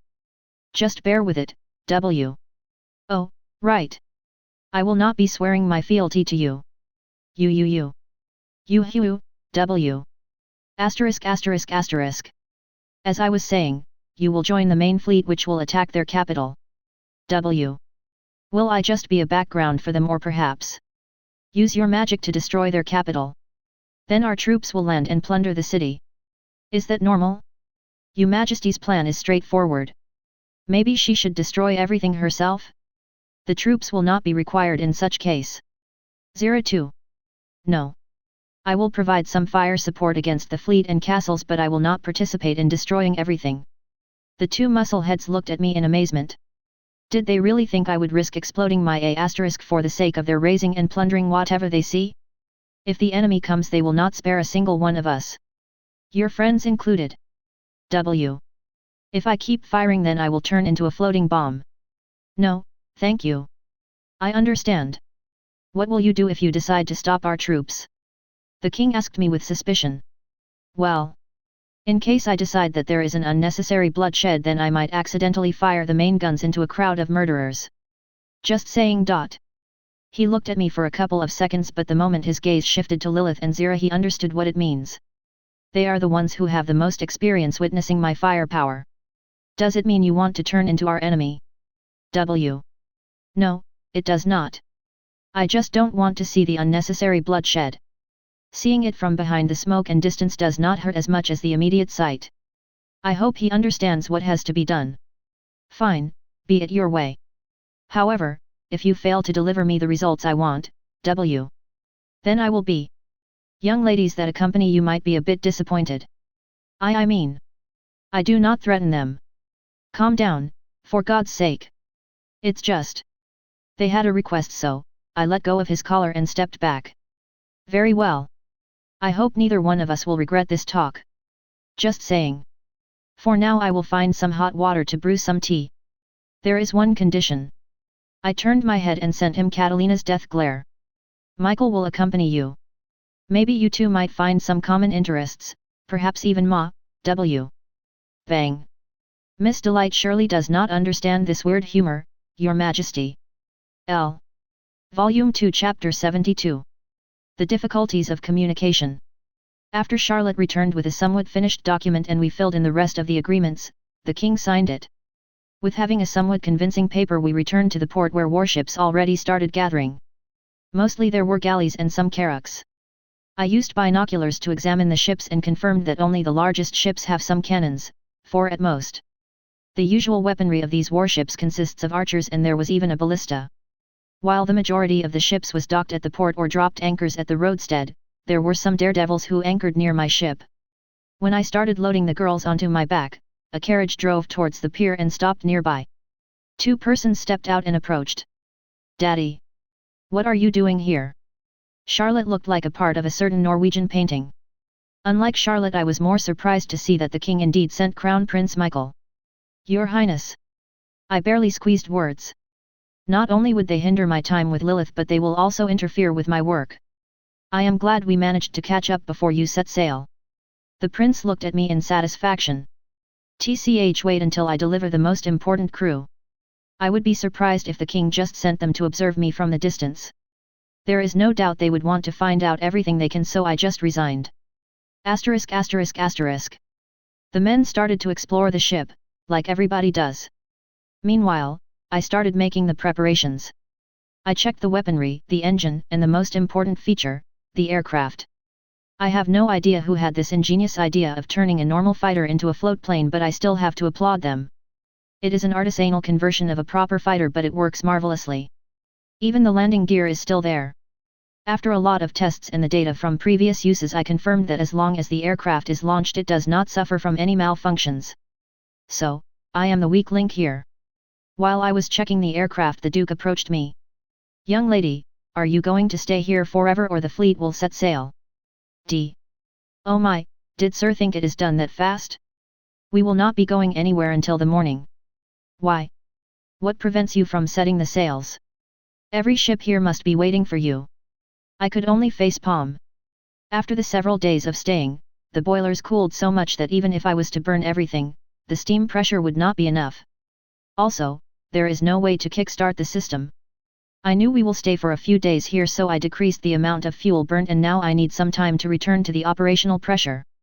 They better be grateful I did not stop the engine, otherwise we would be waiting for it to start for a few more days. Asterisk asterisk asterisk. The next morning I checked if the other ships are ready and then hoisted Papa and Tango flags. The pillar of smoke coming from the funnels also has increased. I was making the final preparations for departure. Waya. Good morning, Miss Delight. Are we about to start sailing? Lilith entered the bridge half asleep. Oh my, did I disturb your sleep? She nodded. Soon, the rest of the sleepy crew showed up. Some of the ships in the port set sail and slowly moved towards us. However, most of the ships did not understand what is going on. Auto-oga! Auto-oga! Auto-oga! Out of the entire fleet only one ship woke up and started setting sails. The rest of them in this case will have to catch up because I do not plan to wait for them. I pushed the handle of the order telegraph to dead slow ahead and a bell rang. A minute later the ship started moving forward. What is going on? How a ship can sail without sails? I don't remember anybody setting them. Exactly because it does not need any. Now, do not distract me. I turned the rudder to starboard and the ship slowly started turning towards the open sea. When I entered the desired course I increased the speed until we reached 10 knots, 18.5 km per hour. The way ahead of me was clear and I prepared to increase the speed to 14 knots. OC asterisk. Brace yourselves. We are turning to port. A merchant ship crossed the trajectory and to avoid the collision I had to turn the rudder up to the point of overloading the steering engines. Shriek. Pum. I turned so hard that it broke the steering and now, well, as long as the other ships stay away from us we should not crash into them. When I looked at the following warships I was speechless. They were trailing behind more than a kilometer away. I measured the distance a few times to calculate their speed and then... What happened? Oh 6 knots. Just brilliant. Not only did I have to repair the damned rudder but I will also have to snail at their speed. This F*** cruise will last forever. Volume 2 Chapter 73. A Flying Chariot of Fire. Captain's Log, sea date unknown. I am stuck in this mad ship for more than 2 weeks. We survived the first week relatively well but now everyone but me has gone insane. I am the only one who is still sane. Food and water supplies are running low. All sweet supplies were consumed. Sometimes when I look at Lilith I feel she would be sweet if I eat her. All of my companions and random passengers have gone wild. Lilith and Zero locked themselves inside the captain's quarters. Charlotte and her father are nowhere to be seen, perhaps they were already eaten. I don't care about the prince, he might as well jump into the water. What is worse, they locked me inside the bridge. The land is nowhere to be seen. Whoever decided to sail through the open sea as the shortest way might as well kill themselves. Kill. Yes, kill. Kill them all. Kill them all. Kill them all, kill them all, kill them all, kill them all. Asterisk asterisk asterisk. If the maps are correct then we should be somewhat close to the enemy capital. After the first week we started encountering occasional merchant ships were sailing under the Empire's flag and the closer we were to the target, the more of them we encountered. Unlike us, 6 idiots who never spent more than a week in a ship, and we were mostly anchored, the regular sailors on the sail ships were fine and happy. Well, I will scrag them if they dare saying it was a short and nice trip. Knock knock. Miss Delight, how are you in there? I'm fine. How are the others? Brr. 1 moment, well, her seasickness did not disappear. Just not on my deck. I warned her. Knock knock knock. Hey. Is it so hard for you to open the damned door? X. Yes. Even for a milady. X. Yes. What if I tell you that the land was spotted? I opened the armored door of the bridge. Say hello to the world, psycho. Might it be the first time you opened this F** door since you holed up in there? Wait. I thought they locked me here? I'm back. Lilith wobbled and Shirley was not in the best condition. I heard something creaking. Ho ho ho. Miss Delight, I am glad to finally see you. Charlotte was trying to hide the fact that she ran upstairs by covering her face with a fan. There are many stairs she had to run. So, you are sure that the ground is nearby? No, but the birds are flying near, so it should be. Right. Lilith's innocence is also her greatest flaw. I could only caress her head. I guess nobody understood what lady meant. Some ravens flew nearby. Well, I never heard that they are seabirds. Fine. Fine, I went back to the controls and began stopping the ship.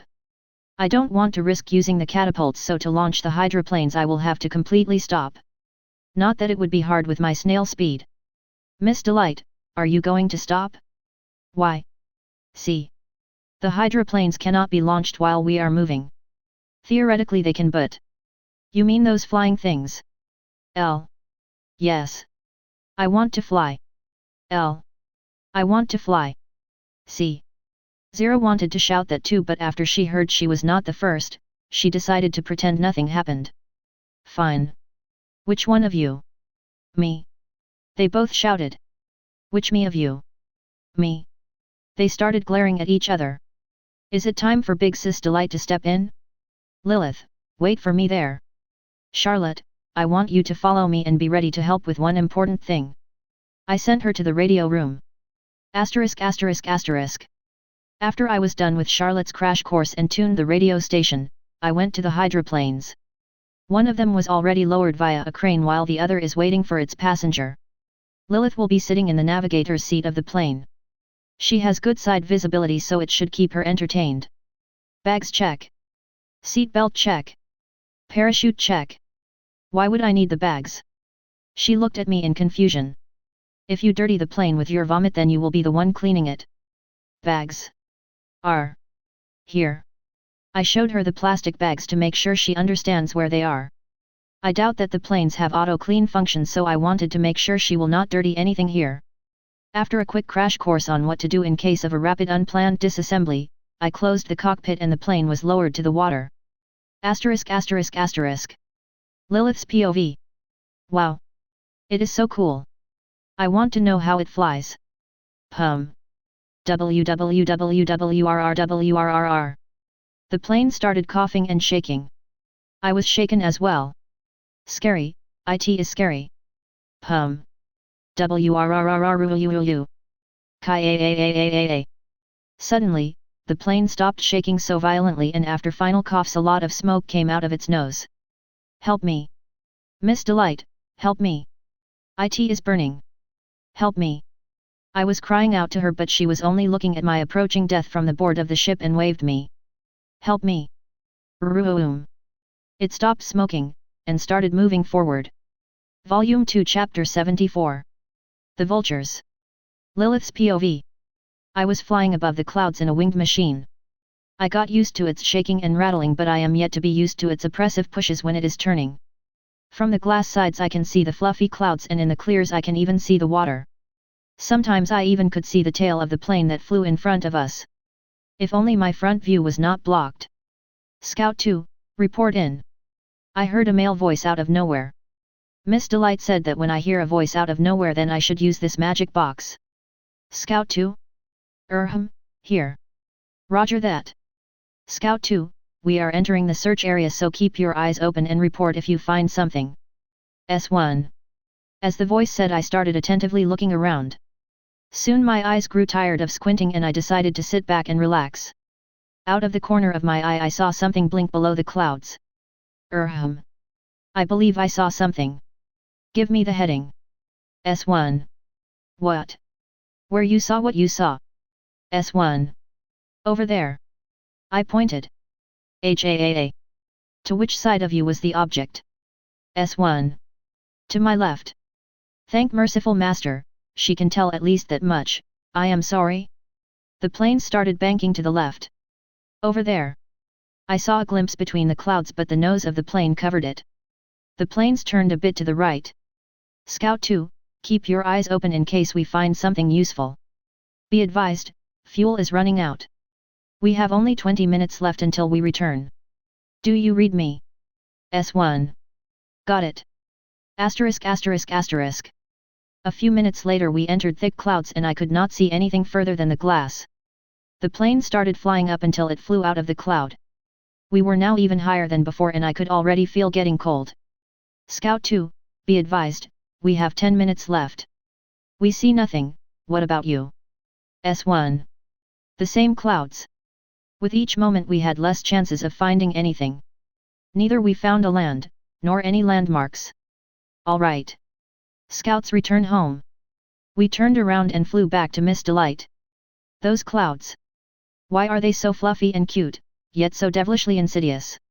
One again something glimpsed out of the corner of my eye, but this time I am sure where I saw it. I saw it. I saw it. We need to get down. Roger that. S1. We dived into the clouds and when we emerged I saw a huge city on the edge of the sea. Holy S***. That's something. The voice was agitated and excited, so was I. Asterisk asterisk asterisk. Charlotte's POV.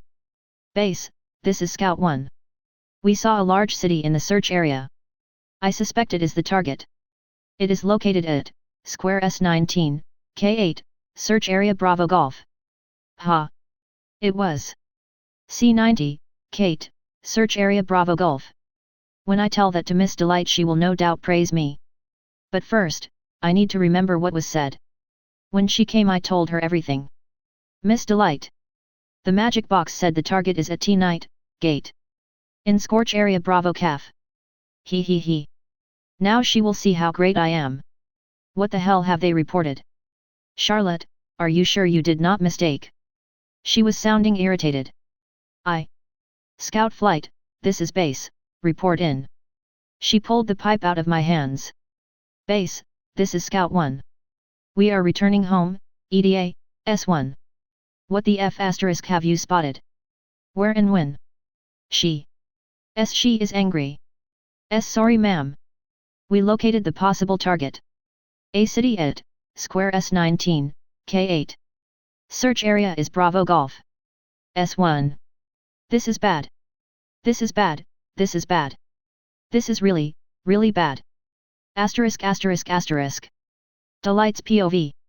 You will stay on the ship, unless Lilith decides to skip the second flight. She had one task. One task. Yush, I left her in the radio room and returned to the bridge. First things first, I need to plot the course. According to the map the city should be within 80 nautical miles from here. If I risk it, I might even arrive this night. I decided that I will be starting the coastal bombardment at the dawn, so I adjusted speed. While I will be going faster than the rest of the fleet, it will not be a problem. After Lilith returned we all gathered in the captain's quarters to discuss the strategy. This should be all for the intel and the overall plan. Now, about the assignments. I want to fly again. And you will, while Charlotte will be making herself useful by sitting in the radio room. Our basic course of radio operator's duties will begin in the morning at 4 o'clock. Yush! My poor baby, the Duke was almost weeping after looking at the girl's disheartened expression. Your Grace will be at the bridge with me. Why? Because you are here to observe.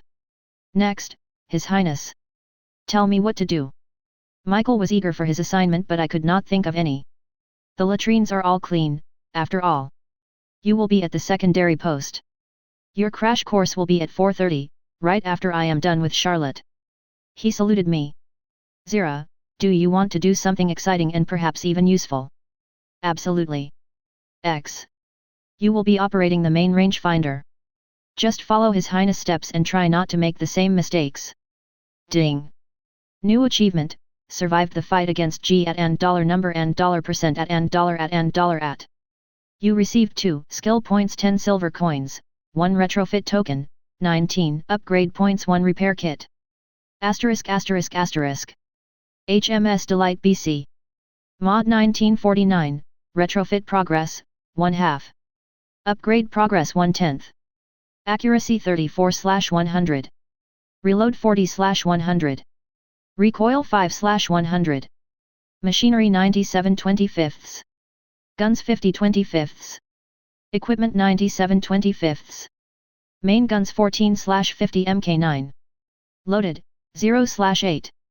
Fire rate, 1.2/3. Range, 40 km.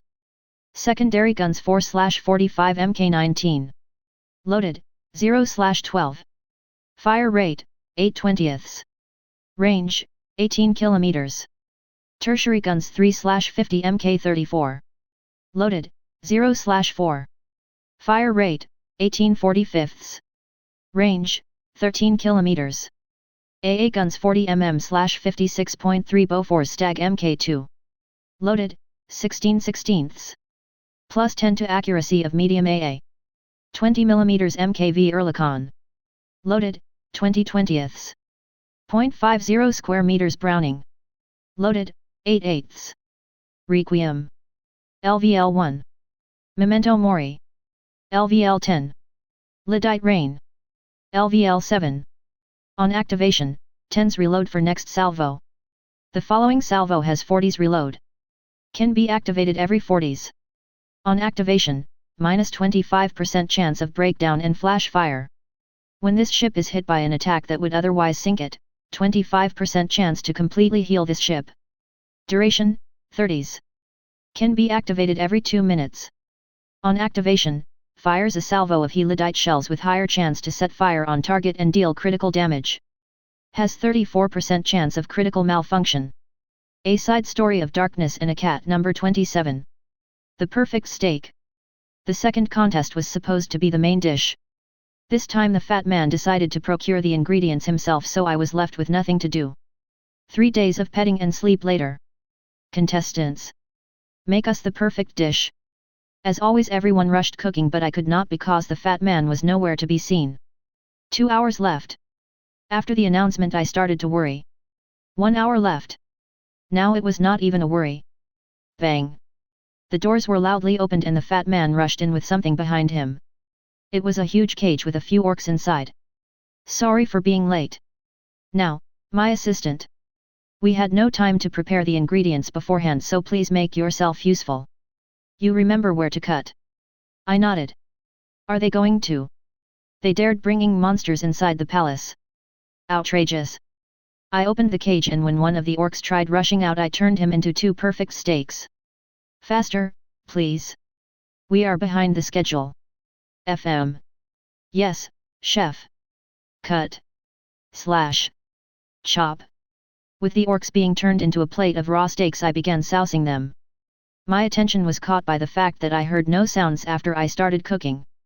I looked around and saw that everybody was looking at us with their eyes wide open. Not that it matters. What are YUPPP presenting?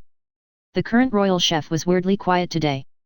Allow me to present our special dish, teriyaki orc steak. My assistant is master of making the most unorthodox dishes. Bon appetit. FM. Needless to say that with the Sakura special cooking techniques we could not lose. Volume 2 Chapter 75. T-20 minutes. With loud coughing 2 engines started up and soon roared. 2 scout hydroplanes accelerated and disappeared in the distance. All stations, we are accelerating. I set full ahead and after a ring the ship leisurely steamed forward. Radio, report. Lilith says everything is fine. C. Secondary tower. A bit smoky but other than that, everything is fine. M. Main range finder. Is it fine? Like, it wobbles here all the time. X. Supervisor. I turned to the Duke. What are you going to do if you end up overwhelmed? The main fleet is far behind, after all. D. It will be all right. Also, I suggest you do not step outside. Why? He was confused by my request. You will become deaf if you stay there when the firefight begins. If you say so, he did not try to argue. In 10 minutes' time we were already steaming at 30 knots. Asterisk asterisk asterisk. Lilith's POV. This time we found the Empire's capital very fast. Our task is to find anything worthy of Miss Delight's power. Most of the work was done by the other plane, so I was enjoying the sight.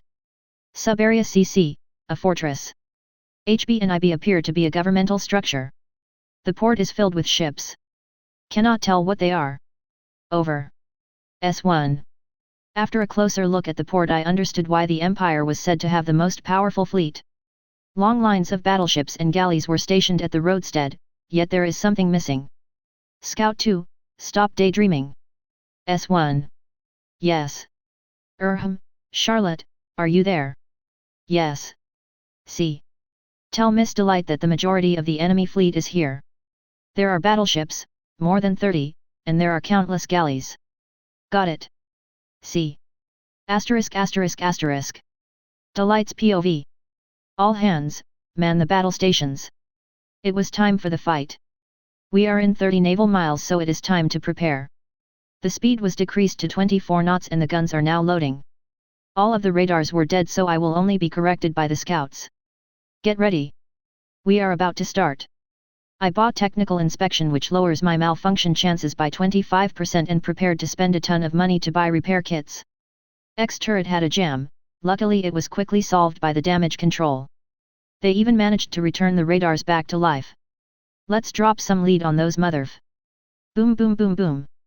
Asterisk asterisk asterisk. Lilith's POV. In a distance I saw a pillar of smoke and the planes set course to the port where they started to circle. Got it. Scout 2, get ready. S1. What is going on? Boom pum pum. Pum. Boom. Pum pum pum. Base, spread nominal. 2 ships were hit. Over. Asterisk asterisk asterisk. The Duke's POV. Spread nominal. 2 ships were hit. My baby's voice was coming seemingly out of nowhere. I looked at the bride-to-be and she was looking proud of herself. Firing. I closed my ears to protect myself from the thunderous sound. Boom boom boom boom. The entire ship was shaken and for a second I almost saw the bottom of the sea. 8 huge pipes fell down and in a minute rose again. Angle correction, 7 to the southwest. 1 target was torn apart, the rest missed. I hope you will be happy with your choice. Asterisk asterisk asterisk. Zira's POV.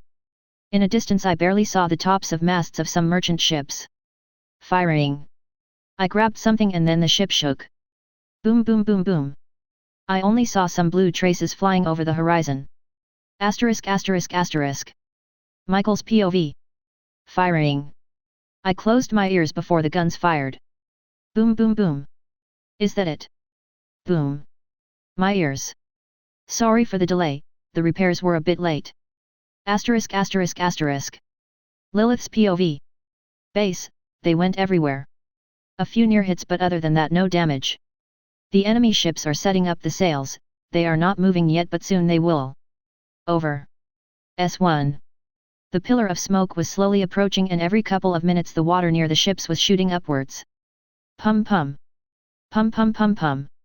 Pum pum. Miss Delight. Come on, you can do it. Everine. Don't shout that to me. See. Sorry. No hits. It was super inaccurate. Aha. Next salvo incoming, she said. See. Pum. Boom pum pum. Pum pum pum. Boom. Base, spread nominal. 1 target is straddled and 1 was torn apart. Over. S1. Roger that, we entered the visual range. Over. See. Asterisk asterisk asterisk. Zira's POV. It is. 18,000 yards? What's dat? Got it. Firing 4 inchers. Bang bang bang. Hits are before the target. Try. 18,500 yards. Bang bang bang. I saw splashes around the target and some fire. We hit it. Got it. Good work. Well, she at least knows how to thank for the hard work. Bang bang bang. Good hits. Good measurements. Are we ready to fire the main dish? What? The hell she's talking about? Bah, whatever. What's the range? 17,500 yards. Bang bang bang. Good hits. Firing. I grabbed a pipe before it's too late. Boom boom boom boom. A Side Story of Darkness in a Cat number 28. A Huntress Passion. For the final dish the fat man wants to use the wyvern eggs. Where can we find them? I could only ask one human. Do you remember that one time we went to a lake to hunt guys, how did she call them? PF. Submarines. F. Yes, right. So, these submarines lay eggs on the bottom of lakes and thus we need to find a good body of water. PF. Soon we found a large lake. On the beach were slithering long reptiles, similar to the dragons of the Dragon Empire. So many wyverns, f. Kuronami, do you see them? These wyverns are what you need to who, pf. Bang bang bang. Task understood. Commencing attack. Preparing for all-out assault. Right before the all-out assault was fired, the targets dived into the lake. If you want it so much. I don't like that smile. F. I never thought she'd smile like that, Ellen. Ping, ping, ping. Ping ping ping ping ping. Pa pa pa. Depth charges shot. Bum bum bum. First one is ready, the next.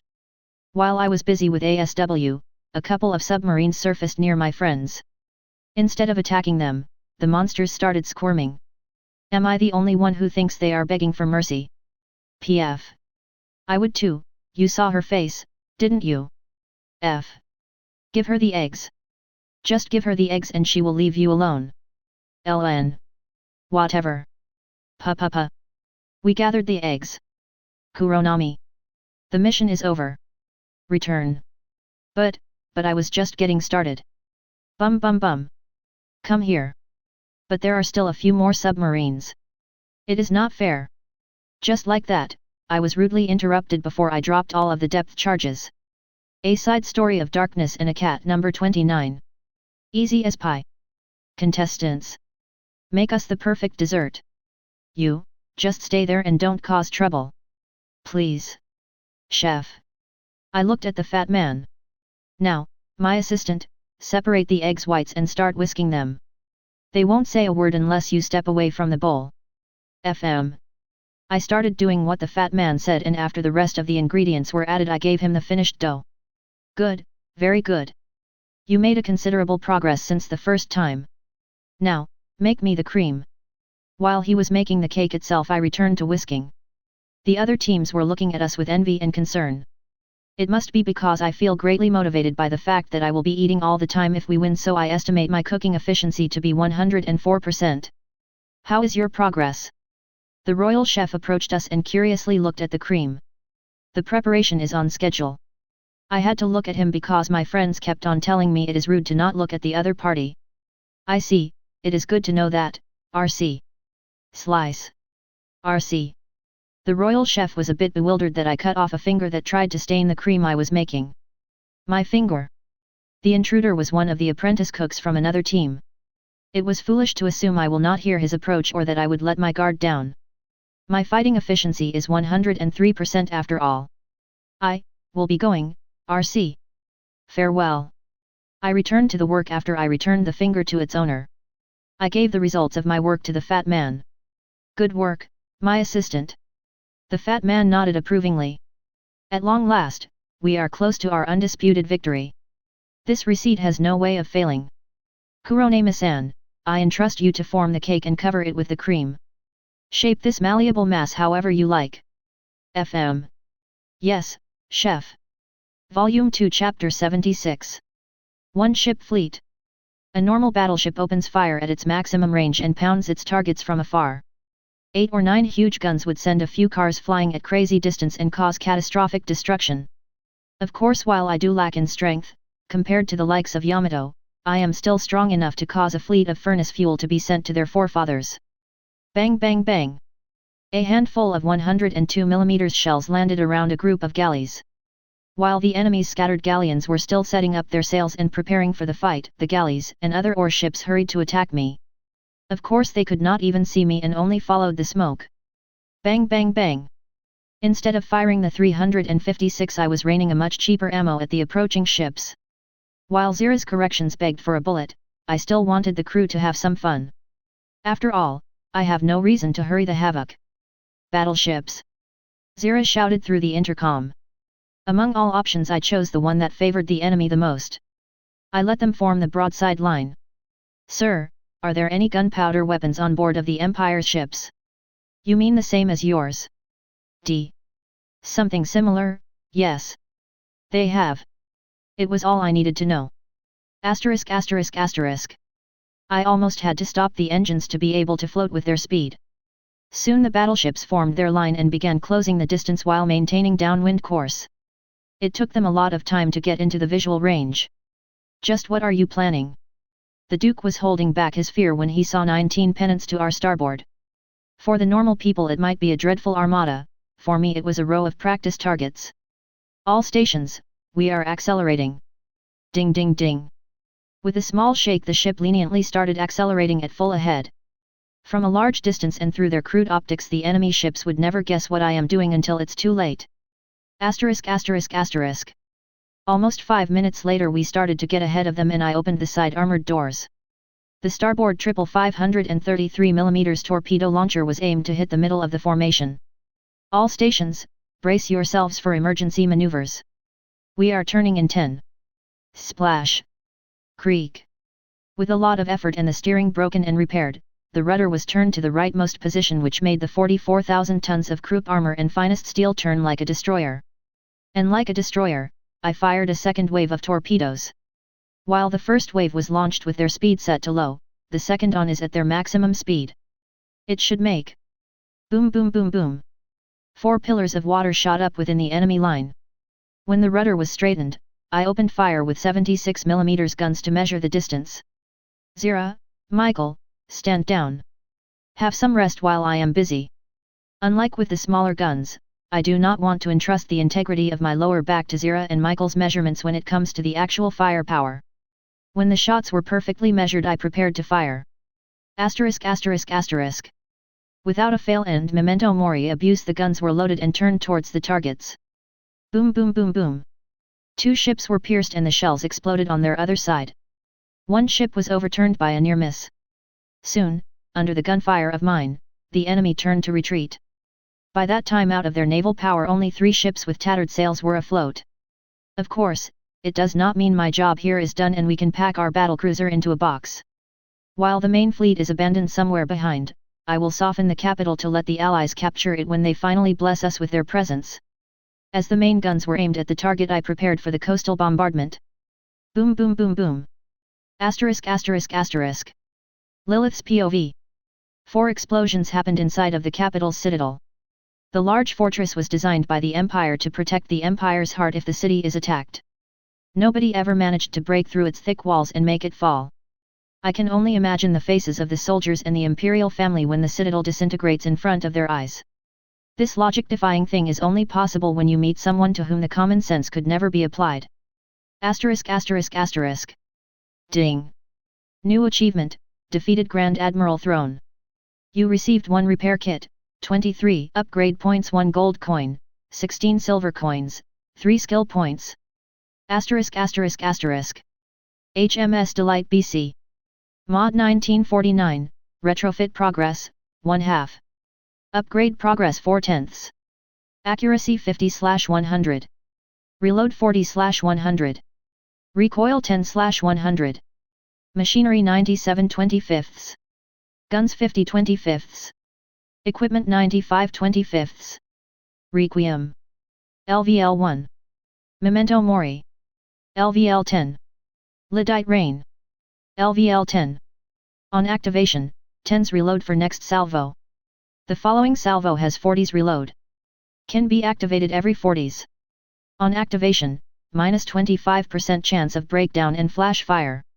When this ship is hit by an attack that would otherwise sink it, 25% chance to completely heal this ship. Duration, 30s. Can be activated every 2 minutes. On activation, fires a salvo of Helidite shells with higher chance to set fire on target and deal critical damage. Has 10% chance of critical malfunction. Volume 2 Chapter 77. Endgame. 2 small dots were circling above the citadel. The garrison soldiers at first thought that it was just a couple of birds which decided to fly around, but after the explosions began, they understood that something is off. Your Majesty, you should take cover. If we all are about to die, then it is better to die like men, not like cowards. 2 men were standing near the entrance to the underground part of the citadel, but neither of them entered. The Emperor still had a bit of hope. The explosions were happening not only inside the citadel but also around it, so the fortress might not be the primary target. Not to mention there was still a backup plan. We are almost ready. A man in a robe reported. Usually the head of the court mages would not be concerned with a possible magical attack on the capital because there is little to no way anybody could bring enough mages to challenge the defenders. The most professional of mages served the emperor, and he was the best of them. He fought in many battles and seen the worst. But when huge explosions happen all of a sudden and there is no way to stop them, even the most confident people would be shaken. Kaboom! Another explosion happened within the walls of the citadel. When the dust settled, the defenders were thrown into desperation as they saw that the main structure has collapsed. It contained both the barracks and the supply storage of the fortress. All of the food and water, the majority of weapons and munitions, and even some of the defenders were buried under the rubble. The citadel never succumbed to any kind of an attack for which it was called indestructible, but now, all over the fortress murmurs were heard, "We are doomed, the empire is abandoned by the gods, all of us are going to die." Only when a semi-transparent cupola covered the citadel, the soldiers' despair was alleviated. However, not for long. Pum pum pum. Large circles rippled on the surface of the shield. It was holding, somehow, through the screams of pain and agony coming from the magicians. Their magic was stopping the sheer mass of the shells and their colossal energy. The terror was only growing amongst the defenders as they clearly understood that this is the end. Yet, it was only the beginning. Delight's POV. After a few volleys I understood that this one will be a tough nut. My idea was to bombard the shield with everything I've got, but that was not enough.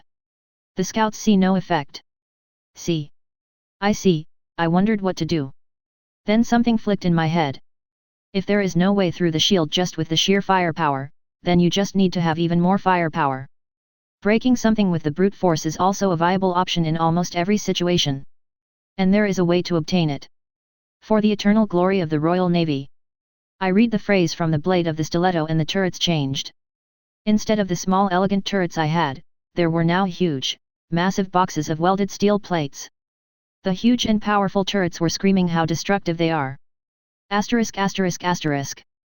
HMS Dollar, and BC. Mod. Accuracy 58/100. Reload 40/100. Recoil 10/100. Machinery 72/25. Guns 25/25. Equipment 70/25. Firepower 100. AA 125. HP 56,000. Evasion 64. Main guns 18/40 MKI loaded, 8/8. Fire rate, 0.4/1. Range, 37 km. Secondary guns 4/45 MK19. Loaded, 0/12. Fire rate, 8/20. Range, 18 km. Tertiary guns 3/50 MK34. Loaded, 0/4. Fire rate, 18/45. Range, 13 km. AA guns 40 mm/56.3 Bofors Stag Mk2. Loaded, 16/16. Plus 10 to accuracy of medium AA. 20 mm MKV Ehrlichon. Loaded, 20/20. 0.50 square meters Browning. Loaded, 8/8. Eternal Glory. On activation, equips 18/40 MKI guns and reloads them. Plus 15% bonus to accuracy and plus 25% bonus to AA and evasion. Activates Memento Mori skill, which lasts until this skill is deactivated. This skill cannot be deactivated until 18-inch guns are all fully reloaded. Now that's a lot of damage. I aimed one of the huge guns and fired. Kaboom! The bulletproof glass of the bridge shattered. The bottom of the sea showed itself for a moment. The air around the ship and even inside of it was thundered by a colossal cordite explosion which sent an entire car towards the fortress. The colossal shell connected with the magic shield and then... Pum! The explosion was seen even from the command post. Its echo reached me despite the distance.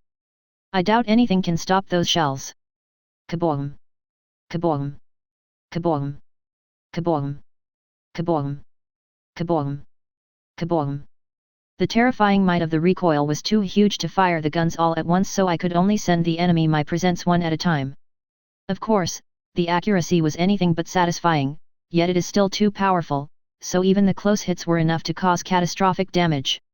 I will have to find an excuse for myself, why I destroyed a few dozens of civilian houses but the victor is not sued. After a couple of salvos I decided that it should be enough. After all, my power is not something they can fight against. As I was about to disembark and proceed to recreate the scene aboard another big ship, I felt something. It was just a second, but it was enough to make me stop pounding the leftover military objects and turn towards the open sea. A Side Story of Darkness in a Cat, number 30, Final. Power of the Empty Stomach. I looked at what I have. There were bowls with the dough and the cream, an oven, and the tools. I thought for a few minutes before understanding what should be done. The fat man must have wanted to surprise the king by giving him a cat in the bag. It can only mean one thing. I approached the jury table. What do you need? Everybody was wary of something. Can I have a room where nobody would interrupt me? After all, the best way of making a surprise is having nobody know what the result is until it is presented. If you say so, the king whispered something to one of his aides and the aide led me to a room. There was everything I would ever need to finish the cake, so I began. Meanwhile, that room surely came in handy. The king laughed. I knew it is a good idea to prepare a separate kitchen in case that girl does something obnoxious. The chef laughed as well. Tshhhhh. If she hears that, we both are dead. TK. Sorry, RC. I don't know why they would be dead if I hear them, but I guess it means I should not be telling anything. I brought the cake in a box and put it on the jury table. I removed the box and the cake was now in front of the king. That is unexpected, TK. The king curiously looked at the cake. The cake has a perfect cylindrical shape, assured by a few corrections with the katana. It has good cream covering and artistic design.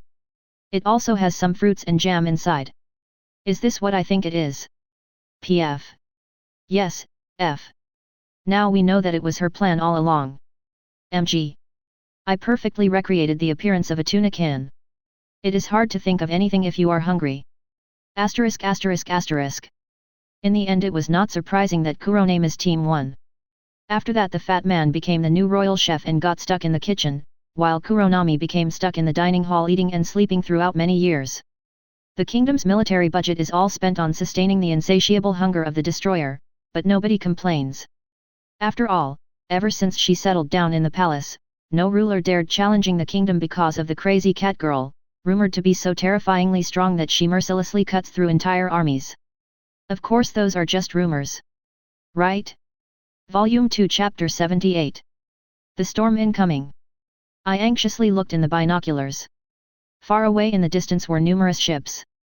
It was too early to tell their affiliation, but if I wait for too long I might end up wasting the time I could be firing. The scouts were already flying back by the time I managed to confirm that the fleet of Scrapwood was allied. All of their ships were more or less damaged and some were barely afloat with most of their crew ready to jump off with a board or a barrel in their hands. Sir, do you have any idea where do they come from? After all, the main force will not arrive so soon. That might be some sort of a scout fleet. I am not an admiral so I cannot say anything for sure. D. If you say so. Asterisk asterisk asterisk. My two hydroplanes landed on the water between me and the fleet, and waited until I approached to pick them up. The Allied fleet approached as well. While the circumstances of our encounter are a bit dubious, neither of us showed hostility. To communicate I jumped off my ship and boarded one of the less destroyed ships. What? When I showed up out of nowhere, a sailor fell on his bottom and crawled back. Calm down. I need to see the commander of this group. The commander? The sailor was lost. Brian, what's going on? Another sailor came here. She wants to see the commander of the squadron. B. This lady? Well, he's dead. Show. Who's the acting commander? The second sailor shouted towards the back of the ship. Realanine Vengeance was sunk too, so it makes our captain the acting commander. The response came after a minute of looking around. Okay, I could only accept that everything went south, and go find the captain. Asterisk asterisk asterisk. Of course, on a 30-meter ship it would be hard not to find one. Who the F asterisk are ye? I was welcomed by an old man with numerous bandages all over his body. Delight, the captain of that ship. I pointed at my body. Whatever the F asterisk you want here, gal. See. I need to know what happened and what your ships are doing here. We're saving our A asterisk, can't ya see? When we met that abomination we lost half of the fleet. Thank the gods, at least some of us saved our souls. See. I know that the main fleet is supposed to attack the capital, but we never were informed about your existence. Because of those F** Admiralty rats. May they F** die in a F** ditch. Gal, do ya even know why those idiots sent a fleet that large against the Empire? Nobody d believe ya as strong as a couple of S** pants sailors said. They sent those idiots with ya because they were F** sure that nothing could go wrong. We were sent to be a F** prey. The captain was almost shrieking in fury. Stop crying and tell me why you were sent. KHHH. We were sent to lead the castle ship away. The Empire's mightiest ship. With the ship out of the way, even our fleet can take on the defensive fleet. The entire plan was built around having the castle ship out of the equation. Judging by the looks of your sexy baby, she was sent here exactly to counter that monster. We were supposed to keep it busy, yet, everything went wrong. He gave me a look of sympathy. From what you are telling me, that castle ship wiped out the fleet and is now on its way to spoil the mood. Correct. I'll tell ya everything we found out, so listen carefully. Dat F***er is very slow and has no sails. Due to its oars it can move relatively well ignoring the wind swims, but if you manage to kill the oarsman, it'll be a sitting duck. The armor is crazy. It has enough armor to stop a ballista shot from close range without any dents. It must be either a hollow shell, or have a lot of its hull below the water. And finally its weapons. The castle ship has some archer towers, but they are just to hush the old farts like me. What ya actually need to be cautious of, its blow tubes. They have insane range and cut through the wood like a sword through cloth. They are located at the angles of the ship, 8 in total. See. Thank you for the information. Might it be your ships will move away from here? No way in F** hell. We want blood. We want to F** strangle every last one of them. Ain't it right, lads? See. Yet. Not to mention, the moment we enter the open sea, we will be hunted both by the monsters and the Empire's patrols. I patted his shoulder, but he hissed in pain. When I returned I immediately wanted to send the scouts out, but after I looked at Lilith I understood, she won't handle it well. For now, I checked what I have to upgrade. Ding! You received 10 upgrade points, 1 repair kit, 3 silver coins, 1 skill point, 1 retrofit token. *****. HMS dollar, and ***, BC. Mod. Accuracy 58/100. Reload 50/100. Recoil 10/100. Machinery 72/25. Guns 25/25. Equipment 70/25. Main guns 18/40 mki loaded, 8/8. Fire rate, 0.5/1. Range, 37 km. Secondary guns 4/45 mk19. Loaded, 0/12. Fire rate, 10/20. Range, 18 km. Tertiary guns 3/50 mk34. Loaded, 0/4. Fire rate, 22.5/45. Range, 13 km. AA guns 40 mm/56.3 Bofors Stag Mk2.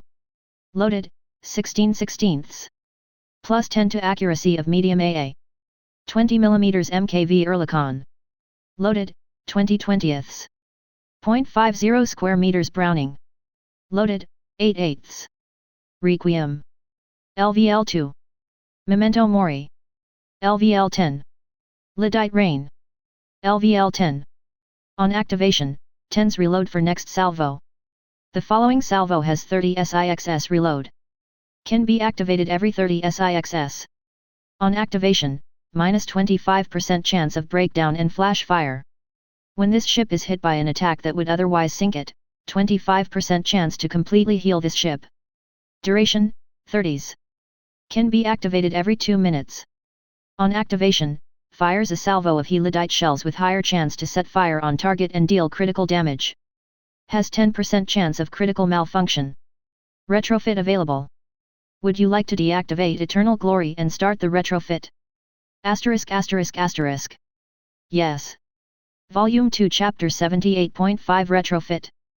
Initializing systems. Welcome, user. Is everything working? Initializing system check. 10%. 50%. 99%. System check completed. Propulsion systems, reactivation completed. Wear out, high. Recommendation, decrease the load of the machinery. Works completed, reactivation, basic maintenance, replacement of corroded elements. Steering systems, reactivation completed. Wear out, high. Recommendation, none. Works completed, reactivation, replacement of the rudder and corroded elements. Detection systems, modernization and reactivation completed. Wear out, minimal. Recommendation, perform exercises to familiarize with the new equipment. Works completed, basic maintenance of the coincidence rangefinders, replacement of surface and aerial detection radars, installment of towed sonar array. Fire control systems, modernization complete. Wear out, none. Recommendation, perform exercises to familiarize with the new equipment. Works completed, full replacement of FCS, installment of ballistic computer, integrated detection and fire control. What about the weaponry? Accessing the data. Report found. Report ***. Weaponry modernization, expertise, and condition. Short summary. Point 1986. The weapons installed on HMS Delight were checked. Main guns were reactivated. The breeches and the liners appear to be good enough to be used. The electro-hydraulics were not as tractable. We had to replace a lot of parts and even then we could not solve the X issue. Other than that, the systems work as intended and we even managed to calibrate it to reach the original speed. The guns should have no issue firing their remaining ammunition. Secondary guns were reactivated. The breeches were in a bad condition so we used the 102mm guns from other old ships. They work fine but there might be other issues with them. Currently there is no reason to rush the renovation. Tertiary guns were in good condition but were replaced. We carved out their magazines. All 4 guns were scraped. AA guns were removed during the mothballing and had to be reinstalled. All Bofors guns were replaced with modern ones. All Oerlikon mounts were scrapped and are not going to be reinstalled but the deck machine guns are going to return. With the new fire control and radars, the firepower and combat flexibility should be significantly increased. Lieutenant Commander PG Dance. What was installed? Initializing system check. System check complete. Main guns, secondary guns, no connection to the mainframe. Medium range AA, all guns online. Radar and FCS input online. CIWS, online. Radar and FCS input online. SSM, online. Radar input online. All missiles are on standby. What about the aircraft? Accessing the data. Report found. Report ***. Safety concern regarding the new helicopter landing pad. Point 1986. Sir, the engineering team still would like you to review your decision. It is better to keep the old hydroplanes than to install a helicopter pad in such a place. The chances of a helicopter hitting the secondary tower or the funnels is high, not to mention that the landing in such a constrained space will be even more dangerous during bad weather. The helicopter hangar fitted well but it does not mean that it removes all other problems. Please, give us additional time to review the designs and find a better solution to the problem. D. Valentine, Chief of our group. Good, thank you. Stimulation received. Set the assistant to unrequired. Understood. Assistant program set on standby. Terminating the communication interface. The Wind's Side Story of Withered Blossom Number 1. Scattered petals. I opened my eyes after waking from long slumber. Instead of the futon and dormitory walls I found myself under a palm tree. The immediate surroundings were not similar to the port in any way. All right, little guys, it is time to work. All planes on duty, take off. While the aircraft are busy I will be scouting the area around. As the group of Repus left the catapults, I looked around. I was surrounded by some vegetation but judging by the temperature it is not the true face of this area. I was dressed in my kimono and neither of my things was missing. The fuel tanks are full and the storages are breaking from all the bombs and torpedoes stockpiled there. 116 planes were in the hangar and 4 are airborne. It might be alright for me to start moving out. It is better to find a good position for myself. Meanwhile, the aircraft were done with the recon of the immediate area. In short, I am in the middle of a desert. A small oasis will not sustain me for longer than a week so I began gathering whatever I can. As I was done filling the spare tanks with water, and stacking wood on the flight deck parking, I went to wherever a thrown stick told me. In other words, to the east. The scorching winds and dry air of the desert hit my face as soon as I stepped out of the final wall of vegetation. The sea of salt water which brings death is changed to the sea of sand. Let me have some fun. The Wind's Side Story of Withered Blossom No. 2. Endless Sea. I spent an entire day moving in one direction. Several times I sent bombers with external fuel tanks to scout even further ahead. I even sent one plane on a suicide mission to fly until it spends all of the fuel. It was just an endless desert. A dune behind a dune which is in a shadow of another dune. And the sand. That damned sand gets everywhere. I even had to ground the entire air group to install air filters. Otherwise their engines could not work properly. I was fine. Well, instead of suffering under the scorching sun I just covered myself with the umbrella and untied the kimono. I might get a bit of tan but at least I won't be sweating. If those crones would be here, they would tell me that I am unable to solve this much. And also they would burn everything because they like it. Vroom. One repu separated from its flight and dived to the ground. One hop and I was high in the air. One night and I was approaching another oasis. I jumped off near the oasis and sent the fighters to search through the area. Soon the first results were delivered. So, there are animals here? Looks like they are too big to sustain themselves naturally. Not to mention that there are too many of them. I saw a large number of woolly animals which grouped near dense vegetation. Suddenly, they started running. They just ran in any direction they could find. After a plane descended I confirmed that there are two large animals, which were chasing after the woolly animals. And, there was a torch. Volume 2 Chapter 79. Fortune's Tough Love. At the first glance I saw no difference with what I used to be. ******. HMS Delight, BC. Mod, 1986 Retrofit. Accuracy, 50/100, plus 10. Reload, 50/100. Recoil, 10/100. Machinery, 97/50. Guns, 50/25. Equipment, 95/0. Main guns 14/50 Mk9. Loaded, 0/8. Fire rate, 1.5/3. Range, 40 km. Secondary guns 4/45 Mk19. Loaded, 0/12. Fire rate, 10/20. Range, 18 km. Guided missiles MM40 Exocet. Loaded, 8/8. Javelin Manpad. Ready, 8/64. AA guns 40 mm/70 SAC 600. Loaded, 16/16. Radar guidance, offline. 20 mm Mk72 Phalanx CIWS. Loaded, 4/4. Radar guidance, offline. 0.50 square meters Browning. Loaded, 8/8. Helicopter pad, ready. Lynx has .2, ready, 2/2. ******. When I looked at the new bridge I felt both delighted to see the familiar parts still installed, and sad to see that I don't have a bunch of sci-fi holographic displays. The most sci-fi thing here is a CRT monitor. Unlike previously, my radar view is just a little bit clearer and gives better image of air and surroundings. Of course, after I checked, it was due to the radars being broken. The first thing I tried was the helipad. One Sea-Lynx helicopter drove out of a small hangar and prepared to take off. A second after it gained some altitude, its rotor blades touched the superstructure and the helicopter crashed in an inferno. Great, wonderful, terrific 11 crashed helicopters out of one. I tried launching the second one, after the fire was extinguished.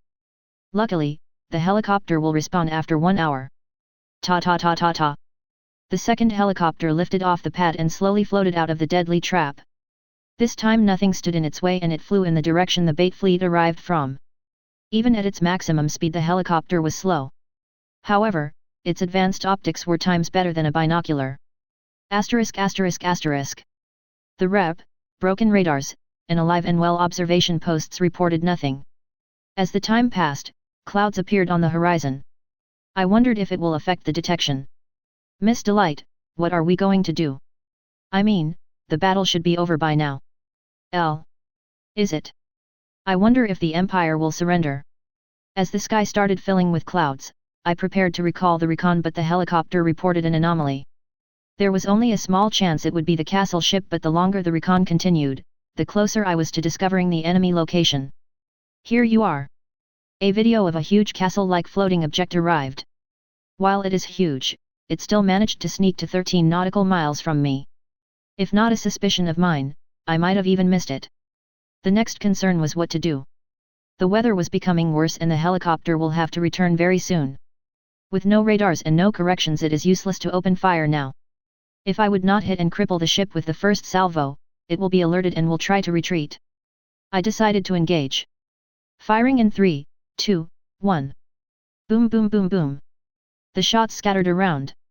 I managed to get one near hit, and 2 shots even hit the target, but they ricocheted. The castle ship started turning around to retreat. I decided it would be foolish to give the enemy a chance to regroup. I continued observing the ship's movements until the wind became insufferable and the helicopter was forced to return. Asterisk asterisk asterisk. The helicopter nailed the approach and was about to touch down when the cruiser hit a wave. After the second fire extinguisher use, I continued the chase. By the time I arrived to the last known location, the castle ship was already away. Without an operational radar, I was chasing the shadows in a storm. As the storm grew stronger, I started losing the final clues I had. Yet, I had few of them. That's more than none. I put all of the eggs in one basket of searching to the left of the castle ship's course. I see something. Zero reported from the topmost point of the ship. I prepared to open fire with guns, as the missiles were unable to fire at such close range. Bang bang bang. I fired again and again, but with no reported result. Palm. Until one shot hit something and set the target on fire. Without a radar, it was the closest I could get to seeing the target, so I prepared the main guns. I turned to show my broadside. Bomb bomb bomb. Pi ping ping. The enemy guns hit my belt, but they had no chances of penetrating it. Boom boom boom. I hurried the firing. Instead of 2 shots, the X-turret spewed small flames out of its barrels and I had to sink it in hurry to avoid a detonation. Of course, with how rash my firing was, the accuracy was lacking. I achieved no hit with the main guns and began raining fire from smaller calibers. Bang bang bum bum bum. BRRRRRTTTTT. Only 102 mm was an actual threat to the castle ship's armor, but the explosive ammunition flying around managed to scatter its sailors and prevent resistance. I prepared for the final shots when one of the turrets broke its elevation and the other suffered from a fire. Boom. Bang bang bang. Despite being so close to the enemy, I was still unable to do anything normal. Boom. One shell penetrated the armored front of the ship but did not explode. Yet, I fired everything into the breach.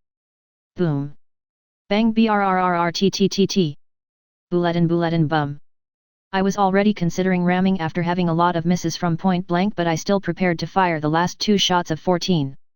Which got stuck in the auto-loader. Volume 2 Chapter 80. V Victus. In 2 kilometers away from me was a huge ship in metal armor. We exchanged a lot of shots. Their guns and arrows did nothing to my armor, not to mention the insides. Mine main guns missed every shot and all broke down. Bang bang bang.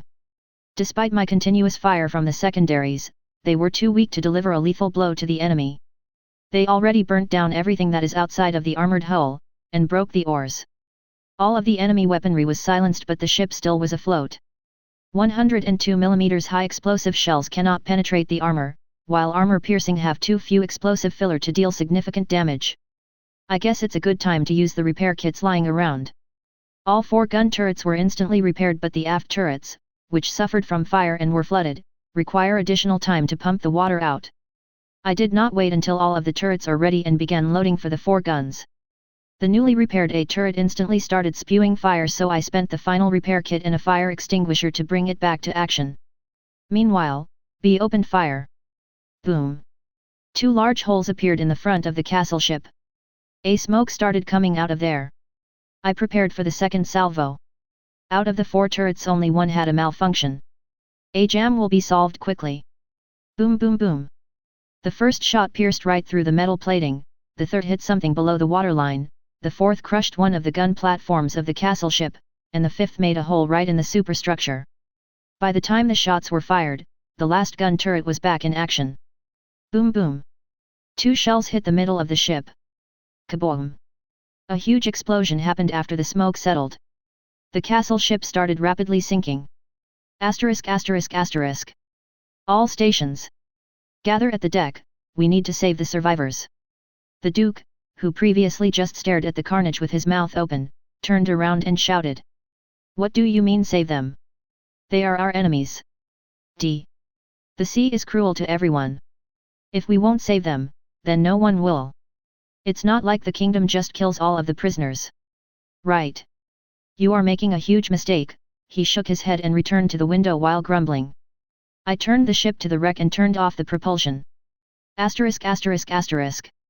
Despite the waves and the wind, a small crew of ours was dropping life rafts and boats to the survivors caught out of the darkness by the searchlights. Like moths coming to the light, the survivors were trying to reach the illuminated areas. We were picking up whoever we could find. Only 39 people survived and were placed at the bow of the ship, under the watchful gaze of Zira. The highest-ranking officer survived was a commander of one of the cannon's crew, so there was nothing useful we could find. After the rescue operation was finished, I slowly steamed towards the Empire's capital. By the time we arrived, the storm was almost over. There were some waves and wind, but not to the level of causing us trouble. I approached the capital even closer than before. The port was within my line of sight. The defenders placed there the few cannons that survived the bombardment. A large number of men took positions. Asterisk asterisk asterisk. Steady, men.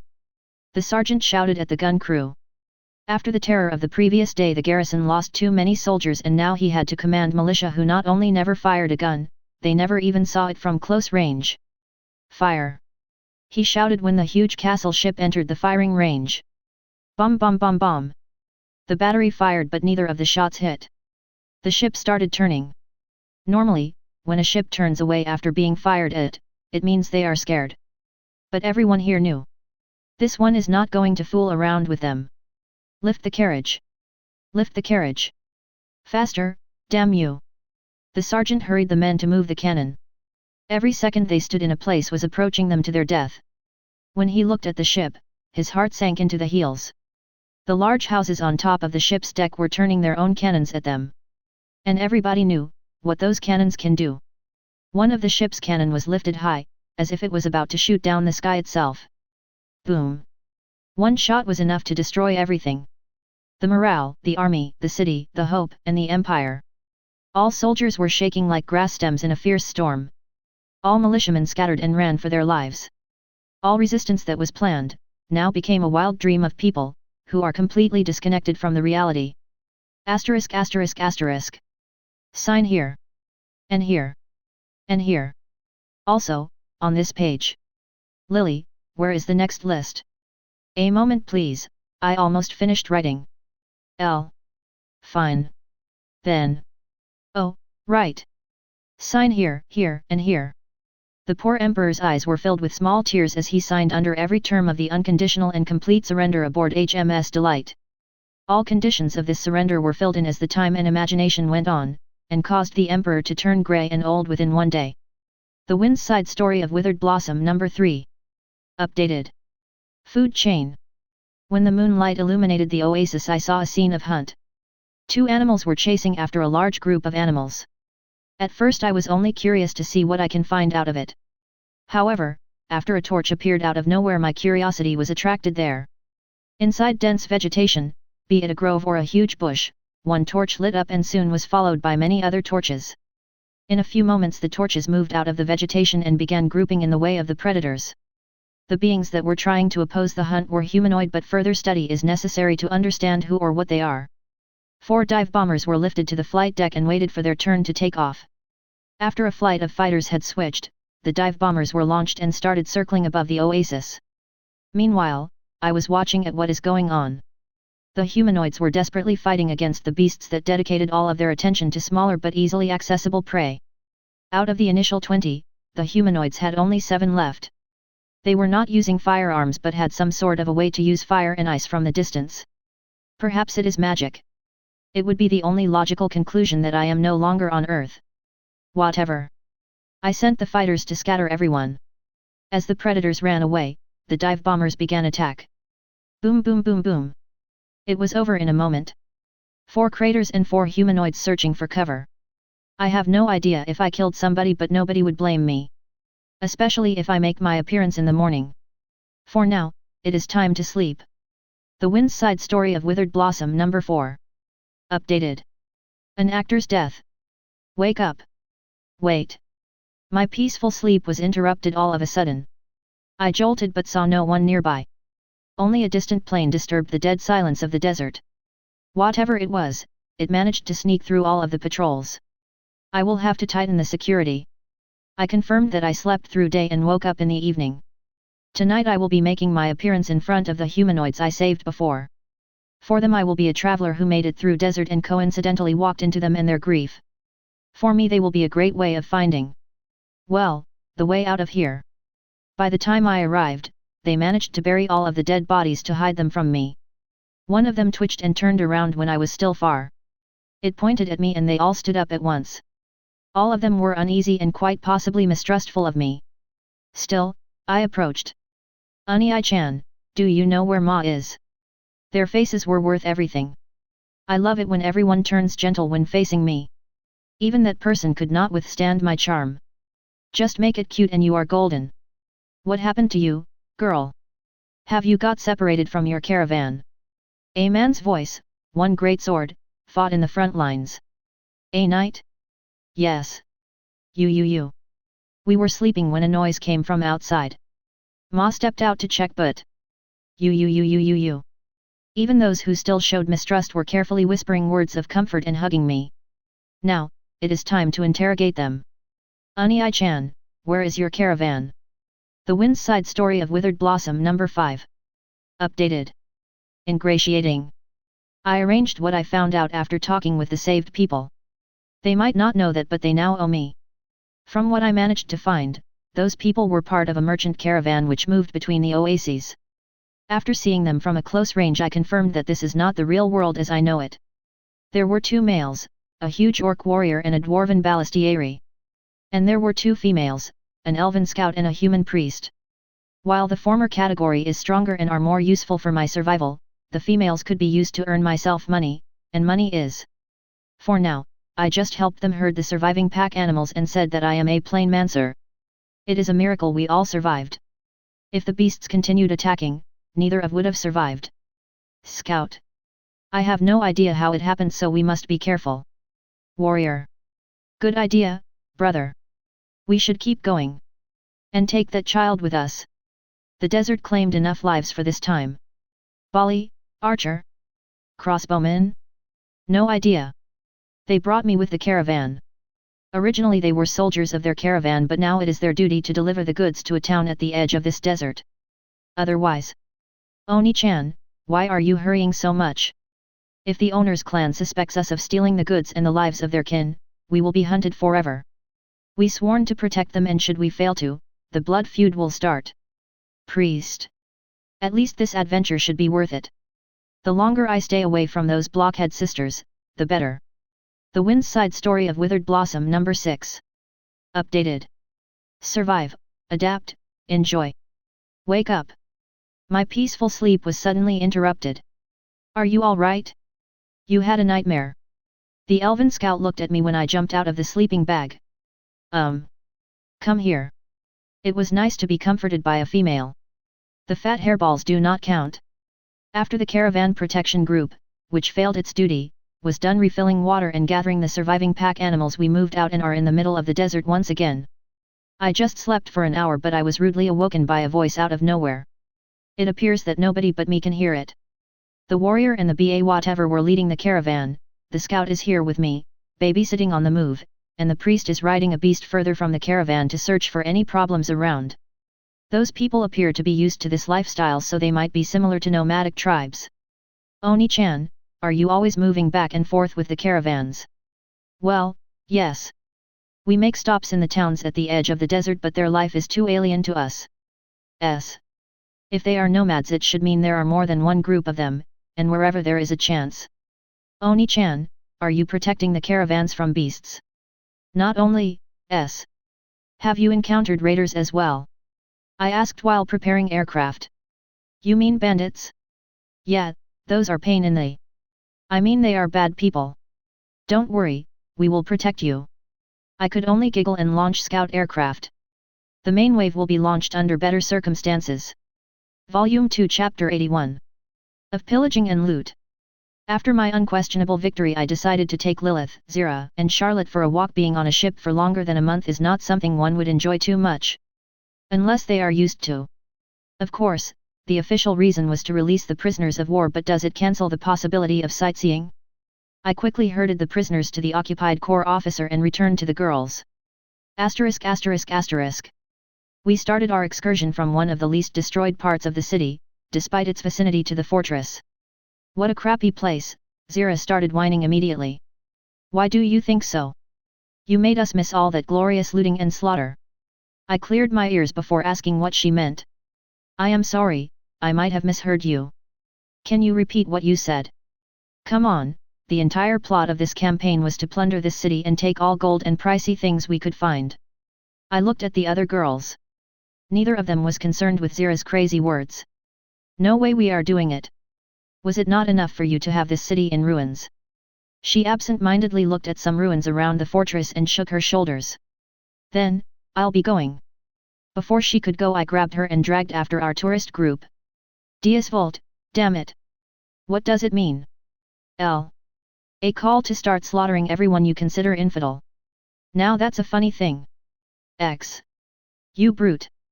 It won't work on me. Call me whatever you want, I got used to it. X. Flat, as. Don't ya dare. I smiled like a Cheshire cat. *****. A lot of beautiful building and alleys were dirted by rubble and bricks lying around. The streets were empty and everyone barricaded inside their houses. The plank, the watermelons, and the blonde were not too interested by the sight, but the very moment I was turning around to look at them, they were excitedly looking around. It can only mean one thing. I should help them understand the fun of being a tourist. I was attracting their attention to architecture, and wall paintings, the ones more culturally worth and less depicting desires of flesh. With a questionable success, we finally made our way to the palace. Zira, you waited for it, did you? Her excitement showed itself clearly, but I still had to take the sword out of her hands. When we approached the entrance, the guards blocked our way with spears. Nobody can enter the palace unless His Majesty allows it. Oh my, oh my, oh my. Did he forget his good friends who came to visit him? The guards shivered and one of them entered the palace. 5 minutes later he returned and we were allowed to enter. *****. Ho ho ho, do you understand that it is a blessing that I decided to visit this place? Be grateful that I dedicated my time to bless every one of you with my beauty. C. And modesty. L. Of course, modesty is one of my many virtues. Charlotte smirked. And the other ones are? L. I am. Before she could start, I ruffled her hair. Lilith too was not left unattended. And before Zira could explode from laughing at the two's reaction, I petted her as well. Of course, then I had a small corrida. I am here. Don't you move an inch. Voila. You can't run forever. Our fooling around really makes me feel warm and wish we could keep it like that forever. No longer can I imagine being separated from any of my companions. Not that I don't have a way of assuring it. *****. Of course, for my brilliant plan we required something we could spend. Right at the entrance we were met by a man in a suit. Please, follow me. An old butler led us through one of the corridors, deeper into the palace. Where would we be going to? His Majesty instructed me to lead you to the place you wish to keep for yourself. The butler wiped a tear from the corner of his eye. It took us almost an hour to reach the place of interest. A huge armored door that was guarded by knights clad in armor. The butler opened the lock with his trembling hands and the door opened. We entered and saw a lot of interesting things. Lilith had a very peculiar expression, Oxo. Charlotte was drooling. Zira, well. Zira. She turned her head like a robot and looked at me. That's my good girl. Loot Zira. Zira, loot. And she disappeared. Before I could process what happened, Zira already returned and dropped a full leather bag of gold and jewelry. And that was only the first of many. Volume 2 Chapter 82. The vacation comes to an end too, Electric Boogaloo. We paid a few more visits to the Empire's treasury and had a few dates in the city, which was slowly returning to its normal life. The shops and cafes opened after the people saw that the plundering did not start. One of the reasons is that the bait fleet was too busy keeping their ships afloat and repairing them for the return, and Zira was no longer interested in anything but the treasury. Can we go there again? No. But please. I said no. Please. You. Seeing this one turn into a child was both adorable and creepy. If it was about the other girls, they would be only adorable. But it is Zira, our meathead knight, who was just recently calling for a crusade against this city. Mother said no, which means no. But please. I ignored her further pleas. Miss Delight, where are we going today? I allow you to choose the place where I will be entertained today. See. Damn you both, after seeing no support, Zira could only accept another date. After we returned from the date, we gathered everybody at the conference room. Now that the majority of the treasury was cleared, I glanced at Zira and a few keys she borrowed to lock the rooms where she stores the bags with gold. We need to prepare for the departure. The Duke and the Crown Prince sighed. The former one spent his time borrowing the paintings and sculptures from wherever he could find, while the latter was nowhere to be seen, but the girls look at him with disgust, so he must have had fun as well. Cheer up, everybody. The fleet would arrive tomorrow and we will return immediately. All at once. I put an accent on the last part. The conference ended with an almost unanimous voting for staying here, which was vetoed by the chairship. Ta. A helicopter started taking off. On its way it hit a lifeboat and went down into the sea. Ta. The second helicopter lasted not longer. After I extinguished the fire, I checked the radars. I was not exactly surprised to see them malfunction. All I could do is send Zira to the observation post. During the past 2 days I was heating the boilers, and now, after 3 hours of waiting, I was reported of an armada approaching. I plotted the course and sent the ship back home, while myself I jumped off and headed to the bait fleet to inform them of the departure. After I was done, I returned. ******. I entered the bridge and headed straight to the Duke. Can your grace do me a favor? What would you need? He looked at me with suspicion. I want you to order the fleet to return home. I am sorry, miss, but I am not qualified to do it. I see. Then we will have to do it the hard way. In case you decide to cooperate, I will suddenly forget of many precious things you have borrowed in this city. Deal, D. I took him with me and once again jumped off the ship before heading to the main fleet, which finally deigned us worthy of being visited. At the flagship we were met with wine and salted meat, but we had to skip the banquet because driving a battlecruiser while being drunk, well, it is not prohibited but it is highly unrecommended. I approached the Admiral. Your Grace, we welcome you aboard. Miss, you are welcome as well. Oh my, thank you for noticing me. I am here to deliver you some good news. For example. The welcoming business smile of the Admiral became stiff. We conquered the capital and signed a peace treaty. The Admiral's face was now like of a dead fish. Now, please return back home. We cannot, as we were ordered by, and I, as the Prime Minister and commander of this campaign, order you to turn around and return. Yes, Your Grace. With the chain of command successfully restored and operation successfully completed, we were now free to do whatever we want. Of course, eating salted food and drinking alcohol is only a good idea when you are on a solid ground, so we had no option but to return to the ship. After we returned to the bridge and everyone was at their positions, I increased speed and we headed back home. Ding! New achievement, First Blood. The first ironclad of this world was sunk. New achievement, Lonesome Ship. Won a war despite the hindrances. You received 1 platinum coin, 5 gold coins, 4 repair kits, 30 silver coins, 3 fire extinguishers, 46 upgrade points, 2 skill points. HMS Delight BC. Mod 1986 retrofit. Upgrade progress 4/10. Accuracy 50/100, plus 10. Reload 50/100. Recoil 10/100. Machinery 66/50. Guns 50/25. Equipment 80/0. Requiem. LVL 4. Memento Mori. LVL 10. Lyddite Rain. LVL 10. On activation, 10's reload for next salvo. The following salvo has 32's reload. Can be activated every 40s. On activation, minus 25% chance of breakdown and flash fire. When this ship is hit by an attack that would otherwise sink it, 25% chance to completely heal this ship. Duration, 30s. Can be activated every 2 minutes. On activation, fires a salvo of helidite shells with higher chance to set fire on target and deal critical damage. Has 10% chance of critical malfunction. Volume 2 Chapter 83. Pioneers of Wild Lands. With a roar the anchors were dropped at the home port, which coincidentally is in the kingdom's capital. Before I could go and settle one little thing, Lilith asked me to let her be the first to visit the king. Of course, if she has her own personal reasons for that, I must let her go, not to mention that it gives me some time to get rid of the supervisors. I too had some things to talk about with the king, but Lilith wanted to have her talk without anybody interfering, me included.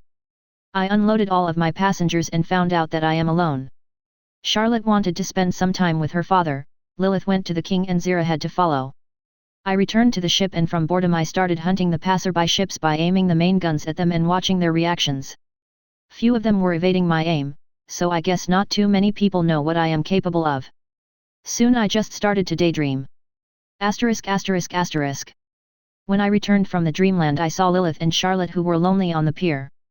Both of them held boxes so I hurried to pick them up. After I was done, I headed to the palace and was led right to the throne room. The king was sitting on the throne.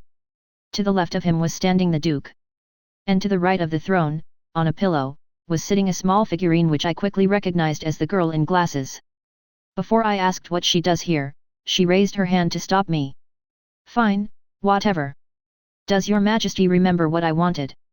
Yes, while you were gone we found a good place for you. We even smuggled the Empire's explosives to make you a harbor. I have no idea how those two are connected but I'll let it be. Wonderful. Now, here is the treaty I negotiated. May the peace last forever. I have no idea why it amuses me that the pillaging was derailed but whatever makes it nice, let it be. After the meeting, I was going to talk to the girl in glasses but she dismissed me without uttering a word. She only threw me a map. It appears to be the information on where I can find my new cozy corner. Wait, why new? So, because I had the information where the corner is, I headed there. ******. After 3 hours of steaming at cruise speed we arrived. The girls were released and their wild instincts were no longer held by morals, statuses, and opinion. What are you looking at? Zira took a break in her carousing. I am just enjoying the sight of wild cats playing. Don't compare us, and especially Milady, to wild beasts. X. Are you a domesticated knight in any way? Stop it, will you? She returned to playing. Watching those 3 kittens play healed my soul and nourished my mind. *****. Of course, I was not sitting idly and made myself useful by planning the house. I planned its size and some of the rooms. It will not be a mansion of needlessly huge size but a comfortable 2-floor house. For now, everything is just an imaginary plan, lines on the ground and a few stones at the corners. While I was engrossed in work, Charlotte orbited the construction site closer and closer until she stopped near me. Miss Delight, if you want, I can recommend you the best architects in the world. I sensed a bit of showing off but it is a good idea nonetheless. I have a good idea too. Lilith materialized nearby as soon as Charlotte approached me. What did you want to say? My mother is a good architect, we should use her ideas. I never heard the Demon Lord to be a good architect. Charlotte giggled. Her ideas are too avant-garde for the simple-minded snobs. The atmosphere started to tense. Girls, is it really a good idea to just do whatever you want without even considering the other options? We should try to make the lemonade out of every lemon we have available. How about we use Zira's newly obtained wealth for the sake of having options to choose from? Neither of them made objections in time so we skipped the voting part. With everything decided I went out to inform Catalina about the contest, and to make some preparations for the contest I will hold. While I sailed to the capital and the academy, Charlotte and Lilith finished sending letters to the architects they knew. Zira was working hard too and with her muscle strength she made a small hut where the girls could live properly. Properly here means they have a roof and were not colder than the air. My architect contest was simple, I said what I want to see and told the sizes. Then I picked up some workers and materials, and headed back to the construction site. It is not worth mentioning that I was a bit surprised to see that these sheltered girls survived for that long without actually becoming wild. Alright, ladies, are you ready to settle down at the edge of the world? Yes. A meek cry was my answer. Volume 2 Chapter 84. The Project and the Bully.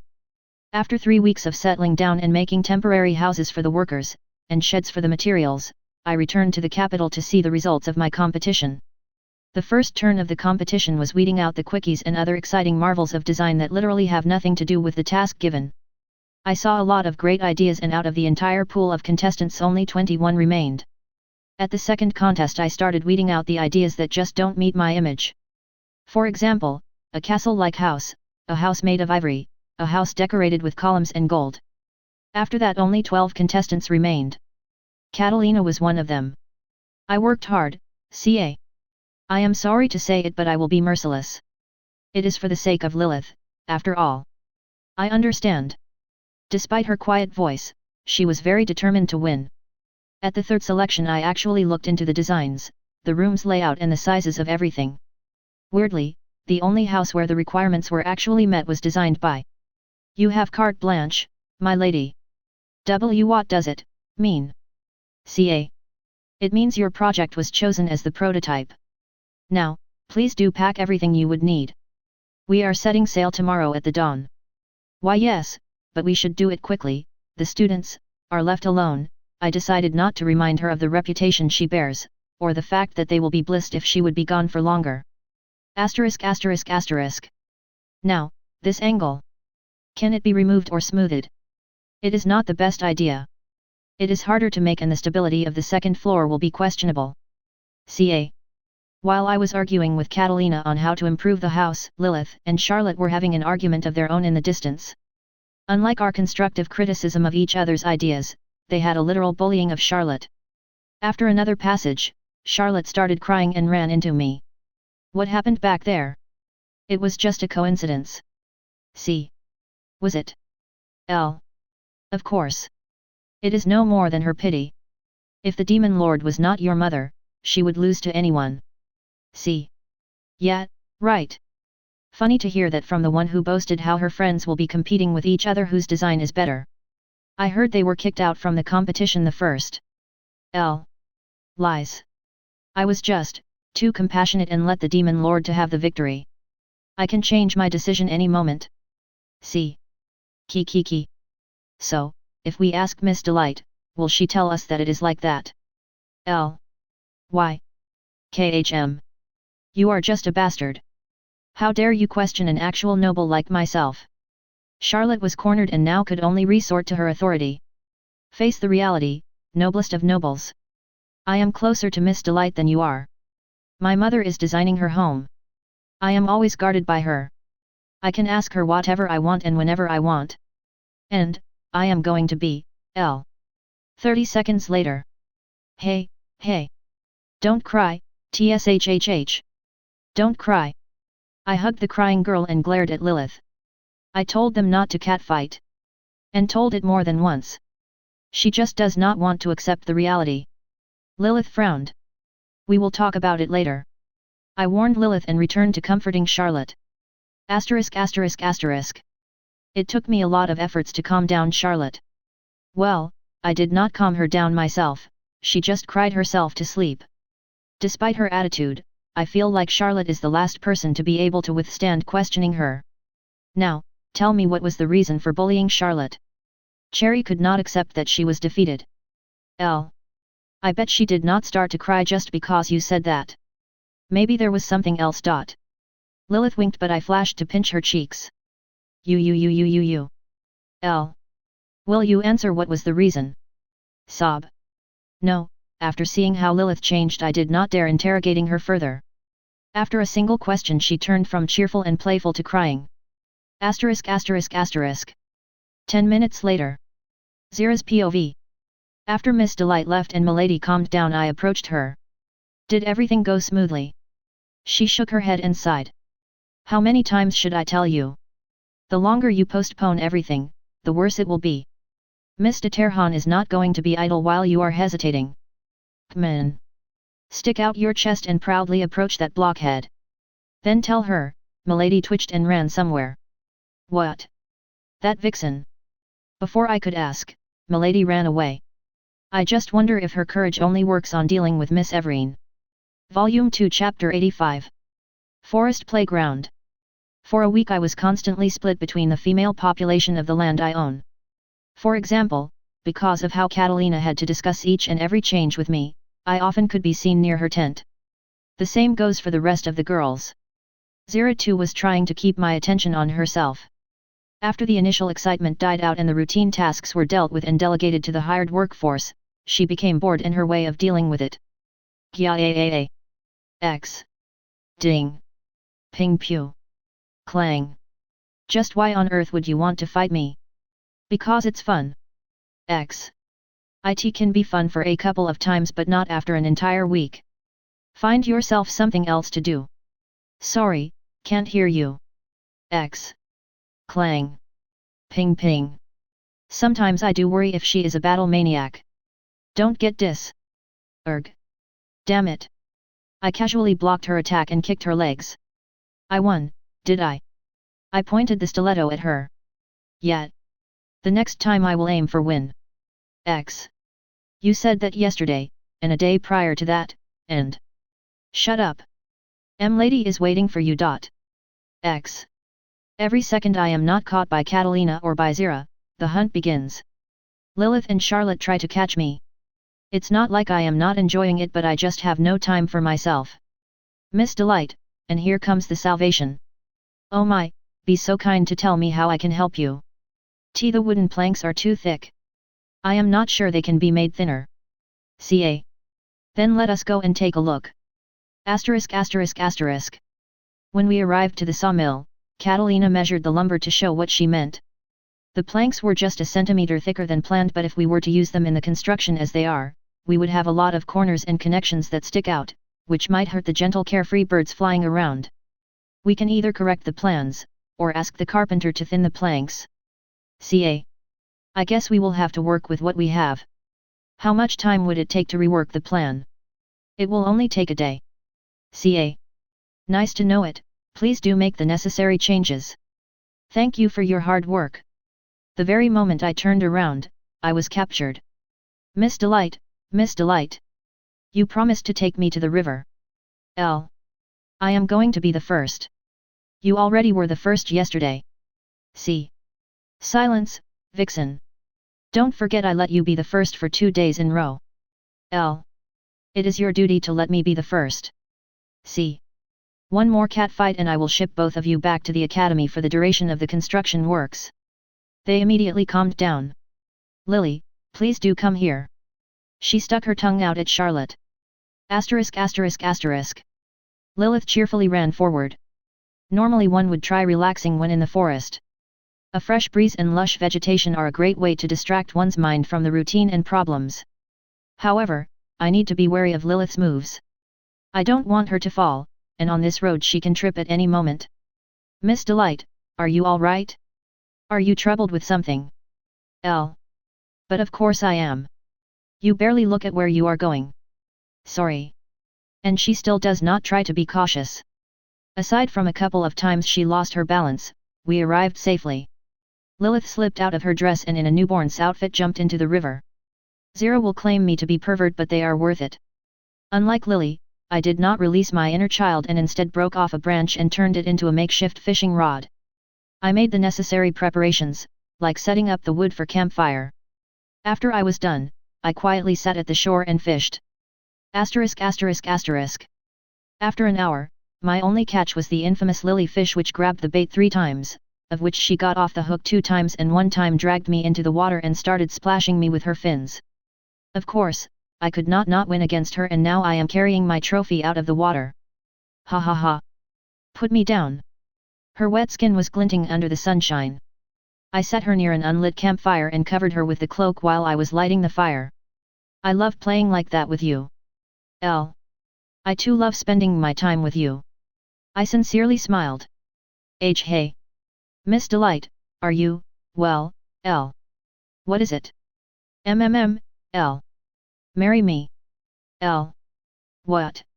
The Wind's Side Story of Withered Blossom number 7. Undercover. Wake up. I jolted from the voice in my head. I looked around myself and confirmed that nobody tried playing a prank on me. The caravanners were all asleep. Instead of thinking about it further, I refocused my attention. I woke up in the night with everyone asleep.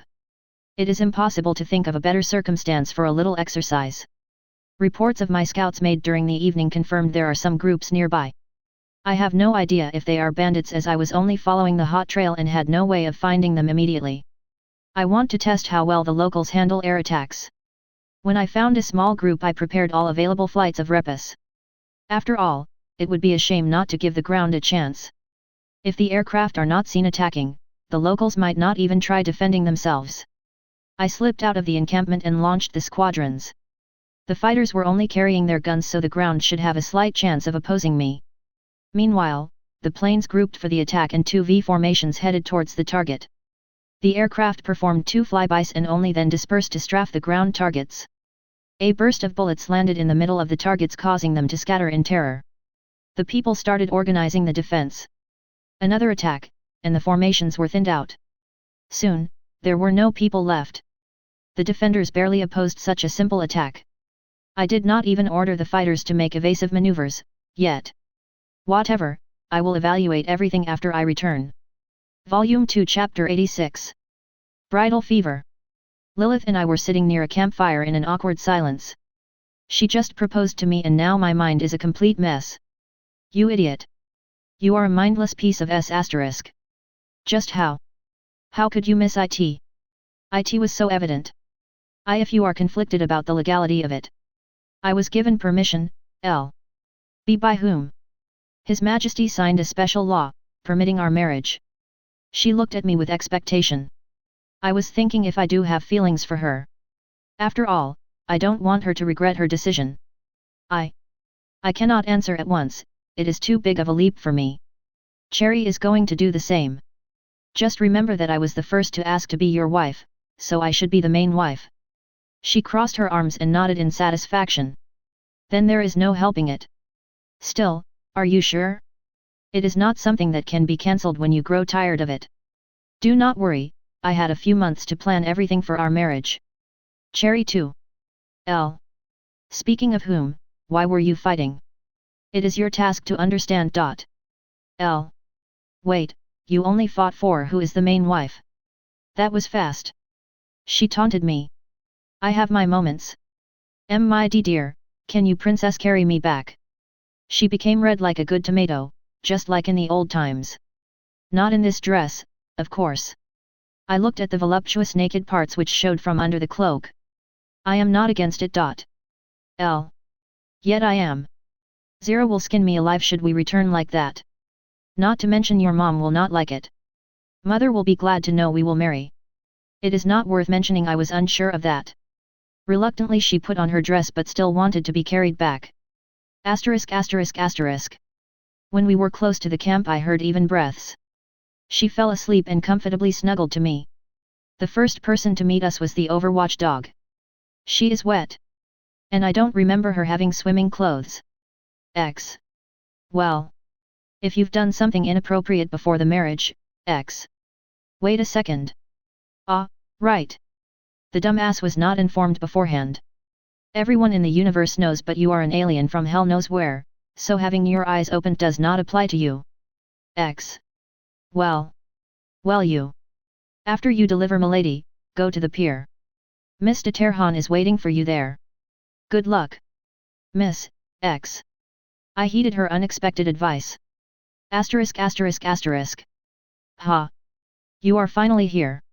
Charlotte was sitting at the wooden pier where ships unload food and materials. When I approached closer, she stood up and covered her mouth with a fan. Oh, the nobles Viscountess Charlotte. And no. Stop. It is too embarrassing and weird, see. Cherry, if I got what you are waiting for correctly, she blushed. Just say that. I am ready. Ho ho ho. See. Charlotte de Terhan, will you marry me? So embarrassing. She covered her reddened face with both the fan and the sleeves. Your answer. Why yeesh. You. In a moment she crossed the gap between us and the crying girl hid her face in my chest. when the initial tears stopped flowing. Can I be selfish? Were you not? Of course, I did not voice it. As long as you want it. Whether you want to be protected like a princess, I will protect you with my armor and guns. Whether you want to show how brave and confident you are, I will support you. Sob. Whether you want to show your vulnerable side, I will be right beside you. And I will always shower you with love. Soon I had the second sleeping girl in my arms. This one is a bit lighter as she has less difference in size between her torso and her waist. Asterisk asterisk asterisk. In the hut I put down Charlotte right beside Lilith. I want to be carried like those two. X. Then come here. Ah, to hell with it. Pick me up and carry around. I was dumbfounded but still picked her up. Asterisk asterisk asterisk. Muscular. You know what? I'd better tell how perverted you are to Madam X. And also aboard, she grabbed my braid and started pulling it. She did not put any force into doing it, she just showed the intent. Fine, fine. We can go and enjoy Lily's bosom together. Slap. Zero lightly slapped me. Joke about me how much you want but don't ya dare talk about milady in such a way. She has so much more good sides to her. Why do I even say it to someone who knows her so well, X? Ha ha ha. Thank you for the compliment. Are we returning, or you want to be carried for a bit longer? She made herself comfortable in my arms and shook her shoulders. I guess there is no helping it.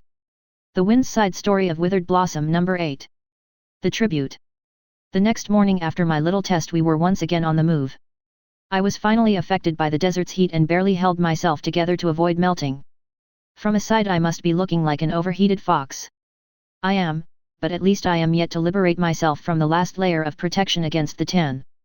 We were making only a couple of stops per day to drink. Now I fully understood why half of the animals were carrying water instead of goods. When we cross that ridge there should be a small oasis. Just hold a bit longer. The warrior petted my head. After his words I recognized where we are going. Not that they can put the blame on me. Guys. There are dead bodies. The priest found my handiwork faster than I anticipated. I will take note of that. The caravan did not stop to look at the dead and passed by.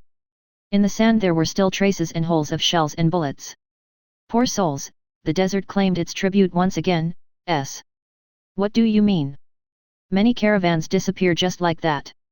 The monsters, the bandits, the nomads, the rivals, w. I looked at the dead. Their expressions of fear, forever engraved on their faces. Their bodies, shredded with bullets. And their unspoken contempt. I feel so disgusted. They were too weak to survive, that is why they failed. You can't always be the strongest. It is not the guarantee of survival. W. I did not respond. Instead, I thought, what else can I find? If they are just a bunch of nobodies, then there might be something else worthy of my attention. Volume 2 Chapter 87. A little tea party. The four of us were sitting on a towel in front of the house. The matter of our marriage with Lilith and Charlotte was resolved quickly. Catalina fainted after hearing the news but quickly accepted it. From the friend's mother she turned into mother-in-law. Also, I myself was turned into assistant professor for her lessons. Not too big of a price in comparison with the benefits. Lilith showed me that she already has a white wedding dress and the rings, and is now fully prepared for the marriage.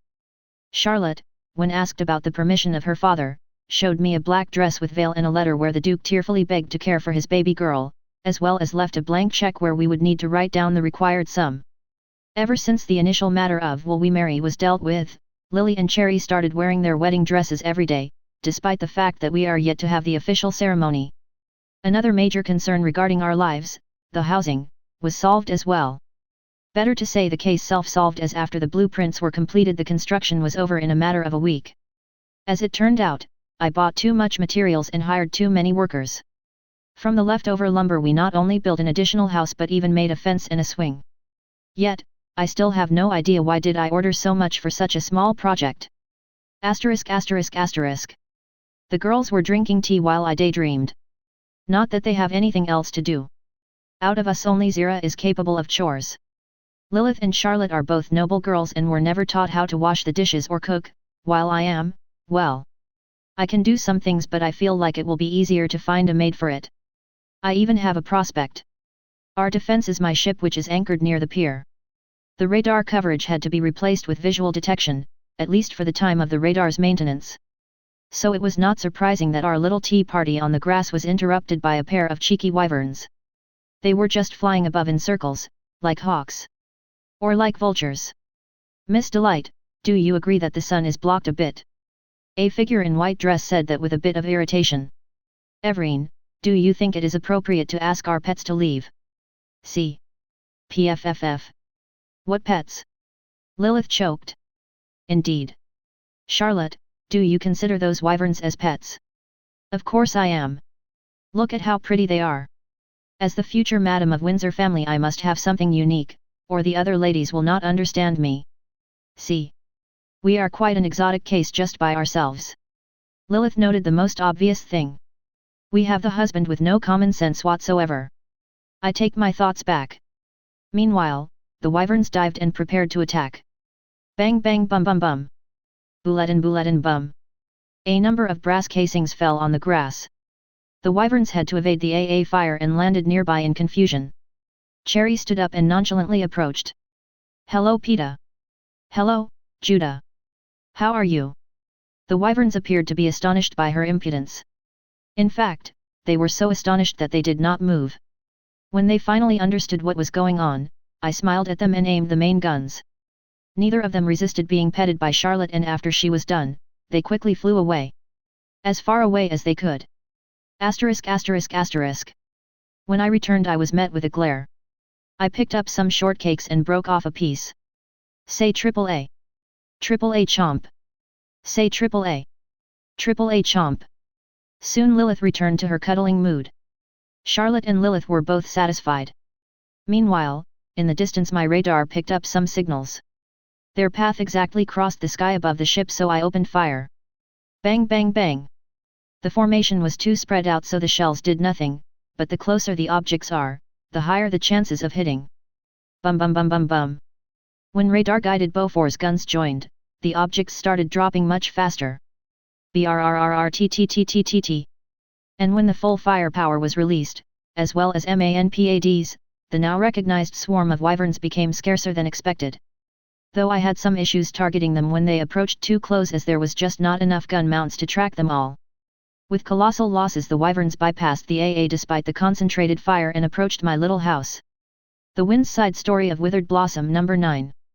Shadows on the Sand. We set up a camp in the oasis where my targets were. Even some of the things they had remained. Under a cause of viewing the stars, I separated from the caravanners.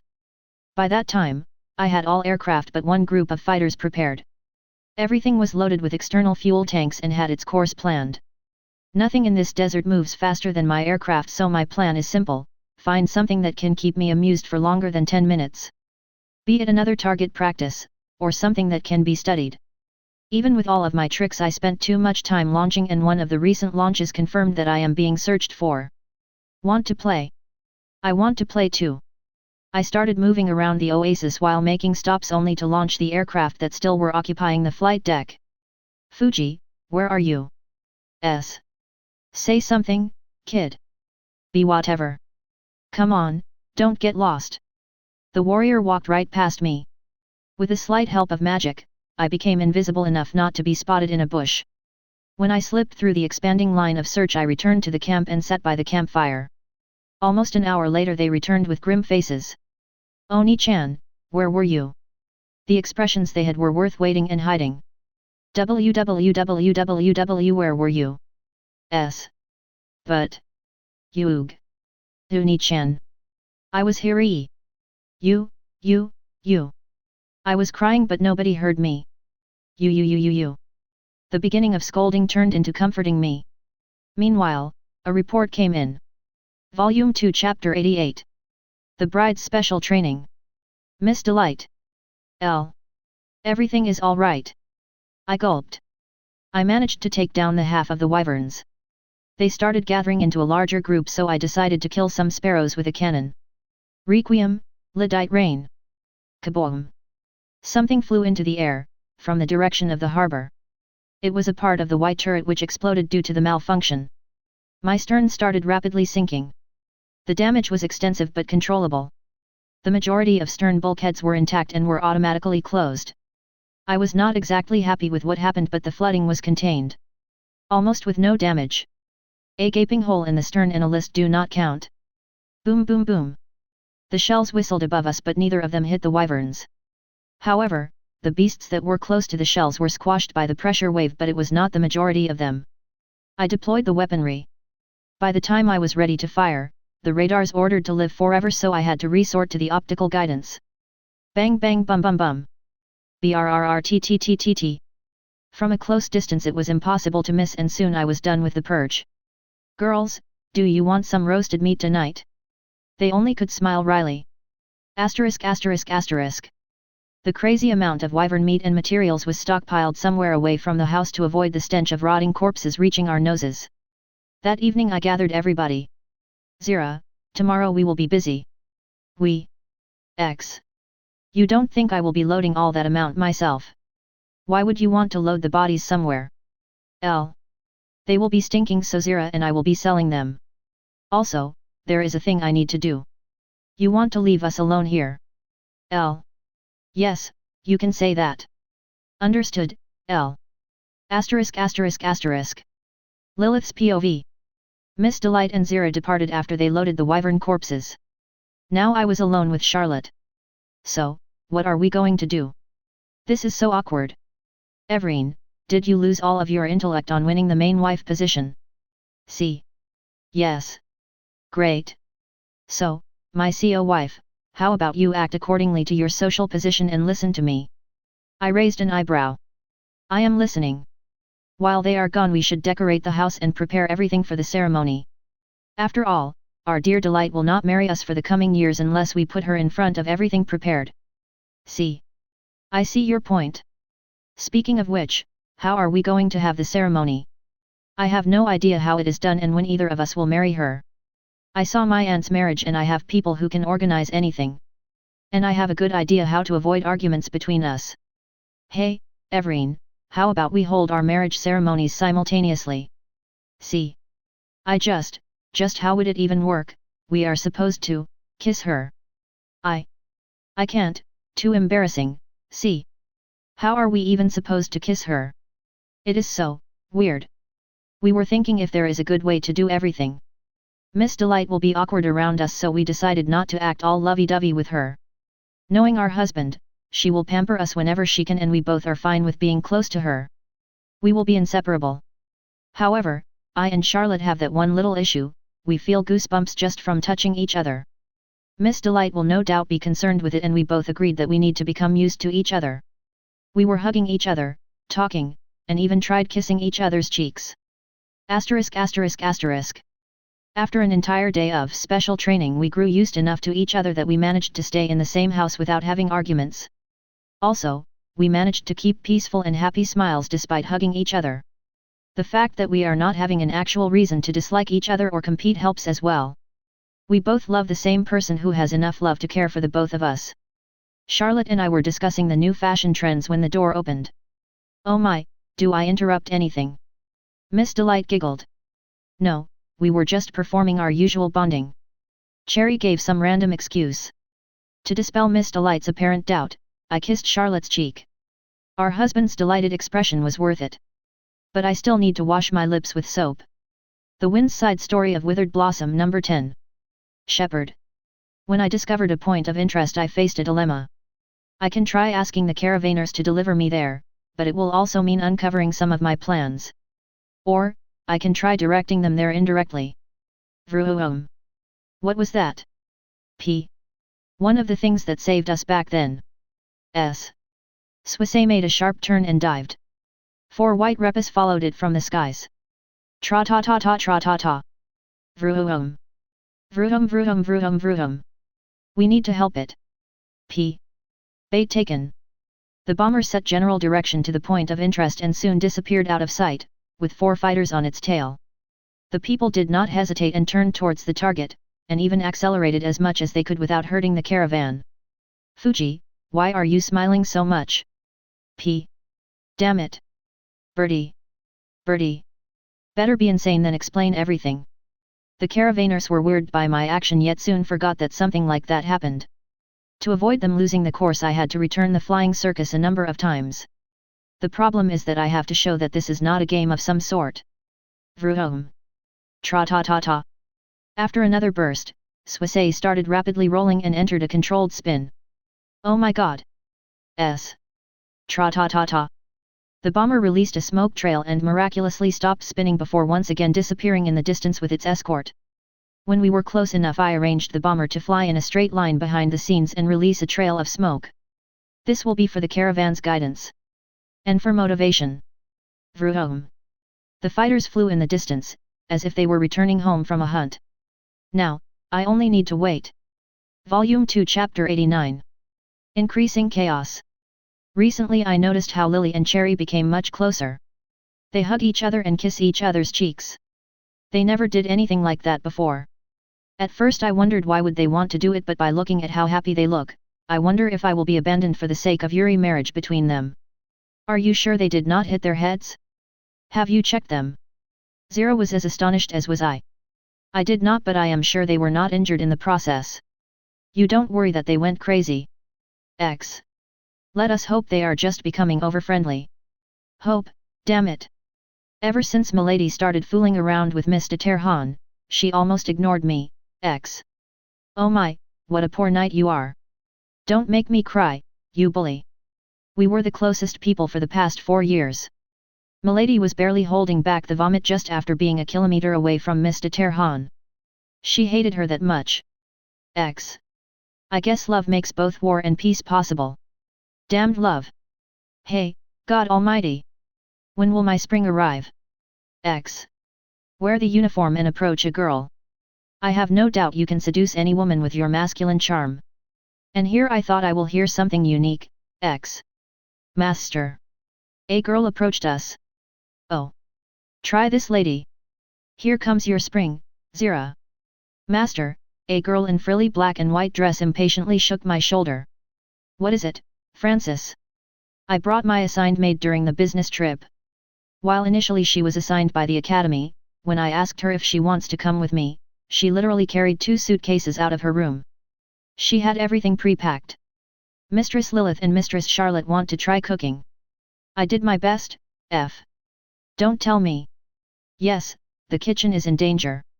I rushed to the kitchen but I was too late. 10 minutes later. Bon appetit. My fiancés smiled. In front of me were placed 2 plates with purple charcoal dishes. Francis stood behind them and prayed as if I am already dead. Even Zero looked at me with pity. My weak attempt of avoiding the food poisoning was countered with 2 gentle hands that pushed me back into the chair and pushed 2 spoons and plates. I chose Lilith's dish and ate a spoon. It tasted as good as it looked. Lily, I will be honest. Never approach the kitchen without strict supervision of Francis. Yes, L. The second dish was weirdly better. It is still not yummy but it is not a complete failure. Cherry, you as well, do not cook without Francis. But you liked my dish more. She smiled. Amongst the worst options this one is better. Ho ho ho. You heard that, Lily? And you were saying my genius does not apply to cooking. Whatever makes the child happy.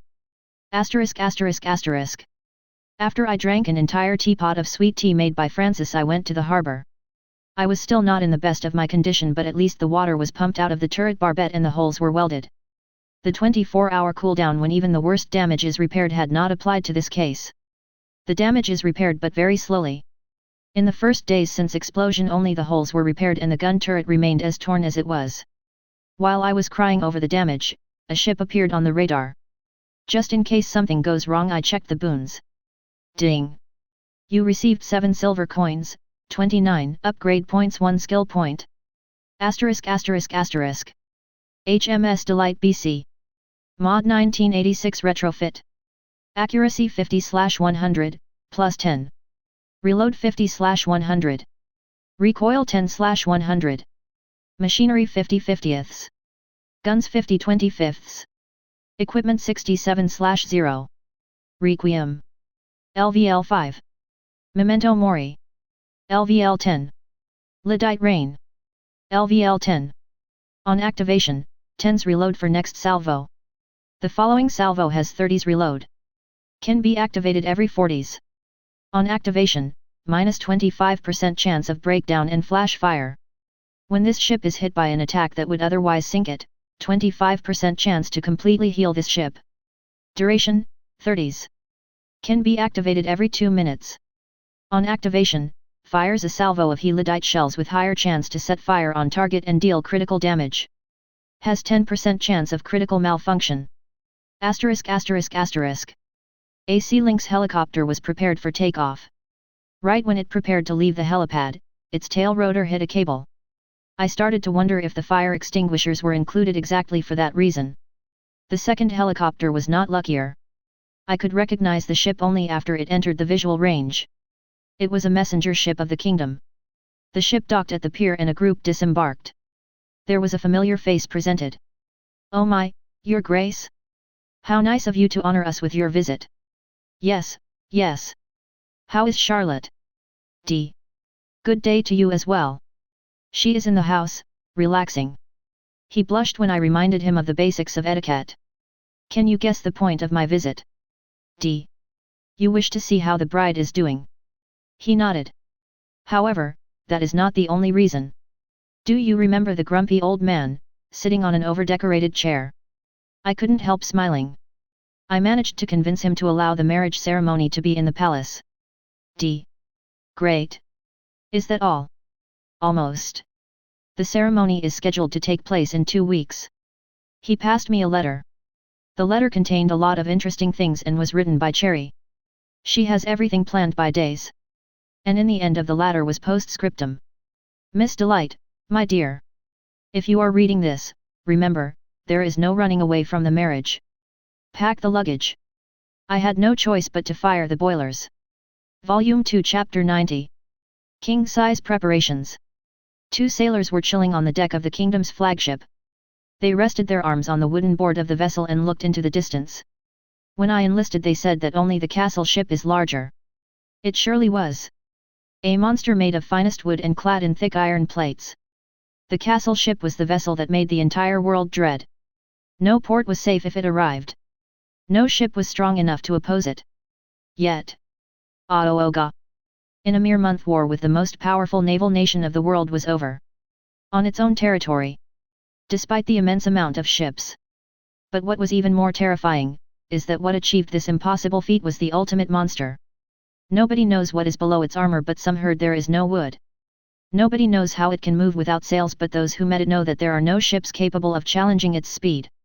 And everybody knows of its power, capable of crushing any and all defenses.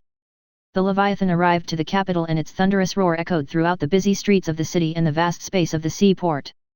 This time, however, the Leviathan disappeared in the blink of an eye. Asterisk asterisk asterisk. As I was saying, I have no idea why would this gear be not considered as festive uniform.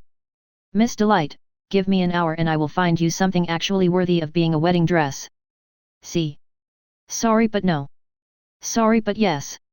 C. Milady, can't we just leave them in their own world? X. I wish we could, L. The official reason for me to walk with my gear spawned is that it is my trademark full parade dress. The actual reason, however, is that I am yet to do something with my poor turret being blasted. It was repaired to the level when nobody can tell that it is just an empty shell, but it is still better to avoid showing that I lost a quarter of my firepower and that I still have my stern submerging. When we showed up at the gates of the palace, the guard were not even surprised to see the 4 of us. We were just led to the guest room where the king was already waiting. You showed up faster than I expected. What is this? W. Oh my, it is my weaponry.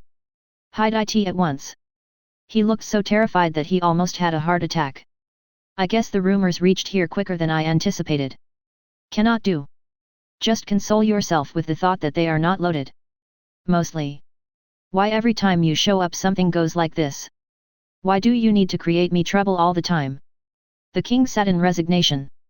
So, when will our glorious marriage start? You ask me that, despite arriving a week earlier. W. Well, yes. After all, it is not me who rushes things.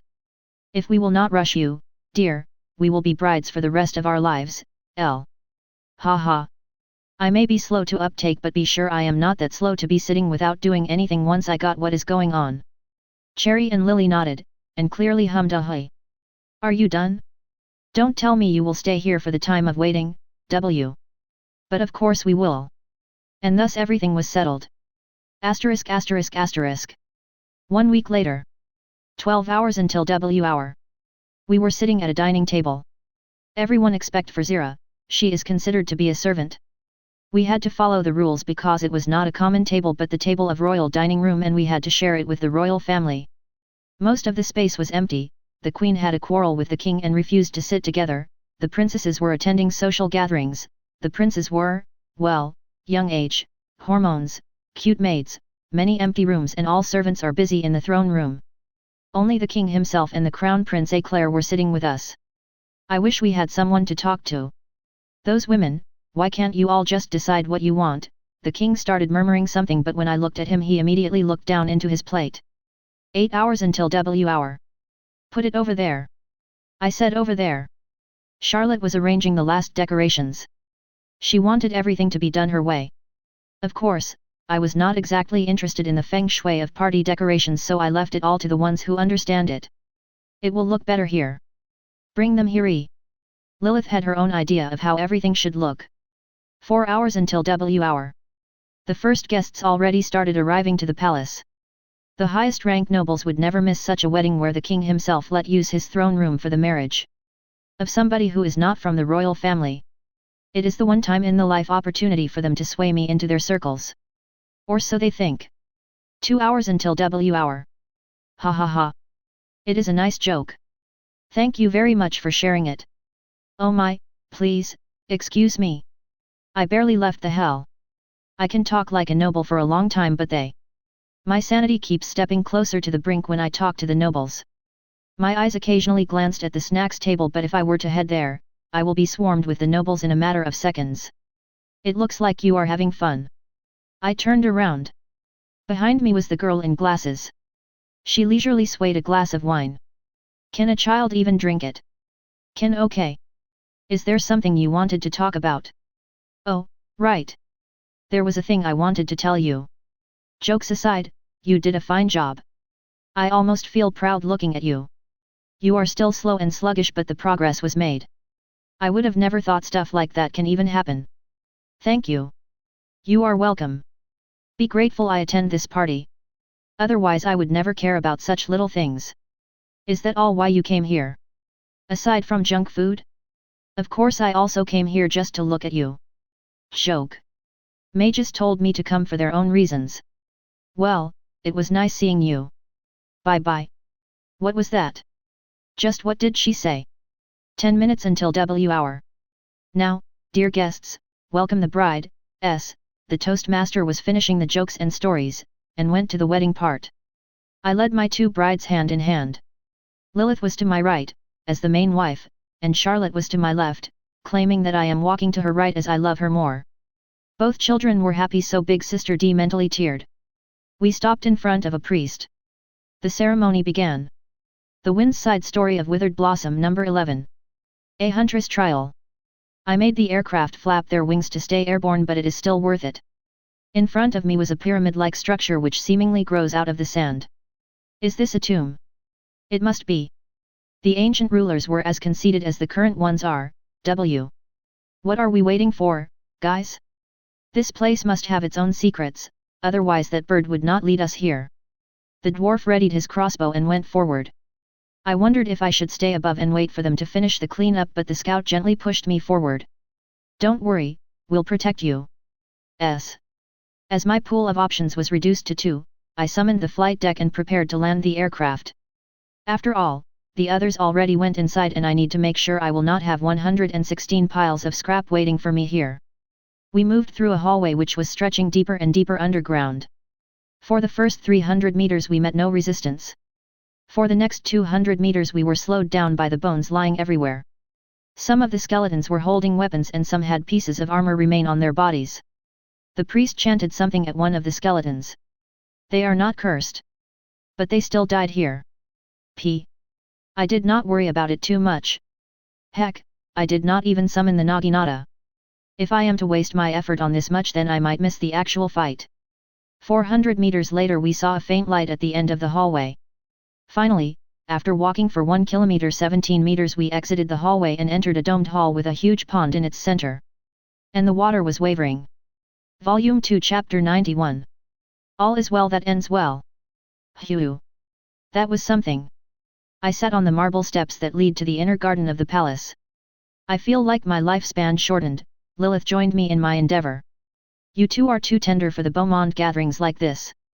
Now, imagine that in the future you will be having the same amount of attention. Don't worry, I will teach you all you need to know. Ho ho ho. Charlotte spread out a handkerchief and joined us in sitting on the steps.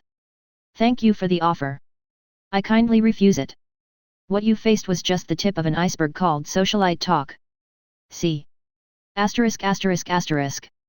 Indeed, the weather is wonderful today. If it was not for the ceremony, I might have been absent right now. What do you mean? Oh, could it be you were invited somewhere else? An old woman covered her mouth with her palm. She was the nth person that talked to me and it kind of makes me sick. Oh my, it would be a wrong assumption. The sea is fair and it is such a waste to stay on land for so long. Ha ha ha, I see. Might it be you have nobody to invite you? In this case, how about I invite you somewhere? You must have never seen the capital's entertainments. Almost immediately I heard a stifled giggle from behind. Oh my, how very kind of you, but allow me to refuse. I would rather not waste my time on seeing a village paysage. Madam, forgive me, but it would be better not to be rude to the people you are talking to. The old woman said that a bit louder than before, thus causing the attention to shift. It is not like I was the instigator. And this is what I get for my consideration. The gossip grew stronger. What is the world is going on? Charlotte appeared on the scene. Madam Windsor, I am sorry for the commotion, but your husband is being rude to me. The scene was only becoming more biased as the time went on. But of course she is. A no-name countess from a countryside dares taking her time for nothing.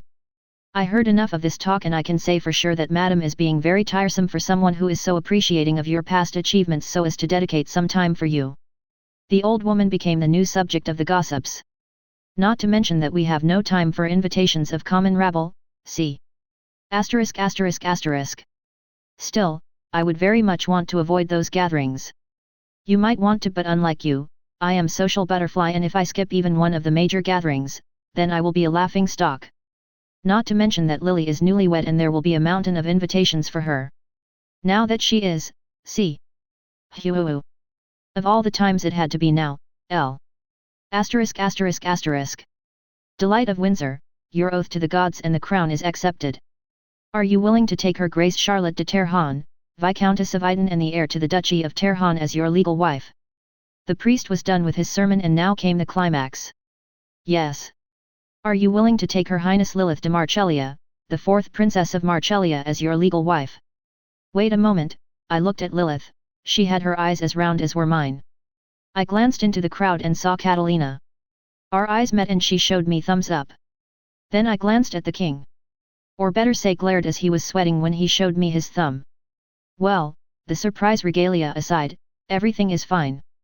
I am willing to take Lilith as my legal wife.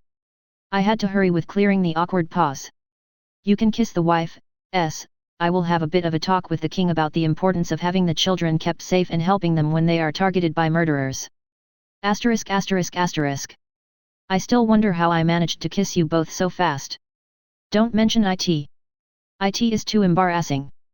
Both of them were striving to plug my mouth first. Bang! The door was kick opened and frothed Zira showed up. How did it go? You bet those bastards had no way of refusing me. X. *****. How very nice of you to offer your sincere compensation. I smiled. Everything for my dear daughter. The king shivered. You've got a nice catch, my lady. I smiled at Catalina. I tried, hard, she faintly smiled. Madam, milady wishes to speak to you. Zira sneaked up. The king examined the knight. What is it? Now that I think of it, a royalty needs to be guarded by a royal knight.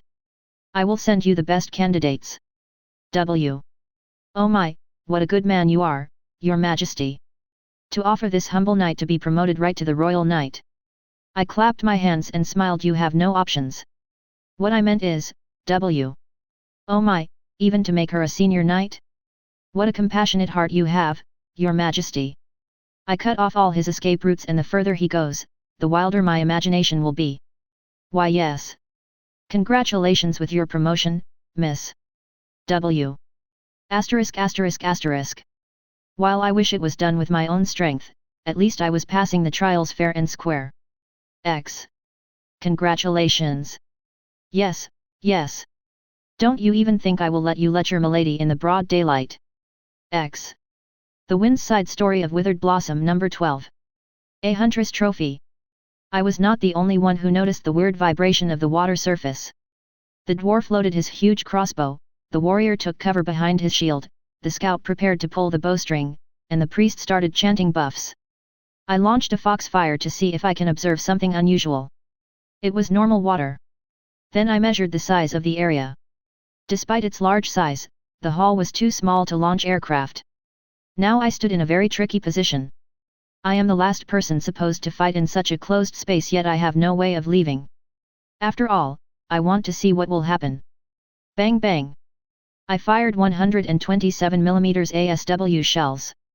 I'd rather trigger the response right now than wait for no reason and let the enemy prepare. That did the trick, and a dragon-like animal emerged. Ray. Judging by its movements, it was deafened by the shells. The arrows and bolts of the caravainers did a lot of damage to it, so it has little to no protection. Yet it does not look like they will take it down before they die. Bang bang! Bulletin bum! I sent a torrent of he-shells and the beast was killed. While everybody was still confused, I made my way to the other side of the hall and found a door there. In a small room I found a chest, and inside of it was a crown. Where were you?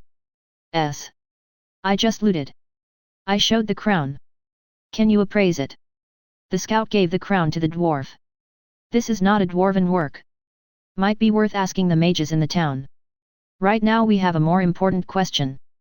B. Everyone looked at me. This time even I cannot fool my way out of here. Volume 2 Chapter 92. Even bad things can do good. The following days after the marriage were a complete chaos. My life was not becoming easier, on the contrary, I was constantly busy. We were receiving entire bags of invitations to the gatherings, tea parties, and performances. Of course, we can leave the capital whenever we want, after I heat the boilers, which were cold since our arrival. If there is an issue with the steam engine, then it will no doubt be its long starting. The turret was repaired, so while the finishing touches were done, the ship could be deployed. I mean, the gear can be unsummoned.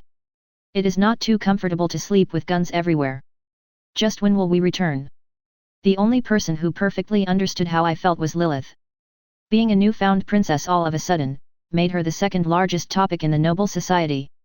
The first, of course, was our marriage, which did not help decreasing the attention. Please, bear with it a couple more days. I need some time to heat the boilers. Why not or back? X.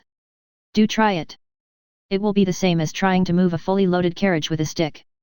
Does it even need to be so complicated? X. It does. And she ran out of the counter-arguments. ******. I went out of the guest bedroom where we were settled in, and wandered around the palace. When I was passing by a door, I heard a conversation inside. They are so cool.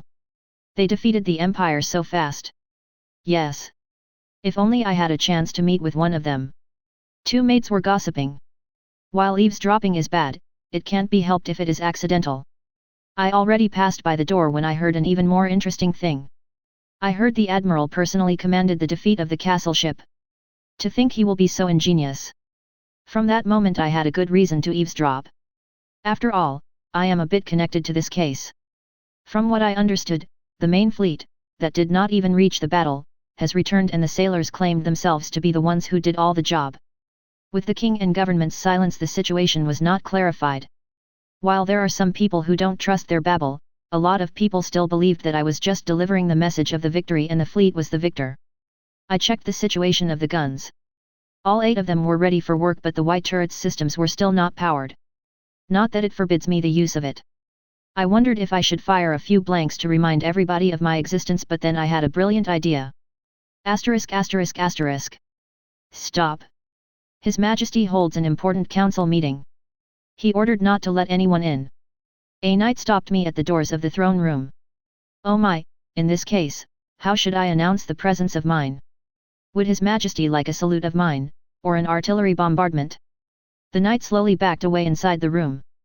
When the door opened again I was gestured to enter. What business do you have to interrupt me?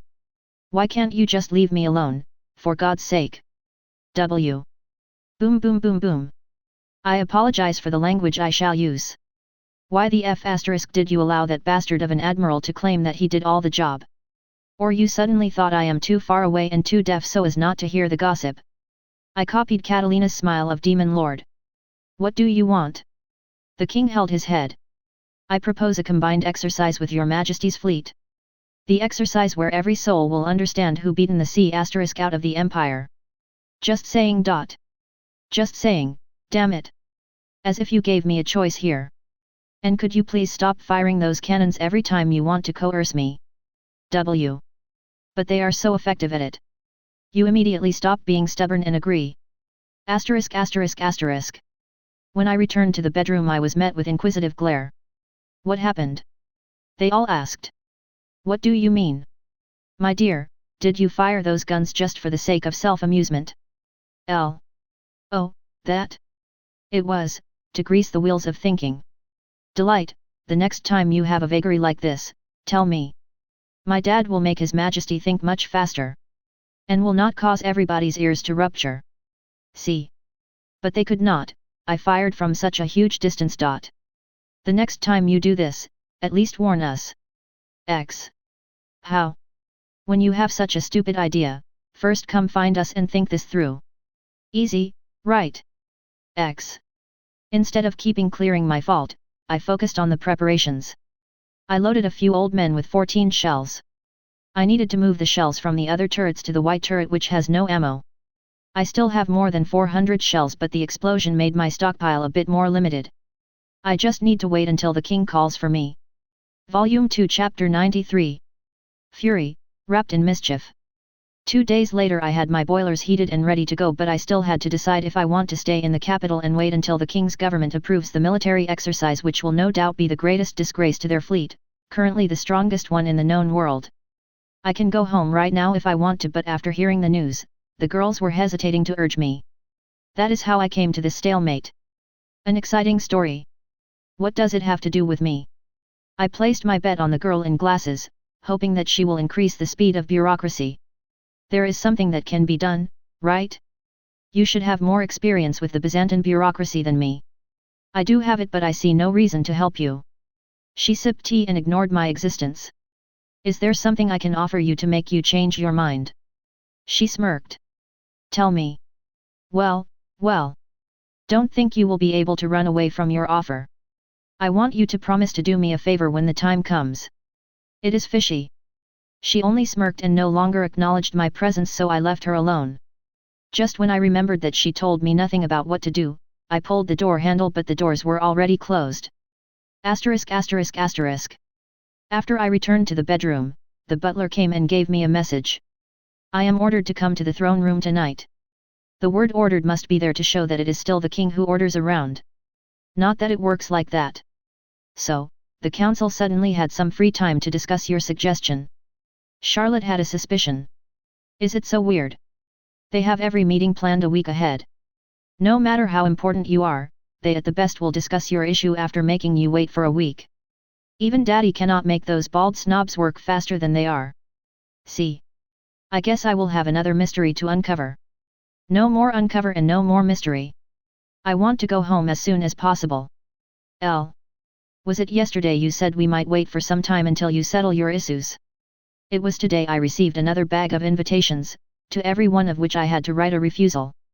L. And nobody helped you? She nodded. I wondered what I can do to help my wife but for now I had to solve the council meeting. When it was the time to go, I kissed my wife's cheeks and headed to the throne room. Asterisk asterisk asterisk.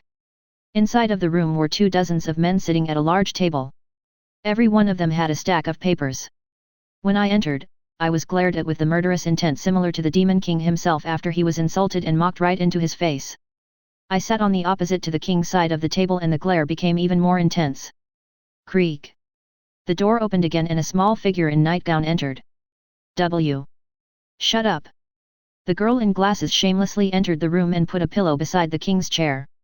She sat there but her head didn't even peek from behind the tabletop. Now, let's discuss the idea of yours. How do you even plan to conduct this exercise?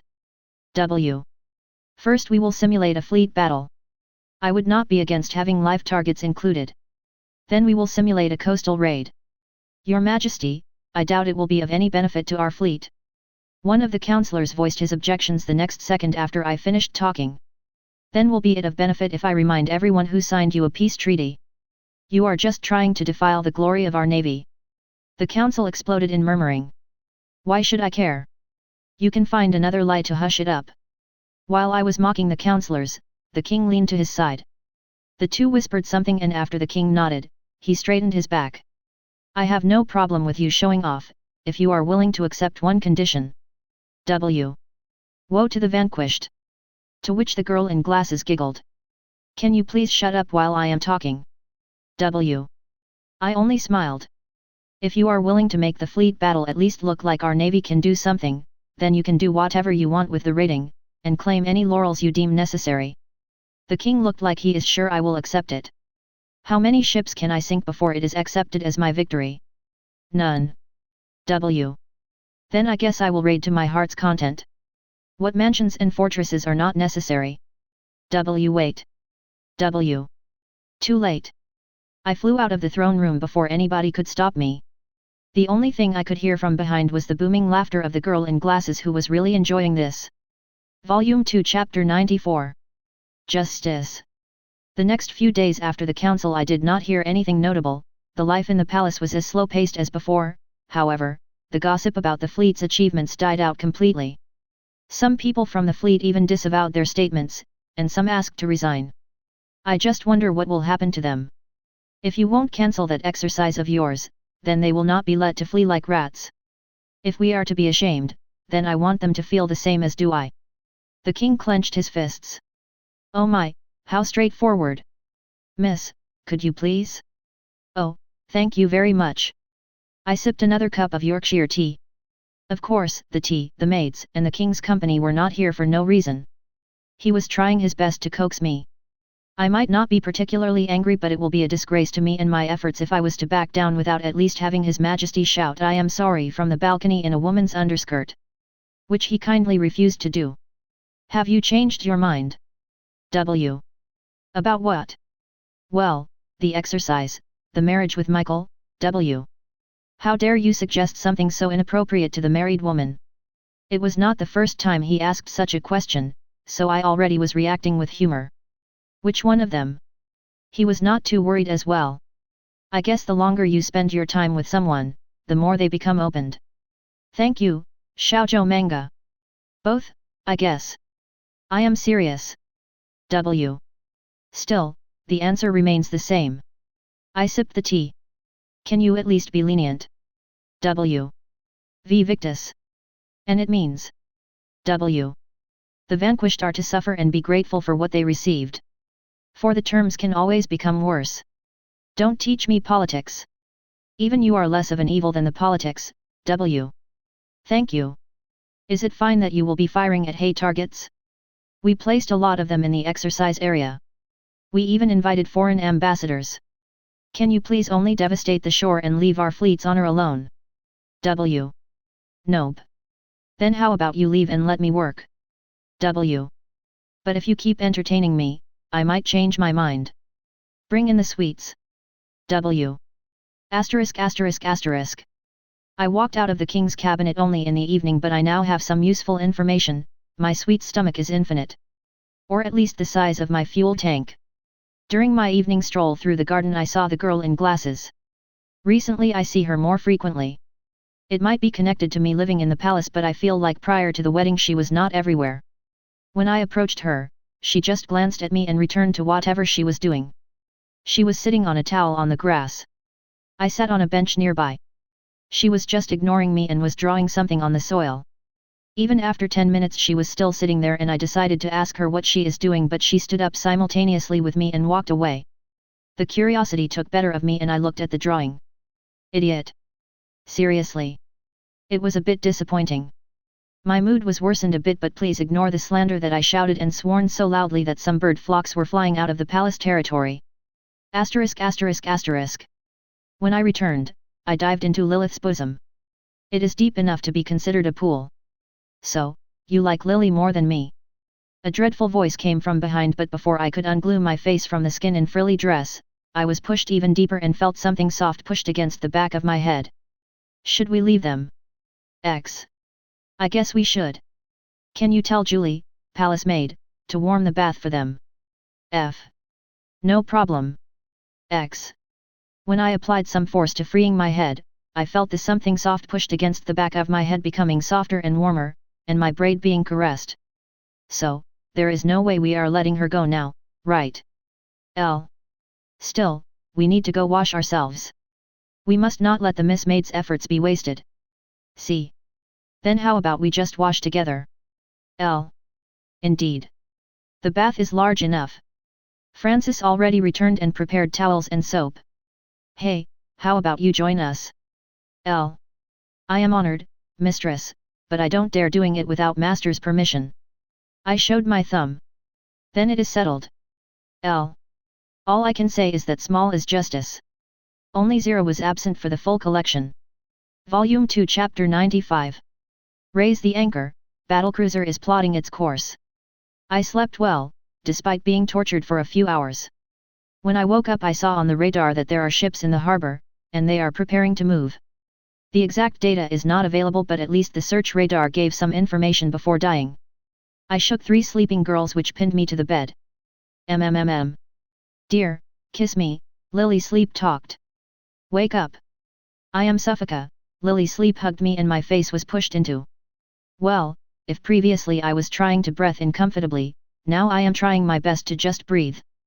The first to rescue me was Zira. What the hell are you doing? X. Good morning to you too. Save me. I managed to turn my head and that was enough to be able to talk. TCH. I will show it only once. She crawled onto the bed and stood on all fours above us. Zira poked Lilith's left under boob and my AAAA. I was almost thrown off the bed, but the buffer of the villainess and the maid prevented the worst outcome. What was that? Charlotte was sitting like a scared wet kitten and wept. Francis only covered herself with the sheet, and while we all were in confusion, she dressed herself, and by the time we calmed down, we already had our breakfast brought in, the fresh bedclothes were prepared, and all dresses were ready to be worn. Thank you, Francis. You are the best. The maid blushed but stoically stood on standby. When we were dressed and filled with food, I gathered everybody. The kingdom's fleet seems to have moved out. We might be setting sail soon. Pack the stuff, girls. Asterisk asterisk asterisk. Of course, the first thing I did was searching for the king or the prime minister. The first to be found was the king, who tried to sneak into the dining room before greeting me. Just as I was about to catch him off guard, I had the hem of my cloak gripped. What do you need? It was the girl in glasses. I wanted to know. They did. Now go away and stop being an eyesore. Don't forget what you promised me. She let go of my cloak and followed the king. As I had no further questions, I returned to the bedroom and saw that everything was already prepared. When I glanced at the suitcases and then at my wives, they avoided the eye contact, unlike Francis. I am the last person to condemn you, said I, as I grabbed my suitcase. Asterisk asterisk asterisk. At the harbor we walked into a huge group of people, all dressed in different clothes. Those must be the diplomats mentioned by the king. Among those men I saw the Duke. And he saw me. Madam, good morning. D.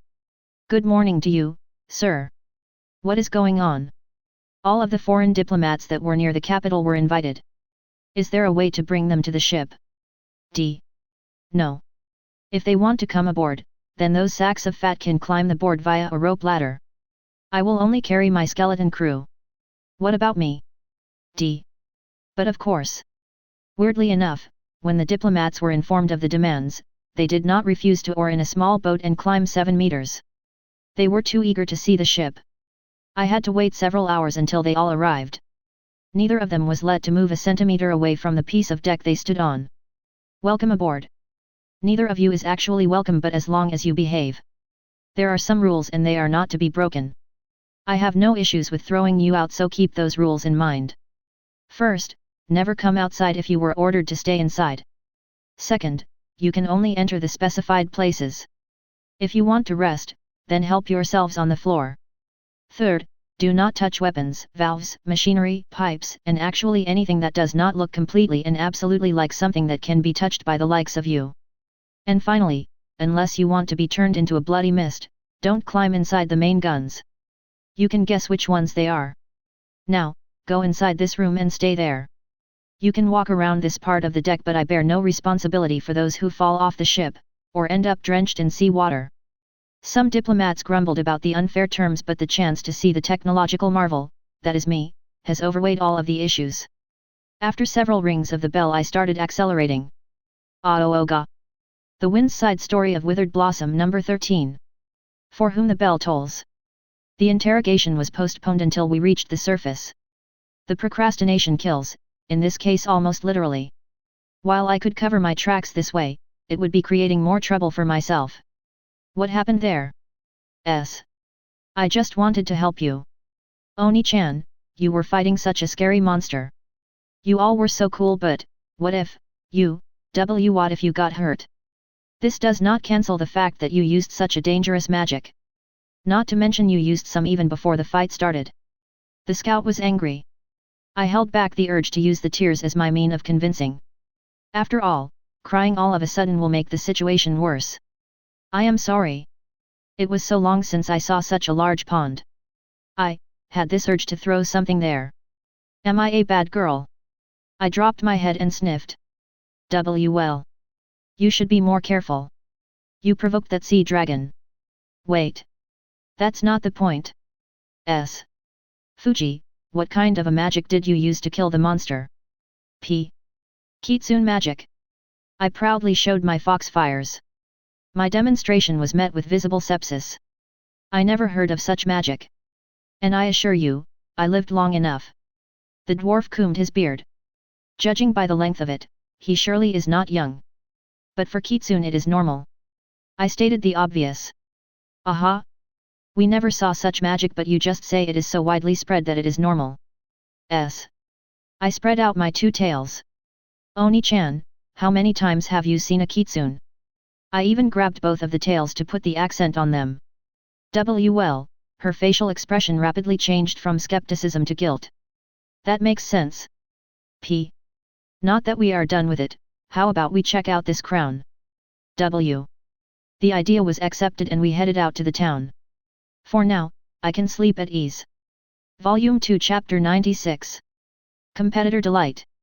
On our way to the exercise area, which was conveniently planned to happen far away from the capital, we steamed into a storm.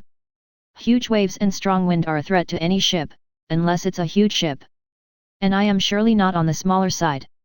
The flag was struggling to keep itself on the flagpole and not fly away. With each wave hit, the ship was pitching up, and on the wave crest I was falling down. Only to have my bow hit the next wave. My high freeboard saved me from some of the waves and helped me to avoid the glory of inheriting the title of the largest submarine of the RN, but I still had some water flooding the deck. I wonder if I have to worry about the shortcuts of the turrets. *****. The not-so-precious cargo barricaded itself inside the crew quarters and agreed to stay there until the storm calms. And I am the one who decides when it happens. The most precious cargo was with me on the bridge. Look at me. I am the captain. I disconnected the manual input of the steering, so I had no reason to worry about the blonde in the black wedding dress spinning the steering wheel. Can anybody tell me, why the hell did I have to sit in that booth on top of the mast if you have everything installed here? Zero was surprised to see that I have rangefinders everywhere. Not that it would help her. Hey, are those the birds? Are those the birds? The watermelon's bearer was sitting with her face glued to the radar screen. What she found was, however, not a bird, and not a plane, and not even a wyvern. It was the silhouette of the repair team that worked on bringing the early warning radar back to life. I had to keep it on even during the repair, just to let my wife be amused.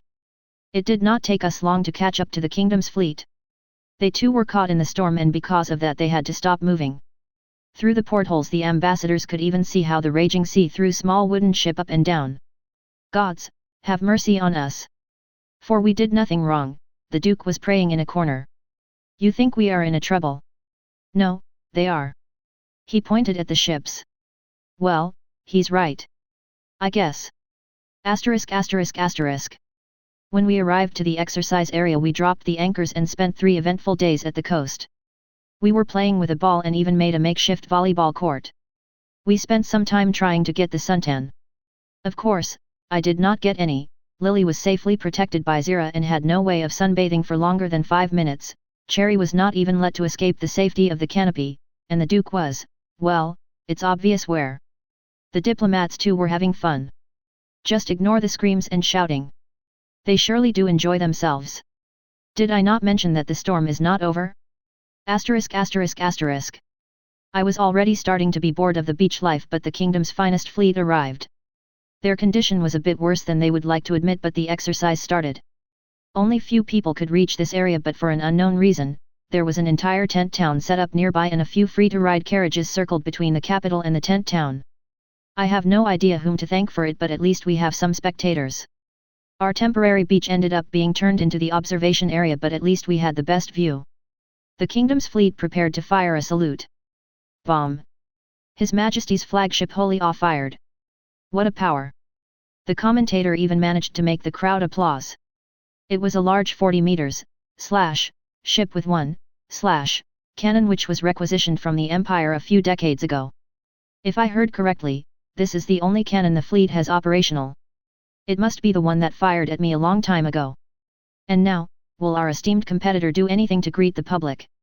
Now it was the matter of honor. Bang bang bang. Not too much, but we'll accept it.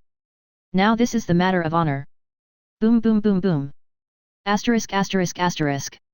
The next was the task to sink a ship which was conveniently placed near the shore, right besides the beach. Well, it was 2 ships, for an obvious reason. While the radar was still showing the signs of life, I decided to use it. I raised the anchors and gained some distance.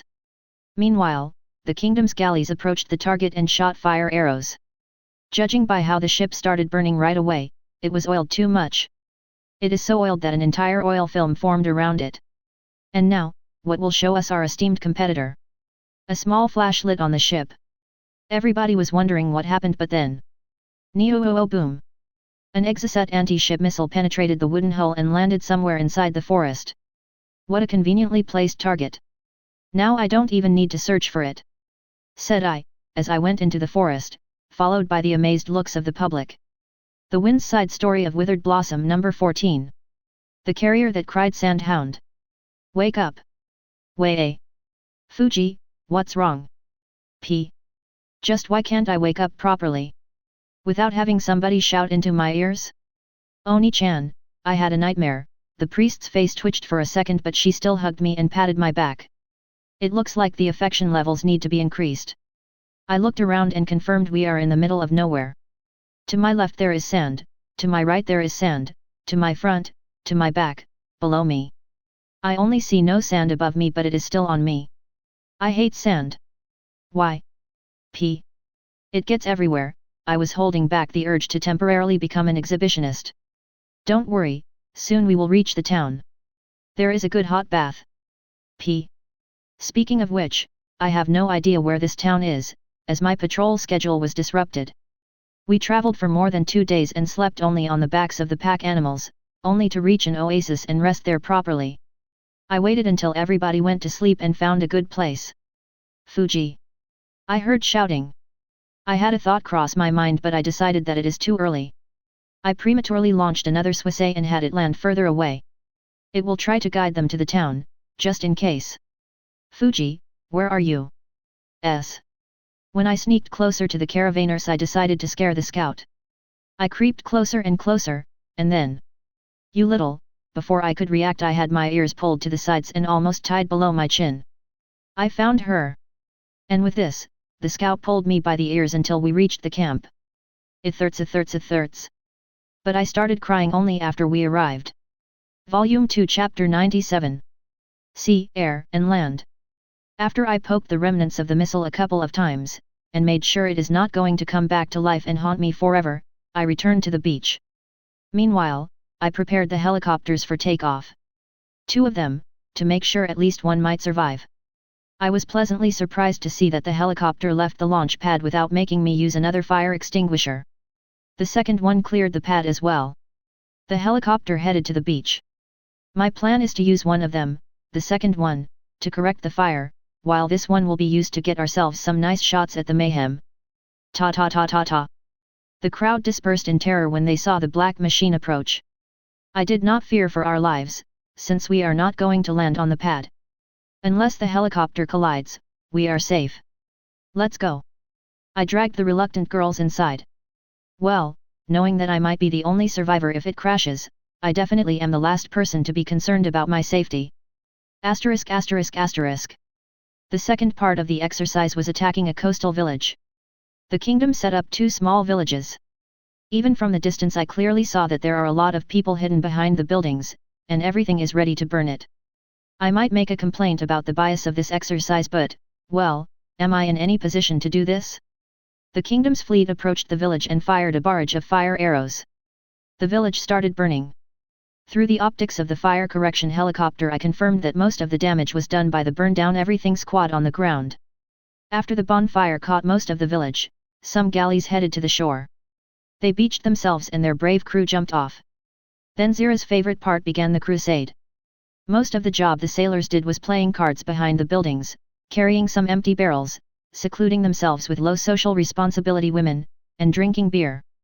I wish I was there, I sighed while looking at the image from cameras. What?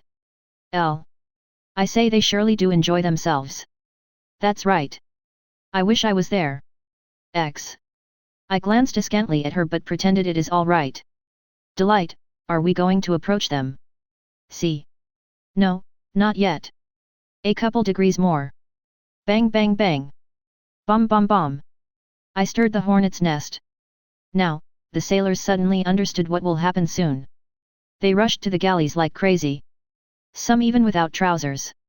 I did not wait for them all to be done. Asterisk asterisk asterisk. The main guns fell down to their loading position and the turrets slowly turned to the targets. It was my mercy to them that I did not engage the electro-hydraulics and only used backup hydraulic rotation. Which is painfully slow, but inevitable. Only the stern turrets were loaded. A turret breaches jammed dead, and B turret was currently being flooded to avoid the ammo detonation. MHM. I love it. I wonder what will happen if one day I have all of the turrets flash fire. Boom boom. 2 shells exploded within the village, and, luckily for the sailors, did that far away from them. I wondered what do the spectators think of that, but I can say for sure, the sailors that are currently on the beach will never dare telling anyone more lies. When I started loading the second salvo, I had more malfunctions, fires included. Because of that I had to resort to using only secondary guns. Bang bang bang. Bang bang bang. Bang bang bang. Every 6 seconds a barrage of 12 shells was landing at the village. By this time the rapid unplanned evacuation was completed and scared sailors and support personnel ordered as fast as they could. With the corrections done and range measured, and thoroughly fired, the shells were accurately landing where I wanted them to land, decimating the target rapidly. When I was done with the first target, I headed to the next one. Asterisk asterisk asterisk. After I made sure everything is proceeding smoothly, our helicopter headed back. It was surely not because all of us had a headache from the noise. The ground. The safe, and calm, and quiet ground. Lily dropped on the sand and hugged it, whatever the way she could. I am the ground creature, so don't take me anywhere else.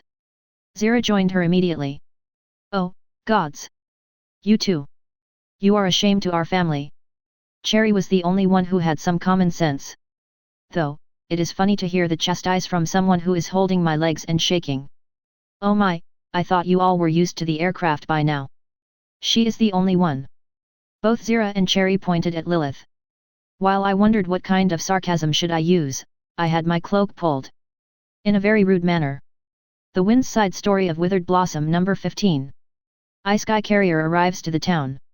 12 hours after we continued travel, I confirmed what I expected. The caravanners lost the trail, so my Swissay showed them where to go.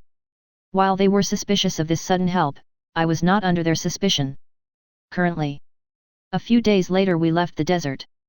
What I mean is that there was not only sand everywhere but also some grass here and there. The town they are looking for is nearby, so I finally relaxed, as the caravanier's stupidity will not interfere with my plans. I could only scout the town during the nighttime and have only vague understanding of its layout. So, my task is to search throughout it and make sure I will find everything that can surprise me. Oni-chan, are we there yet? I have one more thing required to achieve my goal. Wait a bit longer, we are almost there, 10 minutes later. Oni-chan, are we there yet? Just wait a bit longer, 10 minutes later. Oni-chan. Just wait a bit longer. But I will, I fidgeted to show the current reason. Stop the caravan. After I was relieved, we continued. Of course, there was a bit of a reason to make the caravan stop. While we were on our way, the Repu scout reported that the entrance to the town is empty and there are no wagons there. But currently there is a long queue of several merchant caravans. We will have to wait for a couple of days just to enter. Why are we so unlucky? We will need to set up a camp. They are not going to pass through soon. I did my best to hide my delight. For now, I lied down to sleep through the day. Volume 2 Chapter 98. The Questions of Existence. I turned around and saw the one who pulled my cloak. It was the overfamiliar figurine with brown hair and glasses. How can I help you? Good to see your courtesy. Follow me, we need to talk. Alone. The girl in glasses glared at my girls, who were about to follow me. We have the right to know. They immediately raised their objections but I cut them off. I doubt it is worth your time. Not to mention, there are many things that are better not to be heard. I petted my disheartened wives, and followed the girl in glasses. I followed her further and further into the forest. Sometimes I wonder if all of the planet is divided only into the sea and the forest. In the end we walked into an opening and only then the girl in glasses turned around to face me. So. Did you enjoy your little games? That was unexpectedly nice of her. I did enjoy it, though I wonder why you are interested. I am going to reap the benefits of your fun, of course I want to know. She gave me her most enchanting smile. If you say so. Still, you would not be asking me for this tete-a-tete for no reason, would you? You became a bit smarter, congratulations. You are still a fool but you show the potential. Gig. Can you be a bit closer to the point? This conversation slowly turns into mocking me. Answer me, why did you make this decision? Gig. Which one? Marrying them. I doubt you were so proactive so as to entrust yourself to them. Not to mention, it was them who loved you. But, are you in love with them? I am just curious if they are so important to you that you will put your life at risk.